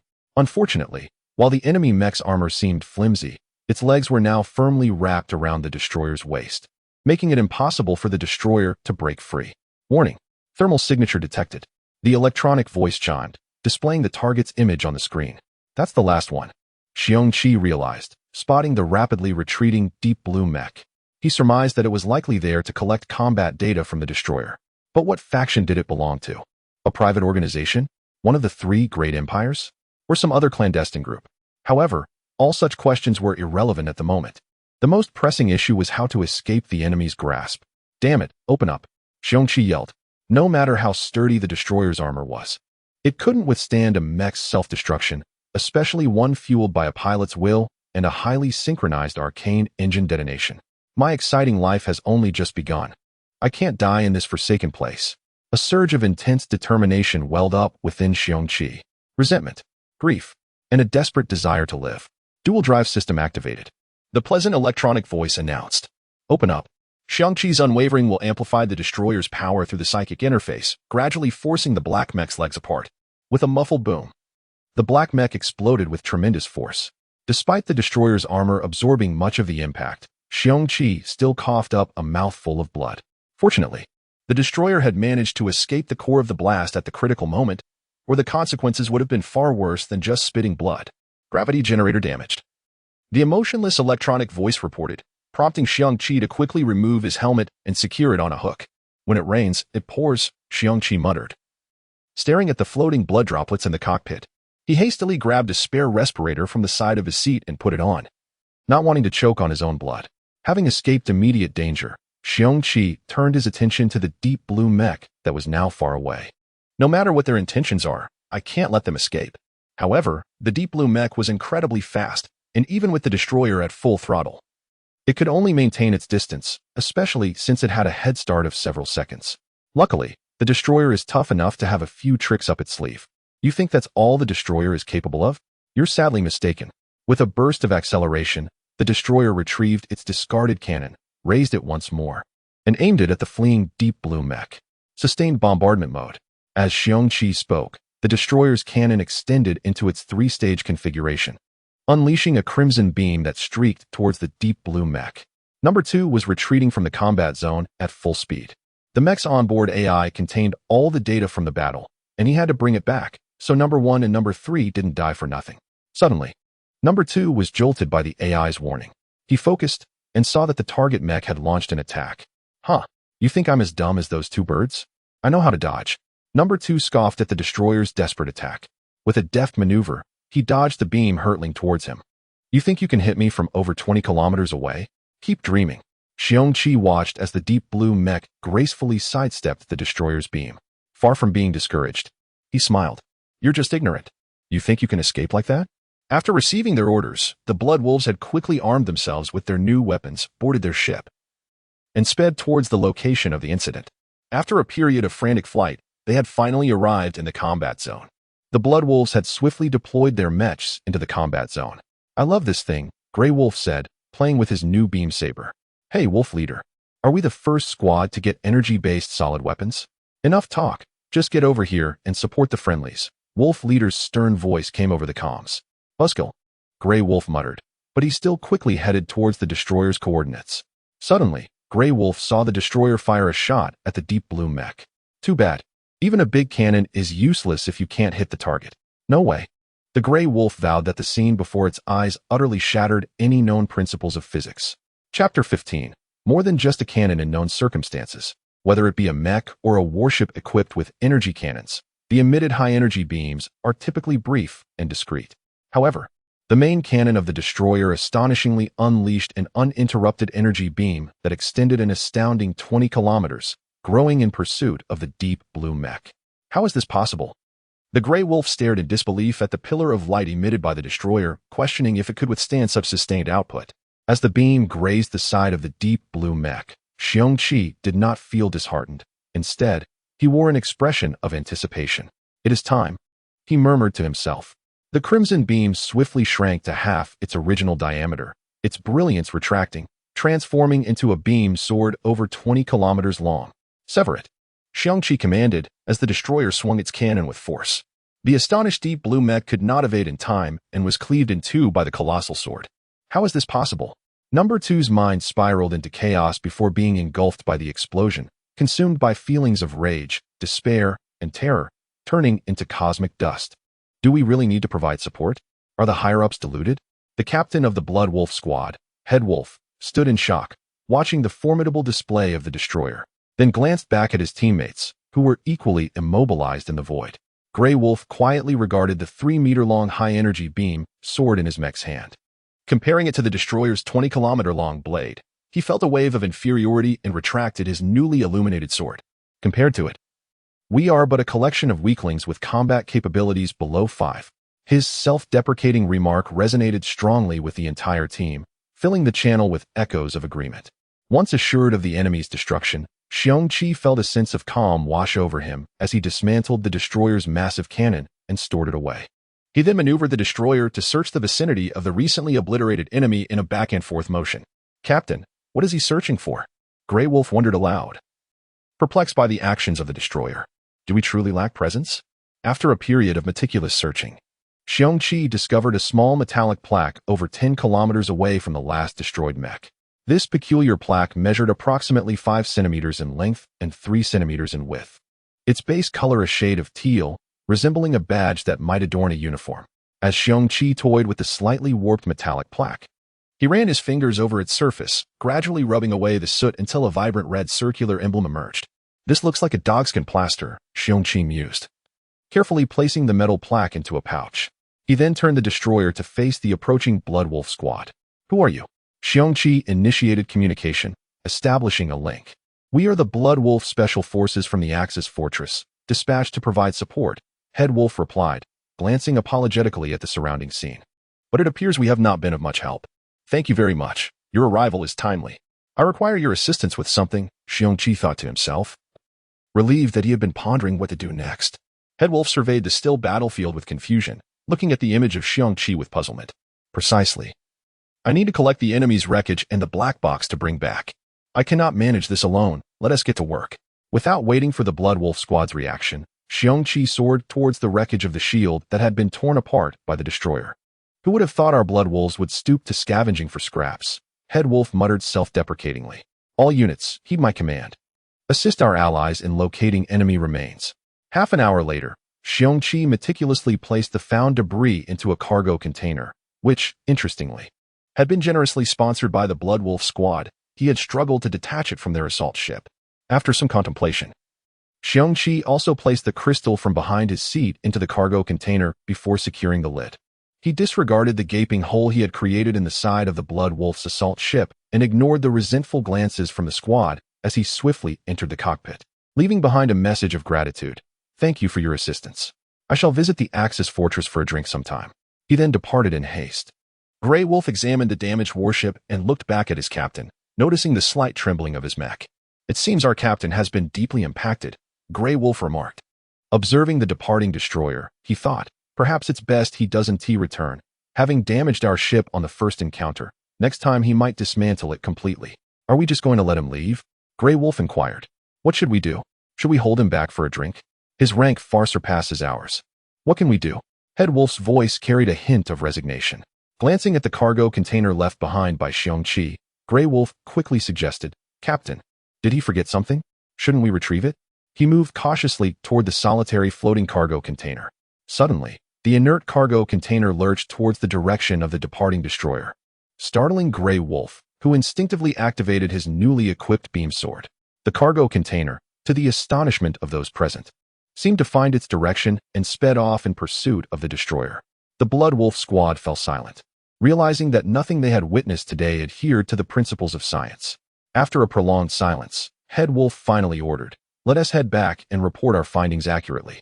Meanwhile, Xiong Qi, having traveled a considerable distance, suddenly slapped his forehead in realization. How could I have forgotten the cargo container?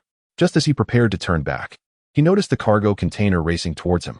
Could it be that the Blood Wolf Squad had sent it after him? A feeling of guilt washed over him. Despite the hole he had made in their ship, they had not taken offense but instead sent the container back. This was a true act of benevolence. But then a thought struck him. The destroyer had not detected any energy reactions. How had the container traversed this distance? Had the Blood Wolf Squad's friends propelled it to a certain speed before departing? What selfless individuals? Xiong Qi pondered deeply. Yet, were they not concerned about the container getting lost along the way? As Xiong Qi contemplated these matters, the cargo container caught up to the destroyer, gradually decelerating until it matched the destroyer's speed and began to orbit around it. Xiong Qi gazed at the container, recalling a phrase, the fledglings return to the nest. What is this? Why does it feel so familiar? Xiong Qi racked his brain. No way. Could it be? Xiong Qi finally remembered the crystal he had discarded in the cargo hold. Could it be that this was all it's doing? What an astonishing feat for such a small object to drag along such a large cargo container. He was exhilarated, realizing that this crystal held much untapped potential that he would need to explore further. Stay close to me, Xiong Qi thought silently, and then the destroyer accelerated once more, heading toward the previously designated transport route. The cargo container, seemingly sentient, followed suit, speeding after the destroyer. At that moment, Xiong Qi felt akin to a mother hen leading a little chick behind her. Why am I thinking this way? It's merely an inanimate object, he muttered to himself. Chapter 16. The Young and the Vigorous. After an arduous half-hour pursuit, Xiong Qi finally caught up with the transport ship that he had previously abandoned without a second thought. Gazing upon the vessel, its engines roaring and lights ablaze, Xiong Qi initially questioned whether he had made a mistake. It was only after meticulous comparisons that he confirmed it was indeed the same ship he had towed back from the bastion of Great Britain. Could it have been occupied by someone else? Just as he was preparing to forcefully reclaim it, Xiong Qi suddenly realized that there were numerous messages awaiting him on his communicator.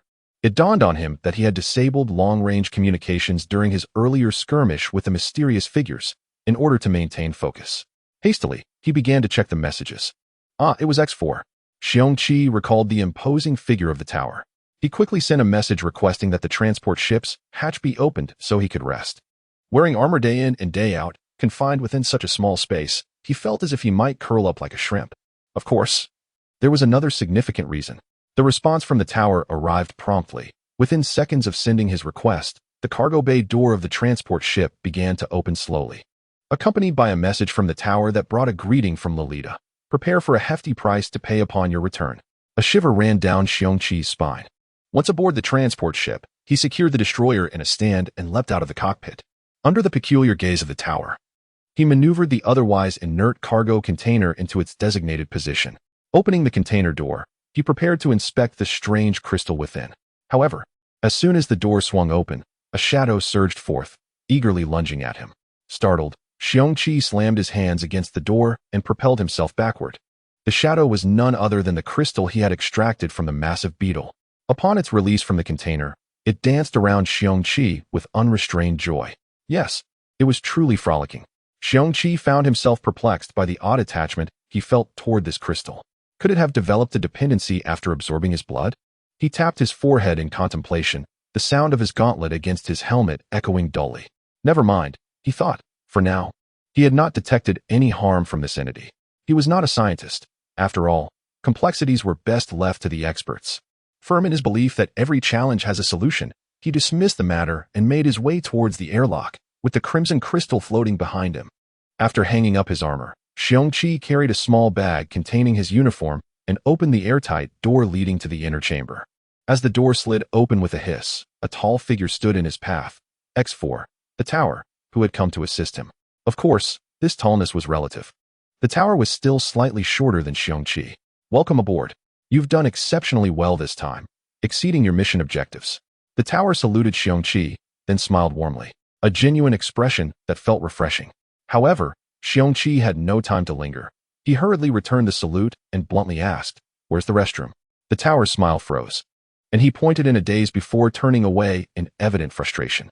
Nearly half an hour later, having successfully lightened his load, Xiong Qi emerged from the restroom. "Oh, now I understand the peculiar looks Major Tia area gave me when I was hauling meat onto the destroyer." Splashing his face with cold water, he regarded his reflection in the mirror. Sunlight had eluded him for far too long. His skin now appeared pale to the point of being alarming, reminiscent of a vampire in a movie. "Once I return, I must make it a point to stroll outside.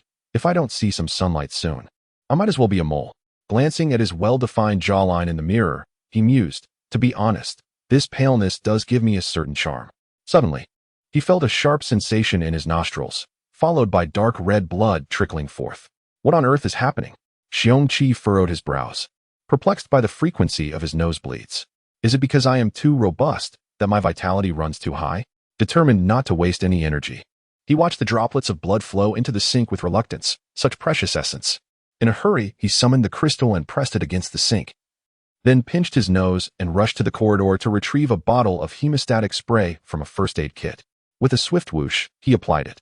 Feeling the bleeding subside, he rubbed his nostrils, washed his face again, and headed towards the cockpit, the crystal that had just fed now in tow. After just a few steps, Xiong Qi halted, staring curiously at the crystal floating behind him. Could my recent nosebleeds be related to this thing? But upon reflection, he dismissed the notion.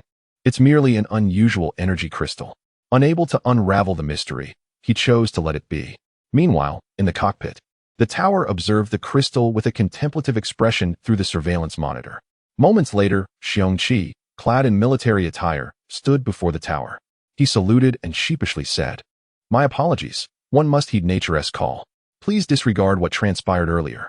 "No worries. Did you indulge in some meat along the way?" The tower seemed quite experienced in such matters, discerning Xiong Qi's predicament with ease. "How did you know?" Xiong Qi was taken aback, but then recalled the tower's background, which made it clear.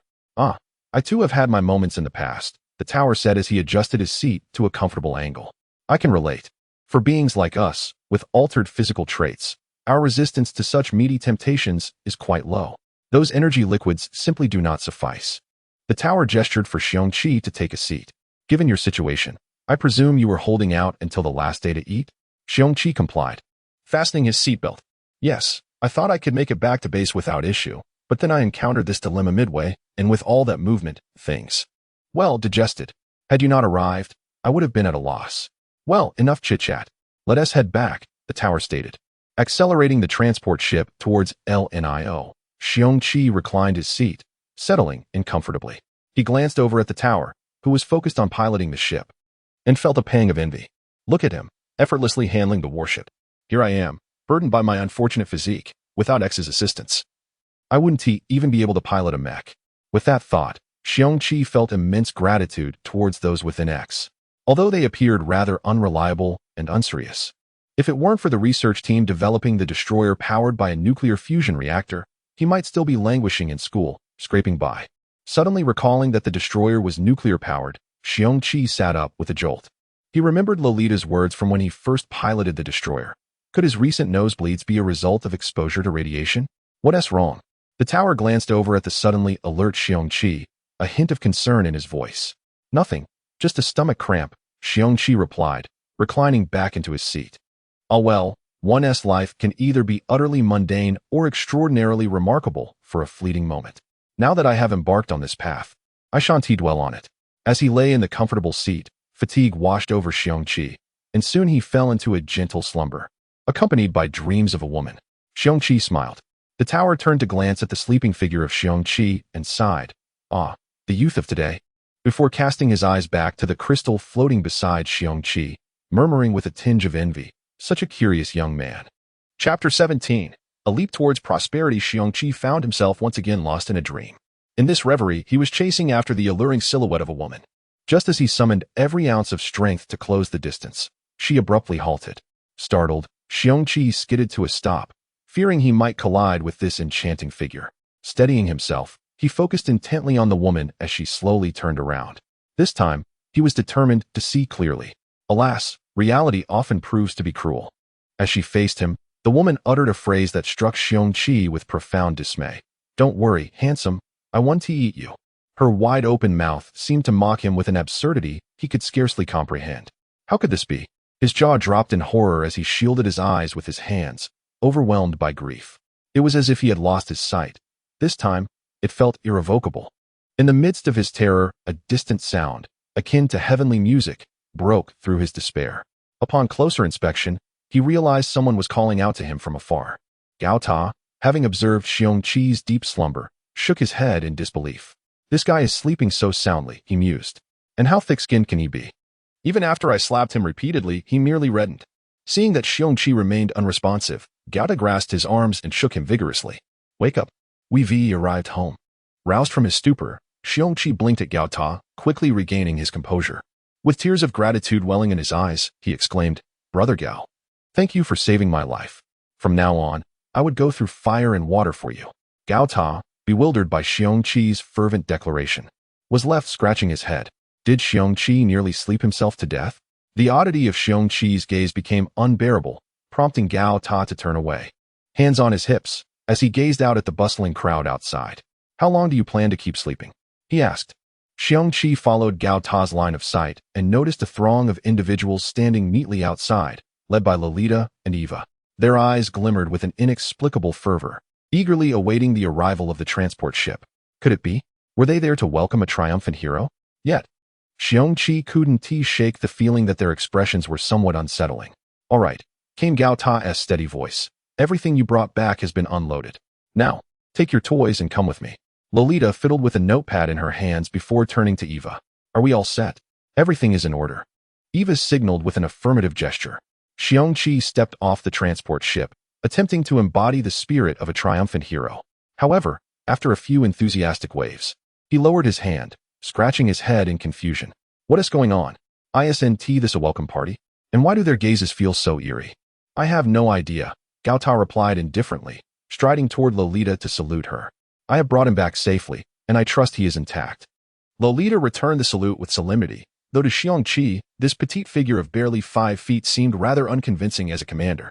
Satisfied with her response, Gao Ta nodded and departed, casting a meaningful glance at Xiong Qi, as if to say, "Kid, I'm counting on you to return whole." Interpreting Gao Ta's gaze, Xiong Qi felt a twinge of caution. Could this unreliable research team be planning to use him as a test subject once again?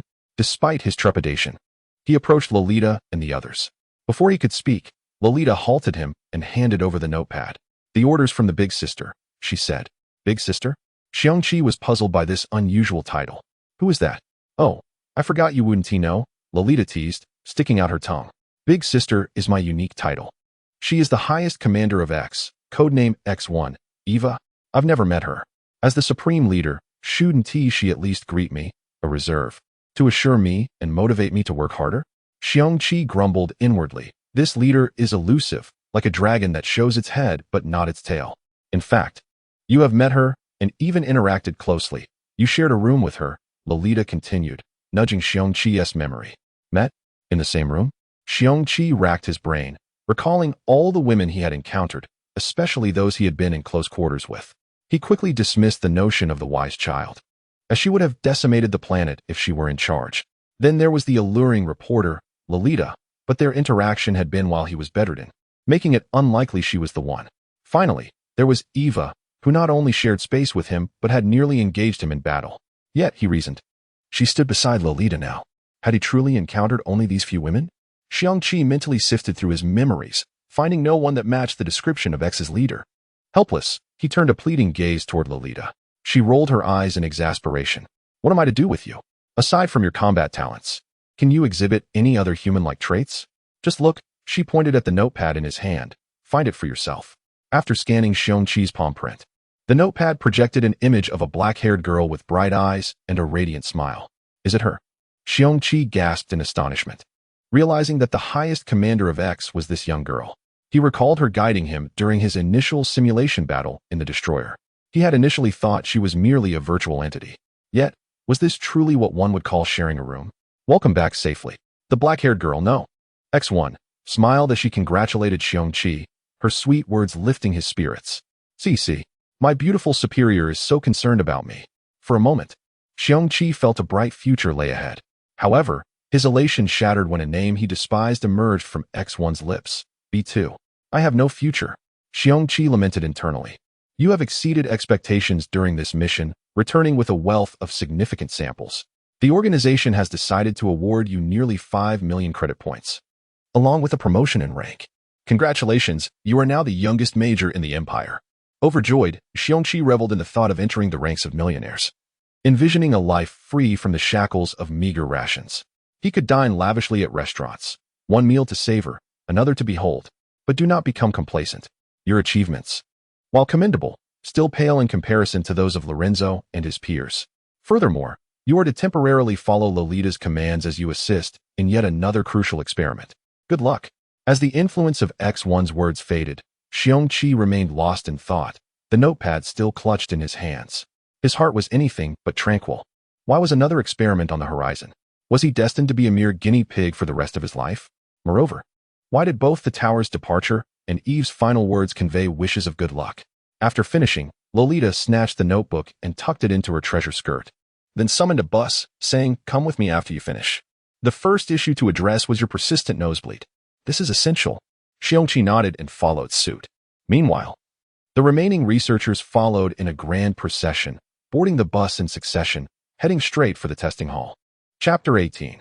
Here I come. Xiong Qi lay quietly on an experimental table, clad only in a pair of shorts, his body adorned with various patches, anxiously awaiting the next move from the group of scientific madmen. Radiation response detected within the body, a middle-aged researcher suddenly reported to Lolita. Proceed. Lolita waved her hand, indicating that there was no need for surprise, her expression one of premonition. However, Xiong Qi was far from calm upon hearing this. What did it mean that radiation was detected in his body? It felt as if he had been subjected to severe radiation exposure. Oddly enough, the internal examination showed everything to be normal. The researcher who had spoken earlier remarked in confusion. Lolita pondered for a moment before snapping her fingers. As the sound echoed, several clasps suddenly emerged from the surface of the experimental table, securing Xiong Qi's limbs with a resounding snap. "What are you doing?" Xiong Qi exclaimed in alarm. Wasn't this supposed to be a routine check? Why was he being bound? He struggled against the restraints, only to discover that despite his extraordinary strength, he could not break free from the seemingly minor clasps. Stop struggling. Lolita gazed at him with an air of pity. These clasps are made from G alloy. If you think you can break the destroyer armor, feel free to try. Hearing this, Xiong Qi felt somewhat disheartened. While his physical strength was considerable, it was not enough to damage the G alloy armor. He thought to himself, well, they might just draw some blood. Surely, she wouldn't kill him. Just as he settled his thoughts, he suddenly noticed Lolita pulling out a large syringe from her magical skirt. It wasn't excessively large, merely capable of holding about 400 cc. Watching Lolita extract his blood, he surprisingly felt a sense of pleasure, akin to a weary soul finding unexpected relief. Perhaps the notion that regular bloodletting is beneficial for both body and mind holds some truth, he mused. Lolita examined the large vial of dark red blood in her hand, frowning slightly. Previous tests indicated that Xiong Qi's body was normal, yet the blood appeared dark red, reminiscent of a certain blood disorder. It seems we need to conduct further tests, she murmured, placing the sample back into her magical skirt. With a click, the clasps holding Xiong Qi released, and he began to flex his stiff limbs, slowly sitting up. Is it over now? Yes, Lolita confirmed with a nod, as the group of researchers began to tidy up their materials. Great, I was on edge for nothing. This doesn't seem so terrifying after all, Xiong Qi thought. Tower and Eve had made it sound so serious, yet it was merely a small blood draw. He could bleed more from a nosebleed. He hopped off the experimental table. Dressing while addressing Lolita, is that all? I'm off for a stroll. Lolita, busy recording data, looked up. Oh, before you go, remember to have your blood drawn for testing every day from now on. Just as he was about to pull up his trousers, Xiong Qi stumbled, accidentally stepping into the wrong leg, falling to the ground. What? Every day? Do you think I'm a dairy cow? At that moment, Lolita's expression turned serious as she faced Xiong Qi. If you don't want to comply, you can hand over your 5 million. It dawned on Xiong Qi that he was bound by Eve's directive, realizing he had no choice but to obey Lolita's orders. Resigned, he decided to forget about it and swiftly seek the thrill of spending lavishly. Resolved, Xiong Qi bid farewell to Lolita and made his way to the lift, his heart soaring with excitement. Here I come. Stop. Lolita's sharp command halted him. What now? Xiong Qi sighed, wondering why she couldn't just say everything at once. The suspense could be life-threatening. Lolita scrutinized his attire. Are you really going out like that? And aren't you using any transportation? Oh, you just reminded me.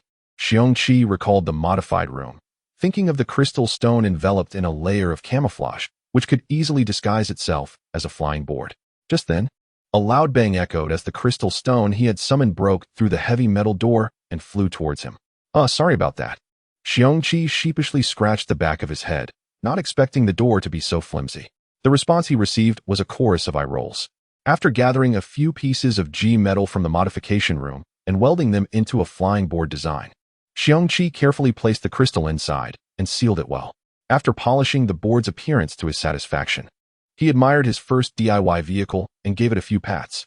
The flying board measured 1.5 meters in length and about 80 centimeters at its widest point, shaped like a flattened oval. It featured 2 recessed footrests on the upper side, with small clasps along the edges to secure the rider during rapid maneuvers. Once everything was in order, Xiong Qi mounted his custom flying board and raced towards the lift destination, the sun. Meanwhile, in the command hall of X, a girl clad in black, or rather, Eve, quietly observed Xiong Qi's every move through the surveillance monitors, deep in thought. Before long, Xiong Qi arrived at the concealed exit via X's advanced lift system. Ensuring no one was watching, he lifted the cover and jumped out. As he emerged, he stood there quietly, soaking in the gentle breeze and warm sunlight, completely entranced. He had nearly forgotten the sensation of being on the surface.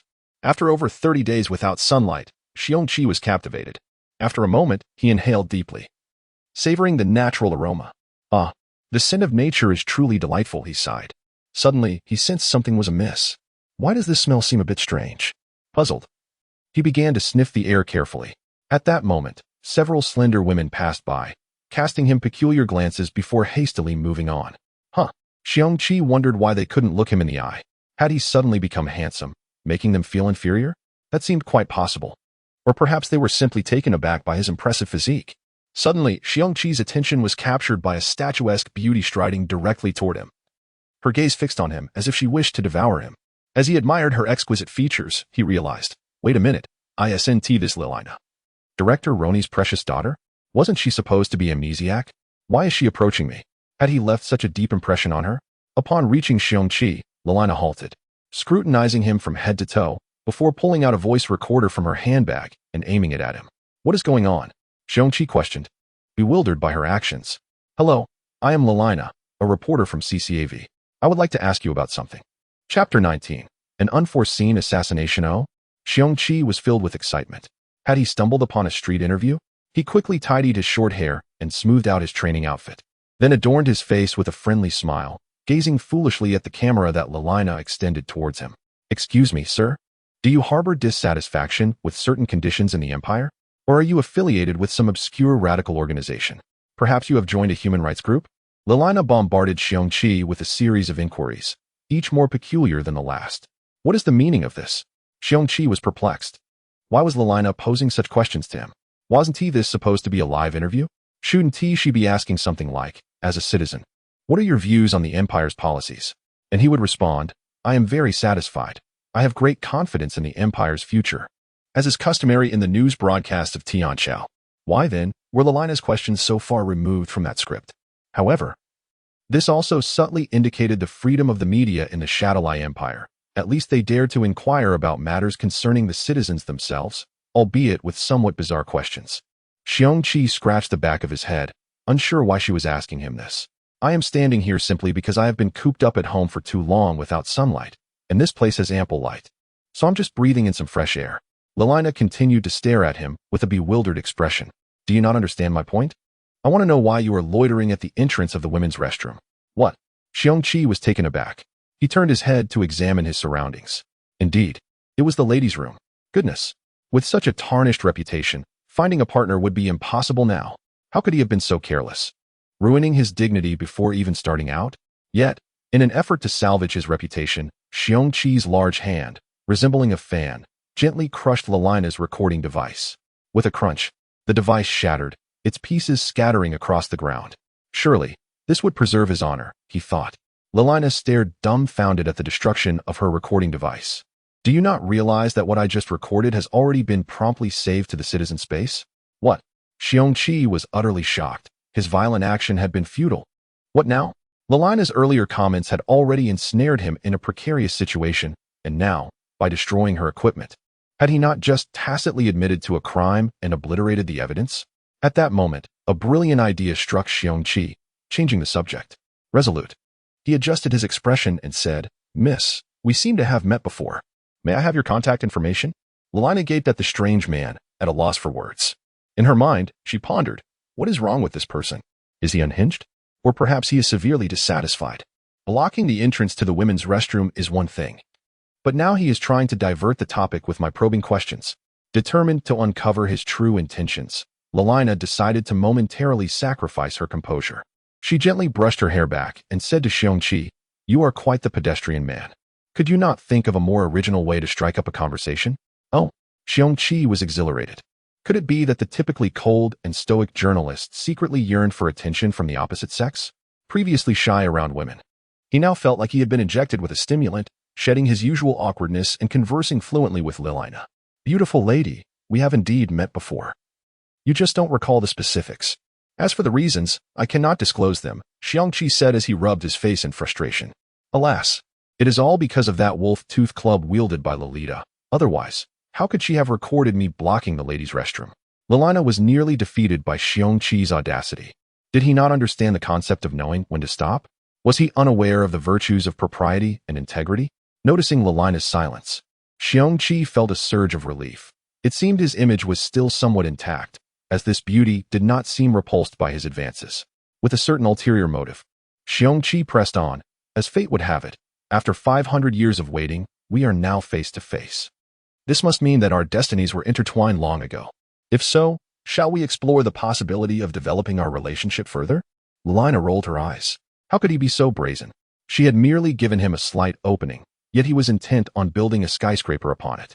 As Xiong Qi and Lilina exchanged banter, a massive black mech with a colossal shield stealthily infiltrated the defenses of the LNIO star, penetrating deep into the planet's interior. Its objective, to eliminate any prominent figures within the Shadowlai Empire and uncover its hidden strengths, bringing back detailed information. Upon successfully breaching the defenses, the Black Mech pilot identified a highly valuable target. Lilina, the chief reporter for the Shadowlai Empire's national television station, CCAV. Upon discovering this target, the pilot licked his lips in anticipation, relishing the thought of personally eliminating such a captivating woman. Taking advantage of Lilina's momentary distraction, Xiong Qi stepped out of the restroom's vicinity and approached her side, thinking, surely, no pesky reporters will come to interrogate me now. Under Lilina's watchful and suspicious gaze, Xiong Qi performed a gentlemanly bow, yet spoke in a manner utterly disjointed from his elegant gesture. Beautiful lady, since our meeting is fated, would you care to join me for a ride? Before Lalina could respond, Xiong Qi's hoverboard materialized beneath him, lifting him off the ground. Look, he continued. The night is enchanting, the starlit sky is dazzling.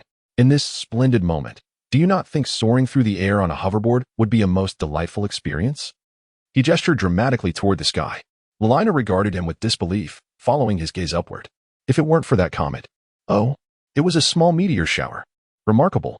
Hearing Lalina's exclamation, Xiong Qi turned his attention to the meteors.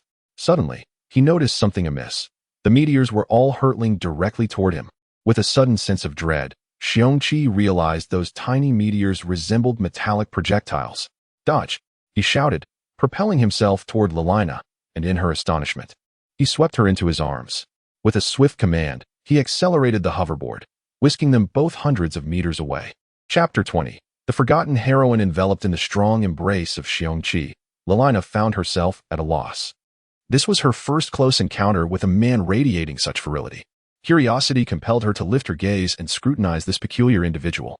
Her eyes were first drawn to Xiong Qi's broad shoulders, followed by his sturdy neck, and finally, the playful smile and meticulous expression gracing his face.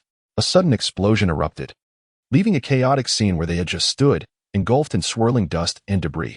Once in a safe location, Xiong Qi gently set Lalina down, urging her to find shelter, asserting that the battle was a man's affair. Complying, Lalina swiftly hid behind a nearby flower bed, peeking out to observe the man.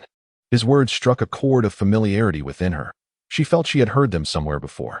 Amidst the smoke and chaos, a colossal black silhouette emerged, kneeling ominously. Xiong Qi, ever cautious, watched the shadow intently, his muscles taut and ready for action. In an instant, the haze dissipated, revealing a sleek, jet-black mech. Its aerodynamic design marred by menacing protrusions and a massive shield strapped to its back. Lalina's heart raced with confusion at the sight of the strange mech. How had such an oddity breached their defenses? Meanwhile, Xiong Qi, familiar with this type of mech from previous encounters, was far from calm. To his astonishment, the adversary had pursued them all the way to El Nino, displaying a blatant disregard for the Imperial Defense Department. However, recalling the enemy's advanced cloaking technology, Xiong Qi felt a sense of relief. This mech was undetectable even by the sophisticated radar systems employed by the destroyers, let alone the inferior equipment of the defense forces. Yet, since the foe had intruded upon his territory, he resolved to extend a proper welcome. Meanwhile, in the X-Command Center, Eva observed the standoff between Xiong Qi and the mech through surveillance, contemplating the standard procedures to address the situation. She pondered how the enemy had tracked them here. Considering her true identity was classified, even beyond the reach of the Empire's highest officials, their only prior encounter had been fleeting. As she mused, the ominous black mech stood to its full height, its triangular eye fixated on Xiong Qi, and not far from him, Lalina, drawing a long blade from its shoulder. It brandished it menacingly, preparing for a horizontal strike. Dear Miss Lalina, should you mysteriously perish on the streets of the capital, might it not lure your special forces into action? Xiong Qi scratched his head, realizing he had misjudged the situation. The target was not him, but rather the somewhat notable Lalina. Yet, he wondered how the enemy could devise such a dull strategy. Did they not fear failing to draw out their intended target? With an insatiable thirst for knowledge, Lalina emerged from her hiding place, exclaiming, I truly do not understand your thought process. Have you not considered that if I am killed, the very thing you seek may never appear? Xiong Qi felt compelled to caution the oblivious Lalina. My dear, while you raise a crucial question, that individual across from us is intent on taking your life. Might we adjust our tone? If killing you does not provoke the emergence of our desired target, I shall continue until they reveal themselves. The mech's loudspeaker echoed with the pilot's furious voice. How many lives can you take? Xiong Qi interjected. Though I am unsure how you infiltrated El Nino's defenses silently, rest assured, the moment you landed, the Empire's alert systems would have detected you. You cannot escape now. The black mech emitted a disdainful grunt, its legs propelling it forward with sudden force, charging toward Lalina with an ear-splitting shriek. Xiong Qi sighed heavily, feeling as though he had been utterly ignored. Did they not realize that subduing him would be far more troublesome than apprehending Lalina? Or perhaps they assessed his larger target area, believing a mere burst of gunfire would suffice? Regardless, Lalina was a beauty, and he had some level of familiarity with her, far more than his otherwise meager social circle. Moreover, given that he and Director Lonnie were now in the same trench, he found himself harboring certain, quite innocent thoughts about Lalina. Just imagine, if your girlfriend were a tall, graceful beauty, well-mannered and hailing from a distinguished family, and, most importantly, the chief reporter for the Imperial National Television. How envious would the onlookers be when you strolled down the street together? With this thought, Xiong Qi silently nodded to himself and then transformed into a blur, racing toward Lelina. Riding on his self-crafted hoverboard, he reveled in the exhilarating sensation of flight. Scoffing at those with inferior combat abilities, Xiong Qi's extraordinary reflexes came into play as he swiftly closed the distance. Skimming the underside of the black mech's head with his board, creating sparks and a screeching sound that grated on the ears. As the black mech approached within 100 meters of Lelina, the force of its advance whipped her hair back. She stumbled backward. Feeling the sting of the wind against her delicate skin, her eyes squeezed shut against the onslaught. Tears escaped, carried away by the gust before they could fall. Was this how her life would end? Lelina contemplated, "Father, Mother, I am unworthy. I will never see another extraordinary event again." In the midst of these thoughts, she suddenly realized the fierce wind had ceased. A warm arm encircled her waist, and she found herself cradled in a broad, comforting embrace. Moments later, she felt as if she were soaring, with only the distant sound of the wind remaining. Once she sensed solid ground beneath her, Lelina cautiously opened her eyes. Before her was a figure hurtling toward the black mech. Taking a moment to assess her surroundings, she realized that in mere seconds, this person had whisked her away from the mech's blade and brought her to safety, 500 meters distant. Yet, why did that silhouette seem so familiar? Why did it evoke such a complex mix of emotions within her?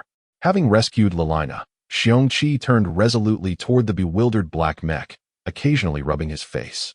Stiffened by the wind. "Damn, flying without a helmet is impossible. My mouth feels like it's about to be torn open." Meanwhile, the enemy seemed momentarily stunned by Xiong Qi's unexpected maneuver, failing to react for several seconds.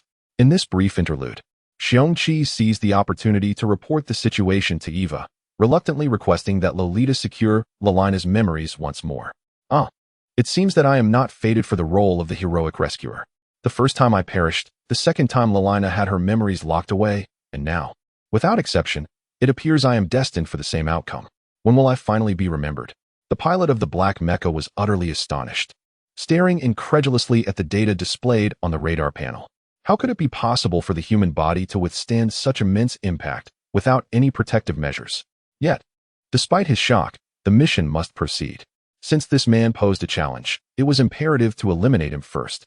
The black mecha exerted force with both hands, retracting the long blade that had cleaved into the ground, positioning it firmly in front, while fixating his gaze on the approaching Xiong Qi.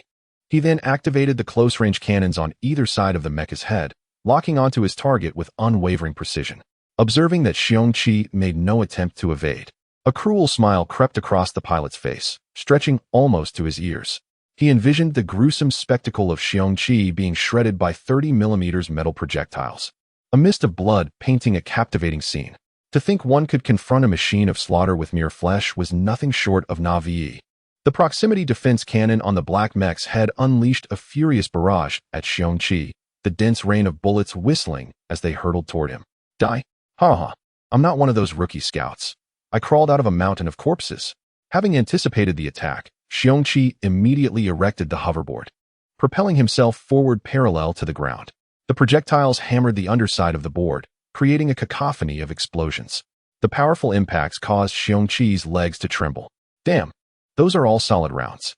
Good thing I impulsively made the whole hoverboard out of G-alloy. Otherwise, it would have been obliterated."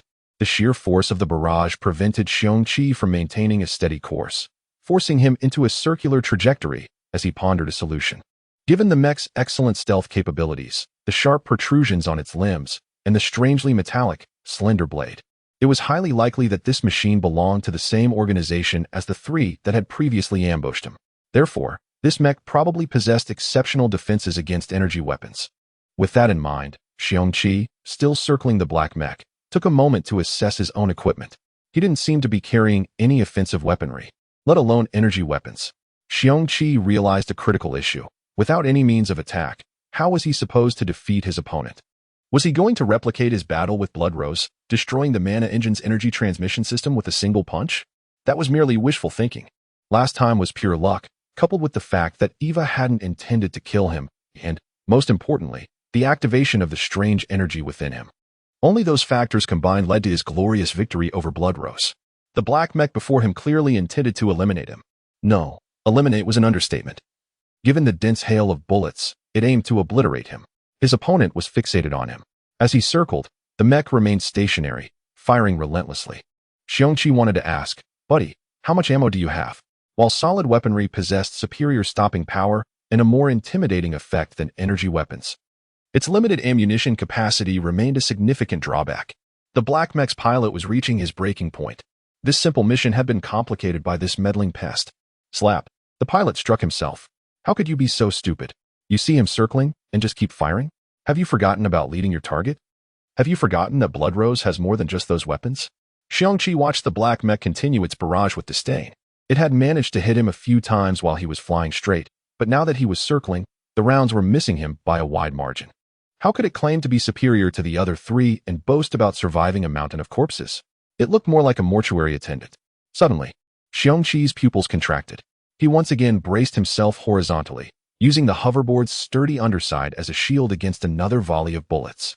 Damn, this guy finally wised up. Now he was under pressure. Just then, Xiong Qi heard a series of faint clicks, filling him with elation. He's out of ammo. He quickly looped around and charged straight toward the black mech, aiming for its vulnerable neck.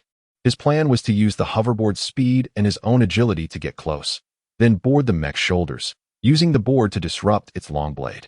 Finally, he would use his raw strength to breach the mech's weak armor and destroy its energy conduits. Clang!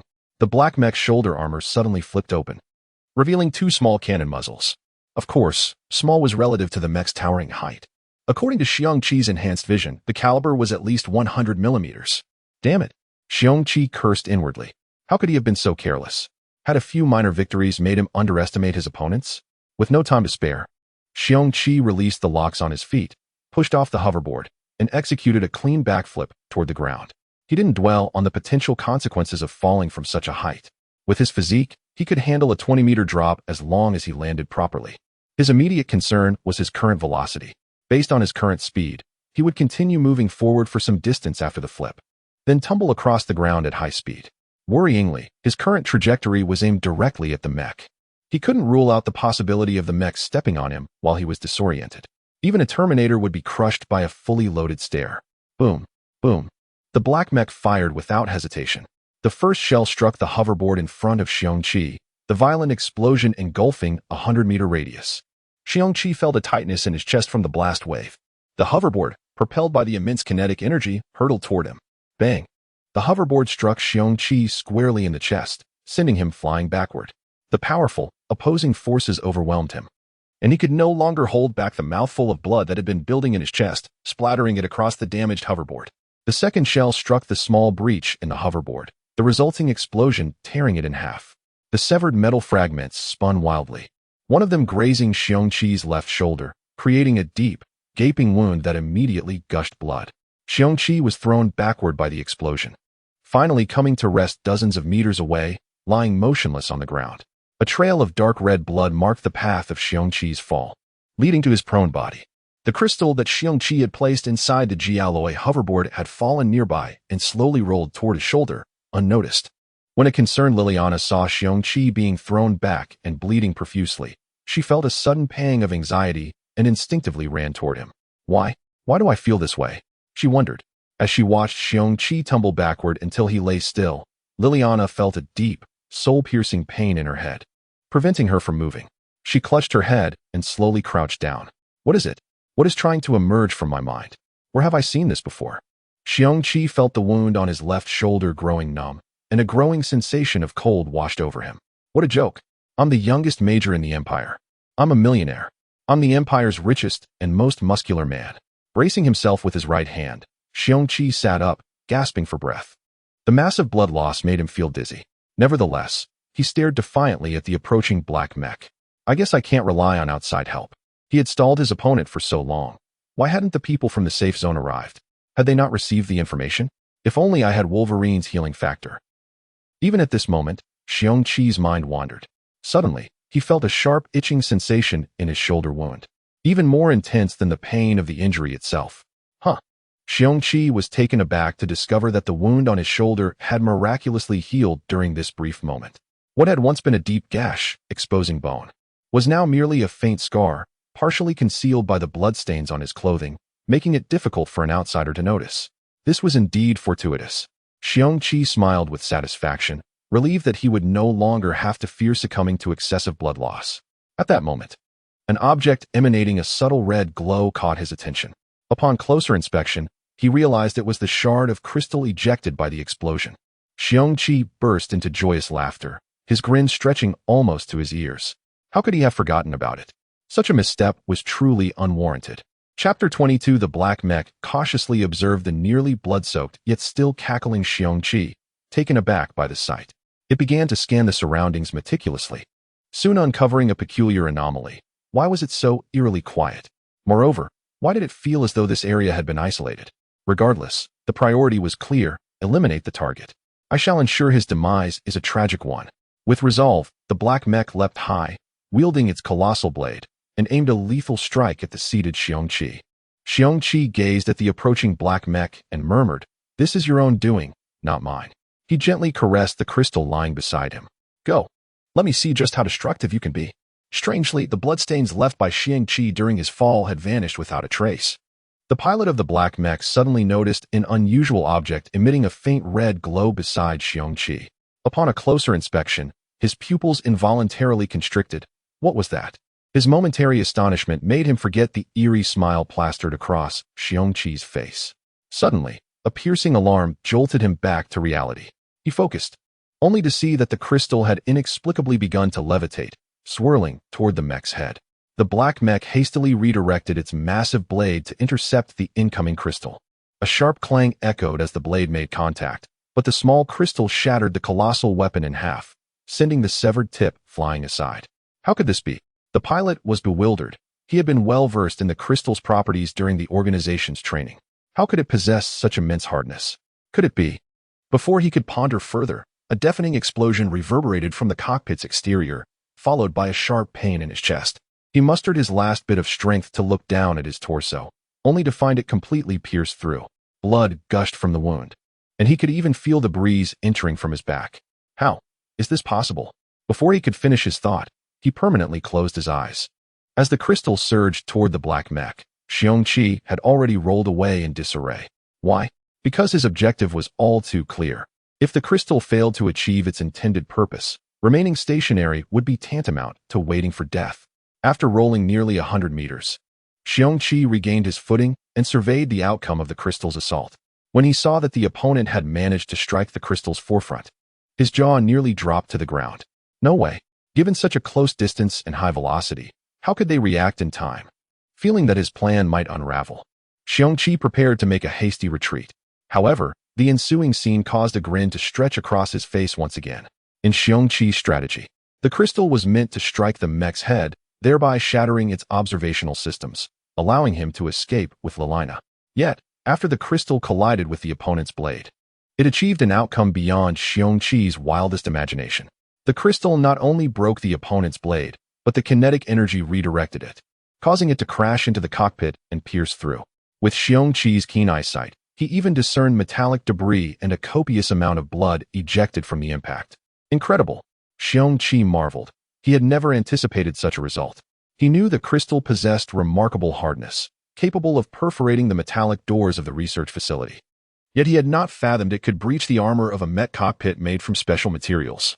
It is essential to note that the cockpit of a mech is the thickest part of its armor, composed not just of a single metal, but also incorporating a multitude of other materials for cushioning.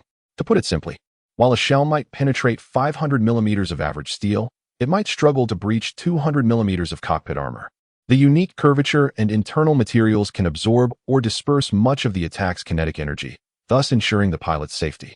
Yet now, this crystal had effortlessly pierced the cockpit and continued its flight for a distance. Had Xiong Qi not commanded it to return, who knew how far it could have gone?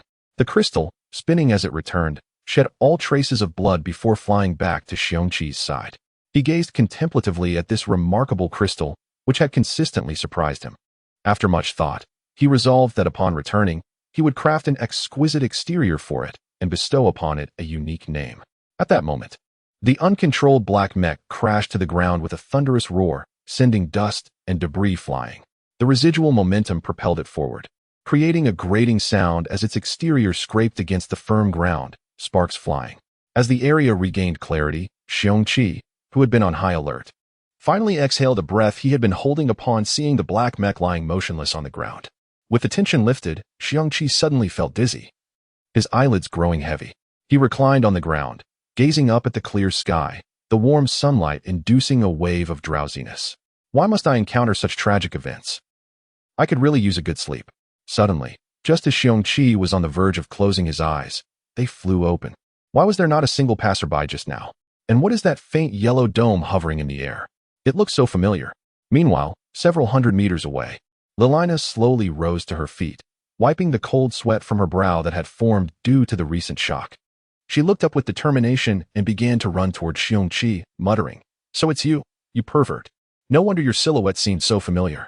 Upon witnessing the peculiar crystal pierce through the black mech, Xiong Qi fell back to the ground, silent. Lilina quickened her pace, rushing toward him. Enjoying the sunlight with his eyes closed, Xiong Qi suddenly felt something obstructing his view. He opened his eyes in confusion to find Lilina, who had somehow arrived beside him, intently gazing down at him. Xiong Qi's gaze traveled from Lilina's flawless visage down her delicate neck, past her dampened top, momentarily resting on her curvaceous form before glancing lower. Oh, damn it, why wasn't she wearing a short skirt?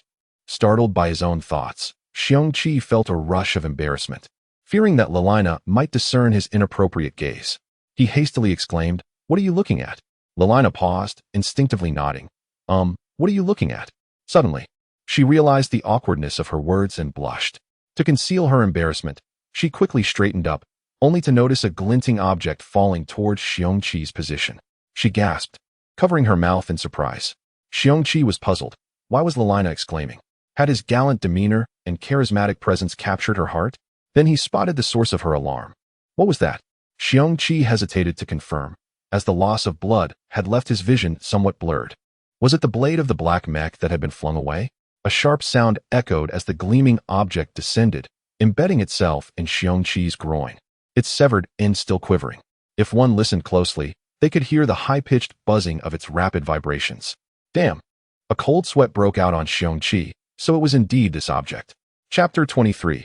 A remarkable woman. Fortunately, Xiong Qi silently rejoiced. Thankfully, he had not sustained a critical injury. Otherwise, he would have become a mere shadow of himself. Although contemporary technology could facilitate regeneration, nothing could truly replace the original. Xiong Qi propped himself up, exerting force to retreat, attempting to distance himself from the perilous object. The thought of having his vital parts pressed against a massive blade measuring 3 meters in length and over 20 centimeters in width was decidedly unsettling. In his haste, he overlooked a crucial detail. With a faint ripping sound, Xiong Qi froze, awkwardly lifting his gaze to reveal a stiff smile of surprise, an absolute accident. "You pervert," Lilina exclaimed. Delivering a swift kick to Xiong Qi's waist, her cheeks flushed with embarrassment. "Stop." Xiong Qi swiftly rolled away, evading Lilina's kick. The sudden movement nearly caused him to topple over as he bent forward, hands resting on his knees. "Why are you treating your savior this way? I just saved you." "And what about you?" Lilina retorted angrily, pointing at his lower half. Xiong Qi looked down to discover that his trousers had been torn, revealing the faint outline of his red boxer shorts. "It's my zodiac year. I am typically a very serious individual. If you were to truly understand me, you would realize I am a responsible and upright man. Besides, I am not entirely naked. Given that I bled so much while saving you, surely you cannot kick me?" "Uft. Is there blood on the ground? Furthermore, were you responsible for Lolita?" Lilina replied dismissively, turning her gaze aside. "What?" Xiong Qi quickly pointed to the path he had just rolled along. "What kind of eyes do you have?" "Those," he faltered, for all traces of his blood on the ground had mysteriously vanished. Resigned, Xiong Qi turned his attention to the crystalline stone floating beside him, remaining silent. Moreover, Lilina had regained her memory. Did this mean she recalled his valiant stance against the blade-wielding mantis? Realizing this, Xiong Qi hastily inquired, "What do you remember?" If she remembered everything, there would be no need for her memories to be sealed away. Otherwise, their efforts would be in vain. According to the typical narrative arc, after the hero saves the damsel, she would usually offer herself in gratitude. "Oh, my spring."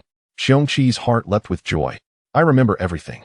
Lilina's response invigorated Xiong Qi, causing his spirits to soar. I realized my vehicle fell off lately. It was never the same one. Wait, what does that have to do with anything? Xiong Qi was taken aback, recalling that he had reduced that very vehicle to scrap. Lilina's mention of it made him ponder. That vehicle had been worth $1 million at the time. Considering you've saved me twice, I'll give you an 80% discount. So you owe me 800,000, Lilina concluded with a smile, as if to say, be grateful. I just saved you 200,000. 800,000. Xiong Qi was astonished. He longed to ask Lilina, is your life truly worth so little? But thought better of it, realizing that would be akin to insulting her. After contemplating his current balance, Xiong Qi resolved to act swiftly, sending a message through the chip embedded in his body. Why haven't you arrived yet? I have a participant here who requires memory sealing. 800,000 was no trifling sum. He had toiled hard for every penny and could not afford to squander it, even on a beautiful woman, before establishing any relationship. Meanwhile, outside the combat zone, in an open area, Gao Ta crossed his arms, observing the two within the isolation shield. He suddenly turned to Lonnie, saying, it seems there is some romantic entanglement between them. Your Loki family may soon gain another formidable member. Lonnie, who was recording information, rolled his eyes. Uffed. This guy once tarnished my glorious image. I have yet to settle that score. Why do you think the captain hasn't let us intervene? That guy nearly bit the dust just now, Gao Ta pondered, stroking his stubble in confusion. Lonnie stretched and yawned. How would I know? Instead of wasting time on that, wouldn't it be better to discuss educational issues with those alluring female instructors? Simultaneously, in the command hall of X, Lolita quietly examined the gathered data. The body has developed an astonishing self-healing capability, and that crystal. It correlates with Xiong Qi's previous encounter with the mysterious force when the Destroyer's dual power system was briefly activated. I suddenly have a new idea. Eve occasionally glanced at the virtual screen displaying Xiong Qi, also observing Lolita deep in thought. Upon noticing the message Xiong Qi had sent, she couldn't help but smile, saying, Lolita, you should go personally. Exhausted, Xiong Qi plopped back down on the ground, puzzled. I can't fathom your thoughts. I never expected the person on the screen to be so gentle, yet in reality, she is like this. What is wrong with me?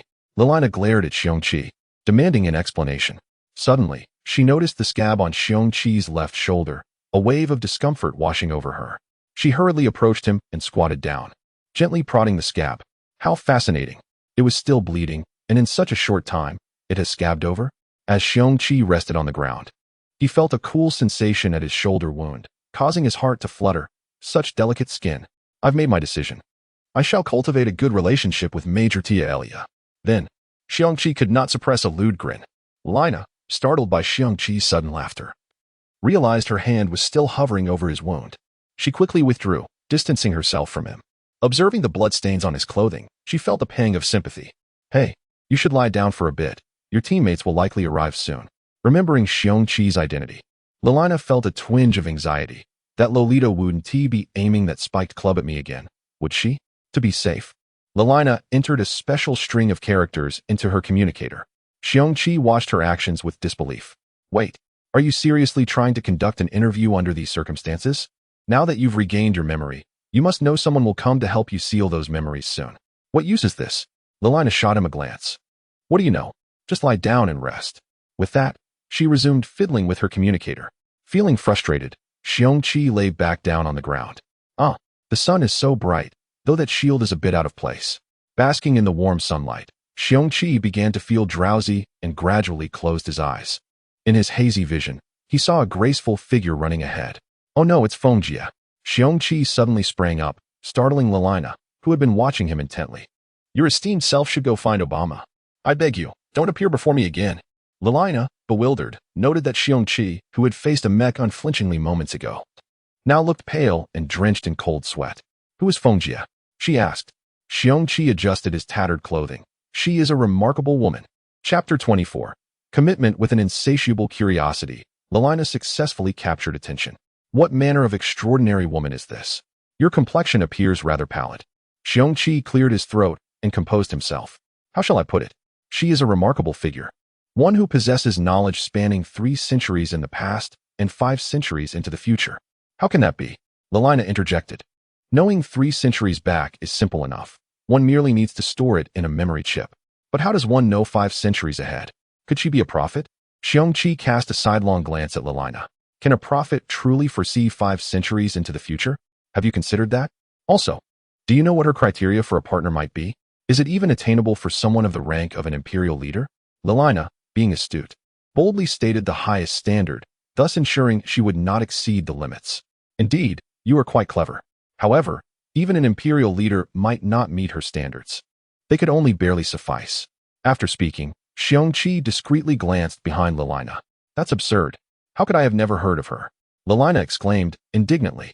If such an extraordinary person existed, surely the television networks would have interviewed her by now. Of course, you have not heard of her, Xiong Qi shrugged. It's merely a rumor circulating in the community. How could your CCAV possibly have the leisure to investigate such matters? With that, he fixed his earnest and fiery gaze upon Lelina. Xiong Qi thought, I must leave the most profound impression upon her heart with my sincerest eyes. It would be a pity if Lelina's memories were sealed and our future encounters became challenging. Lelina instinctively stepped back, clutching her chest. You certainly have ulterior motives. Look at that lecherous glint in your eyes. Speak, what is it that you desire? Lecherous? Xiong Qi felt wounded, rubbing his face. I merely wish to inform you that it hurts. What do you mean? Lelina inquired, puzzled. Was he attempting to be forceful with her? No matter. I have undergone professional combat training. Yet, recalling their previous encounter, where I had fired at him without consequence, Lelina felt a twinge of fear once more. While she was lost in thought, Xiong Qi continued his chatter. Once all is said and done, I shall approach Major Tielia with my esteemed identity to propose marriage. And you must await my return. On the day I come to take you, I shall arrive riding a rainbow. After exhaling a long breath, Xiong Qi felt a sense of relief. Well, I suppose that could be regarded as a confession. Lelina blushed deeply, lowering her gaze. How direct. Even though I harbor some feelings for him, this is all rather swift. Moreover, what does he mean by once all is said and done? Lelina, perceptive as ever, sensed that Xiong Qi's words held deeper implications. Could it be that the Empire faces some formidable challenges? Suddenly, as she looked down, Lelina noticed a petite figure standing beside her. She raised her head and turned to see it was Lolita, the one who had sealed her memories. What do you want? Lelina took a few steps back, cautiously observing Lolita's dress. Despite knowing that Lolita was a perilous individual, she found herself irresistibly drawn to her delicate, doll-like visage. Lolita seemed to sense Lelina's apprehension, and with a bright smile, she gazed at her, sunlight illuminating her face, enhancing her charm. Xiong Qi quietly observed the two before him, a youthful and radiant Lelina, and a petite and sweet Lolita. Oh, if only one could overlook her skirt filled with contraband items. In the ex-research team, there was also the mature and alluring Eva. If only he could have them all. As he contemplated this, Xiong Qi looked up to the sky. Is that not the egg from earlier? He recognized the egg-shaped flying device that had been used to retrieve himself and others after dispatching that mantis. At that moment, the peculiar craft hovered above the remnants of the black mech, and as a beam of light descended, the debris began to rise, slowly being absorbed into the craft's open bay before it turned to depart. Could this be the anti-gravity device mentioned in the reports? Indeed, it is advanced technology. Xiong Qi mused, turning his gaze to Lolita and Lelina, who were engrossed in conversation. Has that violent little girl forgotten something? Xiong Qi approached Lolita and poked her dimple with a finger. Have you forgotten something? He then mimicked the motion of swinging a bat. Lolita shot him an annoyed glance. Your request has been denied. Lelina's sister shall be our reserve personnel from now on. What? Xiong Qi felt as though struck by lightning, his face turning crimson. That earlier comment. His thoughts were in disarray. It had been made under the premise that Lelina's memories would be sealed, and now that they wouldn't be, he would be utterly humiliated. What do you mean? Lolita asked, puzzled. Why is Xiong Qi acting strangely today? Could it be the radiation has altered his character? Lelina gazed calmly at Xiong Qi, feigning confusion. What do you mean? Did you say something you shouldn't have? Nothing much, Xiong Qi sighed with relief. Since you are feigning ignorance, it allows me to save face. Yet, why do I feel an inexplicable sense of loss? Am I going mad over women? But do not forget your promise, Lelina continued, scrutinizing him. And that vehicle as well. Must we persist in discussing that vehicle? Xiong Qi was exasperated. Why does Lelina cling to that topic? Furthermore, the promise. An epiphany struck him. Ahem. Xiong Qi pretended to cough lightly. Today's weather is truly delightful, he said, exchanging a knowing glance with Lelina, both sharing an unspoken understanding and a smile. Lolita gazed up at the two, pondering how their exchanged glances seemed oddly peculiar. Why do I feel that the way Sister Lilina looks at Xiong Qi is reminiscent of how Eva gazed at him after he defeated her? There is a complex mix of emotions in both gazes. Suddenly, the towering figure approaching Xiong Qi and the others halted, pointing at them and turning to Lonnie. Look, I told you there was something going on. They are all electrified. Get lost. Lonnie feigned anger, kicking at the tower's rear. However, the tower did not topple as expected. Instead, it merely swayed slightly, while Lonnie was knocked off balance by the force of his own kick. The tower turned to face the steadied Lonnie. I am also a mutant. Although I am not as strange as that kid Xiong Qi, you certainly cannot move me with your bony physique. With that, the tower flexed its muscular arms, all while ignoring Xiong Qi in the distance, raising an eyebrow in triumph. Not bothering with Lonnie's darkening expression, the tower continued toward Xiong Qi and the others. In a swift motion, Lonnie unleashed his armor, which enveloped him in shimmering silver. He promptly launched another kick at the tower's rear. With a heavy thud, the tower was sent flying across the room, hurtling towards Xiong Qi and the others. Meanwhile, Lonnie swiftly shed his armor, casually shoving his hands into his pockets as he walked towards Xiong Qi, as if nothing had transpired, mumbling softly to himself. My inability to kick you does not imply that one clad in armor cannot be moved. A competent warrior must adeptly exploit every advantage at their disposal. While locked in a tender gaze with Lilina, Xiong Qi was startled by a resounding explosion from afar. He quickly focused his attention and beheld a dark figure hurtling toward him. Goodness, is this never-ending? Observing the trajectory of the approaching entity, it was highly likely that it would collide with his position. Thus, Xiong Qi shouted emphatically, an enemy attack. Chapter 25. The potential of magical energy. Xiong Qi hurriedly embraced the two beautiful women, instinctively pulling them closer as he stepped back, escaping the range of an unidentified object's assault. Once out of danger, he tightened his grip, relishing the delightful sensation. The aroma was intoxicating, causing him to unconsciously sniff a few times. Suddenly, a loud thud signaled the arrival of the mysterious object as it crashed to the ground, rolling several meters before righting itself, brushing off the dust from its wrinkled clothing. Brother Gao, what brings you here? Xiong Qi exclaimed in surprise, glancing at Director Lonnie, who strolled leisurely towards them. His gaze flitted between the two, pondering if it was Director Lonnie who had kicked the tower over. Such a notion seemed implausible. With her petite stature, how could she possibly launch Brother Gao so far? Unless, before he could finish his thought, Gao Tower approached, chiding. Haven't you had enough yet? Hurry and wipe your nosebleed. What? Xiong Qi quickly released his grip, subconsciously inhaling the lingering fragrance on his hands. A cough escaped him as the blood he had inhaled choked him, causing him to suddenly feel faint and collapse to the ground. Serves him right, Lilina muttered indignantly, then knelt beside Xiong Qi, glancing anxiously at Lolita. Is he going to be okay? Lolita pulled out a versatile notebook from her magical skirt, her expression serious. Xiong Qi has lost over a third of his blood while protecting someone during battle. For an ordinary person, this would lead to brain death. Impossible. Lilina's face turned pale. He seemed fine just a moment ago. Overwhelmed with concern, she disregarded Lolita's remark about ordinary people. Sigh. A daughter is hard to keep, Lonnie remarked, shaking her head as she approached Gao Tower, her mood sour. Let me kick him again. Get lost. That's your daughter, not mine. Your mood has nothing to do with me, Gao Tower retorted. However, due to Xiong Qi's unique physique, such blood loss would not be fatal. He might only experience slight dizziness. Lolita continued. So why did he faint? Lilina's anxiety heightened. What happened? The key is that he was overwhelmed by emotions while indulging himself, which led to a rush of blood to the head, compounded by his earlier blood loss. Plus, he just choked on his nosebleed. At this point, Lolita shot Lilina a knowing glance. Do you understand now? Yes, Lilina replied softly, realizing her excessive worry was unfounded. They had no relationship yet, so why fret? He had seemed so spirited just before. Calming down, Lilina recalled what Lolita had said about her future as a reserve personnel.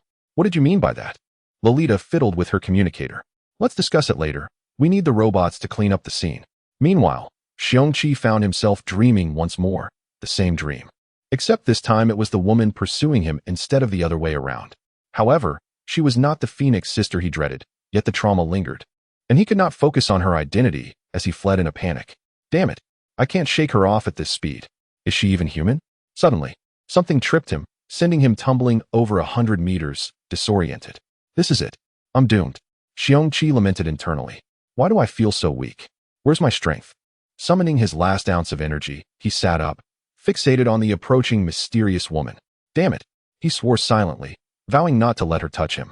A fire ignited within him, filling him with boundless energy. Unable to contain himself, he opened his mouth and shouted. A wave of energy erupted from him, sending the woman flying as he faintly heard, "Don't forget your promise. I await you to marry me under the seven-colored rainbow." What is this? Xiong Qi scratched his head. Lilina. If I had known it was her, I wouldn't have run. Suddenly, in the midst of his regret, he was jolted awake by a deafening explosion. As Xiong Qi was pursued, within the X-base, Lolita stood before a virtual screen, flanked by an anxious yet composed Lilina and Eva, with several members of her research team nearby. The screen displayed a modest room with a simple metal bed where Xiong Qi lay, clad only in shorts, surrounded by medical robots tending to him. Blood transfusion complete. Robot 1, disengage. B2's vital signs are stable, one robot reported. Lolita nodded, but suddenly, Xiong Qi began to thrash violently. B2 exhibiting abnormal reactions. Detecting excessive brainwave activity. Significant accumulation of unidentified energy centered around. B2, continue recording. Lolita commanded, her demeanor calm, seemingly unfazed by Xiong Qi's condition. However, Lilina and Eva were frantic, exclaiming in unison, "What is happening? Hurry and save him." After exchanging worried glances, they observed a visible golden wave erupting from Xiong Qi, racing past the nearby robots. Crack! The sudden explosion caused several formerly active robots to collapse. A second, more intense golden wave surged forth, crashing the robots into the walls. Boom! The robots exploded, scattering metal parts everywhere before the screen fizzled into static. Lilina and Eva rushed towards the treatment room, eager to reach Xiong Qi first. Lolita followed at a leisurely pace, a peculiar smile gracing her lips as if concocting some mischievous plan. Simultaneously, in the command hall of X, Eva stood alone, surrounded by cascading data streams. Magic energy information has fluctuated. Energy level, 0. Potential energy is SS. The electronic voice abruptly fell silent. Host. Eva called out anxiously, her heart racing. What is happening? Is someone attacking the Empire's superbrain? Apologies, the previous data was too overwhelming, causing a system crash. Now the magic potential has reverted to 0. The superbrain's voice seemed to carry a hint of humanity. Eva's eyes widened in astonishment as a stream of data flashed before her. Impossible. In the chaotic treatment room, as the robots exploded, Xiong Qi opened his eyes, sitting upright and surveying his surroundings. In this relatively small room, chaos reigned supreme. Fragments of metal erupted from the wall where a mechanical being had exploded, hurtling towards the bed where he lay. Damn it!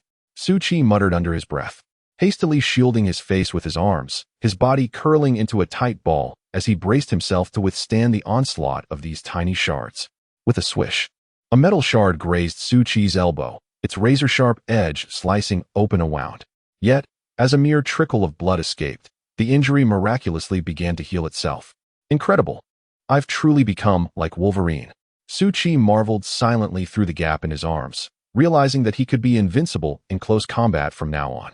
Then came the torrential deluge of metallic debris. Chapter 26. Embraced by two beauties, damn it. Xiong Qi cursed inwardly, cradling his head. Although his wounds weren't hemorrhaging profusely, the repeated grazes across his body were excruciating. This is agonizing. Observing his surroundings, it seemed to be the medical bay within the X-base. What's with all this wreckage? He wondered. Did their accomplices track them here? How audacious. Fortunately, it was just a single barrage of shrapnel. Had there been more, he would have been shredded to ribbons.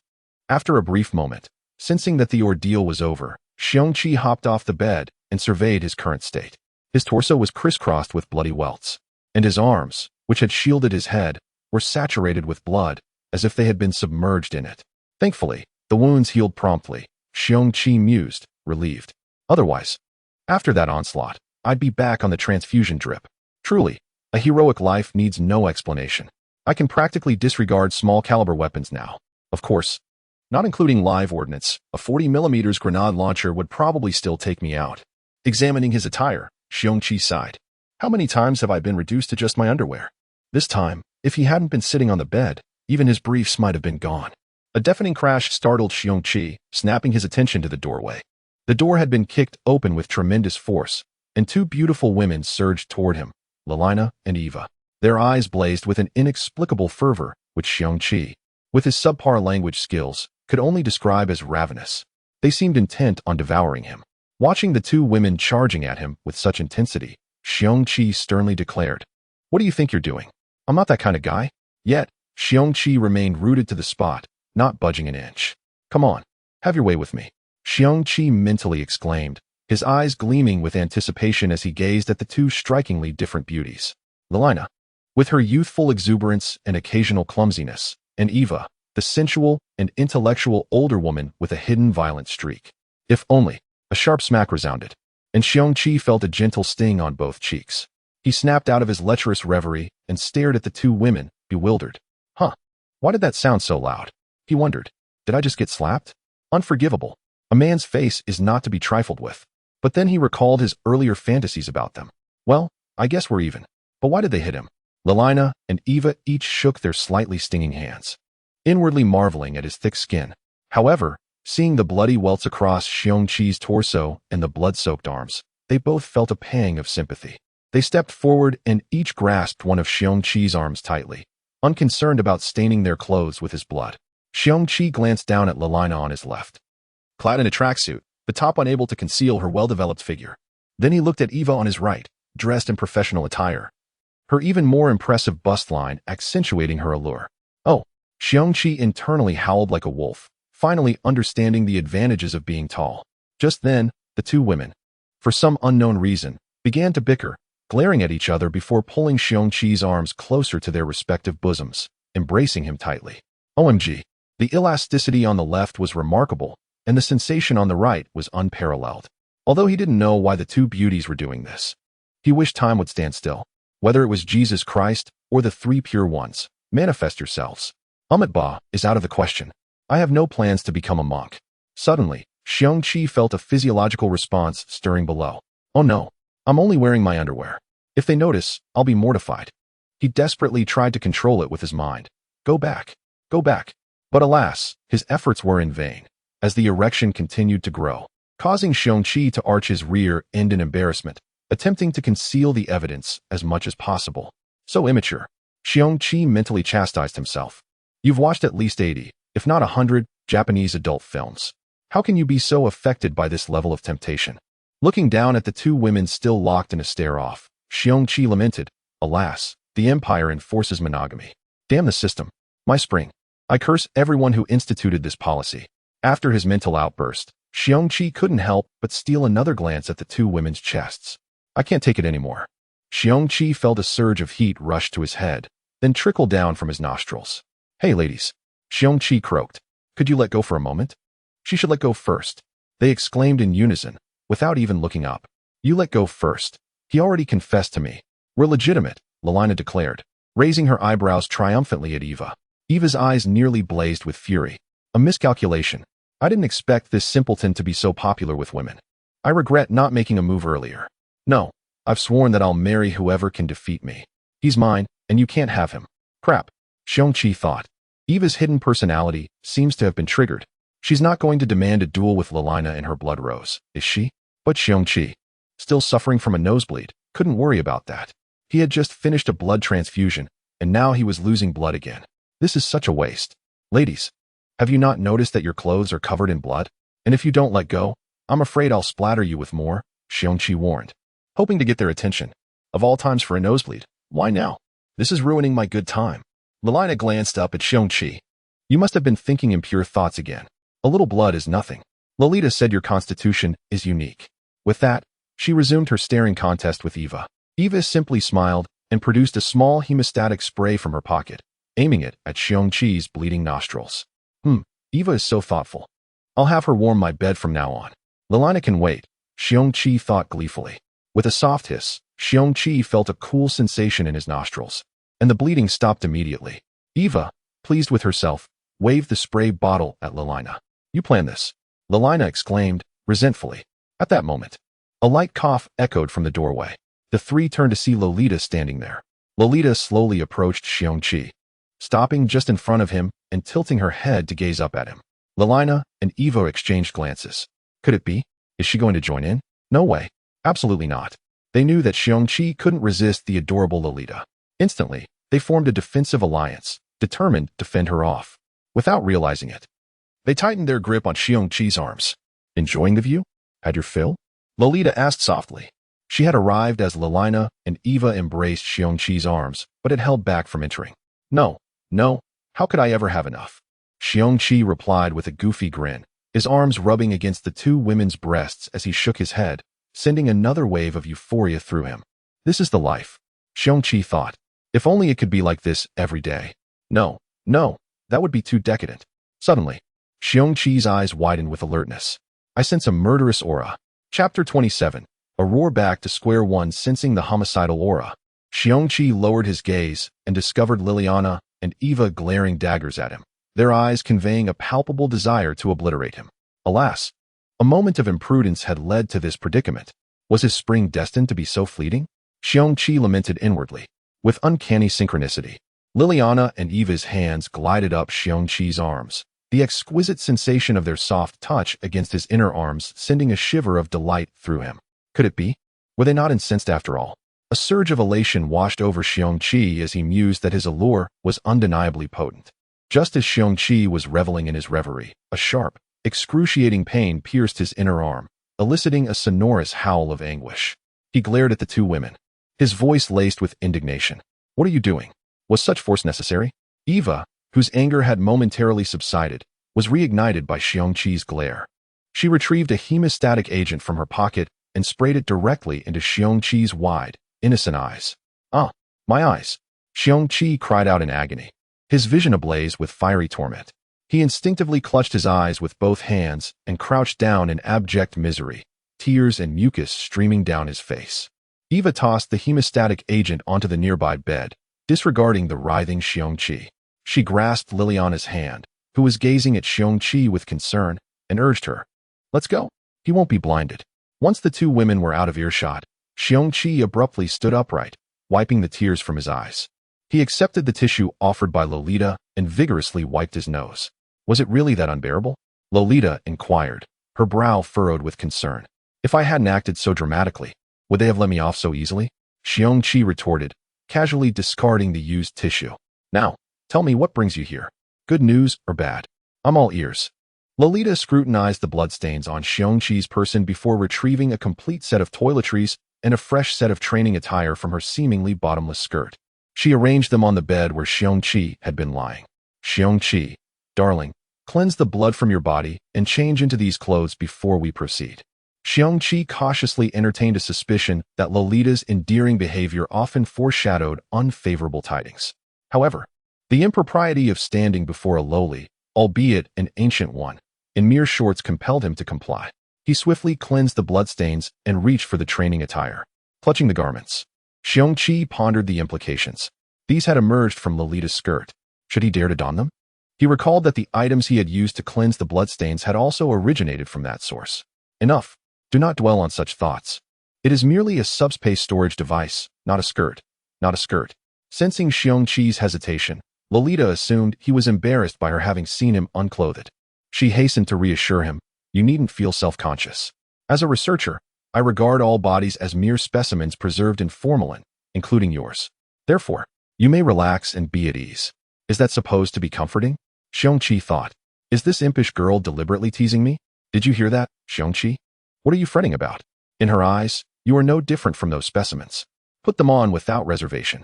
Fortifying himself with these words, Xiong Qi deftly donned the training attire. Now, tell me, what calamitous news do you bear? Xiong Qi inquired, leaning against the bed frame, gesturing for Lolita to proceed. Firstly, Lolita announced, dropping a bombshell, according to imperial decree, individuals who have made exceptional contributions to the empire may be granted permission to marry multiple women. What? Xiong Qi exclaimed. Instantly upright. Are you jesting? His face betrayed his disbelief. Do I strike you as one who engages in deception? Lolita countered, her limpid eyes fixed on Xiong Qi. Xiong Qi quickly pressed, spare me the endearing tactics. What constitutes an exceptional contribution? How would I know? Lolita sighed softly. However, at least there is a goal to strive for. Is there not? As long as your battlefield exploits are remarkable, I believe the X-Squad's influence would make it feasible to secure approval for you. Indeed, Xiong Qi consoled himself. The future is bright. I am resolved to live as a Kshatriya and die as a Kshatriya ghost. Are there any missions? Assign them promptly. I must begin accumulating military merits and riches. The cost of infant formula in China is exorbitant, he mused. I wonder what it is like here. My account currently holds 5 million in savings. That should suffice to support several wives.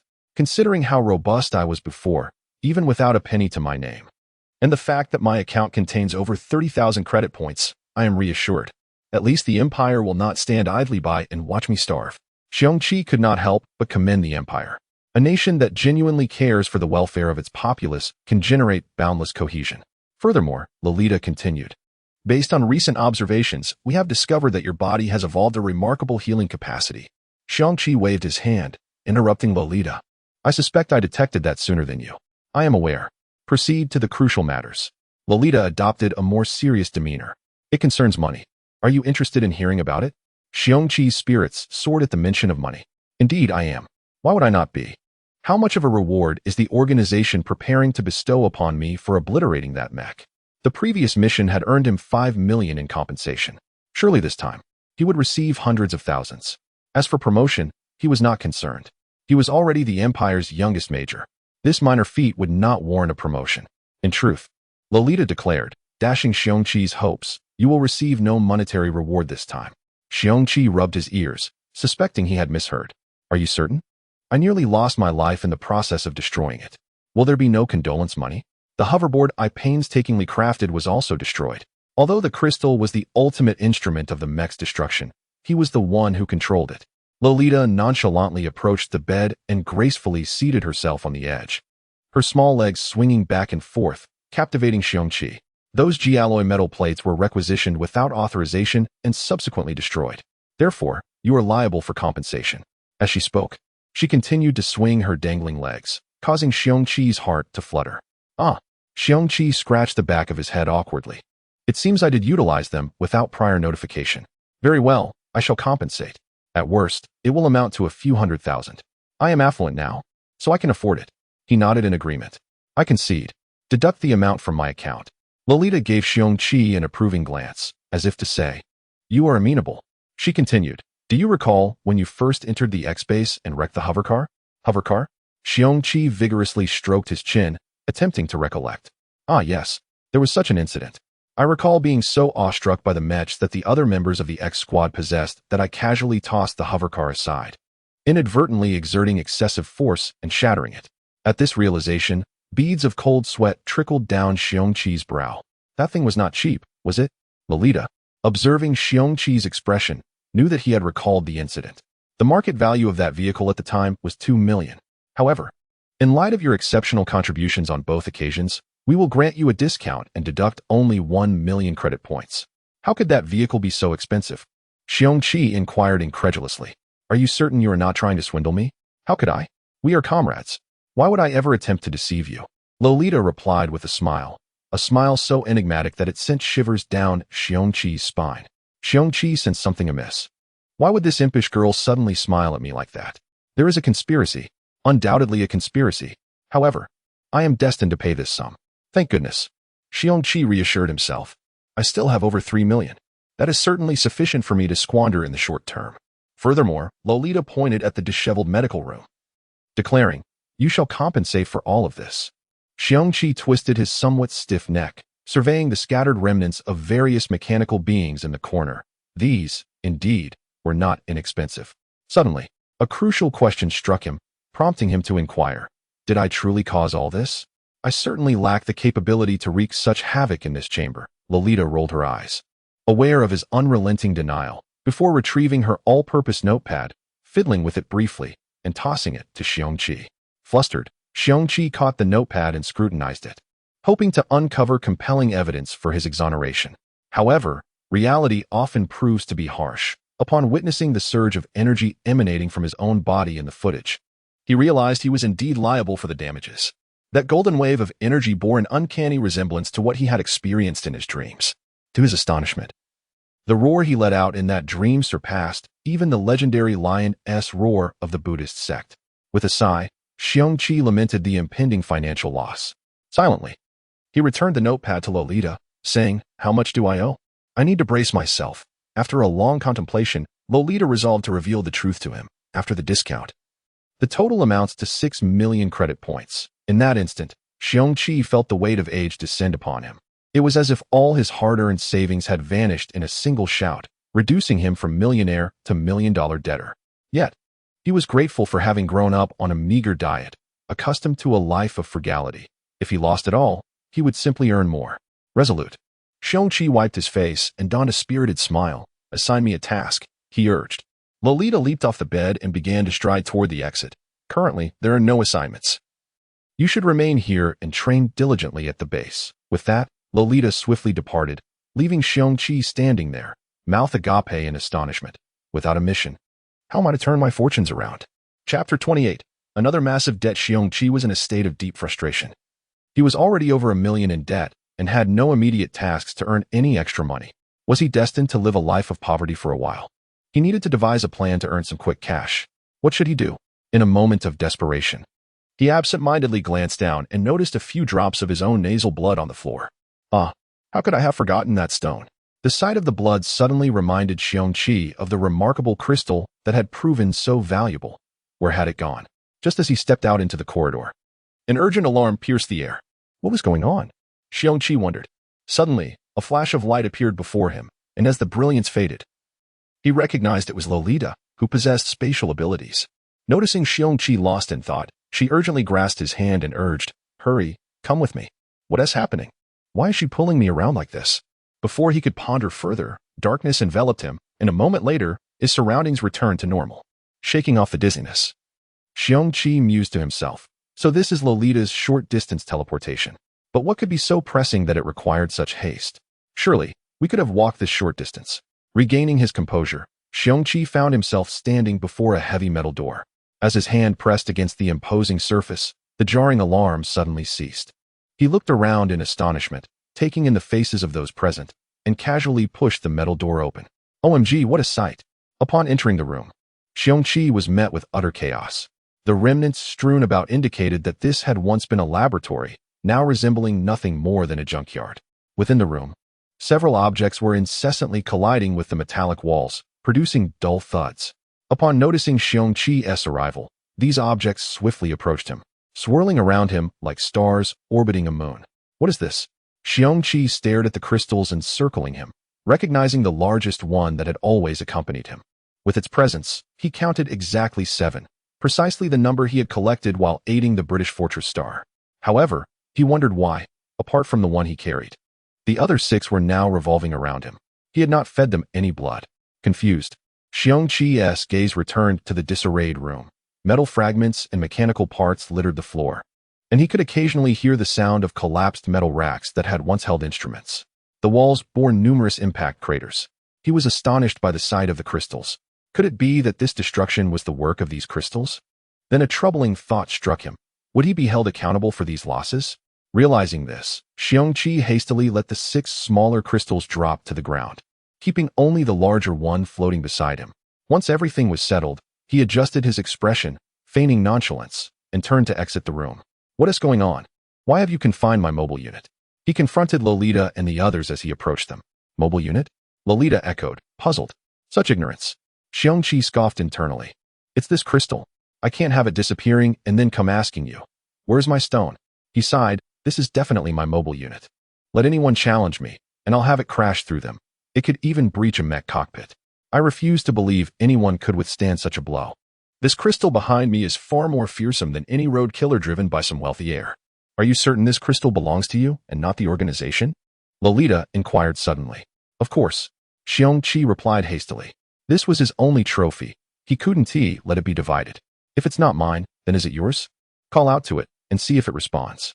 Lolita stepped forward, her gaze piercing as she asked, Are you saying it would respond if you called? Xiong Qi felt a tightening in his chest. Could it be that the organization truly intended to reclaim his soul trophy? No, that was unacceptable. Thinking quickly, he made the crystal perform a few loops in the air to assert his ownership. See, it does whatever I command. How could it not be mine? Lolita sighed, pointing at the crystal now hovering beside him. In that case, prepare to pay for it. 70% of the equipment in the laboratory was destroyed by that crystal. The remaining damage is also tied to you. Xiong Qi felt his heart nearly stop. Was the destructive power of the crystal truly so immense? In just a few moments after leaving the healer, it had wreaked such havoc?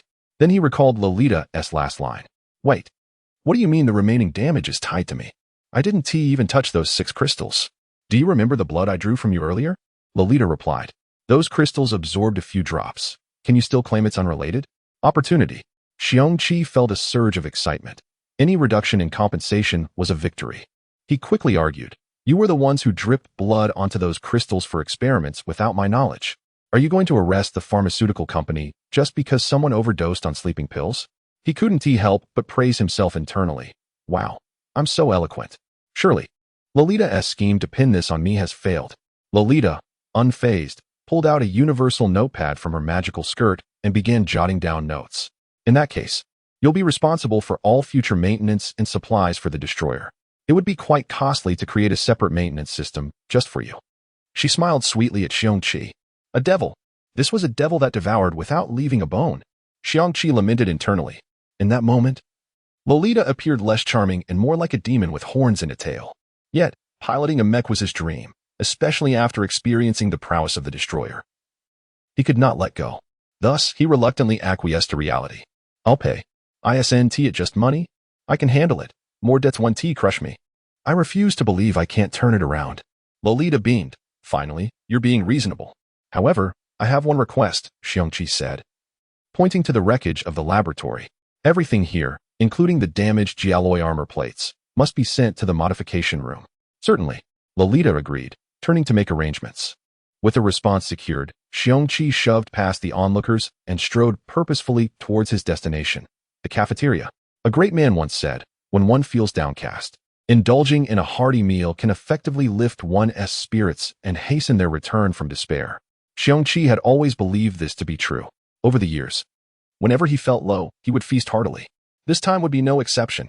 As Xiong Qi walked away, the crowd dispersed, and Lilina and Eva approached Lolita. Will this be all right? He won't fall into despair, will he? Lilina asked with concern. Lolita quickly reassured her, no. Greater pressure often ignites the potential within one's body. There is a phrase that Lolita has yet to utter. The recent surge of potential displayed by Xiong Qi unexpectedly caused the superbrain to malfunction for 3 seconds. Unfortunately, this burst of potential was but a fleeting moment. If only Xiong Qi could harness this power to its fullest extent. It seems necessary to design a new mech for him. With this thought in mind, Lolita disregarded the murmurs of Lilina and Eva, hastily departing, casting a final glance at the 6 crystal shards lying quietly on the ground. Chapter 29. The new member Lilina the Grand Elder received a report on the outcome of the recent operation from a cloaked figure who knelt before him, presenting the documents. After receiving permission, the figure rose and departed. The Grand Elder quietly perused the materials and suddenly paused at a particular section, pressing a button on the corner of the low table, instructing LNIO's personnel to mobilize. At that moment, Xiong Qi was engaged in post-meal exercise, or more accurately, venting his frustrations against a steel pillar. He firmly planted his stance and struck the pillar, which was over half a meter in diameter, with his palms. He refrained from using his fists, as he believed his physical strength was not yet sufficient to withstand a direct confrontation with the steel. With such great power, a single punch could easily shatter his bones. As he struck, Xiong Qi chanted rhythmically, 10,000, 20,000, 30,000. The resounding thuds echoed within the confined space, and beads of sweat began to form on his forehead. 999,000, 1,000,000. Upon reaching 1,000 strikes, he felt a wave of satisfaction wash over him, his upper body drenched in sweat. After releasing his pent-up energy, Xiong Qi took a deep breath, turned to a nearby shelf, and grabbed a towel to wipe his sweat before tossing it back. He then strolled leisurely out, oblivious to the stunned gazes of others who were also exercising.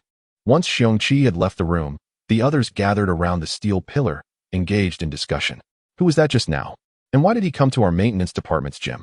He didn't even use the equipment and just beat on that load-bearing pillar. Is he insane? Nonsense. He possesses that strength. He's the pilot of the destroyer. Look at that pillar. A collective gasp of astonishment arose. Incredible.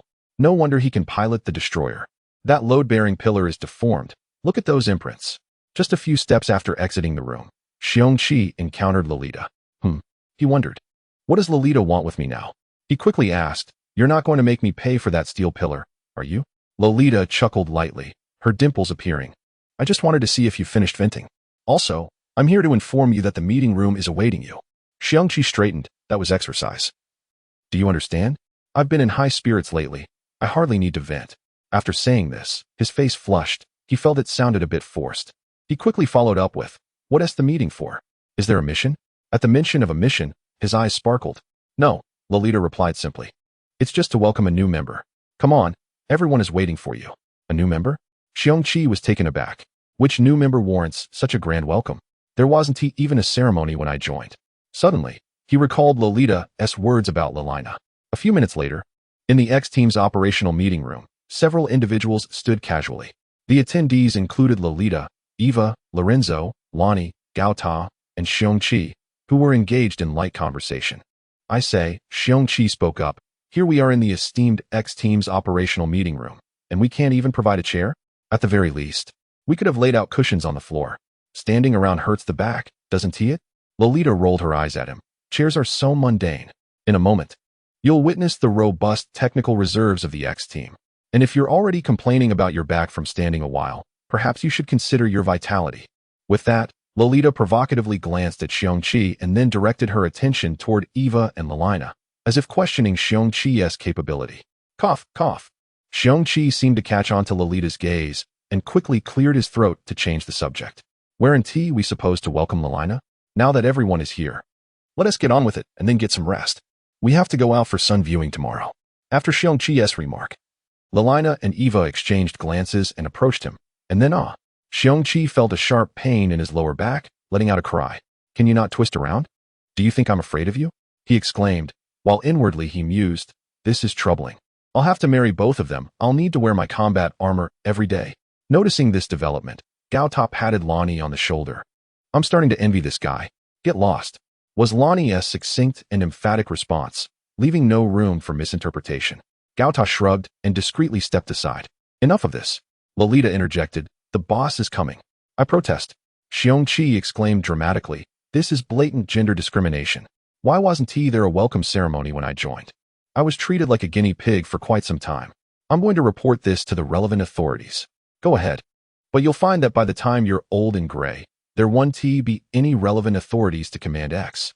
A melodic voice chimed in from behind Xiong Qi, its tone as soothing as a mountain stream. Upon hearing this, Xiong Qi turned around only to be met by a metallic wall. Puzzled, he scratched the back of his head and muttered to himself, "What is going on?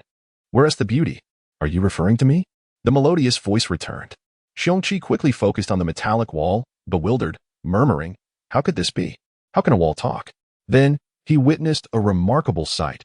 A slender girl with flowing black hair, the supreme commander of X, Eve, gracefully emerged from the specially crafted metallic wall, floating toward them. Indeed, she was levitating above the ground. "Lilina!" came a sweet, startled scream, causing the assembled members to jump, except for the unfazed Xiong Qi. In an instant, Lilina dashed behind Xiong Qi, tightly clutching the fabric of his waist, trembling softly. There's something eerie ignoring the frightened Lilina. Xiong Qi took a couple of steps forward, blocking Eve's path, and extended his hand, his intentions unclear. What is he planning to do? Is he going to assault the commander? Gao Ta speculated, stroking his stubble as the others watched eagerly, alongside Eve's bewildered gaze. In the midst of their anticipation, Xiong Qi grasped Eve's face with his hand, pinching it gently, before slowly withdrawing. "Strange, the texture feels so real. However, how did you pass through the wall? And why are you so cold?" As he pondered this, a sudden chill ran down his spine, and goosebumps erupted all over him. "Stay composed. You've already died once. What is there to fear? Maintain your image." Lilina suddenly peeked out from Xiong Qi's left side, her eyes filled with reproach. "Could you stop trembling? It's making me even more frightened." Meanwhile, the X-Team's supreme commander, Eve, instinctively raised her delicate hand to touch the area Xiong Qi had just pinched, then casually snapped her fingers as if nothing had happened. With the sound of her fingers snapping, the meeting room suddenly filled with sofas formed from particles of light. "Feel free to sit." Eve gestured toward the sofas before settling into one corner of a long couch. As soon as Eve was seated, Lolita leaped onto the sofa, reclining with her head resting on Eva's lap, grinning at the remaining standing members. Eva shrugged helplessly and settled beside Lolita, while Lorenzo and the others occupied the empty sofa across from them, reclining comfortably against the backrest. Upon witnessing this unusual gathering, Xiong Qi exchanged a glance with Lilina, who had approached his side. Could this truly be the Empire's most enigmatic violent organization? It felt more akin to a casual family tea party. At the behest of the group, Xiong Qi took a seat next to Director Lonnie, while Lilina, after a moment's contemplation, chose to sit beside Eva. Feeling the genuine texture of the sofa beneath him, Xiong Qi was filled with myriad emotions. If only technology could create a plethora of inflatable dolls. Eve's voice abruptly interrupted Xiong Qi's unhealthy musings. Let us welcome our new member of X, the genius of data analysis, Lilina. A flurry of applause erupted, with Xiong Qi's claps being the most vigorous, the sound resonating like a grenade exploding near one's ear. How could he hold back? As the saying goes, familiarity breeds affection. Being close to the water tower grants one the first pick of the moon. Having worked in the same department as Lilina, he feared she might slip away from his grasp. With a look, he silenced his enthusiastic applause, and Eve continued, from this moment forth. Lilina will be a member of the X intelligence analysis team, primarily responsible for the collection and organization of intelligence regarding B2 and the destroyer operations. Lilina, beaming with pride, flashed a V sign at Eva, blissfully unaware of the enigmatic smile gracing Eva's face. At that moment, Xiong Qi wished he could embrace Eve and plant a fervent kiss on her cheek. This arrangement was simply splendid. He adored this collective. Chapter 30. Eva's reassignment. Upon hearing this news, Director Lonnie was disheartened. Ultimately, he found himself embroiled in the situation. Nearby, the nonchalant Gao Ta, who had been picking his nose, casually patted Lonnie on the shoulder, remarking on the delight of witnessing his daughter and future son-in-law's playful banter daily. Lonnie turned to glance at the exuberantly smiling Xiong Qi, who was bubbling with joy, and let out a heavy sigh. Noticing the discussion, Xiong Qi turned to Director Lonnie, only to discover that as Gao Ta withdrew his hand, an odd object remained on Lonnie's shoulder. Strangely, this irregular object bore a striking resemblance to a booger. Xiong Qi opened his mouth to alert Lonnie but ultimately refrained, discreetly shifting his rear away. Next, let us discuss Eva's responsibilities. After Eve outlined Lilina's role, she shifted her focus to Eva. At this point, Lilina felt a tightening in her chest, an inexplicable sense of urgency washing over her. Eva's status remained unchanged. From this day forth, her primary task would be to maintain and ensure the security of the disruptors. Of course, any significant improvements would require consultation with Lolita. Furthermore, she was to provide guidance to B2 regarding mechanical modifications, to prevent him from haphazardly welding a flying board out of G-alloy that might embarrass X. Additionally, as a newcomer, Lilina would benefit from familiarizing herself with Eva. Having said this, Eve turned to Eva and inquired if there were any questions. After a moment, she asked Lilina to heed Eva's advice closely, emphasizing its importance for her work. Any issues? None. Lilina replied reluctantly, pouting in a disingenuous manner. Deep down, she wished to scratch Eva's eyes out. Humph. No wonder she wasn't upset earlier. This was all premeditated. None. Eva replied succinctly, turning to Lilina and making a V sign. Lilina, did you hear? You must heed my counsel in the future. If anything goes awry, Xiong Qi might very well face dire consequences. She then extended a friendly hand towards Lilina. Understood. Lilina reluctantly shook Eva's hand, then withdrew, resting her chin on her knees, her gaze fixed longingly on Xiong Qi. Xiong Qi suddenly leaped to his feet, exclaiming, I have something to say. He moved to the open space between the two rows of sofas, launching into an impassioned speech. I have been part of Team X for quite some time, and I have endured practical tests and earned my fair share of accolades. Why have I not yet received a proper designation? His grievances regarding the B2 codename had reached their peak. He vividly recalled returning from the fortress of Great Britain and witnessing the bemused expressions of soldiers on the battleship when he introduced himself.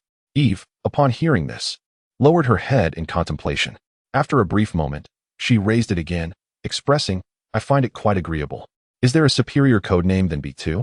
Her dark eyes sparkled with curiosity as she gazed at Xiong Qi, puzzled as to why humans placed such emphasis on designations. Xiong Qi, feeling utterly exasperated, plopped back down beside Lonnie, startling the already sighing director. Sitting, he grumbled internally about the absurdity of her assertion that no better name existed. Surely, any name would sound more appealing than B2.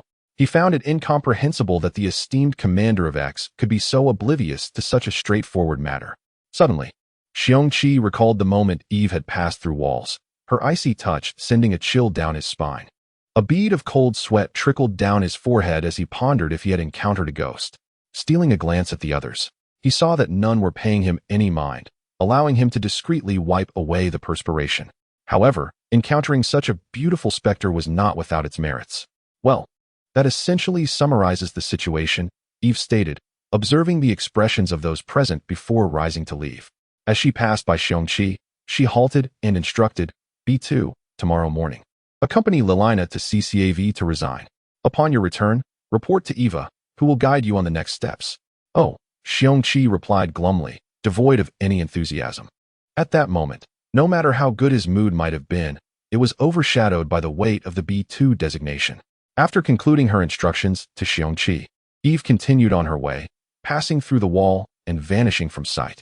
Forget it, Xiong Qi reassured himself, vowing not to dwell on the matter. For a gentleman of his caliber would not quibble with a lovely ghost. Once Eve departed, Lonnie stood up and approached his daughter, saying, Lilina, I need to ask you something. Come with me. Reluctantly, Lilina rose to follow Lonnie, casting a playful grimace at Xiong Qi before exiting. Xiong Qi felt a flutter in his heart, as if someone had taken an electric prod to his chest, leaving him with a peculiar mix of sensations. Could this be love?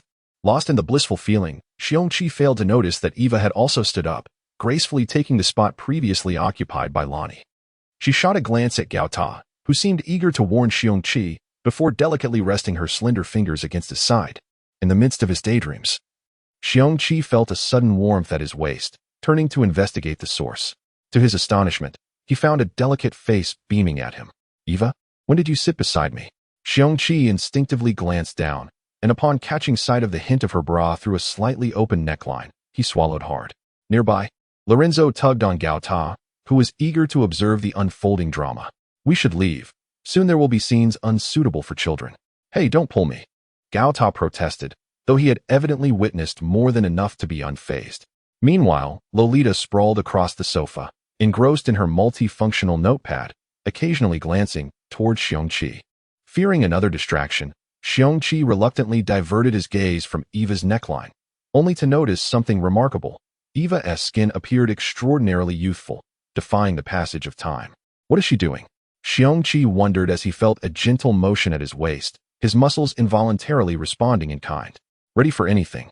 He found himself perplexed when no pain came, prompting him to close his mouth, which had been poised to exclaim. How dull, Eva remarked, wrapping her arm around Xiong Qi's, resting her head on his shoulder in a manner reminiscent of a delicate bird seeking comfort. Xiong Qi was stirred. Temptations had besieged him throughout the day, igniting an unsettling thrill within. Suddenly, he recalled a famous saying from Zhao Zhongxiang. Spring is the season of renewal, the time when creatures awaken. In this technologically advanced era where every season felt like spring, Xiong Qi mused, no wonder in this interstellar age, with perpetual springs, the population is bound to surge. Let's go, Xiong Qi said, standing to accompany Eva, only to dampen the moment with a less than romantic remark. To the modification room. Such a fool. Eva rolled her eyes at him. Yet, it was this very naivety that endeared him to her. Noticing Xiong Qi and Eva's departure, Lolita sprang up from the sofa, grinning as she watched them leave. Will this be effective? Eve suddenly materialized, casting a curious glance toward Lolita. Rest assured, my dear sister, Lolita replied confidently. Human beings are simultaneously fragile and resilient creatures. The bonds of kinship, friendship, and love can ignite an individual's fighting spirit.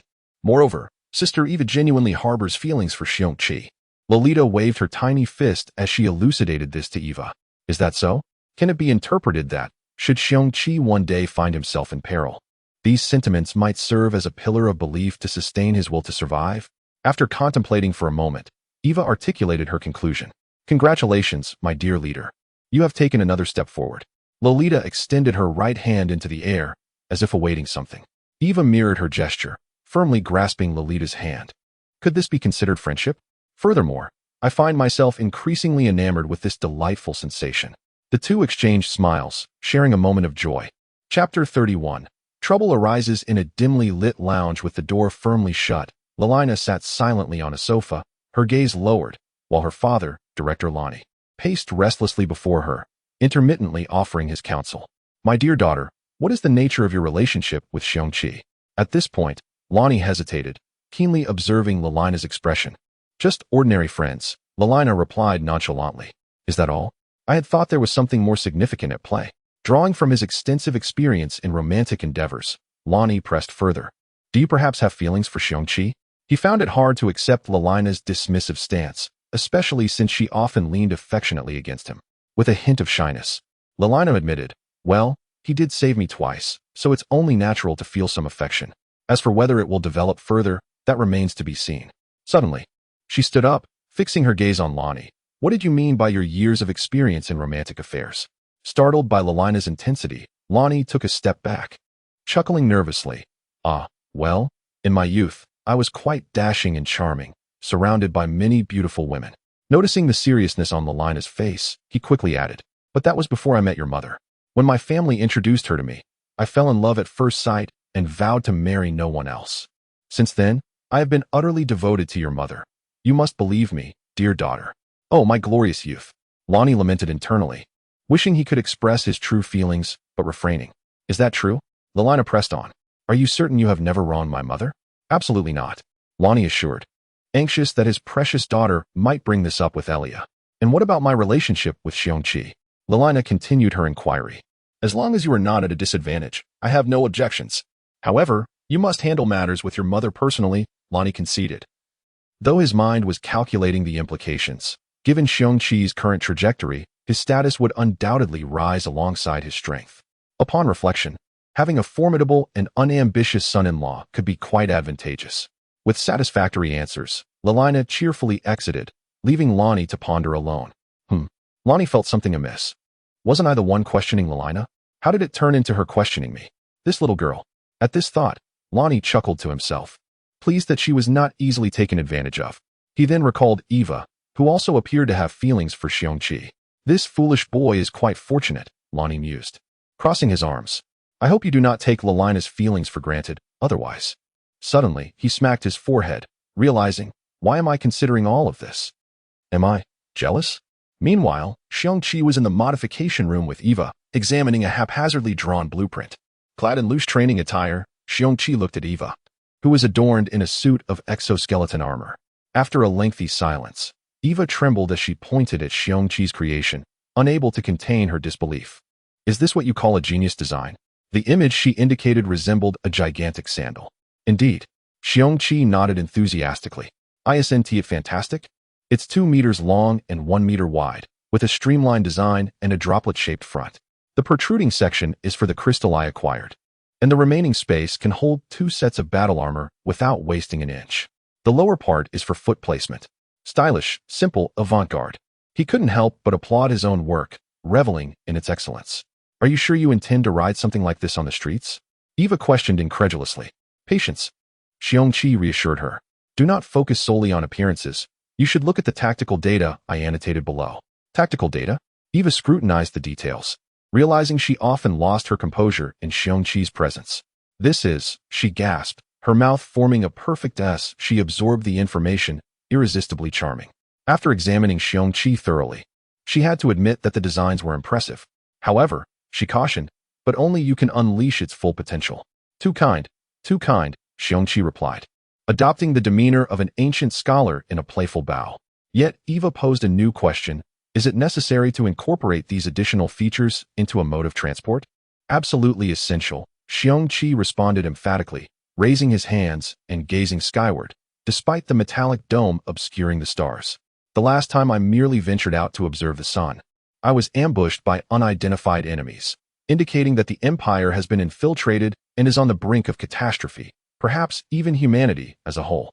I have a nagging feeling that the foes I have encountered may have some undisclosed alliance with the insectoid race. Perhaps this is merely a minor faction that happened to cross paths with you? Eva attempted to comfort him, though she struggled to convince herself.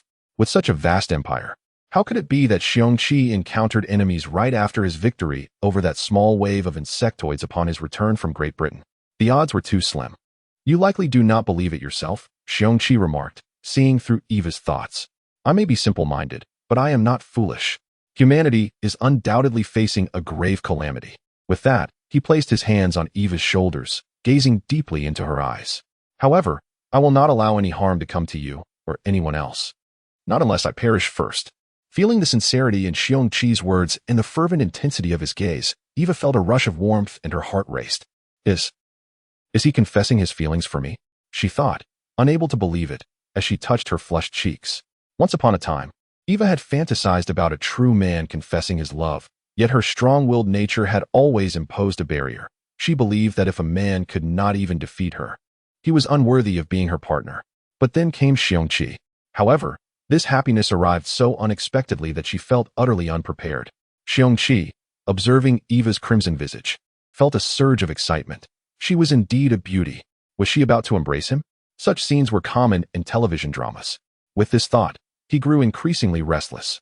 Everything unfolded as Xiong Qi had anticipated. Overwhelmed with emotion, Eva leaped into his arms, holding him tightly, only to forget she was still wearing her exoskeleton armor. The armor, which could amplify strength tenfold, combined with her exuberance, resulted in the magic engine on her back nearly reaching full power, magnifying her impact by over 100 times. Thud! The metallic framework of the exoskeleton collided with Xiong Qi's chest, the force propelling him backward several steps before he regained his balance. His chest feeling tight. Thank goodness. Xiong Qi silently rejoiced, relieved that his sturdy frame held firm. Under normal circumstances, any average person would have been toppled, and even a tower might have been shaken. Reflecting on this, he felt a swell of pride. Indeed, a formidable physique needs no further explanation. However, before Xiong Qi could savor his good fortune for even half a second, Eva's subsequent heartfelt embrace nearly caused Xiong Qi's eyes to bulge from their sockets, accompanied by a cacophony of cracks emanating from his spine. Is this an attempted murder of my husband?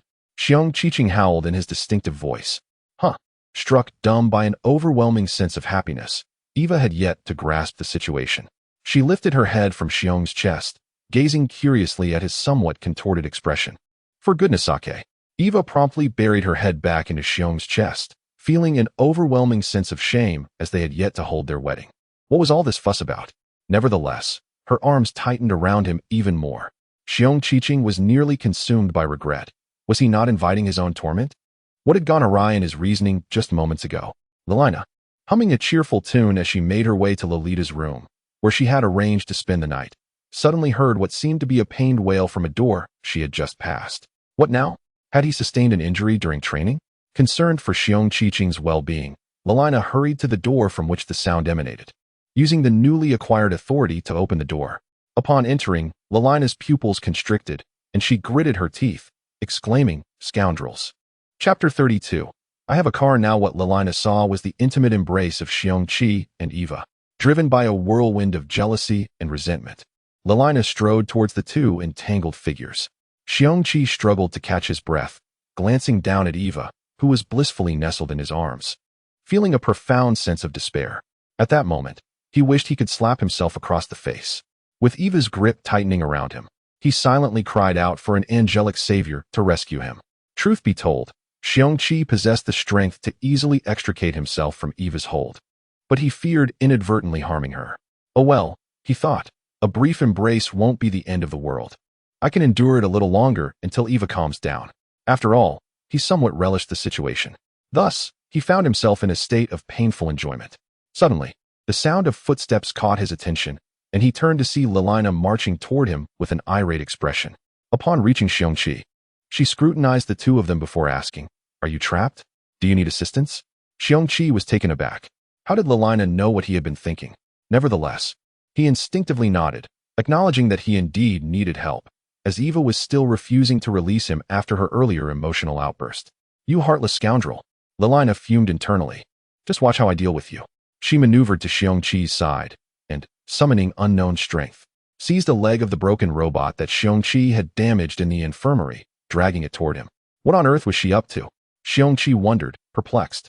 Did she intend to forcibly extract him from Eva's embrace? Surely, that couldn't end well. He glanced down at Eva, reassured that no matter how strong Lolina was, she could not harm Eva, who was clad in her exoskeleton armor. As these thoughts crossed his mind, Xiong Qi couldn't help but feel a swell of pride. How remarkable it was that two beautiful women were vying for his attention. With a loud crash, the noise startled Eva from her warmth in Xiong Qi's arms. Upon awakening, she noticed Lolina standing there, brandishing a weapon-like object, and instinctively stepped back, waving her hands in protest. "It's not what you think." Her frantic gestures sent a series of metallic clinks echoing from her exoskeleton. Suddenly, Eva's words faltered mid-sentence, realizing how her statement sounded akin to a mistress caught in the act by the rightful partner. No, she couldn't lose face like this. Comprehending the implications, Eva steadied her composure and took a step toward Lolina.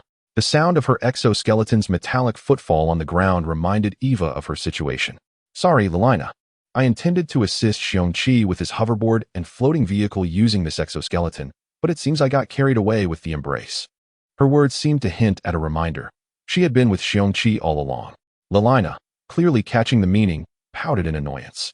Just then, Eva froze, realizing that she had charged at Xiong Qi while still in her armor and might have inadvertently activated the energy engine. The thought of the armor's amplification capabilities sent a shiver down her spine. What if Xiong Qi had been injured? However, before Xiong Qi could anticipate Lelina's next move, he felt a heavy blow to the back of his head, sending stars dancing before his eyes. Dazed, he shook his head to clear the haze and found himself staring at the two women, who seemed to be locked in a standoff. As their gazes fell upon him, Xiong Qi instinctively cradled the sore spot on his head and muttered through clenched teeth, "It hurts, it hurts. So many stars." In that moment, he contemplated whether to feign unconsciousness or genuinely succumb to it. Ultimately, he decided on the latter, rolling his eyes back and collapsing onto the ground with a thud. Lelina, witnessing Xiong Qi's exaggerated act, rolled her eyes in exasperation, discarding the leg of the robot she had intended to use as a weapon. She turned to Eva, who had just removed her exoskeleton, both equally stunned by Xiong Qi's performance. Their eyes met, and a shared understanding sparked laughter between them as they joined hands and walked away. On the ground, Xiong Qi could faintly hear their conversation. Eva, your skin looks incredible. Can you teach me how to maintain it? Of course. I usually. Once the sounds faded into the distance, Xiong Qi sprang to his feet, pondering the peculiarities of the women around him. Rubbing the back of his head, he mused, not bad. Lelina didn't go too hard on me. No bruises. He approached the mechanical leg he had previously discarded and picked it up, inspecting it closely. Noticing a distinct dent on it, a scowl crossed his face. I take back what I said earlier. She was truly aiming to knock me out. He tossed the metal aside and, shaking his head, decided it was best to avoid conflict with women and focus on finishing his hoverboard. With tools in hand, Xiong Qi diligently worked through the night.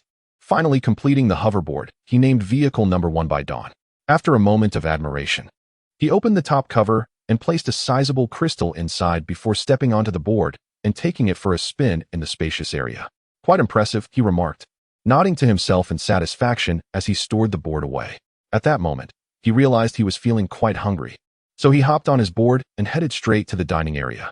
After devouring a hearty meal, Xiong Qi returned to his room, where he resumed practicing his sparring techniques, which had become somewhat rusty due to recent distractions. Once he felt the heat building up in his body, he finally regained his rhythm and enjoyed a refreshing hot shower. Once everything was in order, he donned a set of relatively normal black training attire. If his memory served him right, today he was to escort Lelina to CCAV to resign from her position. Examining himself in the mirror, he noted his impressive height of 6 feet 3 inches, robust physique, square jaw, thick eyebrows, and striking eyes, complemented by his serious expression and full lips. Clad in black, he resembled the ultimate bodyguard. With a smirk, he flexed his arm in front of the mirror, watching his muscles bulge impressively, filling the sleeves of his shirt. If bullets fly, I could probably take a few shots. Yet, a flicker of concern crossed his mind regarding how he would appear accompanying Lelina. Would he embarrass her in front of the reporters? However, he reassured himself that Lelina was not the type to care about such trivialities. Still, he couldn't help but wonder what it would be like if he had more funds in his account. Just then, the doorbell rang.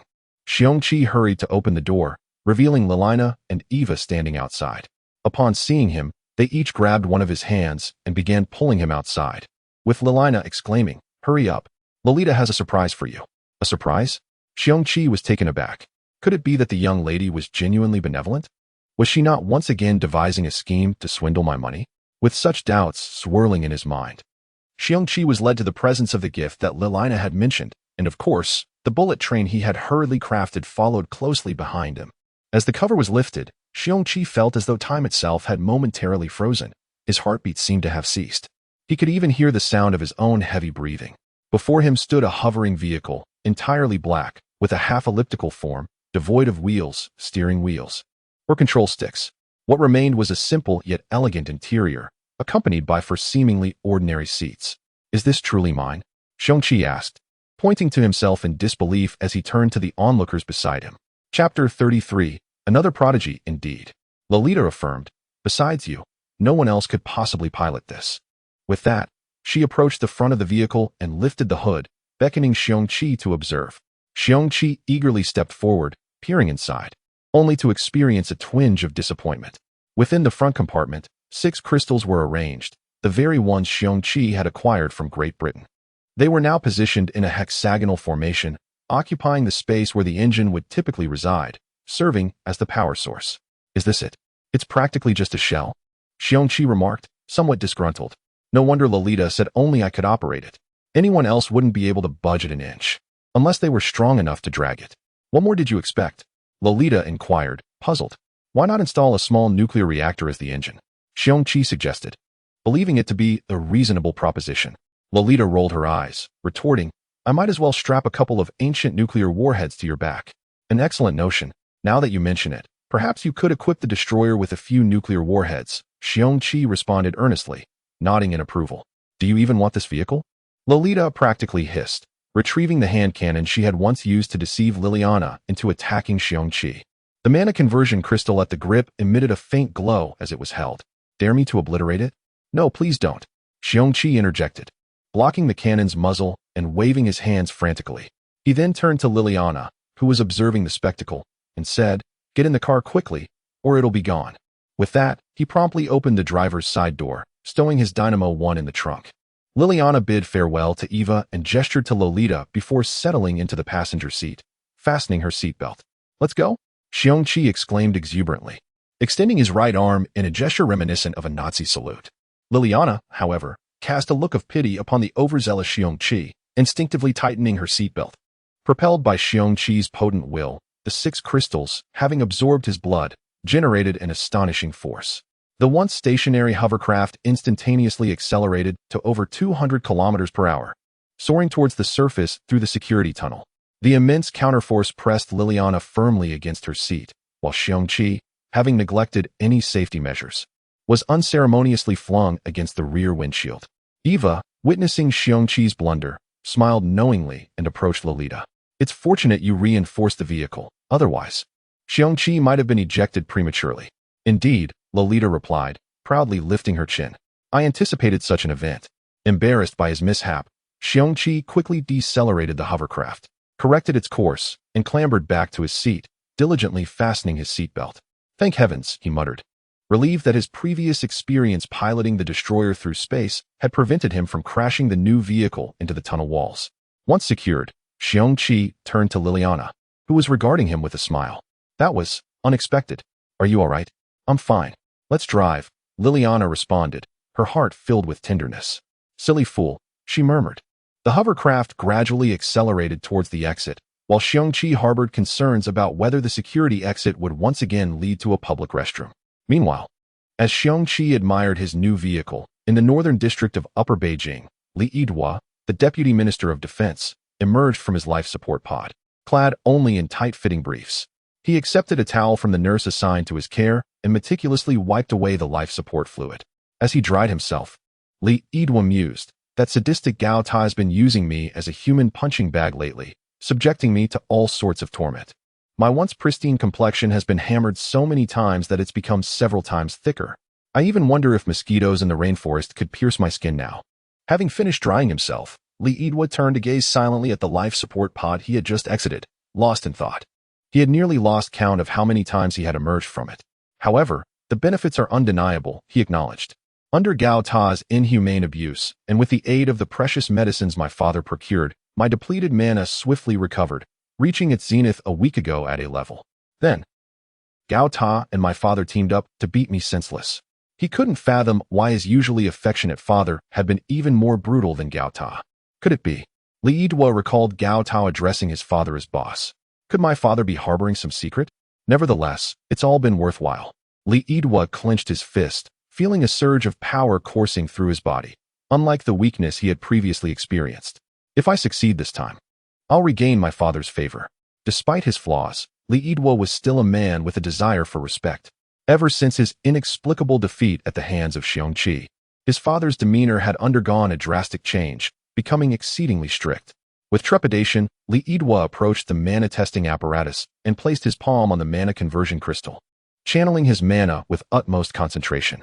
I must succeed, he repeated to himself. As Li Yidwa stood at the testing device, Li Gang and Gao Ta, having been informed of the situation, entered the room and stood by, prepared to observe the outcome. Gao Ta, do you think he'll succeed this time? Li Gang asked, his voice tinged with anxiety. If he doesn't, it'll be a waste of all those rare medications you've given him, Gao Ta replied nonchalantly, secretly hoping for Li Yidwa's failure so he could continue using him as a punching bag. At that moment, the testing device announced the results. Mana level S. Congratulations. Li Yidwa froze, then erupted in elation. S. I've surpassed S level? Does that mean I've become the youngest person in the Empire to possess S level mana? A round of applause erupted from the side. Li Yidwa turned to see Li Gang, his face beaming, giving him a thumbs up. Well done. You're truly my son, Li Gang. My genes haven't been wasted. Father, Li Yidwa exclaimed, tears streaming down his face as he embraced Li Gang. Li Yidwa's personal purgatory had come to an end. Chapter 34. The mission begins with misfortune emerging from the safety exit. Xiong Qi surveyed his surroundings and felt a wave of relief wash over him. This exit was relatively normal, nestled in a secluded corner of a park. After confirming the route with Lilina, he maneuvered the vehicle upward, eager to ascend to the highest point and reach the CCAV office building at the fastest speed, so he could accompany Lilina in completing her resignation before returning for a much-needed rest. As they slowly ascended into the sky, Xiong Qi occasionally caressed the car's interior, marveling at its luxurious feel. Though the power system is somewhat rudimentary, the interior is truly exquisite. The tactile sensation is simply top-notch, he mused. After indulging in the lavish ambience akin to that of a high-end hover vehicle, he turned to Lilina with a playful grin. Beautiful lady, hold on tight. We're about to accelerate. Don't get thrown out. Mind yourself, Lilina retorted sharply, leaving Xiong Qi momentarily embarrassed. Nevertheless, he felt an undeniable joy. He had a splendid car, crafted by the Empire's most enigmatic and formidable machinery, and he was accompanied by a celebrity. Life, he thought, could be so wonderfully delightful at times. He lowered his gaze to the window, admiring the nascent sun. Oh, my son, on such a beautiful morning. Why does it seem to have blemishes? High above, two mechs hovered silently, one black and one gray, coldly observing the black hover vehicle as it adjusted its direction in preparation for acceleration. What a stroke of luck, remarked the pilot of the black mech, astonished to encounter the target just a day into their mission. Captain, are we not worried about being discovered by the patrols of the Shadili Empire while we hover here? Inquired the gray mech, anxious about their conspicuous presence within the Empire's defenses. Fear not, scoffed the pilot of the black mech, dismissing his subordinate's concerns. Your cowardice is regrettable. Our safe entry into this defense zone speaks volumes about the capabilities of our intelligence division. Trust in the information-gathering prowess of those in Sakura. Our mission code is simply recorded under one of their special operations teams. As he spoke, a hint of nostalgia washed over the black mech's pilot. I once had the pleasure of experiencing the allure of those in Sakura. The sensation was simply sublime. What a pity that most are now claimed by the gluttonous politicians of the three great empires. He licked his lips at the thought. Captain, they are leaving. What should we do? The gray mech interrupted, bringing the captain back to the present. Fire, commanded the black mech nonchalantly. After we deal with them, we shall continue our pursuit of the next target. The gray mech swiftly unfolded its artillery, aiming at the front of Xiong Qi's vehicle. If the magical energy engine were struck, would the black hover vehicle explode in a dazzling display? 300mm electromagnetic cannon. Fire. At the order, blue arcs of electricity surged from the cannon, launching a half-meter-long metal projectile toward its target. Simultaneously, Li Yidwa, having received permission to venture out early that morning, eagerly drove his beloved car, longing to reconnect with the outside world after a prolonged absence. As he passed through a secluded park, he made several laps, reminiscing fondly about the place where he had shared his first and countless subsequent moments with beautiful women. The memories stirred a heat in his chest, yet his lower self remained unresponsive. Sighing, Li Yidwa resolved to restore his former vigor, promising himself he would soon return to this enchanting place. Just as he prepared to leave, he spotted a sleek black hover vehicle rising slowly from a hidden area of the park, catching glimpses of a man and woman inside engaged in conversation. Oh, Li Yidwa's curiosity piqued. It seemed he was not alone in his interests. Grabbing his binoculars, he aimed to discover the identity of this kindred spirit. Lilina. A shiver ran down Li Yidwa's spine as he recognized his dream woman. How could she be involved in such a situation? Anger surged within him as he turned his gaze to the man beside her. Xiong Qi.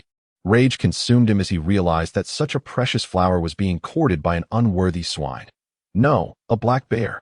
In a fit of fury, he hurled his binoculars against the control panel, shattering the fragile device. Xiong Qi, today, I shall settle both old and new scores with you. Lead was seethed, pointing a finger at Xiong Qi. If I were piloting a mech, I would obliterate you with a single shot. As Li's anger escalated, a beam of light streaked from the sky, piercing the power chamber of the black hover vehicle with an earth-shattering explosion, sending a shower of metallic debris into the air while the vehicle spun violently toward the ground. Lilina, Li shouted in desperation, heedless of danger as he sped toward her. They were over 1,000 meters above the ground. When Xiong Qi remarked about the sun's blemishes, Lilina smiled, thinking he was playfully teasing her. Yet, her smile faded as an unsettling feeling washed over her. Something feels off, Xiong Qi suddenly exclaimed, an eerie familiarity clinging to the blemish he sensed. Before he could ponder further, a blinding light struck the power chamber of his vehicle. The exceptional soundproofing of the hover car failed to muffle the tremendous blast, which resonated within the confined space, leaving Xiong Qi disoriented and dizzy. Lilina's terrified scream jolted Xiong Qi from his stupor. The first thing he did upon regaining consciousness was to assess the state of the vehicle, only to realize they were spiraling downward from over 1,000 meters in altitude. Fortunately, during his training as a pilot, he had undergone countless rotations and disorienting tests. He recalled a particularly memorable session with a mutated black ape, which had succumbed to nausea while he remained unfazed. Escaping the vehicle seemed straightforward, but what about Lilina? He couldn't bear the thought of her meeting a tragic fate. What to do? Chapter 35. Escape suddenly. Xiong Qi recalled the high-speed train no. 1 foot he had stored in the trunk, along with the battle armor nestled within it. With a newfound plan, he immediately sprang into action, calling out to high-speed train no. 1 foot in the trunk, the massive crystalline-powered vehicle did not disappoint. In an instant, it flung the trunk lid open and executed a swift turn, crashing directly into the rear windshield. Xiong Qi extended his arm to shield Lilina's head, protecting her from the high-velocity shards of glass that could cause harm upon shattering. With a sharp crack, the rear windshield shattered, sending glass fragments hurtling toward Xiong Qi and Lilina. The swift shards sliced through Xiong Qi's outstretched right arm, leaving behind a series of lacerations. Yet these wounds swiftly vanished under his formidable healing ability, leaving only traces of blood. Without pausing to speak, Xiong Qi smashed the car window with his elbow, grasped the frame with his left hand, and with a powerful punch, he sent the door beside Lilina flying, jolting her awake from her terrified stupor. Lilina, shaken from her fear, gazed at Xiong Qi in confusion, her focus sharpening on his face after a brief moment. Lilina, survive, Xiong Qi urged her earnestly. With that, he swiftly severed her seatbelt and forcefully propelled her out of the vehicle, exerting such strength to ensure that, should she lack sufficient speed, she would not be struck by the tumbling car. Once he confirmed that Lilina was out of danger, Xiong Qi retrieved the individual armor from the storage compartment of high-speed train number 1. Clutching it close, he tore free his seatbelt, steadied himself against the car frame, kicked the door aside, and leaped out. Meanwhile, high-speed train number 1, under Xiong Qi's command, safely cradled Lilina and, after securing her, descended rapidly to avoid detection from their assailants. In her panic, Lilina felt herself being supported by something, instinctively curling up on the limited surface. Fortunately, Xiong Qi had designed it with 2 clasps that allowed her to hold on tightly, preventing her from slipping into the abyss below. As she sensed her escape from peril, Lilina's heart began to settle, but self-reproach soon crept in. It's all my fault. I've endangered Xiong Qi. No longer gripped by fear, she lamented, recalling how Xiong Qi had been injured previously while rescuing her from a mysterious enemy. This time, it seemed the adversaries were once again targeting her. But why did they persist in seeking her demise? Suddenly, a thought struck Lilina. The very board supporting her descent was the one Xiong Qi had crafted overnight. Now that it was saving her, what about Xiong Qi himself?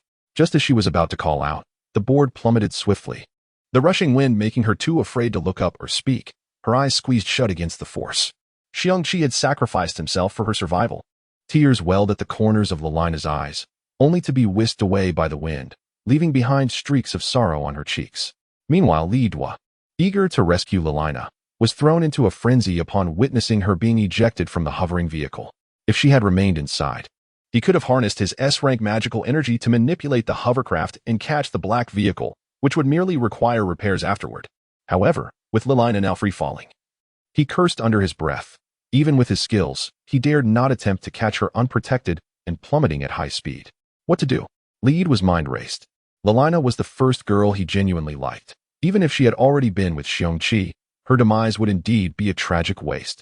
Suddenly, he noticed a peculiar flying board emerging from the black vehicle, aligning perfectly with Lalina's descent to safely catch her before hastily diving toward the ground. How is this possible? As he marveled at the skill of the board's operator, Li also found it strange, exclaiming in disbelief, "How can it fly without any magical energy input?" The gray mech surveyed its creation with satisfaction, internally praising its precision. It eagerly reported to its captain, "May I take credit for this success? I wonder if there will be enough resources to indulge in the delights of the Sakura squad upon our return." The black mech, clearly understanding its subordinate's intentions, gestured toward the ejected Lalina. "Why wait until we return? We have a perfect opportunity right here, ready for us to enjoy." The gray mech, encouraged by its captain's words, grinned wickedly. "Indeed. With the speed of our Rasha, we can catch her before she hits the ground, and she is quite the celebrity in the shoddy empire." As they grew increasingly excited, the mech's engines began to hum ominously, preparing to seize Lalina. Suddenly, the gray mech, fixated on its target, reported to the captain, "Sir, a strange occurrence. The woman has been saved." The black mech immediately halted its actions, puzzled as it examined the images sent by its subordinate. "What is that?" Upon leaping from the vehicle, Xiong Qi summoned the 6 crystalline stones, which had served as the hovercraft's power source. As he devised his plan, he sensed the presence of these remarkably durable stones, discovering they had sustained no damage. Under Xiong Qi's command, the 6 stones, each measuring over 20 centimeters square, assembled into a platform that securely supported him. The rising sun cast a dazzling array of colors upon the stones, creating a breathtaking yet brutal spectacle. However, there were no spectators to witness this beauty. The individuals present were momentarily distracted. Li contemplated the mechanics behind the flying board's operation without magical energy. Lalina was lost in her self-reproach, tears streaming down her face, and the attacking mechs were captivated by the seemingly autonomous flying board.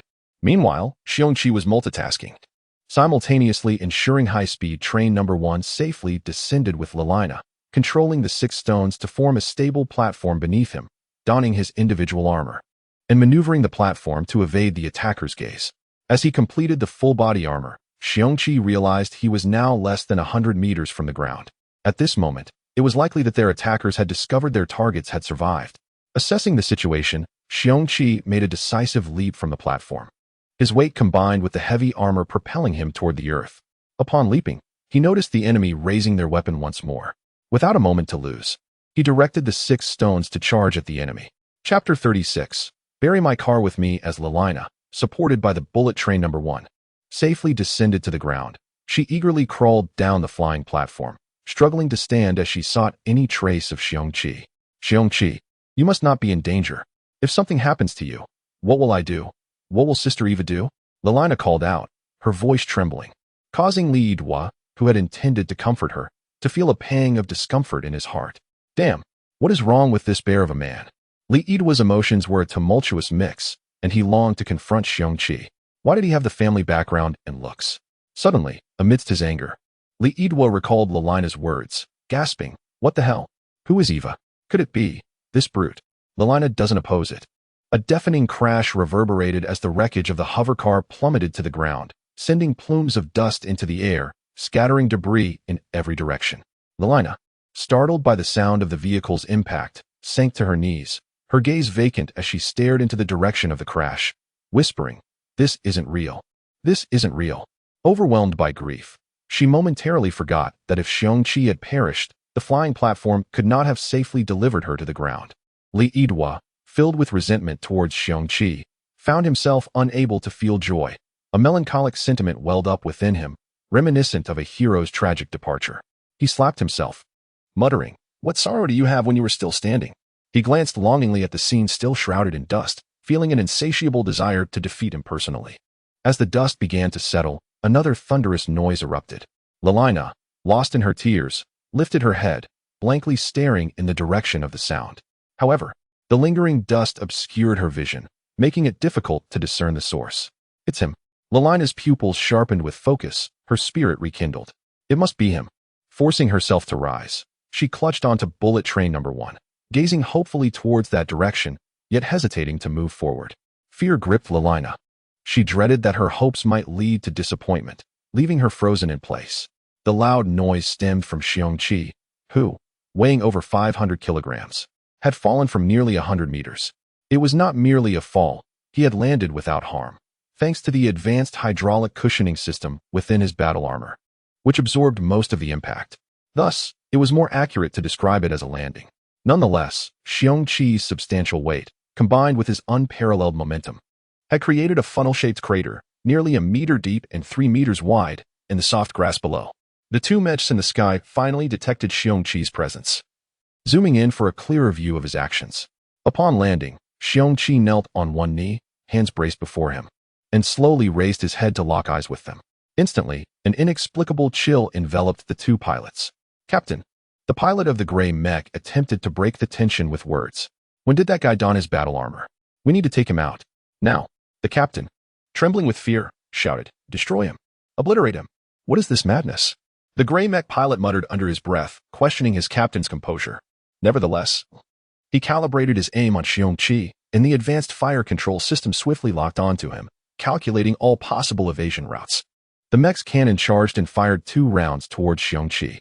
Upon landing, Xiong Qi immediately performed a rolling maneuver to evade, only to see the 2 projectiles hurtling towards him. Fortunately, before he touched down, he had released 6 crystal stones, which were now perfectly positioned in the projectile's path. Under Xiong Qi's control, the 6 crystal stones formed a rotating drill-like formation, countering the incoming projectiles. Simultaneously, Xiong Qi sprinted towards the direction where Lelina had landed. He needed to confirm her safety first. The weight of the over 400 kilograms of armor felt no heavier than an additional pair of pants to him as he leaped off the soft ground, sending grass flying. The shortest distance between 2 points is a straight line. With increased speed, Xiong Qi leaped over the wreckage of the hovercar, racing towards Lelina. Leaning against bullet train number 1, Lelina suddenly heard a series of heavy footsteps approaching from the other side of the wreckage. She hastily wiped her tears and focused on the source of the sound. A substantial figure emerged from the dust, rolling several times upon landing, and came to a stop less than 2 meters away from Lelina, standing up in a sideways roll. It was Xiong Qi. Upon reaching Lelina, he opened the visor of his helmet and offered her a reassuring smile. As he did, several blades of grass that had clung to his helmet during his roll fell onto the armor on his shoulder. "Fool," Lelina chided him playfully, her eyes glistening with tears of gratitude and excitement. She tiptoed to wipe the grass off his shoulder, gazing tenderly into his eyes through the narrow visor. Boom, boom. The crystal drill successfully intercepted the 2 projectiles, and the subsequent explosions reminded them that this was no time for sweet nothings. Feeling the heat of Lelina's gaze, Xiong Qi swiftly closed the visor and locked it, turning to face Li Yidua. However, due to Li Yidua's recent physical transformation, having grown significantly stronger and tanned, Xiong Qi momentarily failed to recognize the man before him, whose expression seemed to echo the turmoil of someone who had just survived a harrowing experience. "Get Lelina away from this area with my friend," Xiong Qi urged, pushing her towards Li Yidua. He leaned closer to Lelina, whispering, "Only when you are safe can I fight with all my might." Initially worried, Lelina nodded, obediently climbing aboard Li Yidua's hovercar. Li Yidua cast a complex glance at Xiong Qi, opening his mouth as if to speak, but ultimately nodded in agreement, saying, "Leave it to me." With that, Li Yidua drove the vehicle low to the ground, hastily retreating under the cover of trees.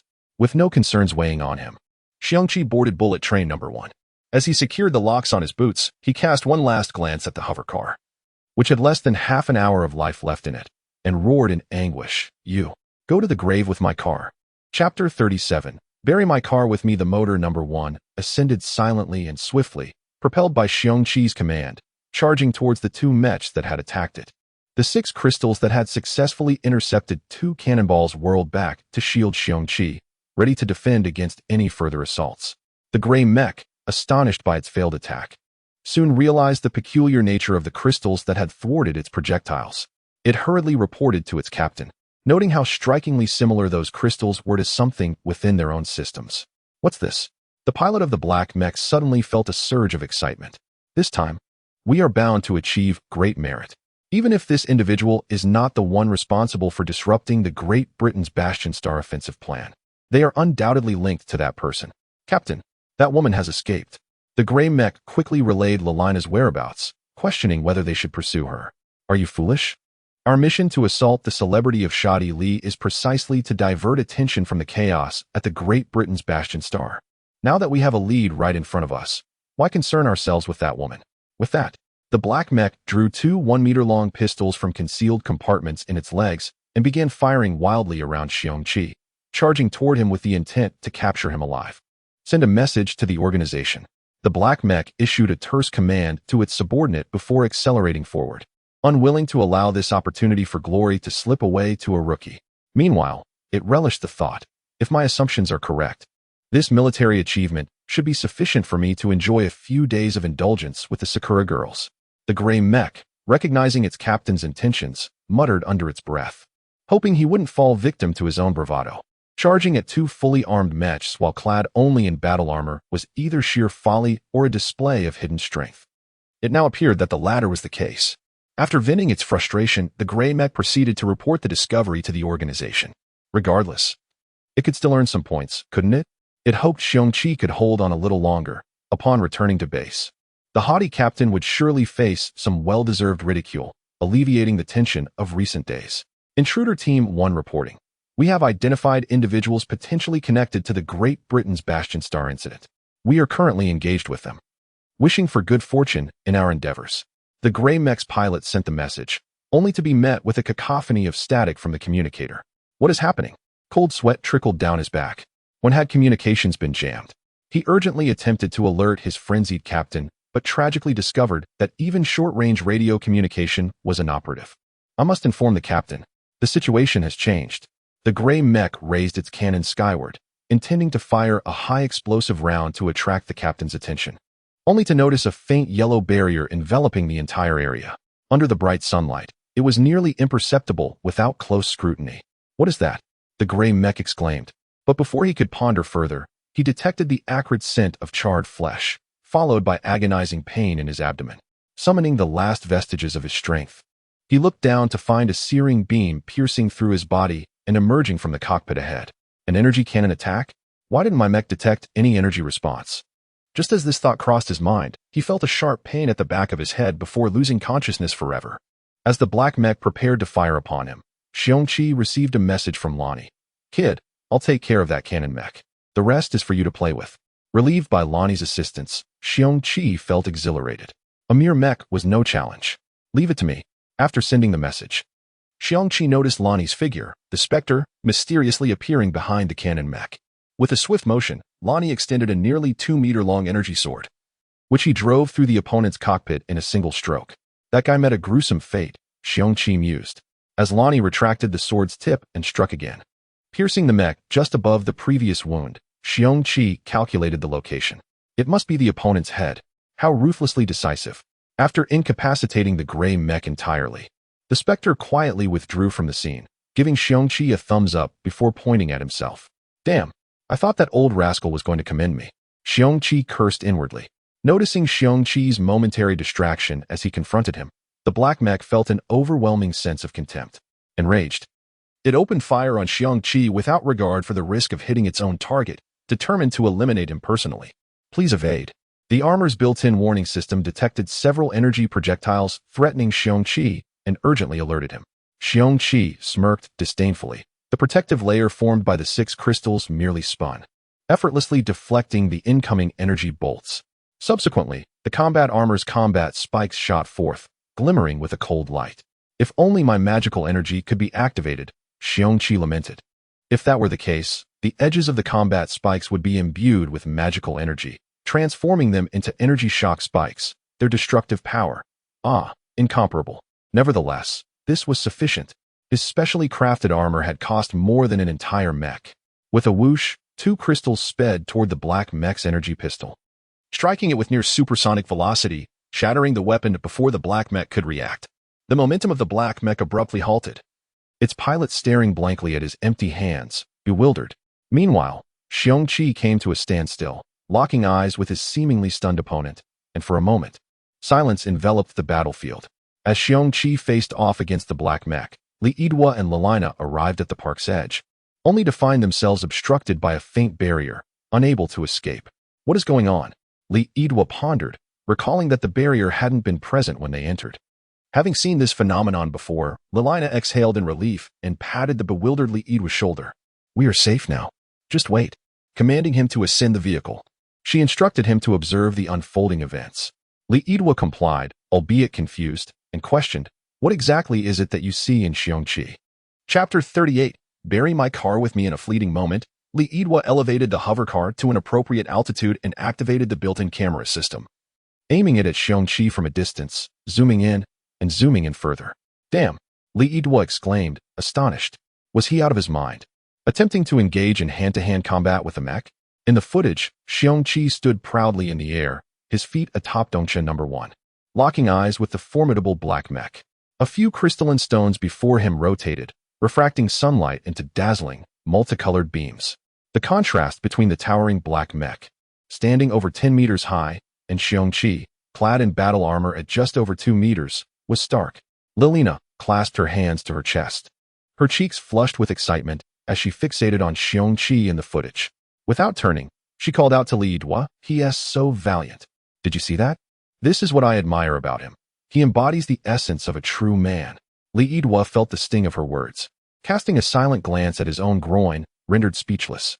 Noticing the black mech still dazed, Xiong Qi could not resist the urge to gently nudge one of the crystals against the outer armor of the cockpit, amplifying his voice through the suit.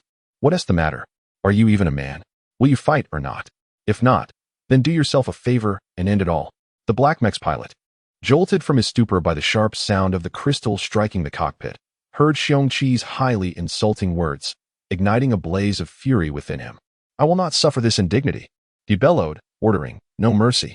If anything goes wrong, I will take responsibility. Eliminate him." However, the response he received was merely a crackling static from the communicator. "What is going on?" The pilot's newly ignited rage was swiftly extinguished by an encroaching chill. "Where is everyone?" The black mech's head swiveled, desperately searching for his long-missing teammates, yet found nothing. Bang! Another muffled sound erupted. Xiong Qi, impatient, could no longer refrain from reminding his opponent, "What is taking so long? There are so many witnesses. Can you even handle this?" His taunting words deeply provoked the black mech's pilot. "Ah!"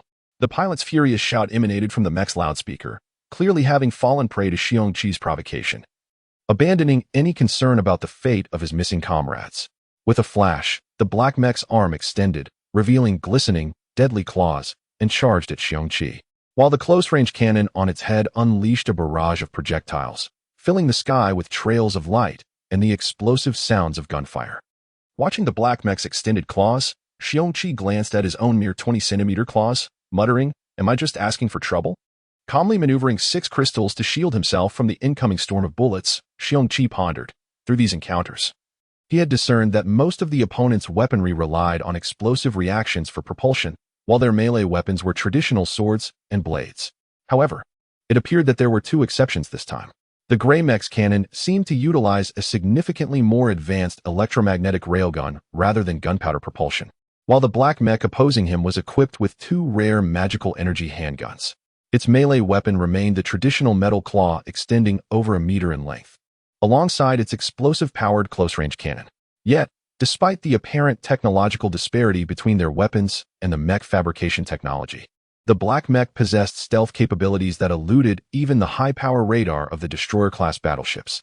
Such an advanced mech manufacturing technology, coupled with the use of outdated gunpowder weaponry in this era of sophisticated energy weapons, struck Xiong Qi as peculiar.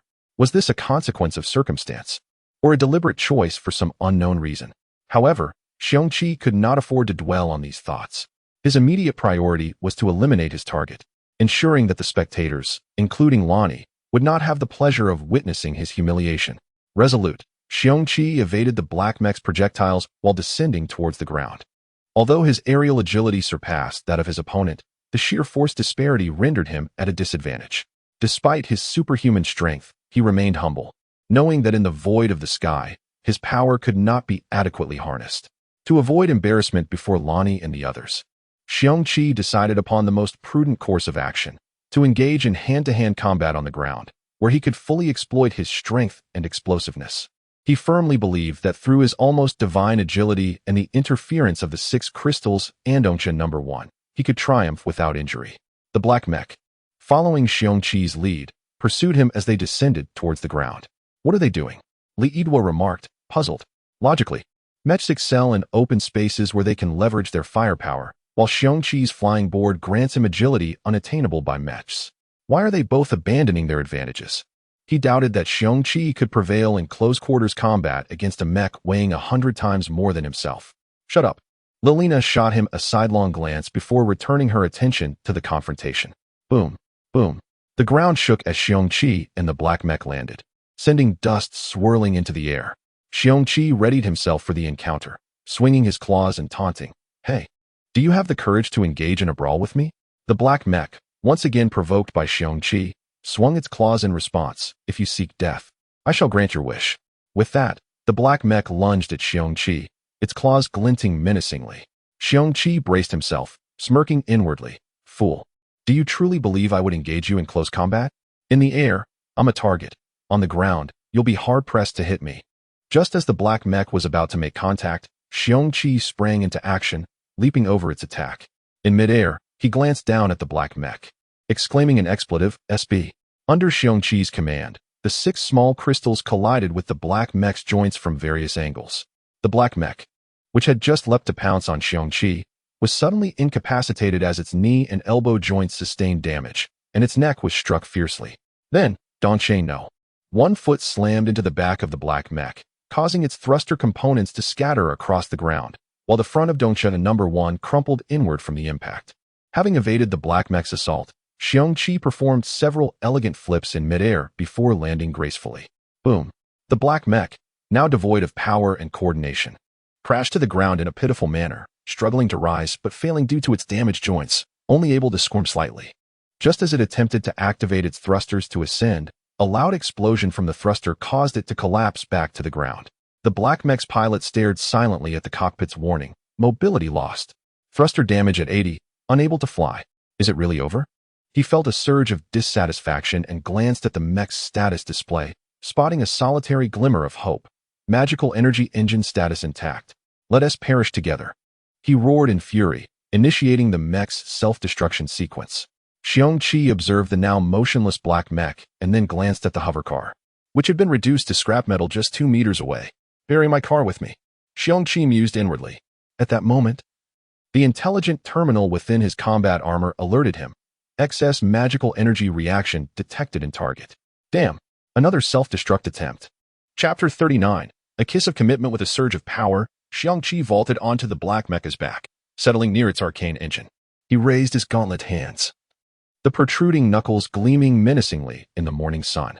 He arched his back, leveraging his core strength to drive his hands, adorned with fist spikes, into the mecha's rear armor plating near the engine.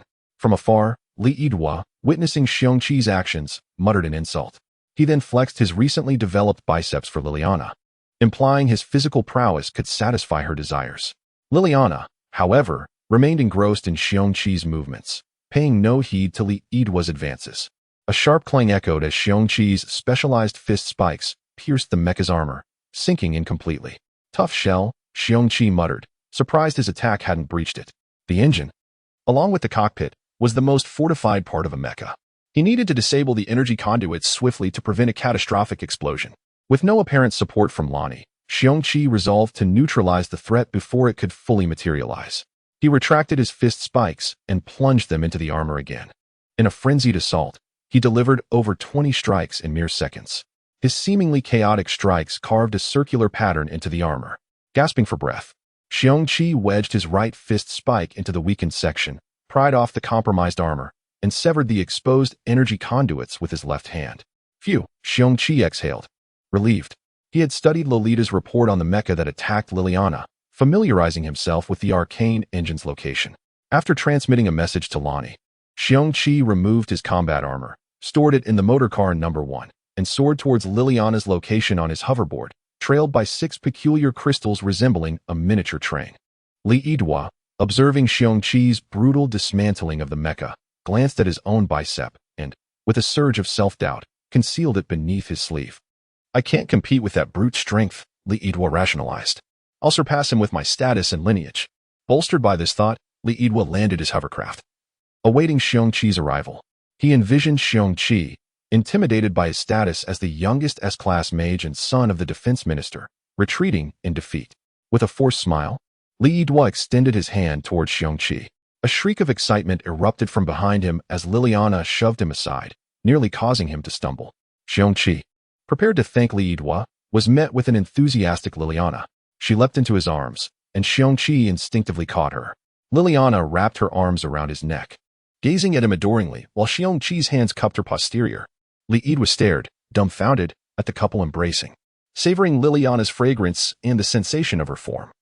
Xiong Qi realized he was aroused.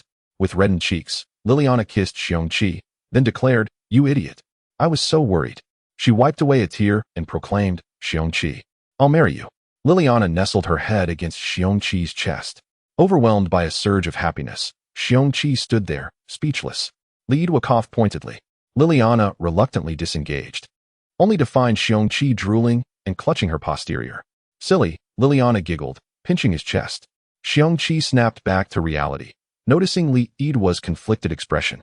He released Liliana and extended his hand to Li Yidua. Li Yidua reciprocated, intending to assert his status. But Xiong Qi retracted his hand, wiping it on his pants. The two finally clasped hands. "Thank you for your assistance," Xiong Qi said sincerely. "What is your name?" With a mere flick of his hand, Li Yidua stylishly adjusted his side-swept hair, raising an eyebrow at Liliana in a manner that suggested the demise of such a beautiful woman was far from a gentlemanly act. After uttering these words, Li Yidua released his grip and straightened his shirt collar, declaring, "It appears you have forgotten me. I am Li Yidua." Li Yidua? Xiong Qi pondered, perplexed, for he did not recall ever meeting such a person. Suddenly, a memory struck him from the day he had just arrived, accompanied by the recollection of his own stunning entrance. He also recalled Li Yidua's recent flippant gesture towards Liliana. "You are Li Yidua?" Xiong Qi feigned astonishment, his hand dramatically pointing towards Li Yidua's groin. "Is everything in order down there?"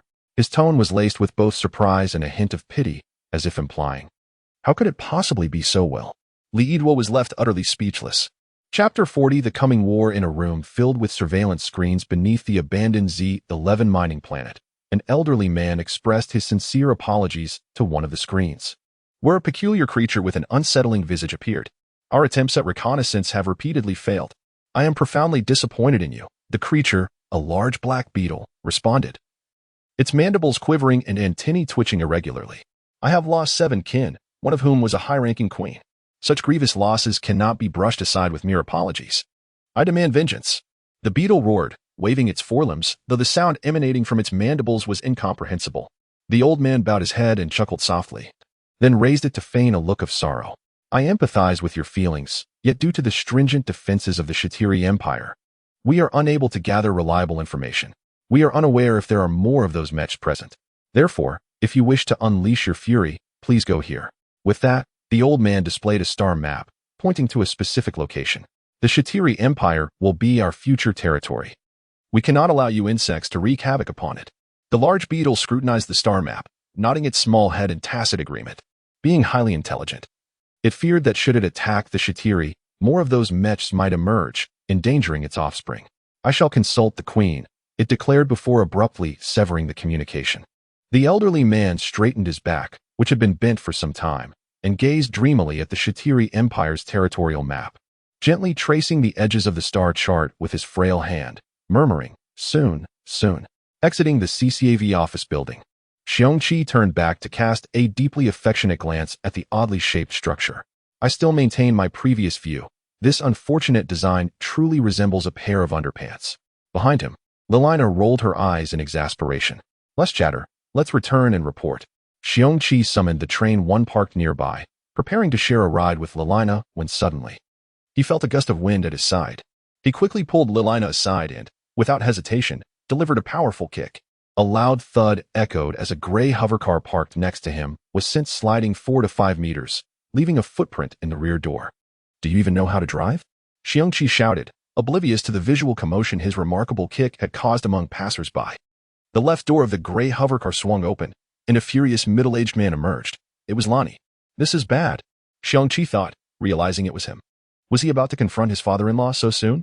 "Liliana, get in the car," Lonnie shouted, disregarding the damage Xiong Qi had inflicted on his beloved vehicle, urgently pulling Liliana toward the car. Confused, Lelina reluctantly climbed inside, casting a puzzled glance at her father. Xiong Qi stood frozen, pondering. Could Lonnie be against my relationship with Lelina? But he had always seemed to accept it. What was the situation? Why are you still standing there? Lonnie yelled at Xiong Qi. Get home. Something has happened. Without waiting for Xiong Qi's response, he started the hovercar and sped away with Lelina. Something happened at home. Xiong Qi was momentarily taken aback. As an orphan, where was his home? Then, realization struck him.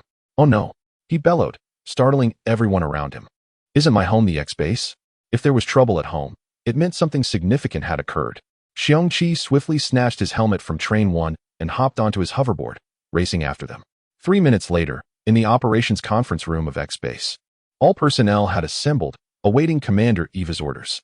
Eva, wearing an unusually serious expression, surveyed the gathered faces before addressing the urgent situation.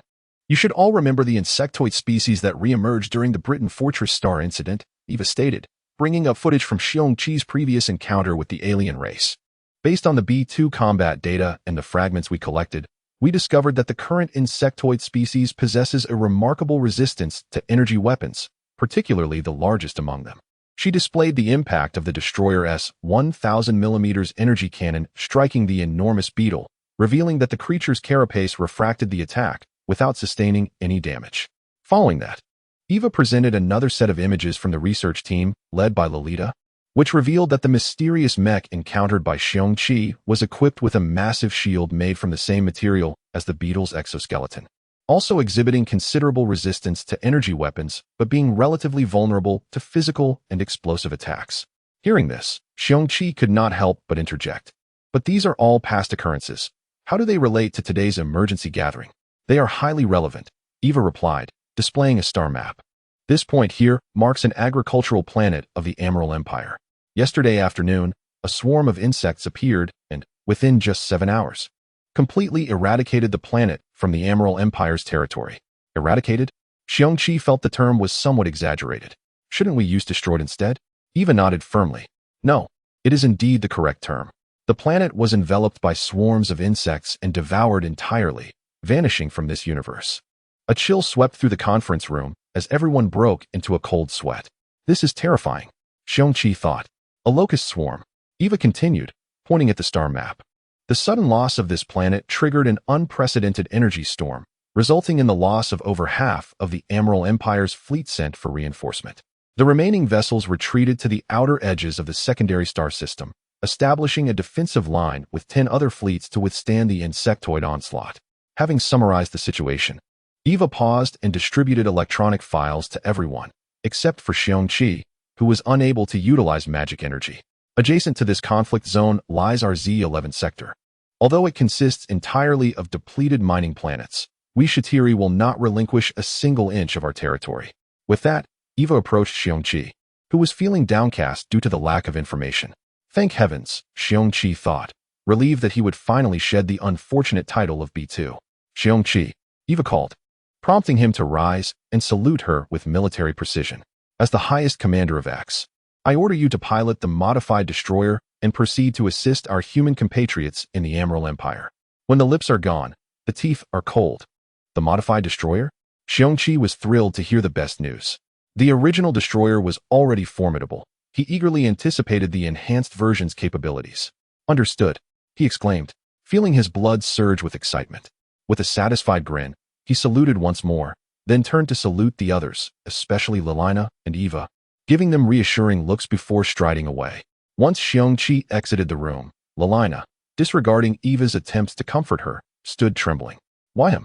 At that moment, only Xiong Qi's modified destroyer could inflict effective damage on the insectoids, while her father's mechs were still undergoing urgent modifications. Thus, there was no alternative. Eva explained to Lelina with a touch of regret, the others are on standby, ready for action. Lelina slumped back into her seat, her eyes devoid of life. Sensing her despair, Eva hastily urged, you must believe in him, Lelina. What you need to do now is focus on your intelligence analysis, providing a strong support for Xiong Qi. At that moment, Lelina was awakened by Eva's words. Clenching her small fists, she stood up, expressed her gratitude to Eva, and hurriedly dashed out of the room. Chapter 41. Rushed to the front lines with great enthusiasm, Xiong Qi rushed into the launch room. only to be momentarily stunned by the sight before him. Where was the modified destroyer that Eva had mentioned? In the expansive hall, there stood only a small, oval-shaped warship, approximately 200 meters in length, 50 meters high, and around 80 meters at its widest point. Wasn't this the egg-shaped aircraft he had seen before? Xiong Qi muttered to himself, noting that this one was significantly larger than the previous ones he had encountered. Surveying his surroundings, Xiong Qi found no relevant personnel. Leading the mission, he assumed there must be a reason for it, and steeled himself to approach the small warship's boarding ramp. What does this mean? Not even a single relevant individual present? Do they not realize that my physique cannot activate the warship's magical energy engine? Regardless, Xiong Qi pressed his palm against the door's sensor, adopting a try-it-and-see attitude. As a faint buzzing sound arose, the sensor he pressed began to emit a soft blue glow. Scanning his hand before the previously closed door slid silently to the side, Xiong Qi gazed in astonishment at his palm, filled with bewilderment.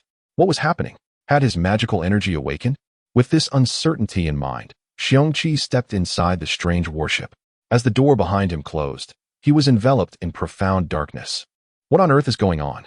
While he pondered, a dim glow illuminated the corridor, revealing a series of glowing arrows directing his path. Intrigued, Xiong Qi followed the arrows. And after walking a dozen meters, he reached the end of the passage, where a circular lift, glowing with blue light around its edges, came into view. After ascending approximately 10 meters, the lift came to a halt, revealing yet another narrow passage. Stepping off the lift, Xiong Qi found a fully charged individual armor suit on a nearby platform. He quickly donned the suit and continued down the corridor. Upon entering a cramped space, Xiong Qi felt an overwhelming sense of familiarity. As if sensing his thoughts, the brightness within the small room gradually increased until he could discern the arrangement of the space. To his surprise, he realized he had merely entered the cockpit of the destroyer. Why all this complexity? Xiong Qi grumbled, but nonetheless sat down in the chair and activated the destroyer's engine. Suddenly, a petite beauty appeared before him, bearing an 8-part resemblance to Eva. Startled, Xiong Qi instinctively saluted, only to realize that she was not the supreme commander of X, merely a likeness. However, her smile was truly delightful. "Hello," the petite beauty said, freezing Xiong Qi in place.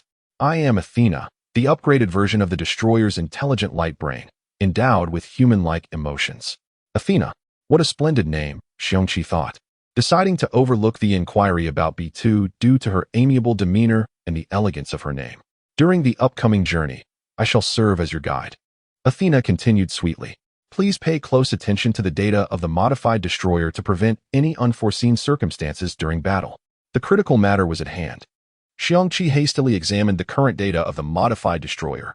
The first thing that captivated his attention was the overall data of the oval-shaped warship, measuring over 200 meters in length. The reason he could open the ship's door was that its power system, like the destroyer, was fueled by 2 nuclear fusion reactors located on either side of its central axis, and it had been bound to his genome. Calling it a warship felt somewhat inaccurate, as this oval flying machine did not carry any detection systems or terminal processing systems. All detection and data processing tasks would be carried out by the destroyer itself, making this oval craft more akin to an expansion plugin, a weapon plugin filled with various types of weaponry and possessing its own power system.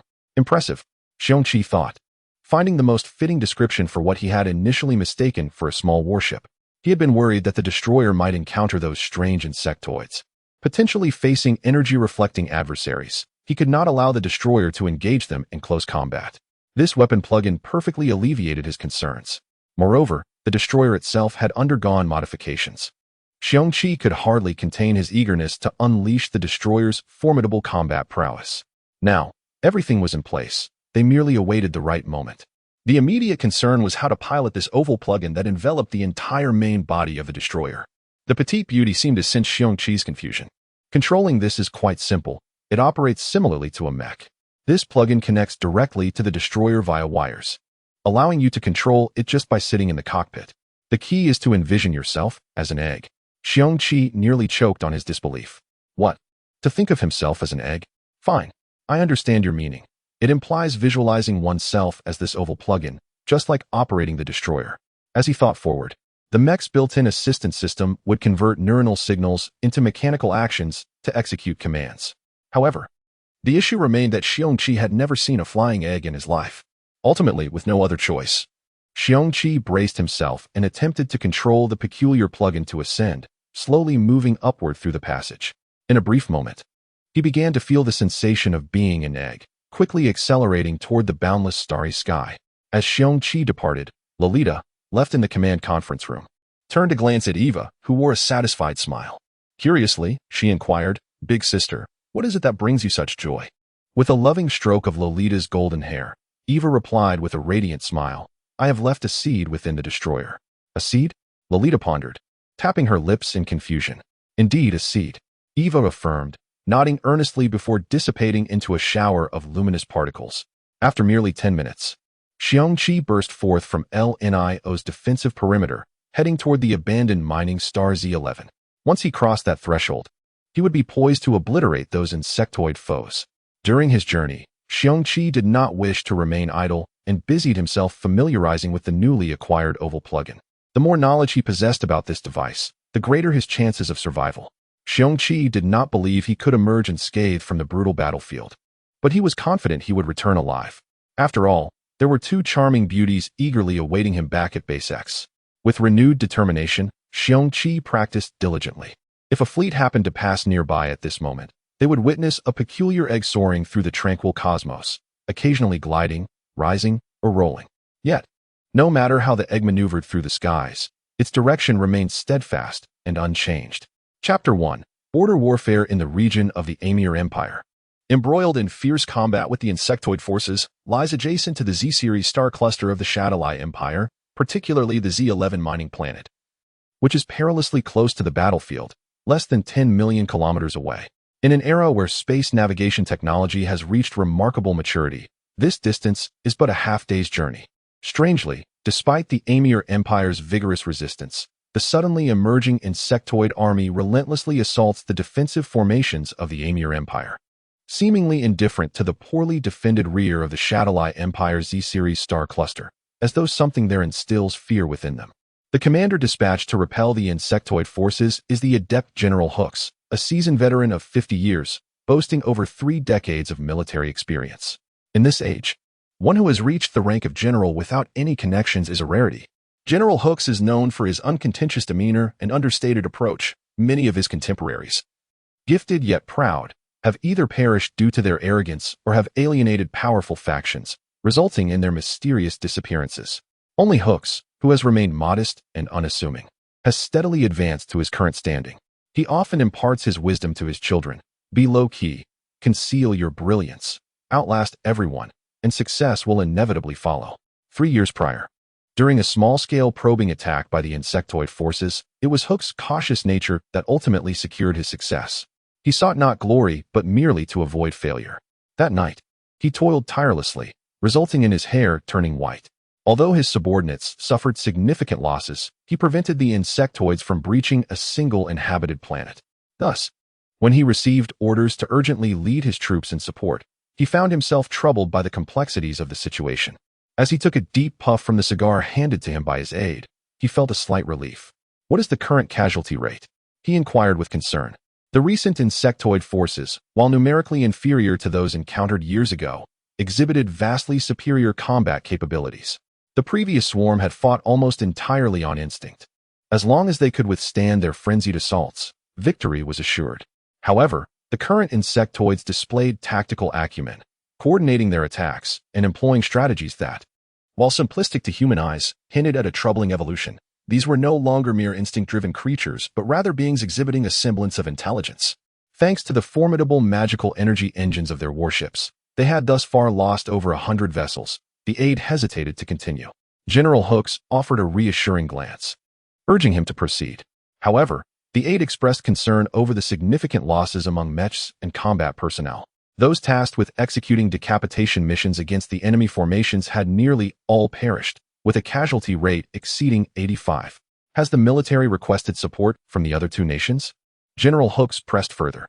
The aide relayed that the European Empire had accepted the request, dispatching an elite team of 100 aboard a rapid assault vessel, while the Jetlair Empire had sent a 10-member elite team to assist in the subsequent decapitation missions. Notably, however, was the response from the Shadalai Empire. General Hooks jested. "How many have the mighty Shadalai sent to assist us? Surely, Their generosity will not disappoint. He mused whether they had dispatched a mixed fleet. No, the aide replied. His expression conflicted. The Shadoweye have sent only a single individual for support. One person, one ship. What? General Hooks exclaimed, rising from his seat in shock, his cigar falling to the floor. Yet, after a moment, he appeared to recollect something, slowly resuming his seat and murmuring. Could it be that the Shadoweye have once again revealed a figure akin to the legendary Flame Butcher? However, he pondered, in the face of these bizarre insectoids, would an individual's prowess even matter? Order. General Hooks resolved, decisively amending his command. The decapitation mission was to be suspended, and the fleet was to form a crescent formation, standing vigilant in defense. Meanwhile, Xiong Qi found himself halted before a debris field filled with asteroids. He consulted the star map, perplexed. Athena, what is going on? The star map shows no record of an asteroid belt here. Could a nearby planet have exploded? Upon reflection, he dismissed that theory. There were no substantial celestial bodies in the vicinity. Why are these asteroids so obediently clustered here?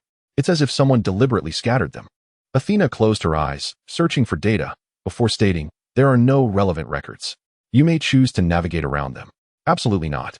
Xiong Qi responded, frustrated. Just as I'm about to arrive, this unexpected obstacle appears. It disrupts my timing. The urgency of the situation left him uneasy. Every minute's delay could result in the loss of valiant soldiers. For reasons unknown, he suddenly recalled an encounter with a tempestuous female soldier aboard an Allied warship during his return from Great Britain. Stay calm, he admonished himself. This is not the time for distractions. I am a harbinger of justice, a representative of my great nation, here to rescue our suffering compatriots. Gazing at the dense asteroid field before him, he pondered briefly before devising a plan. Engage the destroyer engine at full capacity and the cube engine at maximum power. Prepare the main cannon, Annihilator, for launch.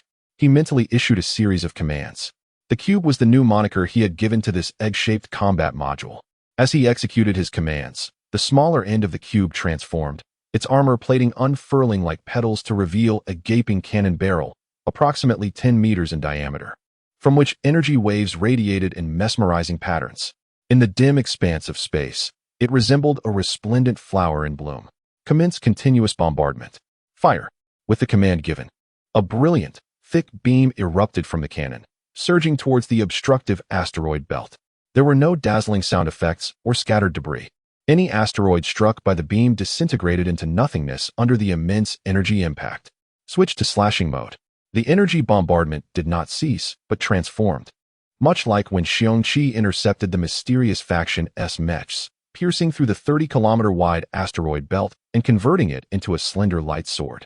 Though the beam's diameter paled in comparison to the belt's length, it did not diminish its destructive potential. Next, the cube's hull shifted, and the elongated light sword swept horizontally through the asteroid belt.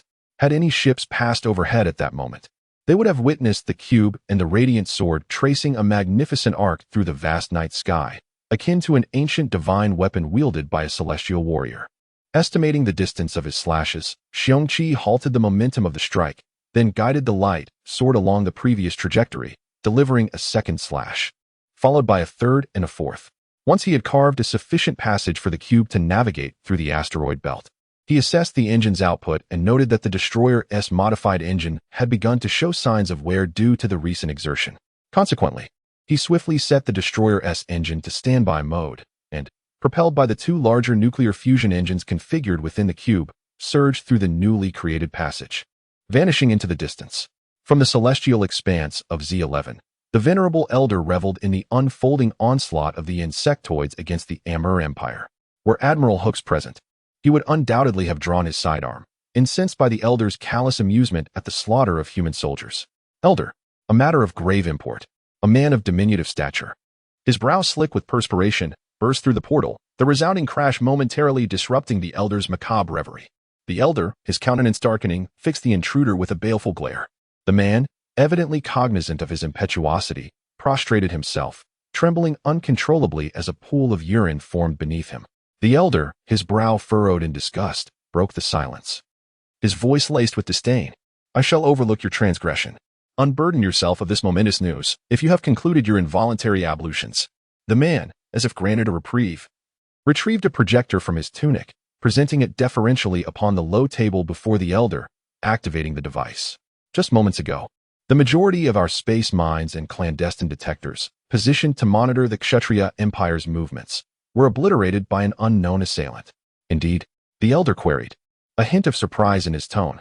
Could it be that the Kshatriya Empire has dispatched a task force? Nay, nay, the man hastily demurred. Had a fleet been mobilized, our intelligence apparatus would have detected its departure well in advance. Then, has Kshatriya deployed a specialized squadron? The elder mused. Sakura has been unable to extract any information from those politicians. Nay, again, the man reiterated, fumbling with the projector until an image of the cube, piloted by Xiong Qi, materialized. The culprit is this peculiar craft, a mere 200 meters in length. Perceiving the elder's gaze once more fixed upon him, the man trembled anew. It was not a failure of our intelligence division. Our advanced detection systems failed to register the craft until it initiated its assault, at which point our energy surveillance radar detected its presence. The elder, his gaze unwavering, contemplated the ovoid vessel before him, sighing softly. An unforeseen complication. But how will you evade your demise this time? Can you truly withstand the might of 1,000,000 insectoids? Abruptly, the elder produced a handgun, leveling it at the man's forehead. With a swift motion, he discharged the weapon. The report echoed within the confined space, a spent cartridge clattering to the floor. An archaic handgun, indeed. The man remained prostrate, lifeless. A crimson pool spread from the wound in his head, the rear of his skull absent. Its contents splattered across the room. The elder, reholstering his weapon, resumed his observation of the conflict, as if the gruesome scene behind him were of no consequence. With a pneumatic hiss, the floor beneath the corpse opened, swallowing the body before resealing, leaving the surface immaculate.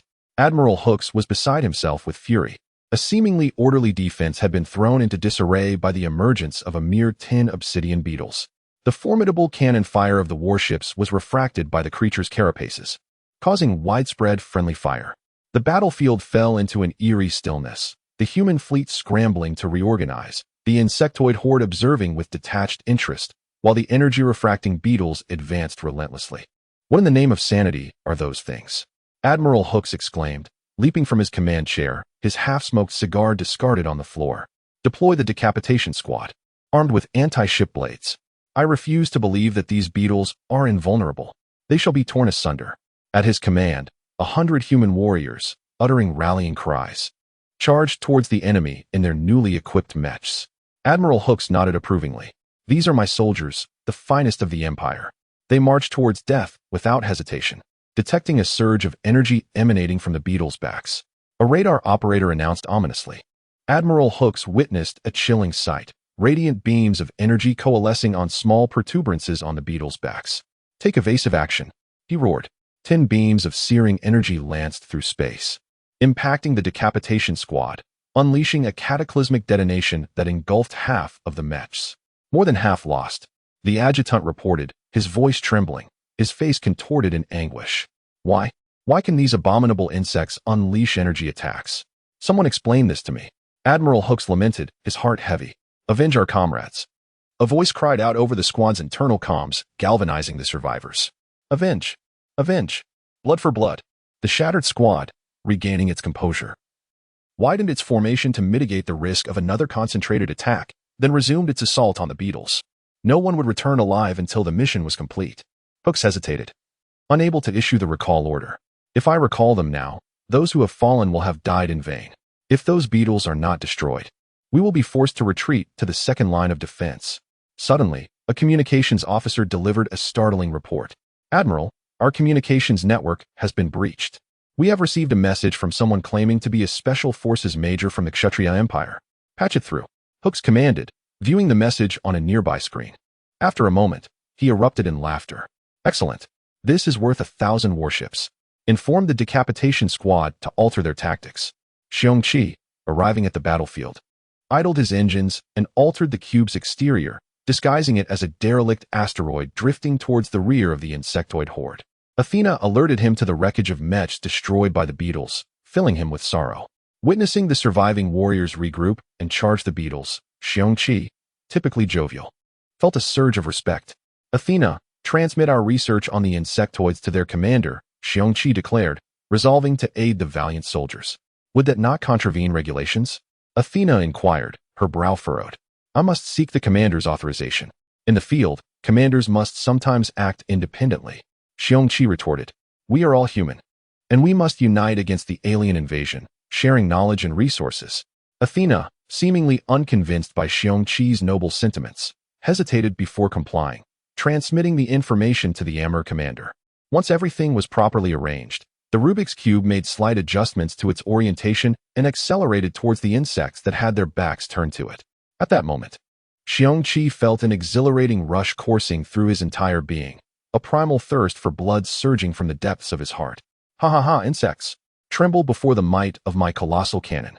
As the Rubik's Cube surged forward, the main cannon of the destroyer began to charge up. Chapter 3. The Great Egg lays small eggs. The main cannon of the light patrol ship locked onto the protruding back of the Black Beetle, preparing for a small yield precision strike. The decapitation squad skillfully maneuvered to evade fire, swiftly closing in on the target, prioritizing attacks on the gaps between the enemy's head and body armor. The battleships and cruisers retreated 100 kilometers, their energy shields fully activated. Based on the intelligence sent by Xiong Qi, Hooks rapidly devised a strategy and instructed his aide to disseminate it immediately. "General, we've detected a significant accumulation of energy behind the swarm," the radar operator reported. Hooks hurriedly commanded them to isolate the image.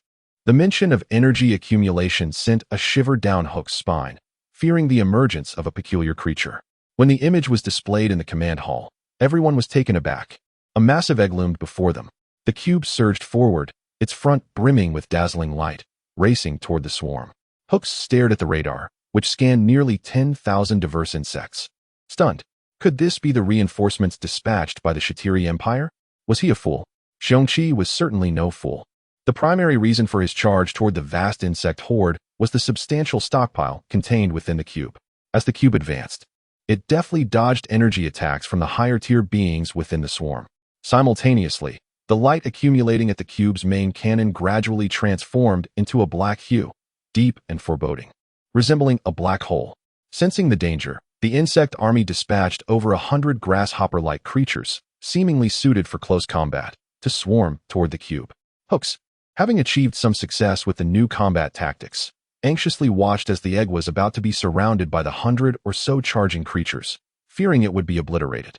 As the grasshoppers approached within 3,000 meters, the armor plating of the cube suddenly opened, and a swarm of missiles erupted forth, igniting their engines and racing toward their designated targets. Each grasshopper was met with the special attention of 2 missiles, and without any suspense.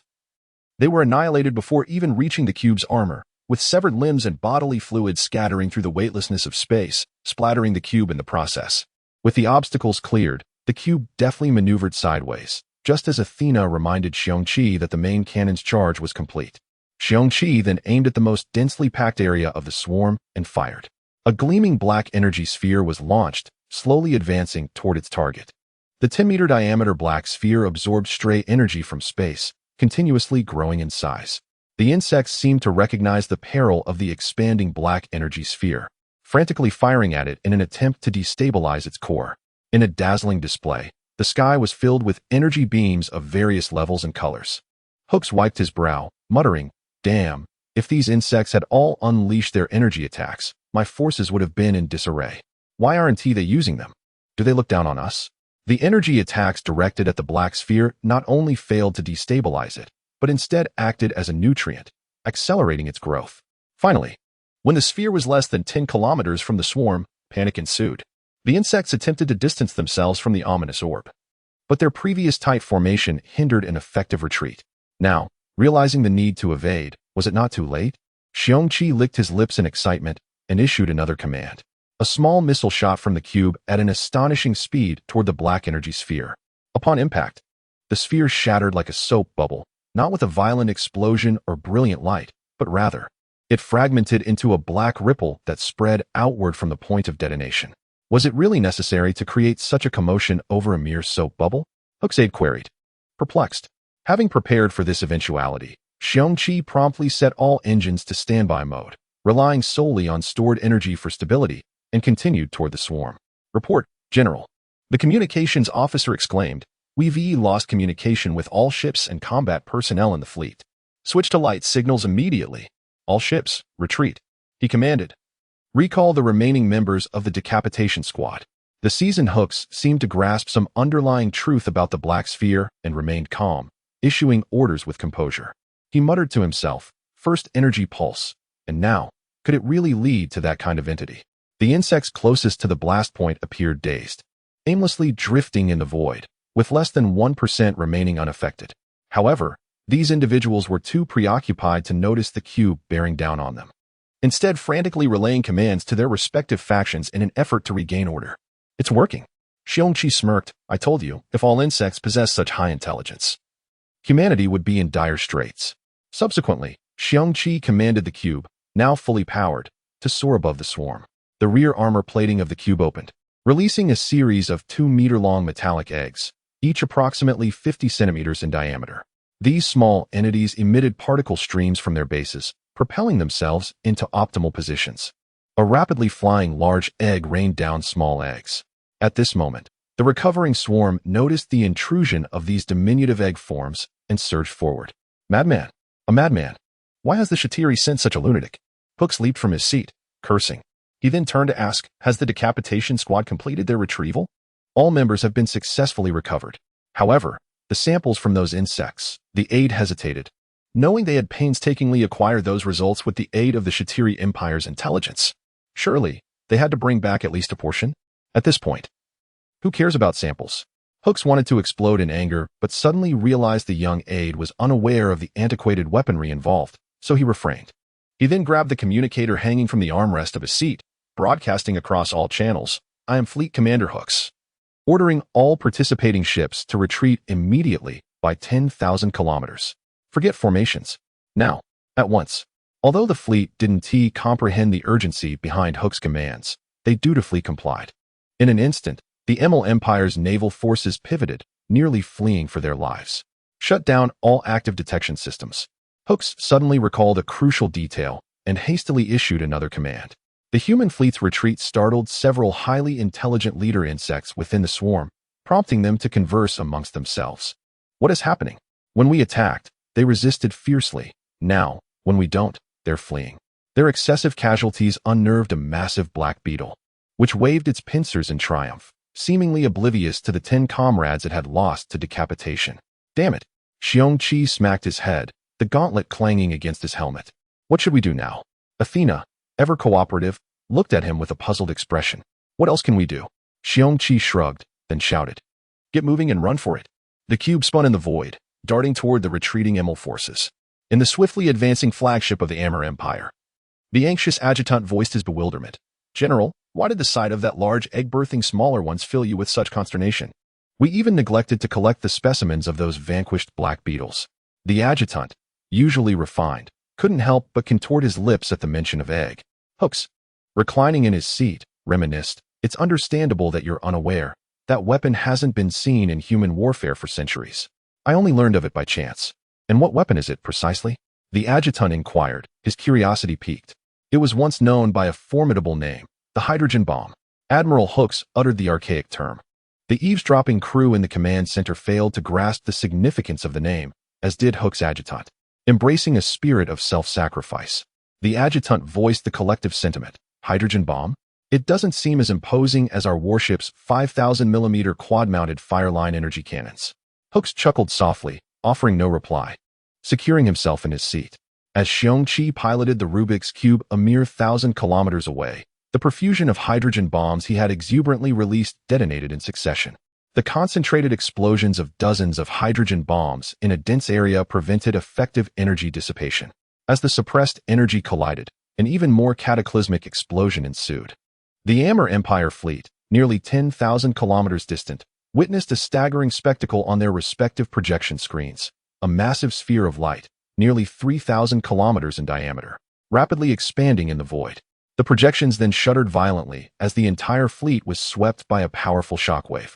Every vessel in the fleet, regardless of size, was violently rocked, sending unprepared crew members sprawling. Fortunately, the gravity generators maintained their function, halting their tumbles. Hooks calmly observed the chaos in the command center, his gaze lingering on the radar operator, who had remained anchored in his seat. All right, the danger has passed. Radar, report. Reporting, General, the radar operator stammered. The energy level of the explosion was stellar. The crew, just regaining their footing, promptly collapsed once more.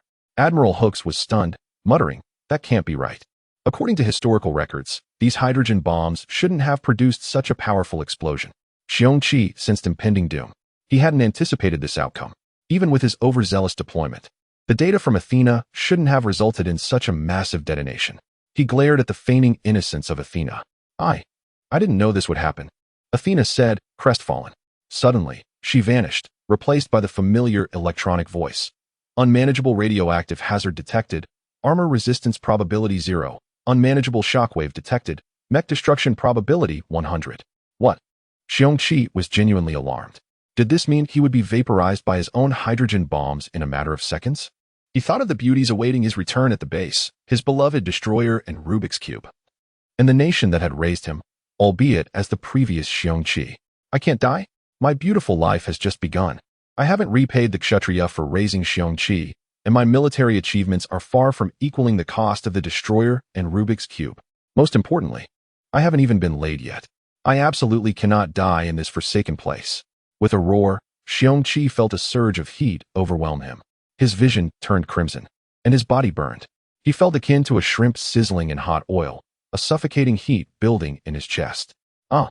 Xiong Qi cried out in agony, feeling the pin-up heat explode outward. To his astonishment, he coughed up a cloud of blood. In this life-or-death moment, the sight of the bloody mist on his helmet visor strangely elated him. "What the hell is this? Do I have such a dark, bloodthirsty desire?" Xiong Qi's body began to tremble. Unseen, red particles emanated from his body, filling the cockpit. The crystal he had secured behind the seat began to absorb the particles, shrinking rapidly while releasing an even denser concentration of red particles that flowed back into Xiong Qi's body. A red energy wave erupted from Xiong Qi's body, sweeping through the cockpit, breaching the destroyer's armor, and expanding to encompass the Rubik's Cube. The shockwave and radiation from the nuclear explosion were completely blocked, unable to penetrate. "Shockwave, threat level 0, the electronic voice announced. His vision still crimson, Xiong Qi oriented himself and activated the Rubik's Cube's engines, rapidly escaping the giant nuclear fireball. This moment felt eternal to Xiong Qi, but almost as the Rubik's Cube was enveloped in the red glow. Even the X-Base noticed that the connection with the Rubik's Cube was suddenly interrupted. Just as Eve was about to notify the people on standby to rush to support, she found that the communication had returned to normal.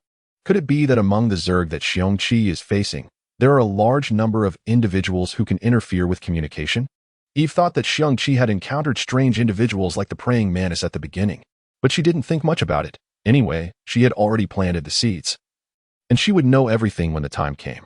And in another room, Liliana, who had just completed intelligence analysis training under Eva's guidance, felt a tremor in her heart and a palpitation. "What's going on?" Liliana held her heart. Did something happen to Xiong Qi? However, this inexplicable feeling disappeared without a trace. "I must be too tired." Liliana didn't think much about it and fell on her bed. The Amber fleet, reaching a safe distance, turned in unison, and all the soldiers on the ship silently watched the strange aircraft swept by the stellar energy explosion through the nearby projection screen. For a time, silence and sadness seemed to be the main theme in the hearts of the soldiers of the Amber fleet. "Soldiers." Hooks's eyes were full of tears. "This is a truly heroic warrior with a spirit of internationalism and fearlessness. For the sake of US, who can be said to be irrelevant, he still took on the heavy responsibility of attracting almost all the main force of the Zerg army. Although he unexpectedly wiped out the main force of the Zerg beyond everyone's expectations, he paid the price of his life." After finishing speaking, Admiral Hooks choked up a few times and continued, "Let us pay tribute to the Imperial warriors who sacrificed themselves in this battle. Let us pay homage to the unsung heroes of the Kshatriya Empire. All surviving soldiers aboard the vessels solemnly salute the immense orb of light in the void." Many find themselves unable to contain their emotions, tears streaming down their faces. Suddenly, the flagship is pierced by the urgent alerts of the warning radar. Chapter 5. The impact of the supernuclear explosion. With a resounding crash, the Grand Elder, who was watching the live broadcast in the Z-11 underground base, angrily shattered the teapot he had just lifted. "Damn it, it's that troublemaker again," he exclaimed. On the projection screen, a massive energy sphere, captured from a distance, dominated the view. Soon, a smile crept across the Grand Elder's face. "Now, you've even lost yourself in the process. Let us see how the Amber Empire withstands the impending onslaught." On the battlefield, an unexpected alarm caused a wave of anxiety among the troops. And Hooks nervously inquired of the radar operator, "What is going on? Have those damned insects not been eliminated yet?" The soldier, addressed directly, quickly examined the data report. "General, within the explosive energy sphere, an object is hurtling out at high speed. All units, be on alert." Hooks immediately issued the command, his nerves frayed by the bizarre insects. Then, to the astonishment of the Amur forces, the previously mourned unnamed international ally from the Shatiri Empire emerged from the explosion, piloting his peculiar egg-shaped craft. However, there was a notable difference. The shell had turned a dark crimson, as if it were on the verge of melting from the intense energy. Hooks was stunned. The entire Amur fleet was dumbfounded. How could a person survive such a massive energy detonation? What remarkable technological prowess! Hooks mused, attributing the miraculous survival of Xiong Qi to the formidable technology of the Shatiri Empire. Indeed, it was a common belief that humanity could not withstand such a colossal energy explosion. What a formidable egg, the lieutenant remarked, genuinely impressed, no longer deriding the crude term, but feeling a sense of honor instead. Meanwhile, Xiong Qi, having escaped danger, gazed back at the now stabilized energy sphere behind him, exhaling a sigh of relief. What the hell just happened? He pondered, incredulous that he had actually survived. As he removed his helmet, Xiong Qi meticulously wiped the bloodstains from the observation window. He then retrieved several bottles of energy liquid from a side compartment and gulped them down. After placing the empty bottles back, he carefully donned his helmet once more. Xiong Qi surveyed the battlefield, which had been engulfed by the explosive energy. The once chaotic scene was now eerily silent, with remnants of the insectoid limbs, human warships, and mechs nowhere to be seen. It was as if all evidence had been obliterated. Xiong Qi felt a pang of sorrow. Those valiant warriors, whose bodies lay scattered because of his momentary lapse, would never return to their homeland. "Your worries are completely unwarranted." Athena, who had vanished earlier, suddenly reappeared, addressing Xiong Qi. "For these soldiers, finding their resting place amidst the boundless cosmos is the ultimate solace." "How did you know what I was thinking?" Xiong Qi asked, astonished. "I guessed," Athena replied, tilting her head dismissively, ignoring his questioning gaze. "Do you expect me to believe that?" Xiong Qi retorted, recalling Athena's sudden departure. "You disloyal creature. You vanished without a word when I was in danger, and now you show up." "Not at all," Athena protested, tugging at her attire. "I had to lock my emotional intelligence program temporarily to focus all my capabilities on data estimation during the crisis." Observing Athena's expression, Xiong Qi realized she was not lying. After all, an intelligent program was unlikely to deceive. As Xiong Qi relaxed, the intense crimson glow and overwhelming heat gradually dissipated, and the outer shell of the cube, once dark red, reverted to its original black hue. Yet, the cube suddenly halted midair, unresponsive to Xiong Qi's commands. Subsequently, the destroyer's engine declared a shutdown. The backup power activated, dim lights flickering to life within the cockpit. "What is happening?" Xiong Qi asked urgently. The engine was functioning perfectly during that massive explosion. Why has its power been reduced to near minimum now? Athena closed her eyes for a moment, then provided an answer, due to an unknown reason. Both the destroyer and the cube's engines were operating under overload conditions. According to design specifications, you should not be here now. Where should I be? Xiong Qi pressed. Suspecting that the unknown reason referred to the recent surge of magical energy he had unleashed, Athena displayed an image of the energy sphere shrinking. The engine's power should have diminished with the hydrogen bomb detonations. A cold sweat trickled down Xiong Qi's forehead, sending shivers down his spine. "It is precisely due to that unknown reason that you are still alive," Athena continued with a clinical tone. "Currently, it's just a matter of the energy conduits needing to cool down after the sudden overload." "Oh," Xiong Qi replied, falling silent. If that were the case, he could only wait. Suddenly, Athena's expression shifted to urgency. "Radiation levels in the cockpit have exceeded safety limits. Will it be fatal?" Xiong Qi inquired. Having just escaped the brink of death, Athena closed her eyes to analyze for a moment. "There is no evidence to suggest that this excess radiation is lethal." Then it settled. Xiong Qi shrugged, nonchalantly. He accepted a communication request from the flagship of the Amur Empire. In the command cabin of the Amur flagship, Hooks quietly watched the egg-shaped craft on the projection screen gradually returning to its original color, filled with emotion. After much contemplation, his lieutenant decided to voice a question. Given the immense power of this weapon known as the hydrogen bomb, why is the Empire equipping it? Hooks continued to fixate on the now decelerating cube. Neither the Empire nor the European and Shatiri empires currently possess such weapons. Then why? The lieutenant questioned, perplexed. Why is the Shatiri Empire providing support to us with this weapon?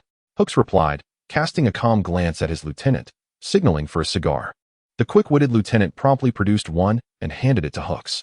After lighting the cigar himself, Hooks articulated the rationale. Did you not discern anything from the previous communications from the enemy, Major? Rising from his seat, Hooks continued. This indicates that the origin of our foes is likely not that of a conventional special operations unit. Thus they can be equipped with such terrifying weaponry. You still haven't explained why the three major empires have ceased developing this weapon? The lieutenant pressed further. Hooks appeared to be in good spirits. Unperturbed by his lieutenant's interruptions, he calmly replied, "It is because this weapon possesses a highly intense level of radioactivity, far beyond what humanity can endure." As if to validate Hook's statement, the radar operator monitoring the cube reported, "General, we've detected a significant reduction in the enemy's speed. All engine nozzles are shut down."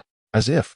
The radar operator hesitated momentarily before articulating his conjecture, as if their engines have suddenly malfunctioned. Chapter 6. The aftermath of the supernuclear explosion continued. The officer's heart sank. In this era, the failure of a mech or warship's engine indicated one of two scenarios. Either the pilot had vacated the cockpit, or the pilot had met their untimely demise. Without the pilot's input of magical energy to sustain the engine's operation, it would cease to function. Could it be that the fortunate warrior who had narrowly escaped had not withstood the overwhelming radiation, as General Hooks had warned? General Hooks let out a heavy sigh, contemplating that perhaps it was for the best. While he admired the warrior's tenacity, should this individual have survived, they would pose a threat to the Amur Empire. Who could predict if one day they might venture into the capital of his empire? The mere thought was chilling. Nonetheless, Hooks adhered to international protocol and gestured for the communications officer to send a meeting request over the public channel. To his astonishment, the warrior was indeed alive. However, seasoned by countless trials, Hooks refrained from uttering any foolish remarks such as, "How are you still alive?" Thank heavens. As he gazed at the projection screen displaying an enormous helmet, he quickly extended his gratitude, thanking the individual for their assistance. "I am General Hooks of the Amur Empire, the fleet commander of this operation. Please accept my heartfelt thanks on behalf of all our citizens." As the communication was established, Xiong Qi, who had just received this praise from someone claiming to be Hooks, was momentarily taken aback. It took a while for him to regain composure before signaling for Hooks to cease his flattery. "General Hooks, it seems your military rank is several levels above mine. Such words from you make me feel rather embarrassed." Hooks scrutinized the image on the projection screen and suddenly noticed a patch of dried blood on the edge of the warrior's helmet. Indeed, he was injured. "No matter," he said with feigned concern, "brave warrior, why have you halted? You must know that the radiation from what lies behind you is exceedingly potent. If this continues, I fear." Inwardly, however, Hooks was plotting. "Should you approach, I shall incite the wrath of my soldiers in the name of avenging our fallen comrades and obliterate you." He deemed this necessary. Xiong Qi, listening to the seemingly benevolent invitation, felt an unsettling disquiet. Moreover, with the destroyer and the cube's energy conduits cooling down, movement was impossible. Thus, he sought an excuse. "Since you are aware of the formidable radiation behind me, and I just emerged from there, are you not concerned about the radioactive dust contaminating your ranks?"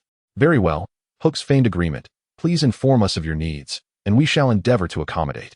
Suddenly, the communications officer reported that a 100-man task force from the Ilar Empire and a 10-man elite squad from the Jietra Empire had sent a message indicating they would arrive within 3 minutes to assist in combat. Damn it, they arrive only after everything has been settled. Had they come sooner, they could have prevented that lunatic Shadili from wreaking havoc. Such a waste of samples. Fuming, Hooks waved dismissively, instructing them to return to the Ilar Empire, as their assistance was no longer required. Xiong Qi quietly absorbed the unfolding events on the channel. Lost in thought, he harbored a persistent feeling that those insects would not relent. Even though he had successfully escaped the nuclear blast radius with the magical energy from the cube, his defensive capabilities were still inferior to those of the colossal beetles.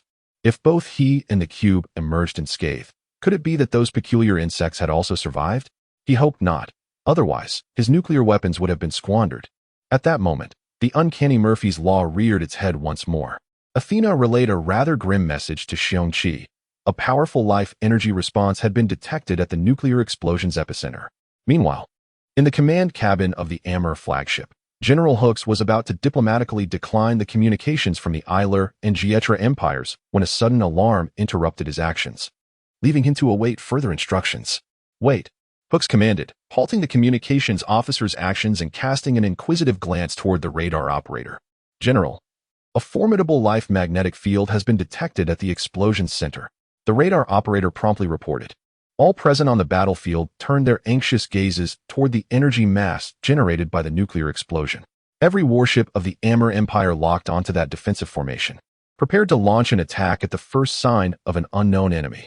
Xiong Qi, too, utilized the stored backup energy within the cube to gradually adjust the ship's orientation, aiming the 10-meter main cannon at the bizarre energy mass. The arriving task force from the Eiler Empire and the elite squad from Jietra stared in bewilderment at the tense Amur forces, oblivious to the cube, black as night, measuring over 200 meters in length, with its nuclear fusion engines entirely shut down. In less than a minute, all present on the battlefield witnessed an inexplicable phenomenon beyond the realm of known knowledge.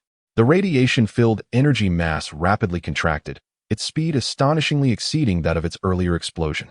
As the radiation diminished, the high-powered radars of the warships finally revealed the true nature of the target. Before them stood 4 colossal insects, a mantis, a longhorn beetle, a grasshopper, and a cockroach. These ordinarily mundane creatures now boasted individual lengths reaching a staggering kilometer. The 4 gigantic insects formed a quadrilateral formation, each shrouded in a dense, almost tangible orange shield. As the radiation-laden energy mass was drawn into their respective abdominal apertures, the intensity of the shields enveloping their bodies grew ever more pronounced. Damn it!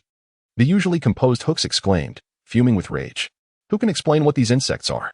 They can unleash energy attacks, and now they manifest energy shields as well. Is the Empire's intelligence division utterly inept? The only response was the static noise on the channel. The arriving Eiler task force stood dumbfounded, realizing that they had not been briefed on the nature of this grotesque enemy prior to their deployment. Meanwhile, the 10-man squad from Jietra remained unfazed, silently adjusting their armor. Amid the collective trepidation, a few thoughts echoed in everyone's minds. I never imagined I would witness evolution to this extent. Just one more step, me too. Although our entire kin has perished, only we remain. It was worth it enough. Let the ants bear the wrath of the great insect race. Chapter 7. Divided and conquered. Xiong Qi stared blankly at the 4 enormous insects suspended in the void, bewildered. Could they have mutated due to the immense radiation generated by the recent nuclear explosion? Just moments before the blast, these colossal beings had gone unnoticed. Meanwhile, the leaders of the 4 factions, who had been observing the battle through a video conference, collectively gasped at the sight of these terrifying creatures. Our dear allies, do you not owe us an explanation regarding this weapon? Inquired the leader of Aloru, directing his question towards the head of Shadoweye. He did not address the pressing issue of the monstrous insects threatening humanity's survival, but rather questioned the hydrogen bombs that Xiong Qi had abandoned. I believe it would be prudent for us to focus on the insect threat. The dignitaries of the Amur Empire expressed their urgency in dealing with the insects, showing discontent towards Aloru's representatives for discussing irrelevant matters at such a critical juncture for humanity. The head of the Shadoweye Empire, a short and stout middle-aged man, chuckled softly to alleviate the tension. I see no need for explanations.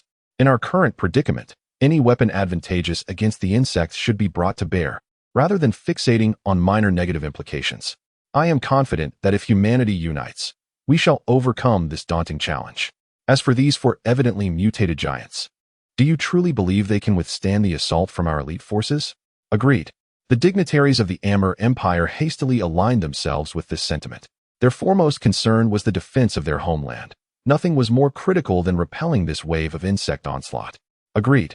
The representatives of the Jietra Empire echoed their agreement with the words of the Shadoweye leader.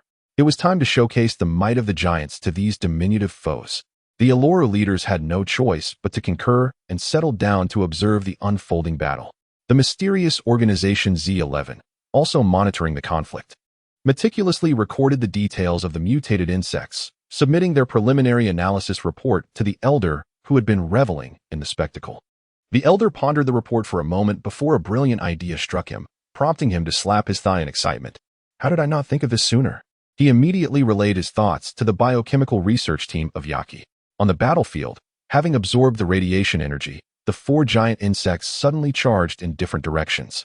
The giant longhorn beetle surged towards the remnants of the Amur fleet. The giant grasshopper darted towards the 100-man team from Uluru, while the giant cockroach rushed towards Jatera's elite 10-man squad.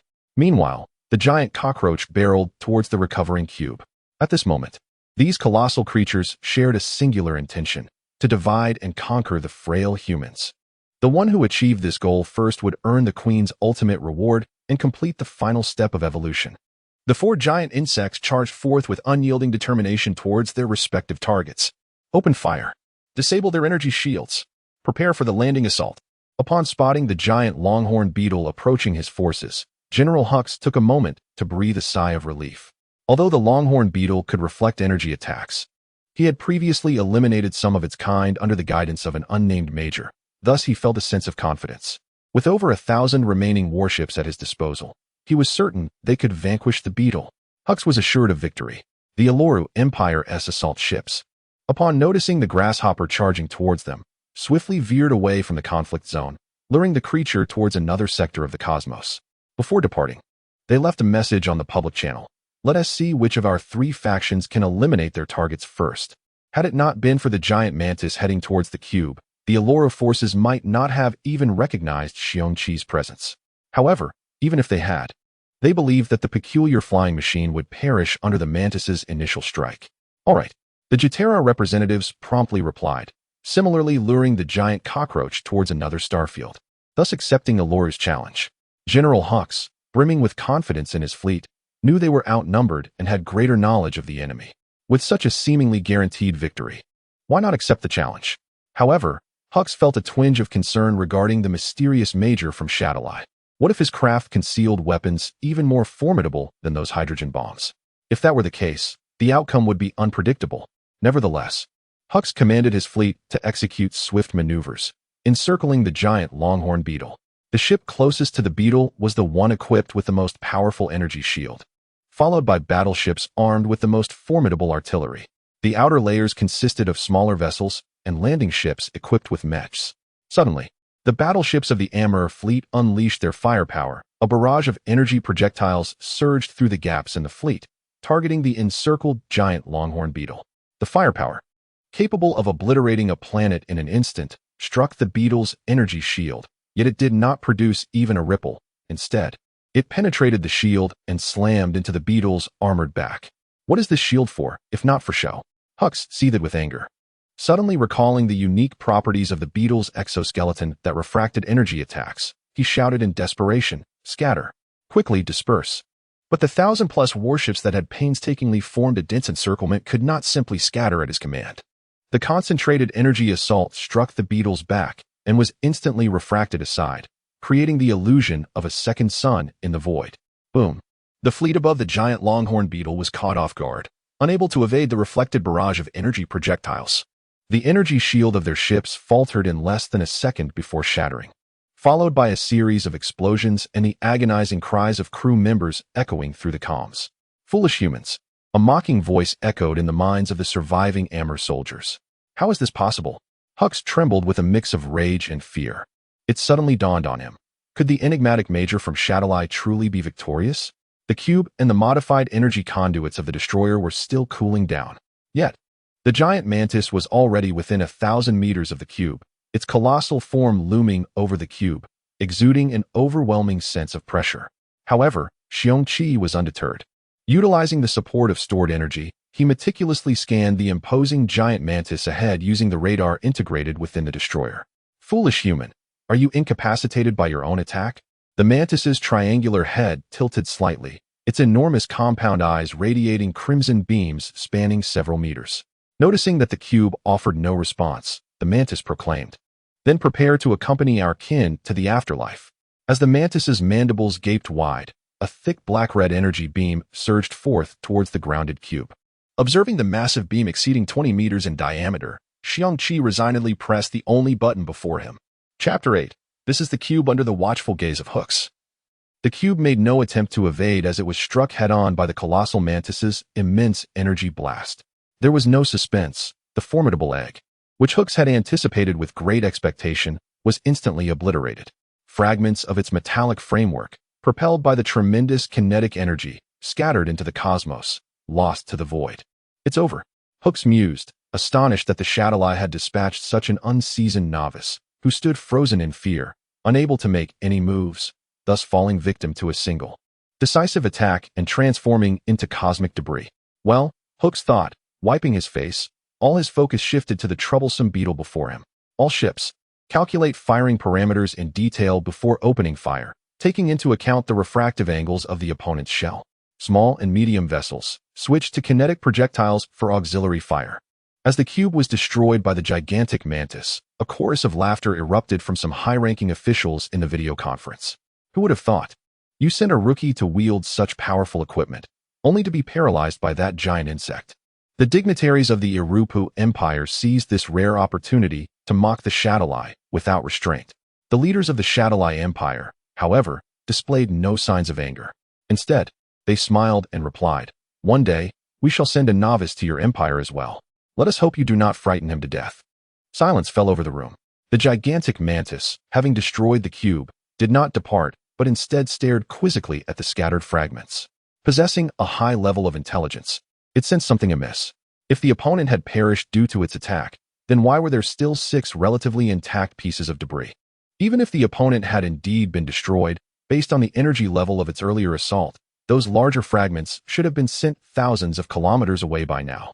Yet, unexpectedly, the 6 pieces remained suspended in the void, having only drifted a few hundred meters.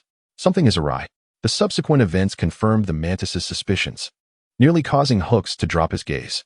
To his astonishment, the scattered fragments suddenly moved, converging at remarkable speed, swiftly reassembling into a perfect egg once more. The cube had sustained no damage whatsoever. Its shell remained pitch black and impeccably intact, as though the previous energy attack had not even touched it. Qi stretched lazily, sensing that the cube's performance had improved somewhat after discarding those disposable missile launchers. Indeed, Athena affirmed, with those components removed, the cube's energy transmission efficiency has enhanced significantly.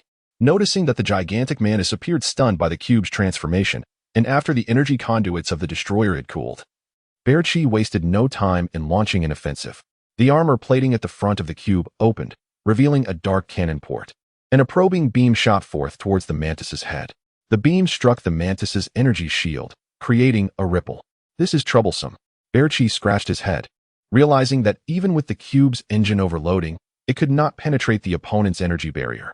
Awakened by the attack, the mantis's mandibles quivered again, unleashing another black-red beam. What followed astounded all onlookers. The cube's outer shell swiftly disassembled, reconfiguring into a concave mirror reminiscent of a frying pan. The secret of the cube lies in its ability to alter its structure according to the pilot's will. At that moment, the mantis finally realized that beneath the thick eggshell lay a formidable mech.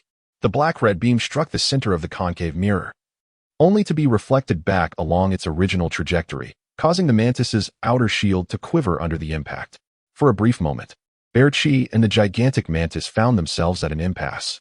The firepower from both the destroyer and the cube's engines proved insufficient to inflict harm on one another. Similarly, the energy attacks from the mantis were merely redirected by the cube's concave mirror. Could it be that we must resort to hand-to-hand combat? Qi lamented as he assessed the disparity between their sizes, realizing with dismay that even the cube was dwarfed by the mantis by 4 to 5 times. Moreover, in the vacuum of space, all movements relied on the correction provided by the engine's propulsion. To fully utilize his fighting capabilities, he needed solid ground beneath him. I have identified a suitable planetary battleground. Athena suddenly interjected, presenting a route map. This marked the second instance of Athena accurately discerning his thoughts. Qi mused. But now was not the time for such contemplation. Fending off another attack, the cube swiftly enveloped the destroyer, reverting to its egg form, while all 3 nuclear fusion engines roared to life, propelling them toward the target planet. Do not let them escape. The gigantic mantis pursued closely. Z-77. This was one of the planets in the Z-series of the Shadoweye Empire. Unlike the other Z-series planets, Z-77 was a completely useless wasteland. Positioned closest to its star, its surface temperature fluctuated dramatically, reaching an astonishing 10,000 degrees during the day. Since the Shadoweye exploration team discovered this planet, only a handful of research teams had briefly stayed on its surface over the course of hundreds of years, hastily departing at night after collecting crystal samples. None possessed the audacity to challenge the daytime temperatures exceeding 10,000 degrees, for no life could endure such heat. Xiong Star. This was the name given to the planet by researchers. In the nighttime region, temperatures plummeted to over 200 degrees below zero, yet in the daylight region, surface temperatures soared to 10,000 degrees. The planet's surface was riddled with crystalline basins, shaped by the scorching stellar winds. On this nightmare planet, which most feared to approach, two uninvited guests arrived today. As the cube sped through the atmosphere of Xiong Star, which was dozens of times thicker than that of LNIO, its exterior glowed red-hot from the friction. Upon successfully breaching the dense atmosphere, the cube, now rapidly cooling, descended into the dark zone, trailing a plume of thick white smoke. As it neared the uneven surface of Xiong Star, dotted with cooling lava columns, the cube suddenly fragmented into 6 pieces, from which the destroyer emerged, performing a few aerial rolls before landing steadily on the surface. Weighing 40 tons, combined with the force of its descent, it left no trace upon impact. The cube's 6 segments, as Bear Qi had anticipated, fell in different directions, disguising themselves as a crash site. A cacophony of crashing sounds resonated across the quiet planet, bringing a hint of life to its stillness. The head of the destroyer tilted back, gazing at the mantis, which was just about to breach the atmosphere, as the armor panels on its outer arms swiftly slid down. Chapter 9. The battlefield of Xiong Star with a series of urgent metallic clanks. The concave metal shield sliding down from its arms transformed once again into a colossal cannon. Following this, a mechanical whirring echoed as the destroyer MK fully deployed. Its 10-meter-long barrel raised in its grasp, with a portion resting upon a protruding lava rock. Xiong Qi utilized the radar scan of the destroyer MK to swiftly survey the terrain within a radius of several hundred kilometers. This location was merely 5 minutes away from entering the daylight zone, as Athena reported the crucial data Xiong Qi required. For the 3rd time, Xiong Qi mused, though this tidbit of information was desperately needed. Recalling the dense energy shield encasing the massive cockroach-like creature, a headache brewed within him. If he could not breach its tortoiseshell-like defenses, he would surely perish here. At that moment, Xiong Qi remembered the overview Athena had provided about Xiong Star during his journey here, and he pondered, formulating a plan. He then estimated the time it would take for the mantis to arrive at this location. In the distant sky, a fiery meteor streaked rapidly toward him. The destroyer MK sprang into action, facing the direction of the giant mantis, swiftly retreating while avoiding the towering lava peak. The massive cannon gradually elevated, beginning to charge, its mouth slowly filling with an orange-red glow. The giant mantis was now furious. If it failed to catch up with that human, it would likely be the last to complete its mission, extinguishing any hope of reaching the final step. How infuriating. Did that cowardly human possess no other means beyond dropping those astonishingly powerful bombs? Did he not dare to confront me head-on? What a waste of time chasing him. Nevertheless, one had to admit that the egg flew remarkably fast. Finally, as it approached a nearby planet, the loathed egg veered and plunged into the planet's atmosphere, disappearing from sight. The giant mantis abruptly halted, quietly observing the peculiar planet. It was strange. A planet of relatively small size possessed such a dense atmosphere, filled with dust that shrouded the entire surface, rendering it indistinguishable in the vastness of space, leaving no trace of land to be found. Regardless of the circumstances, if that little egg dared to venture in, why should I not? Resolute, the mantis plunged into the atmosphere. Upon entering, it felt its external shield rapidly depleting due to the friction with the myriad floating particles. However, considering the disparity in size between it and its adversary, the mantis felt no concern. At this moment, the 3 factions were embroiled in a standoff. The Emerald Fleet had deciphered the refraction pattern of the celestial beetle's armor, significantly reducing their losses as they cautiously engaged in probing fire around it, mindful of the energy attacks emanating from the bulging back of the beetle. Occasionally, smaller vessels were struck, disintegrating into debris. As for the Ilipu Empire's small squadron, their situation was less than optimistic. While concentrating on attacking the grasshopper, they were unexpectedly struck by the energy blasts emitted from its mouth and abdomen, destroying their vessel. Fortunately, all personnel had already exited the battleship in their mechs, resulting in minimal casualties. The Jetler Empire's forces were similarly facing disheartening circumstances. 10 towering mechs, each over 20 meters tall, relentlessly assaulted the massive cockroach with a barrage of energy fire.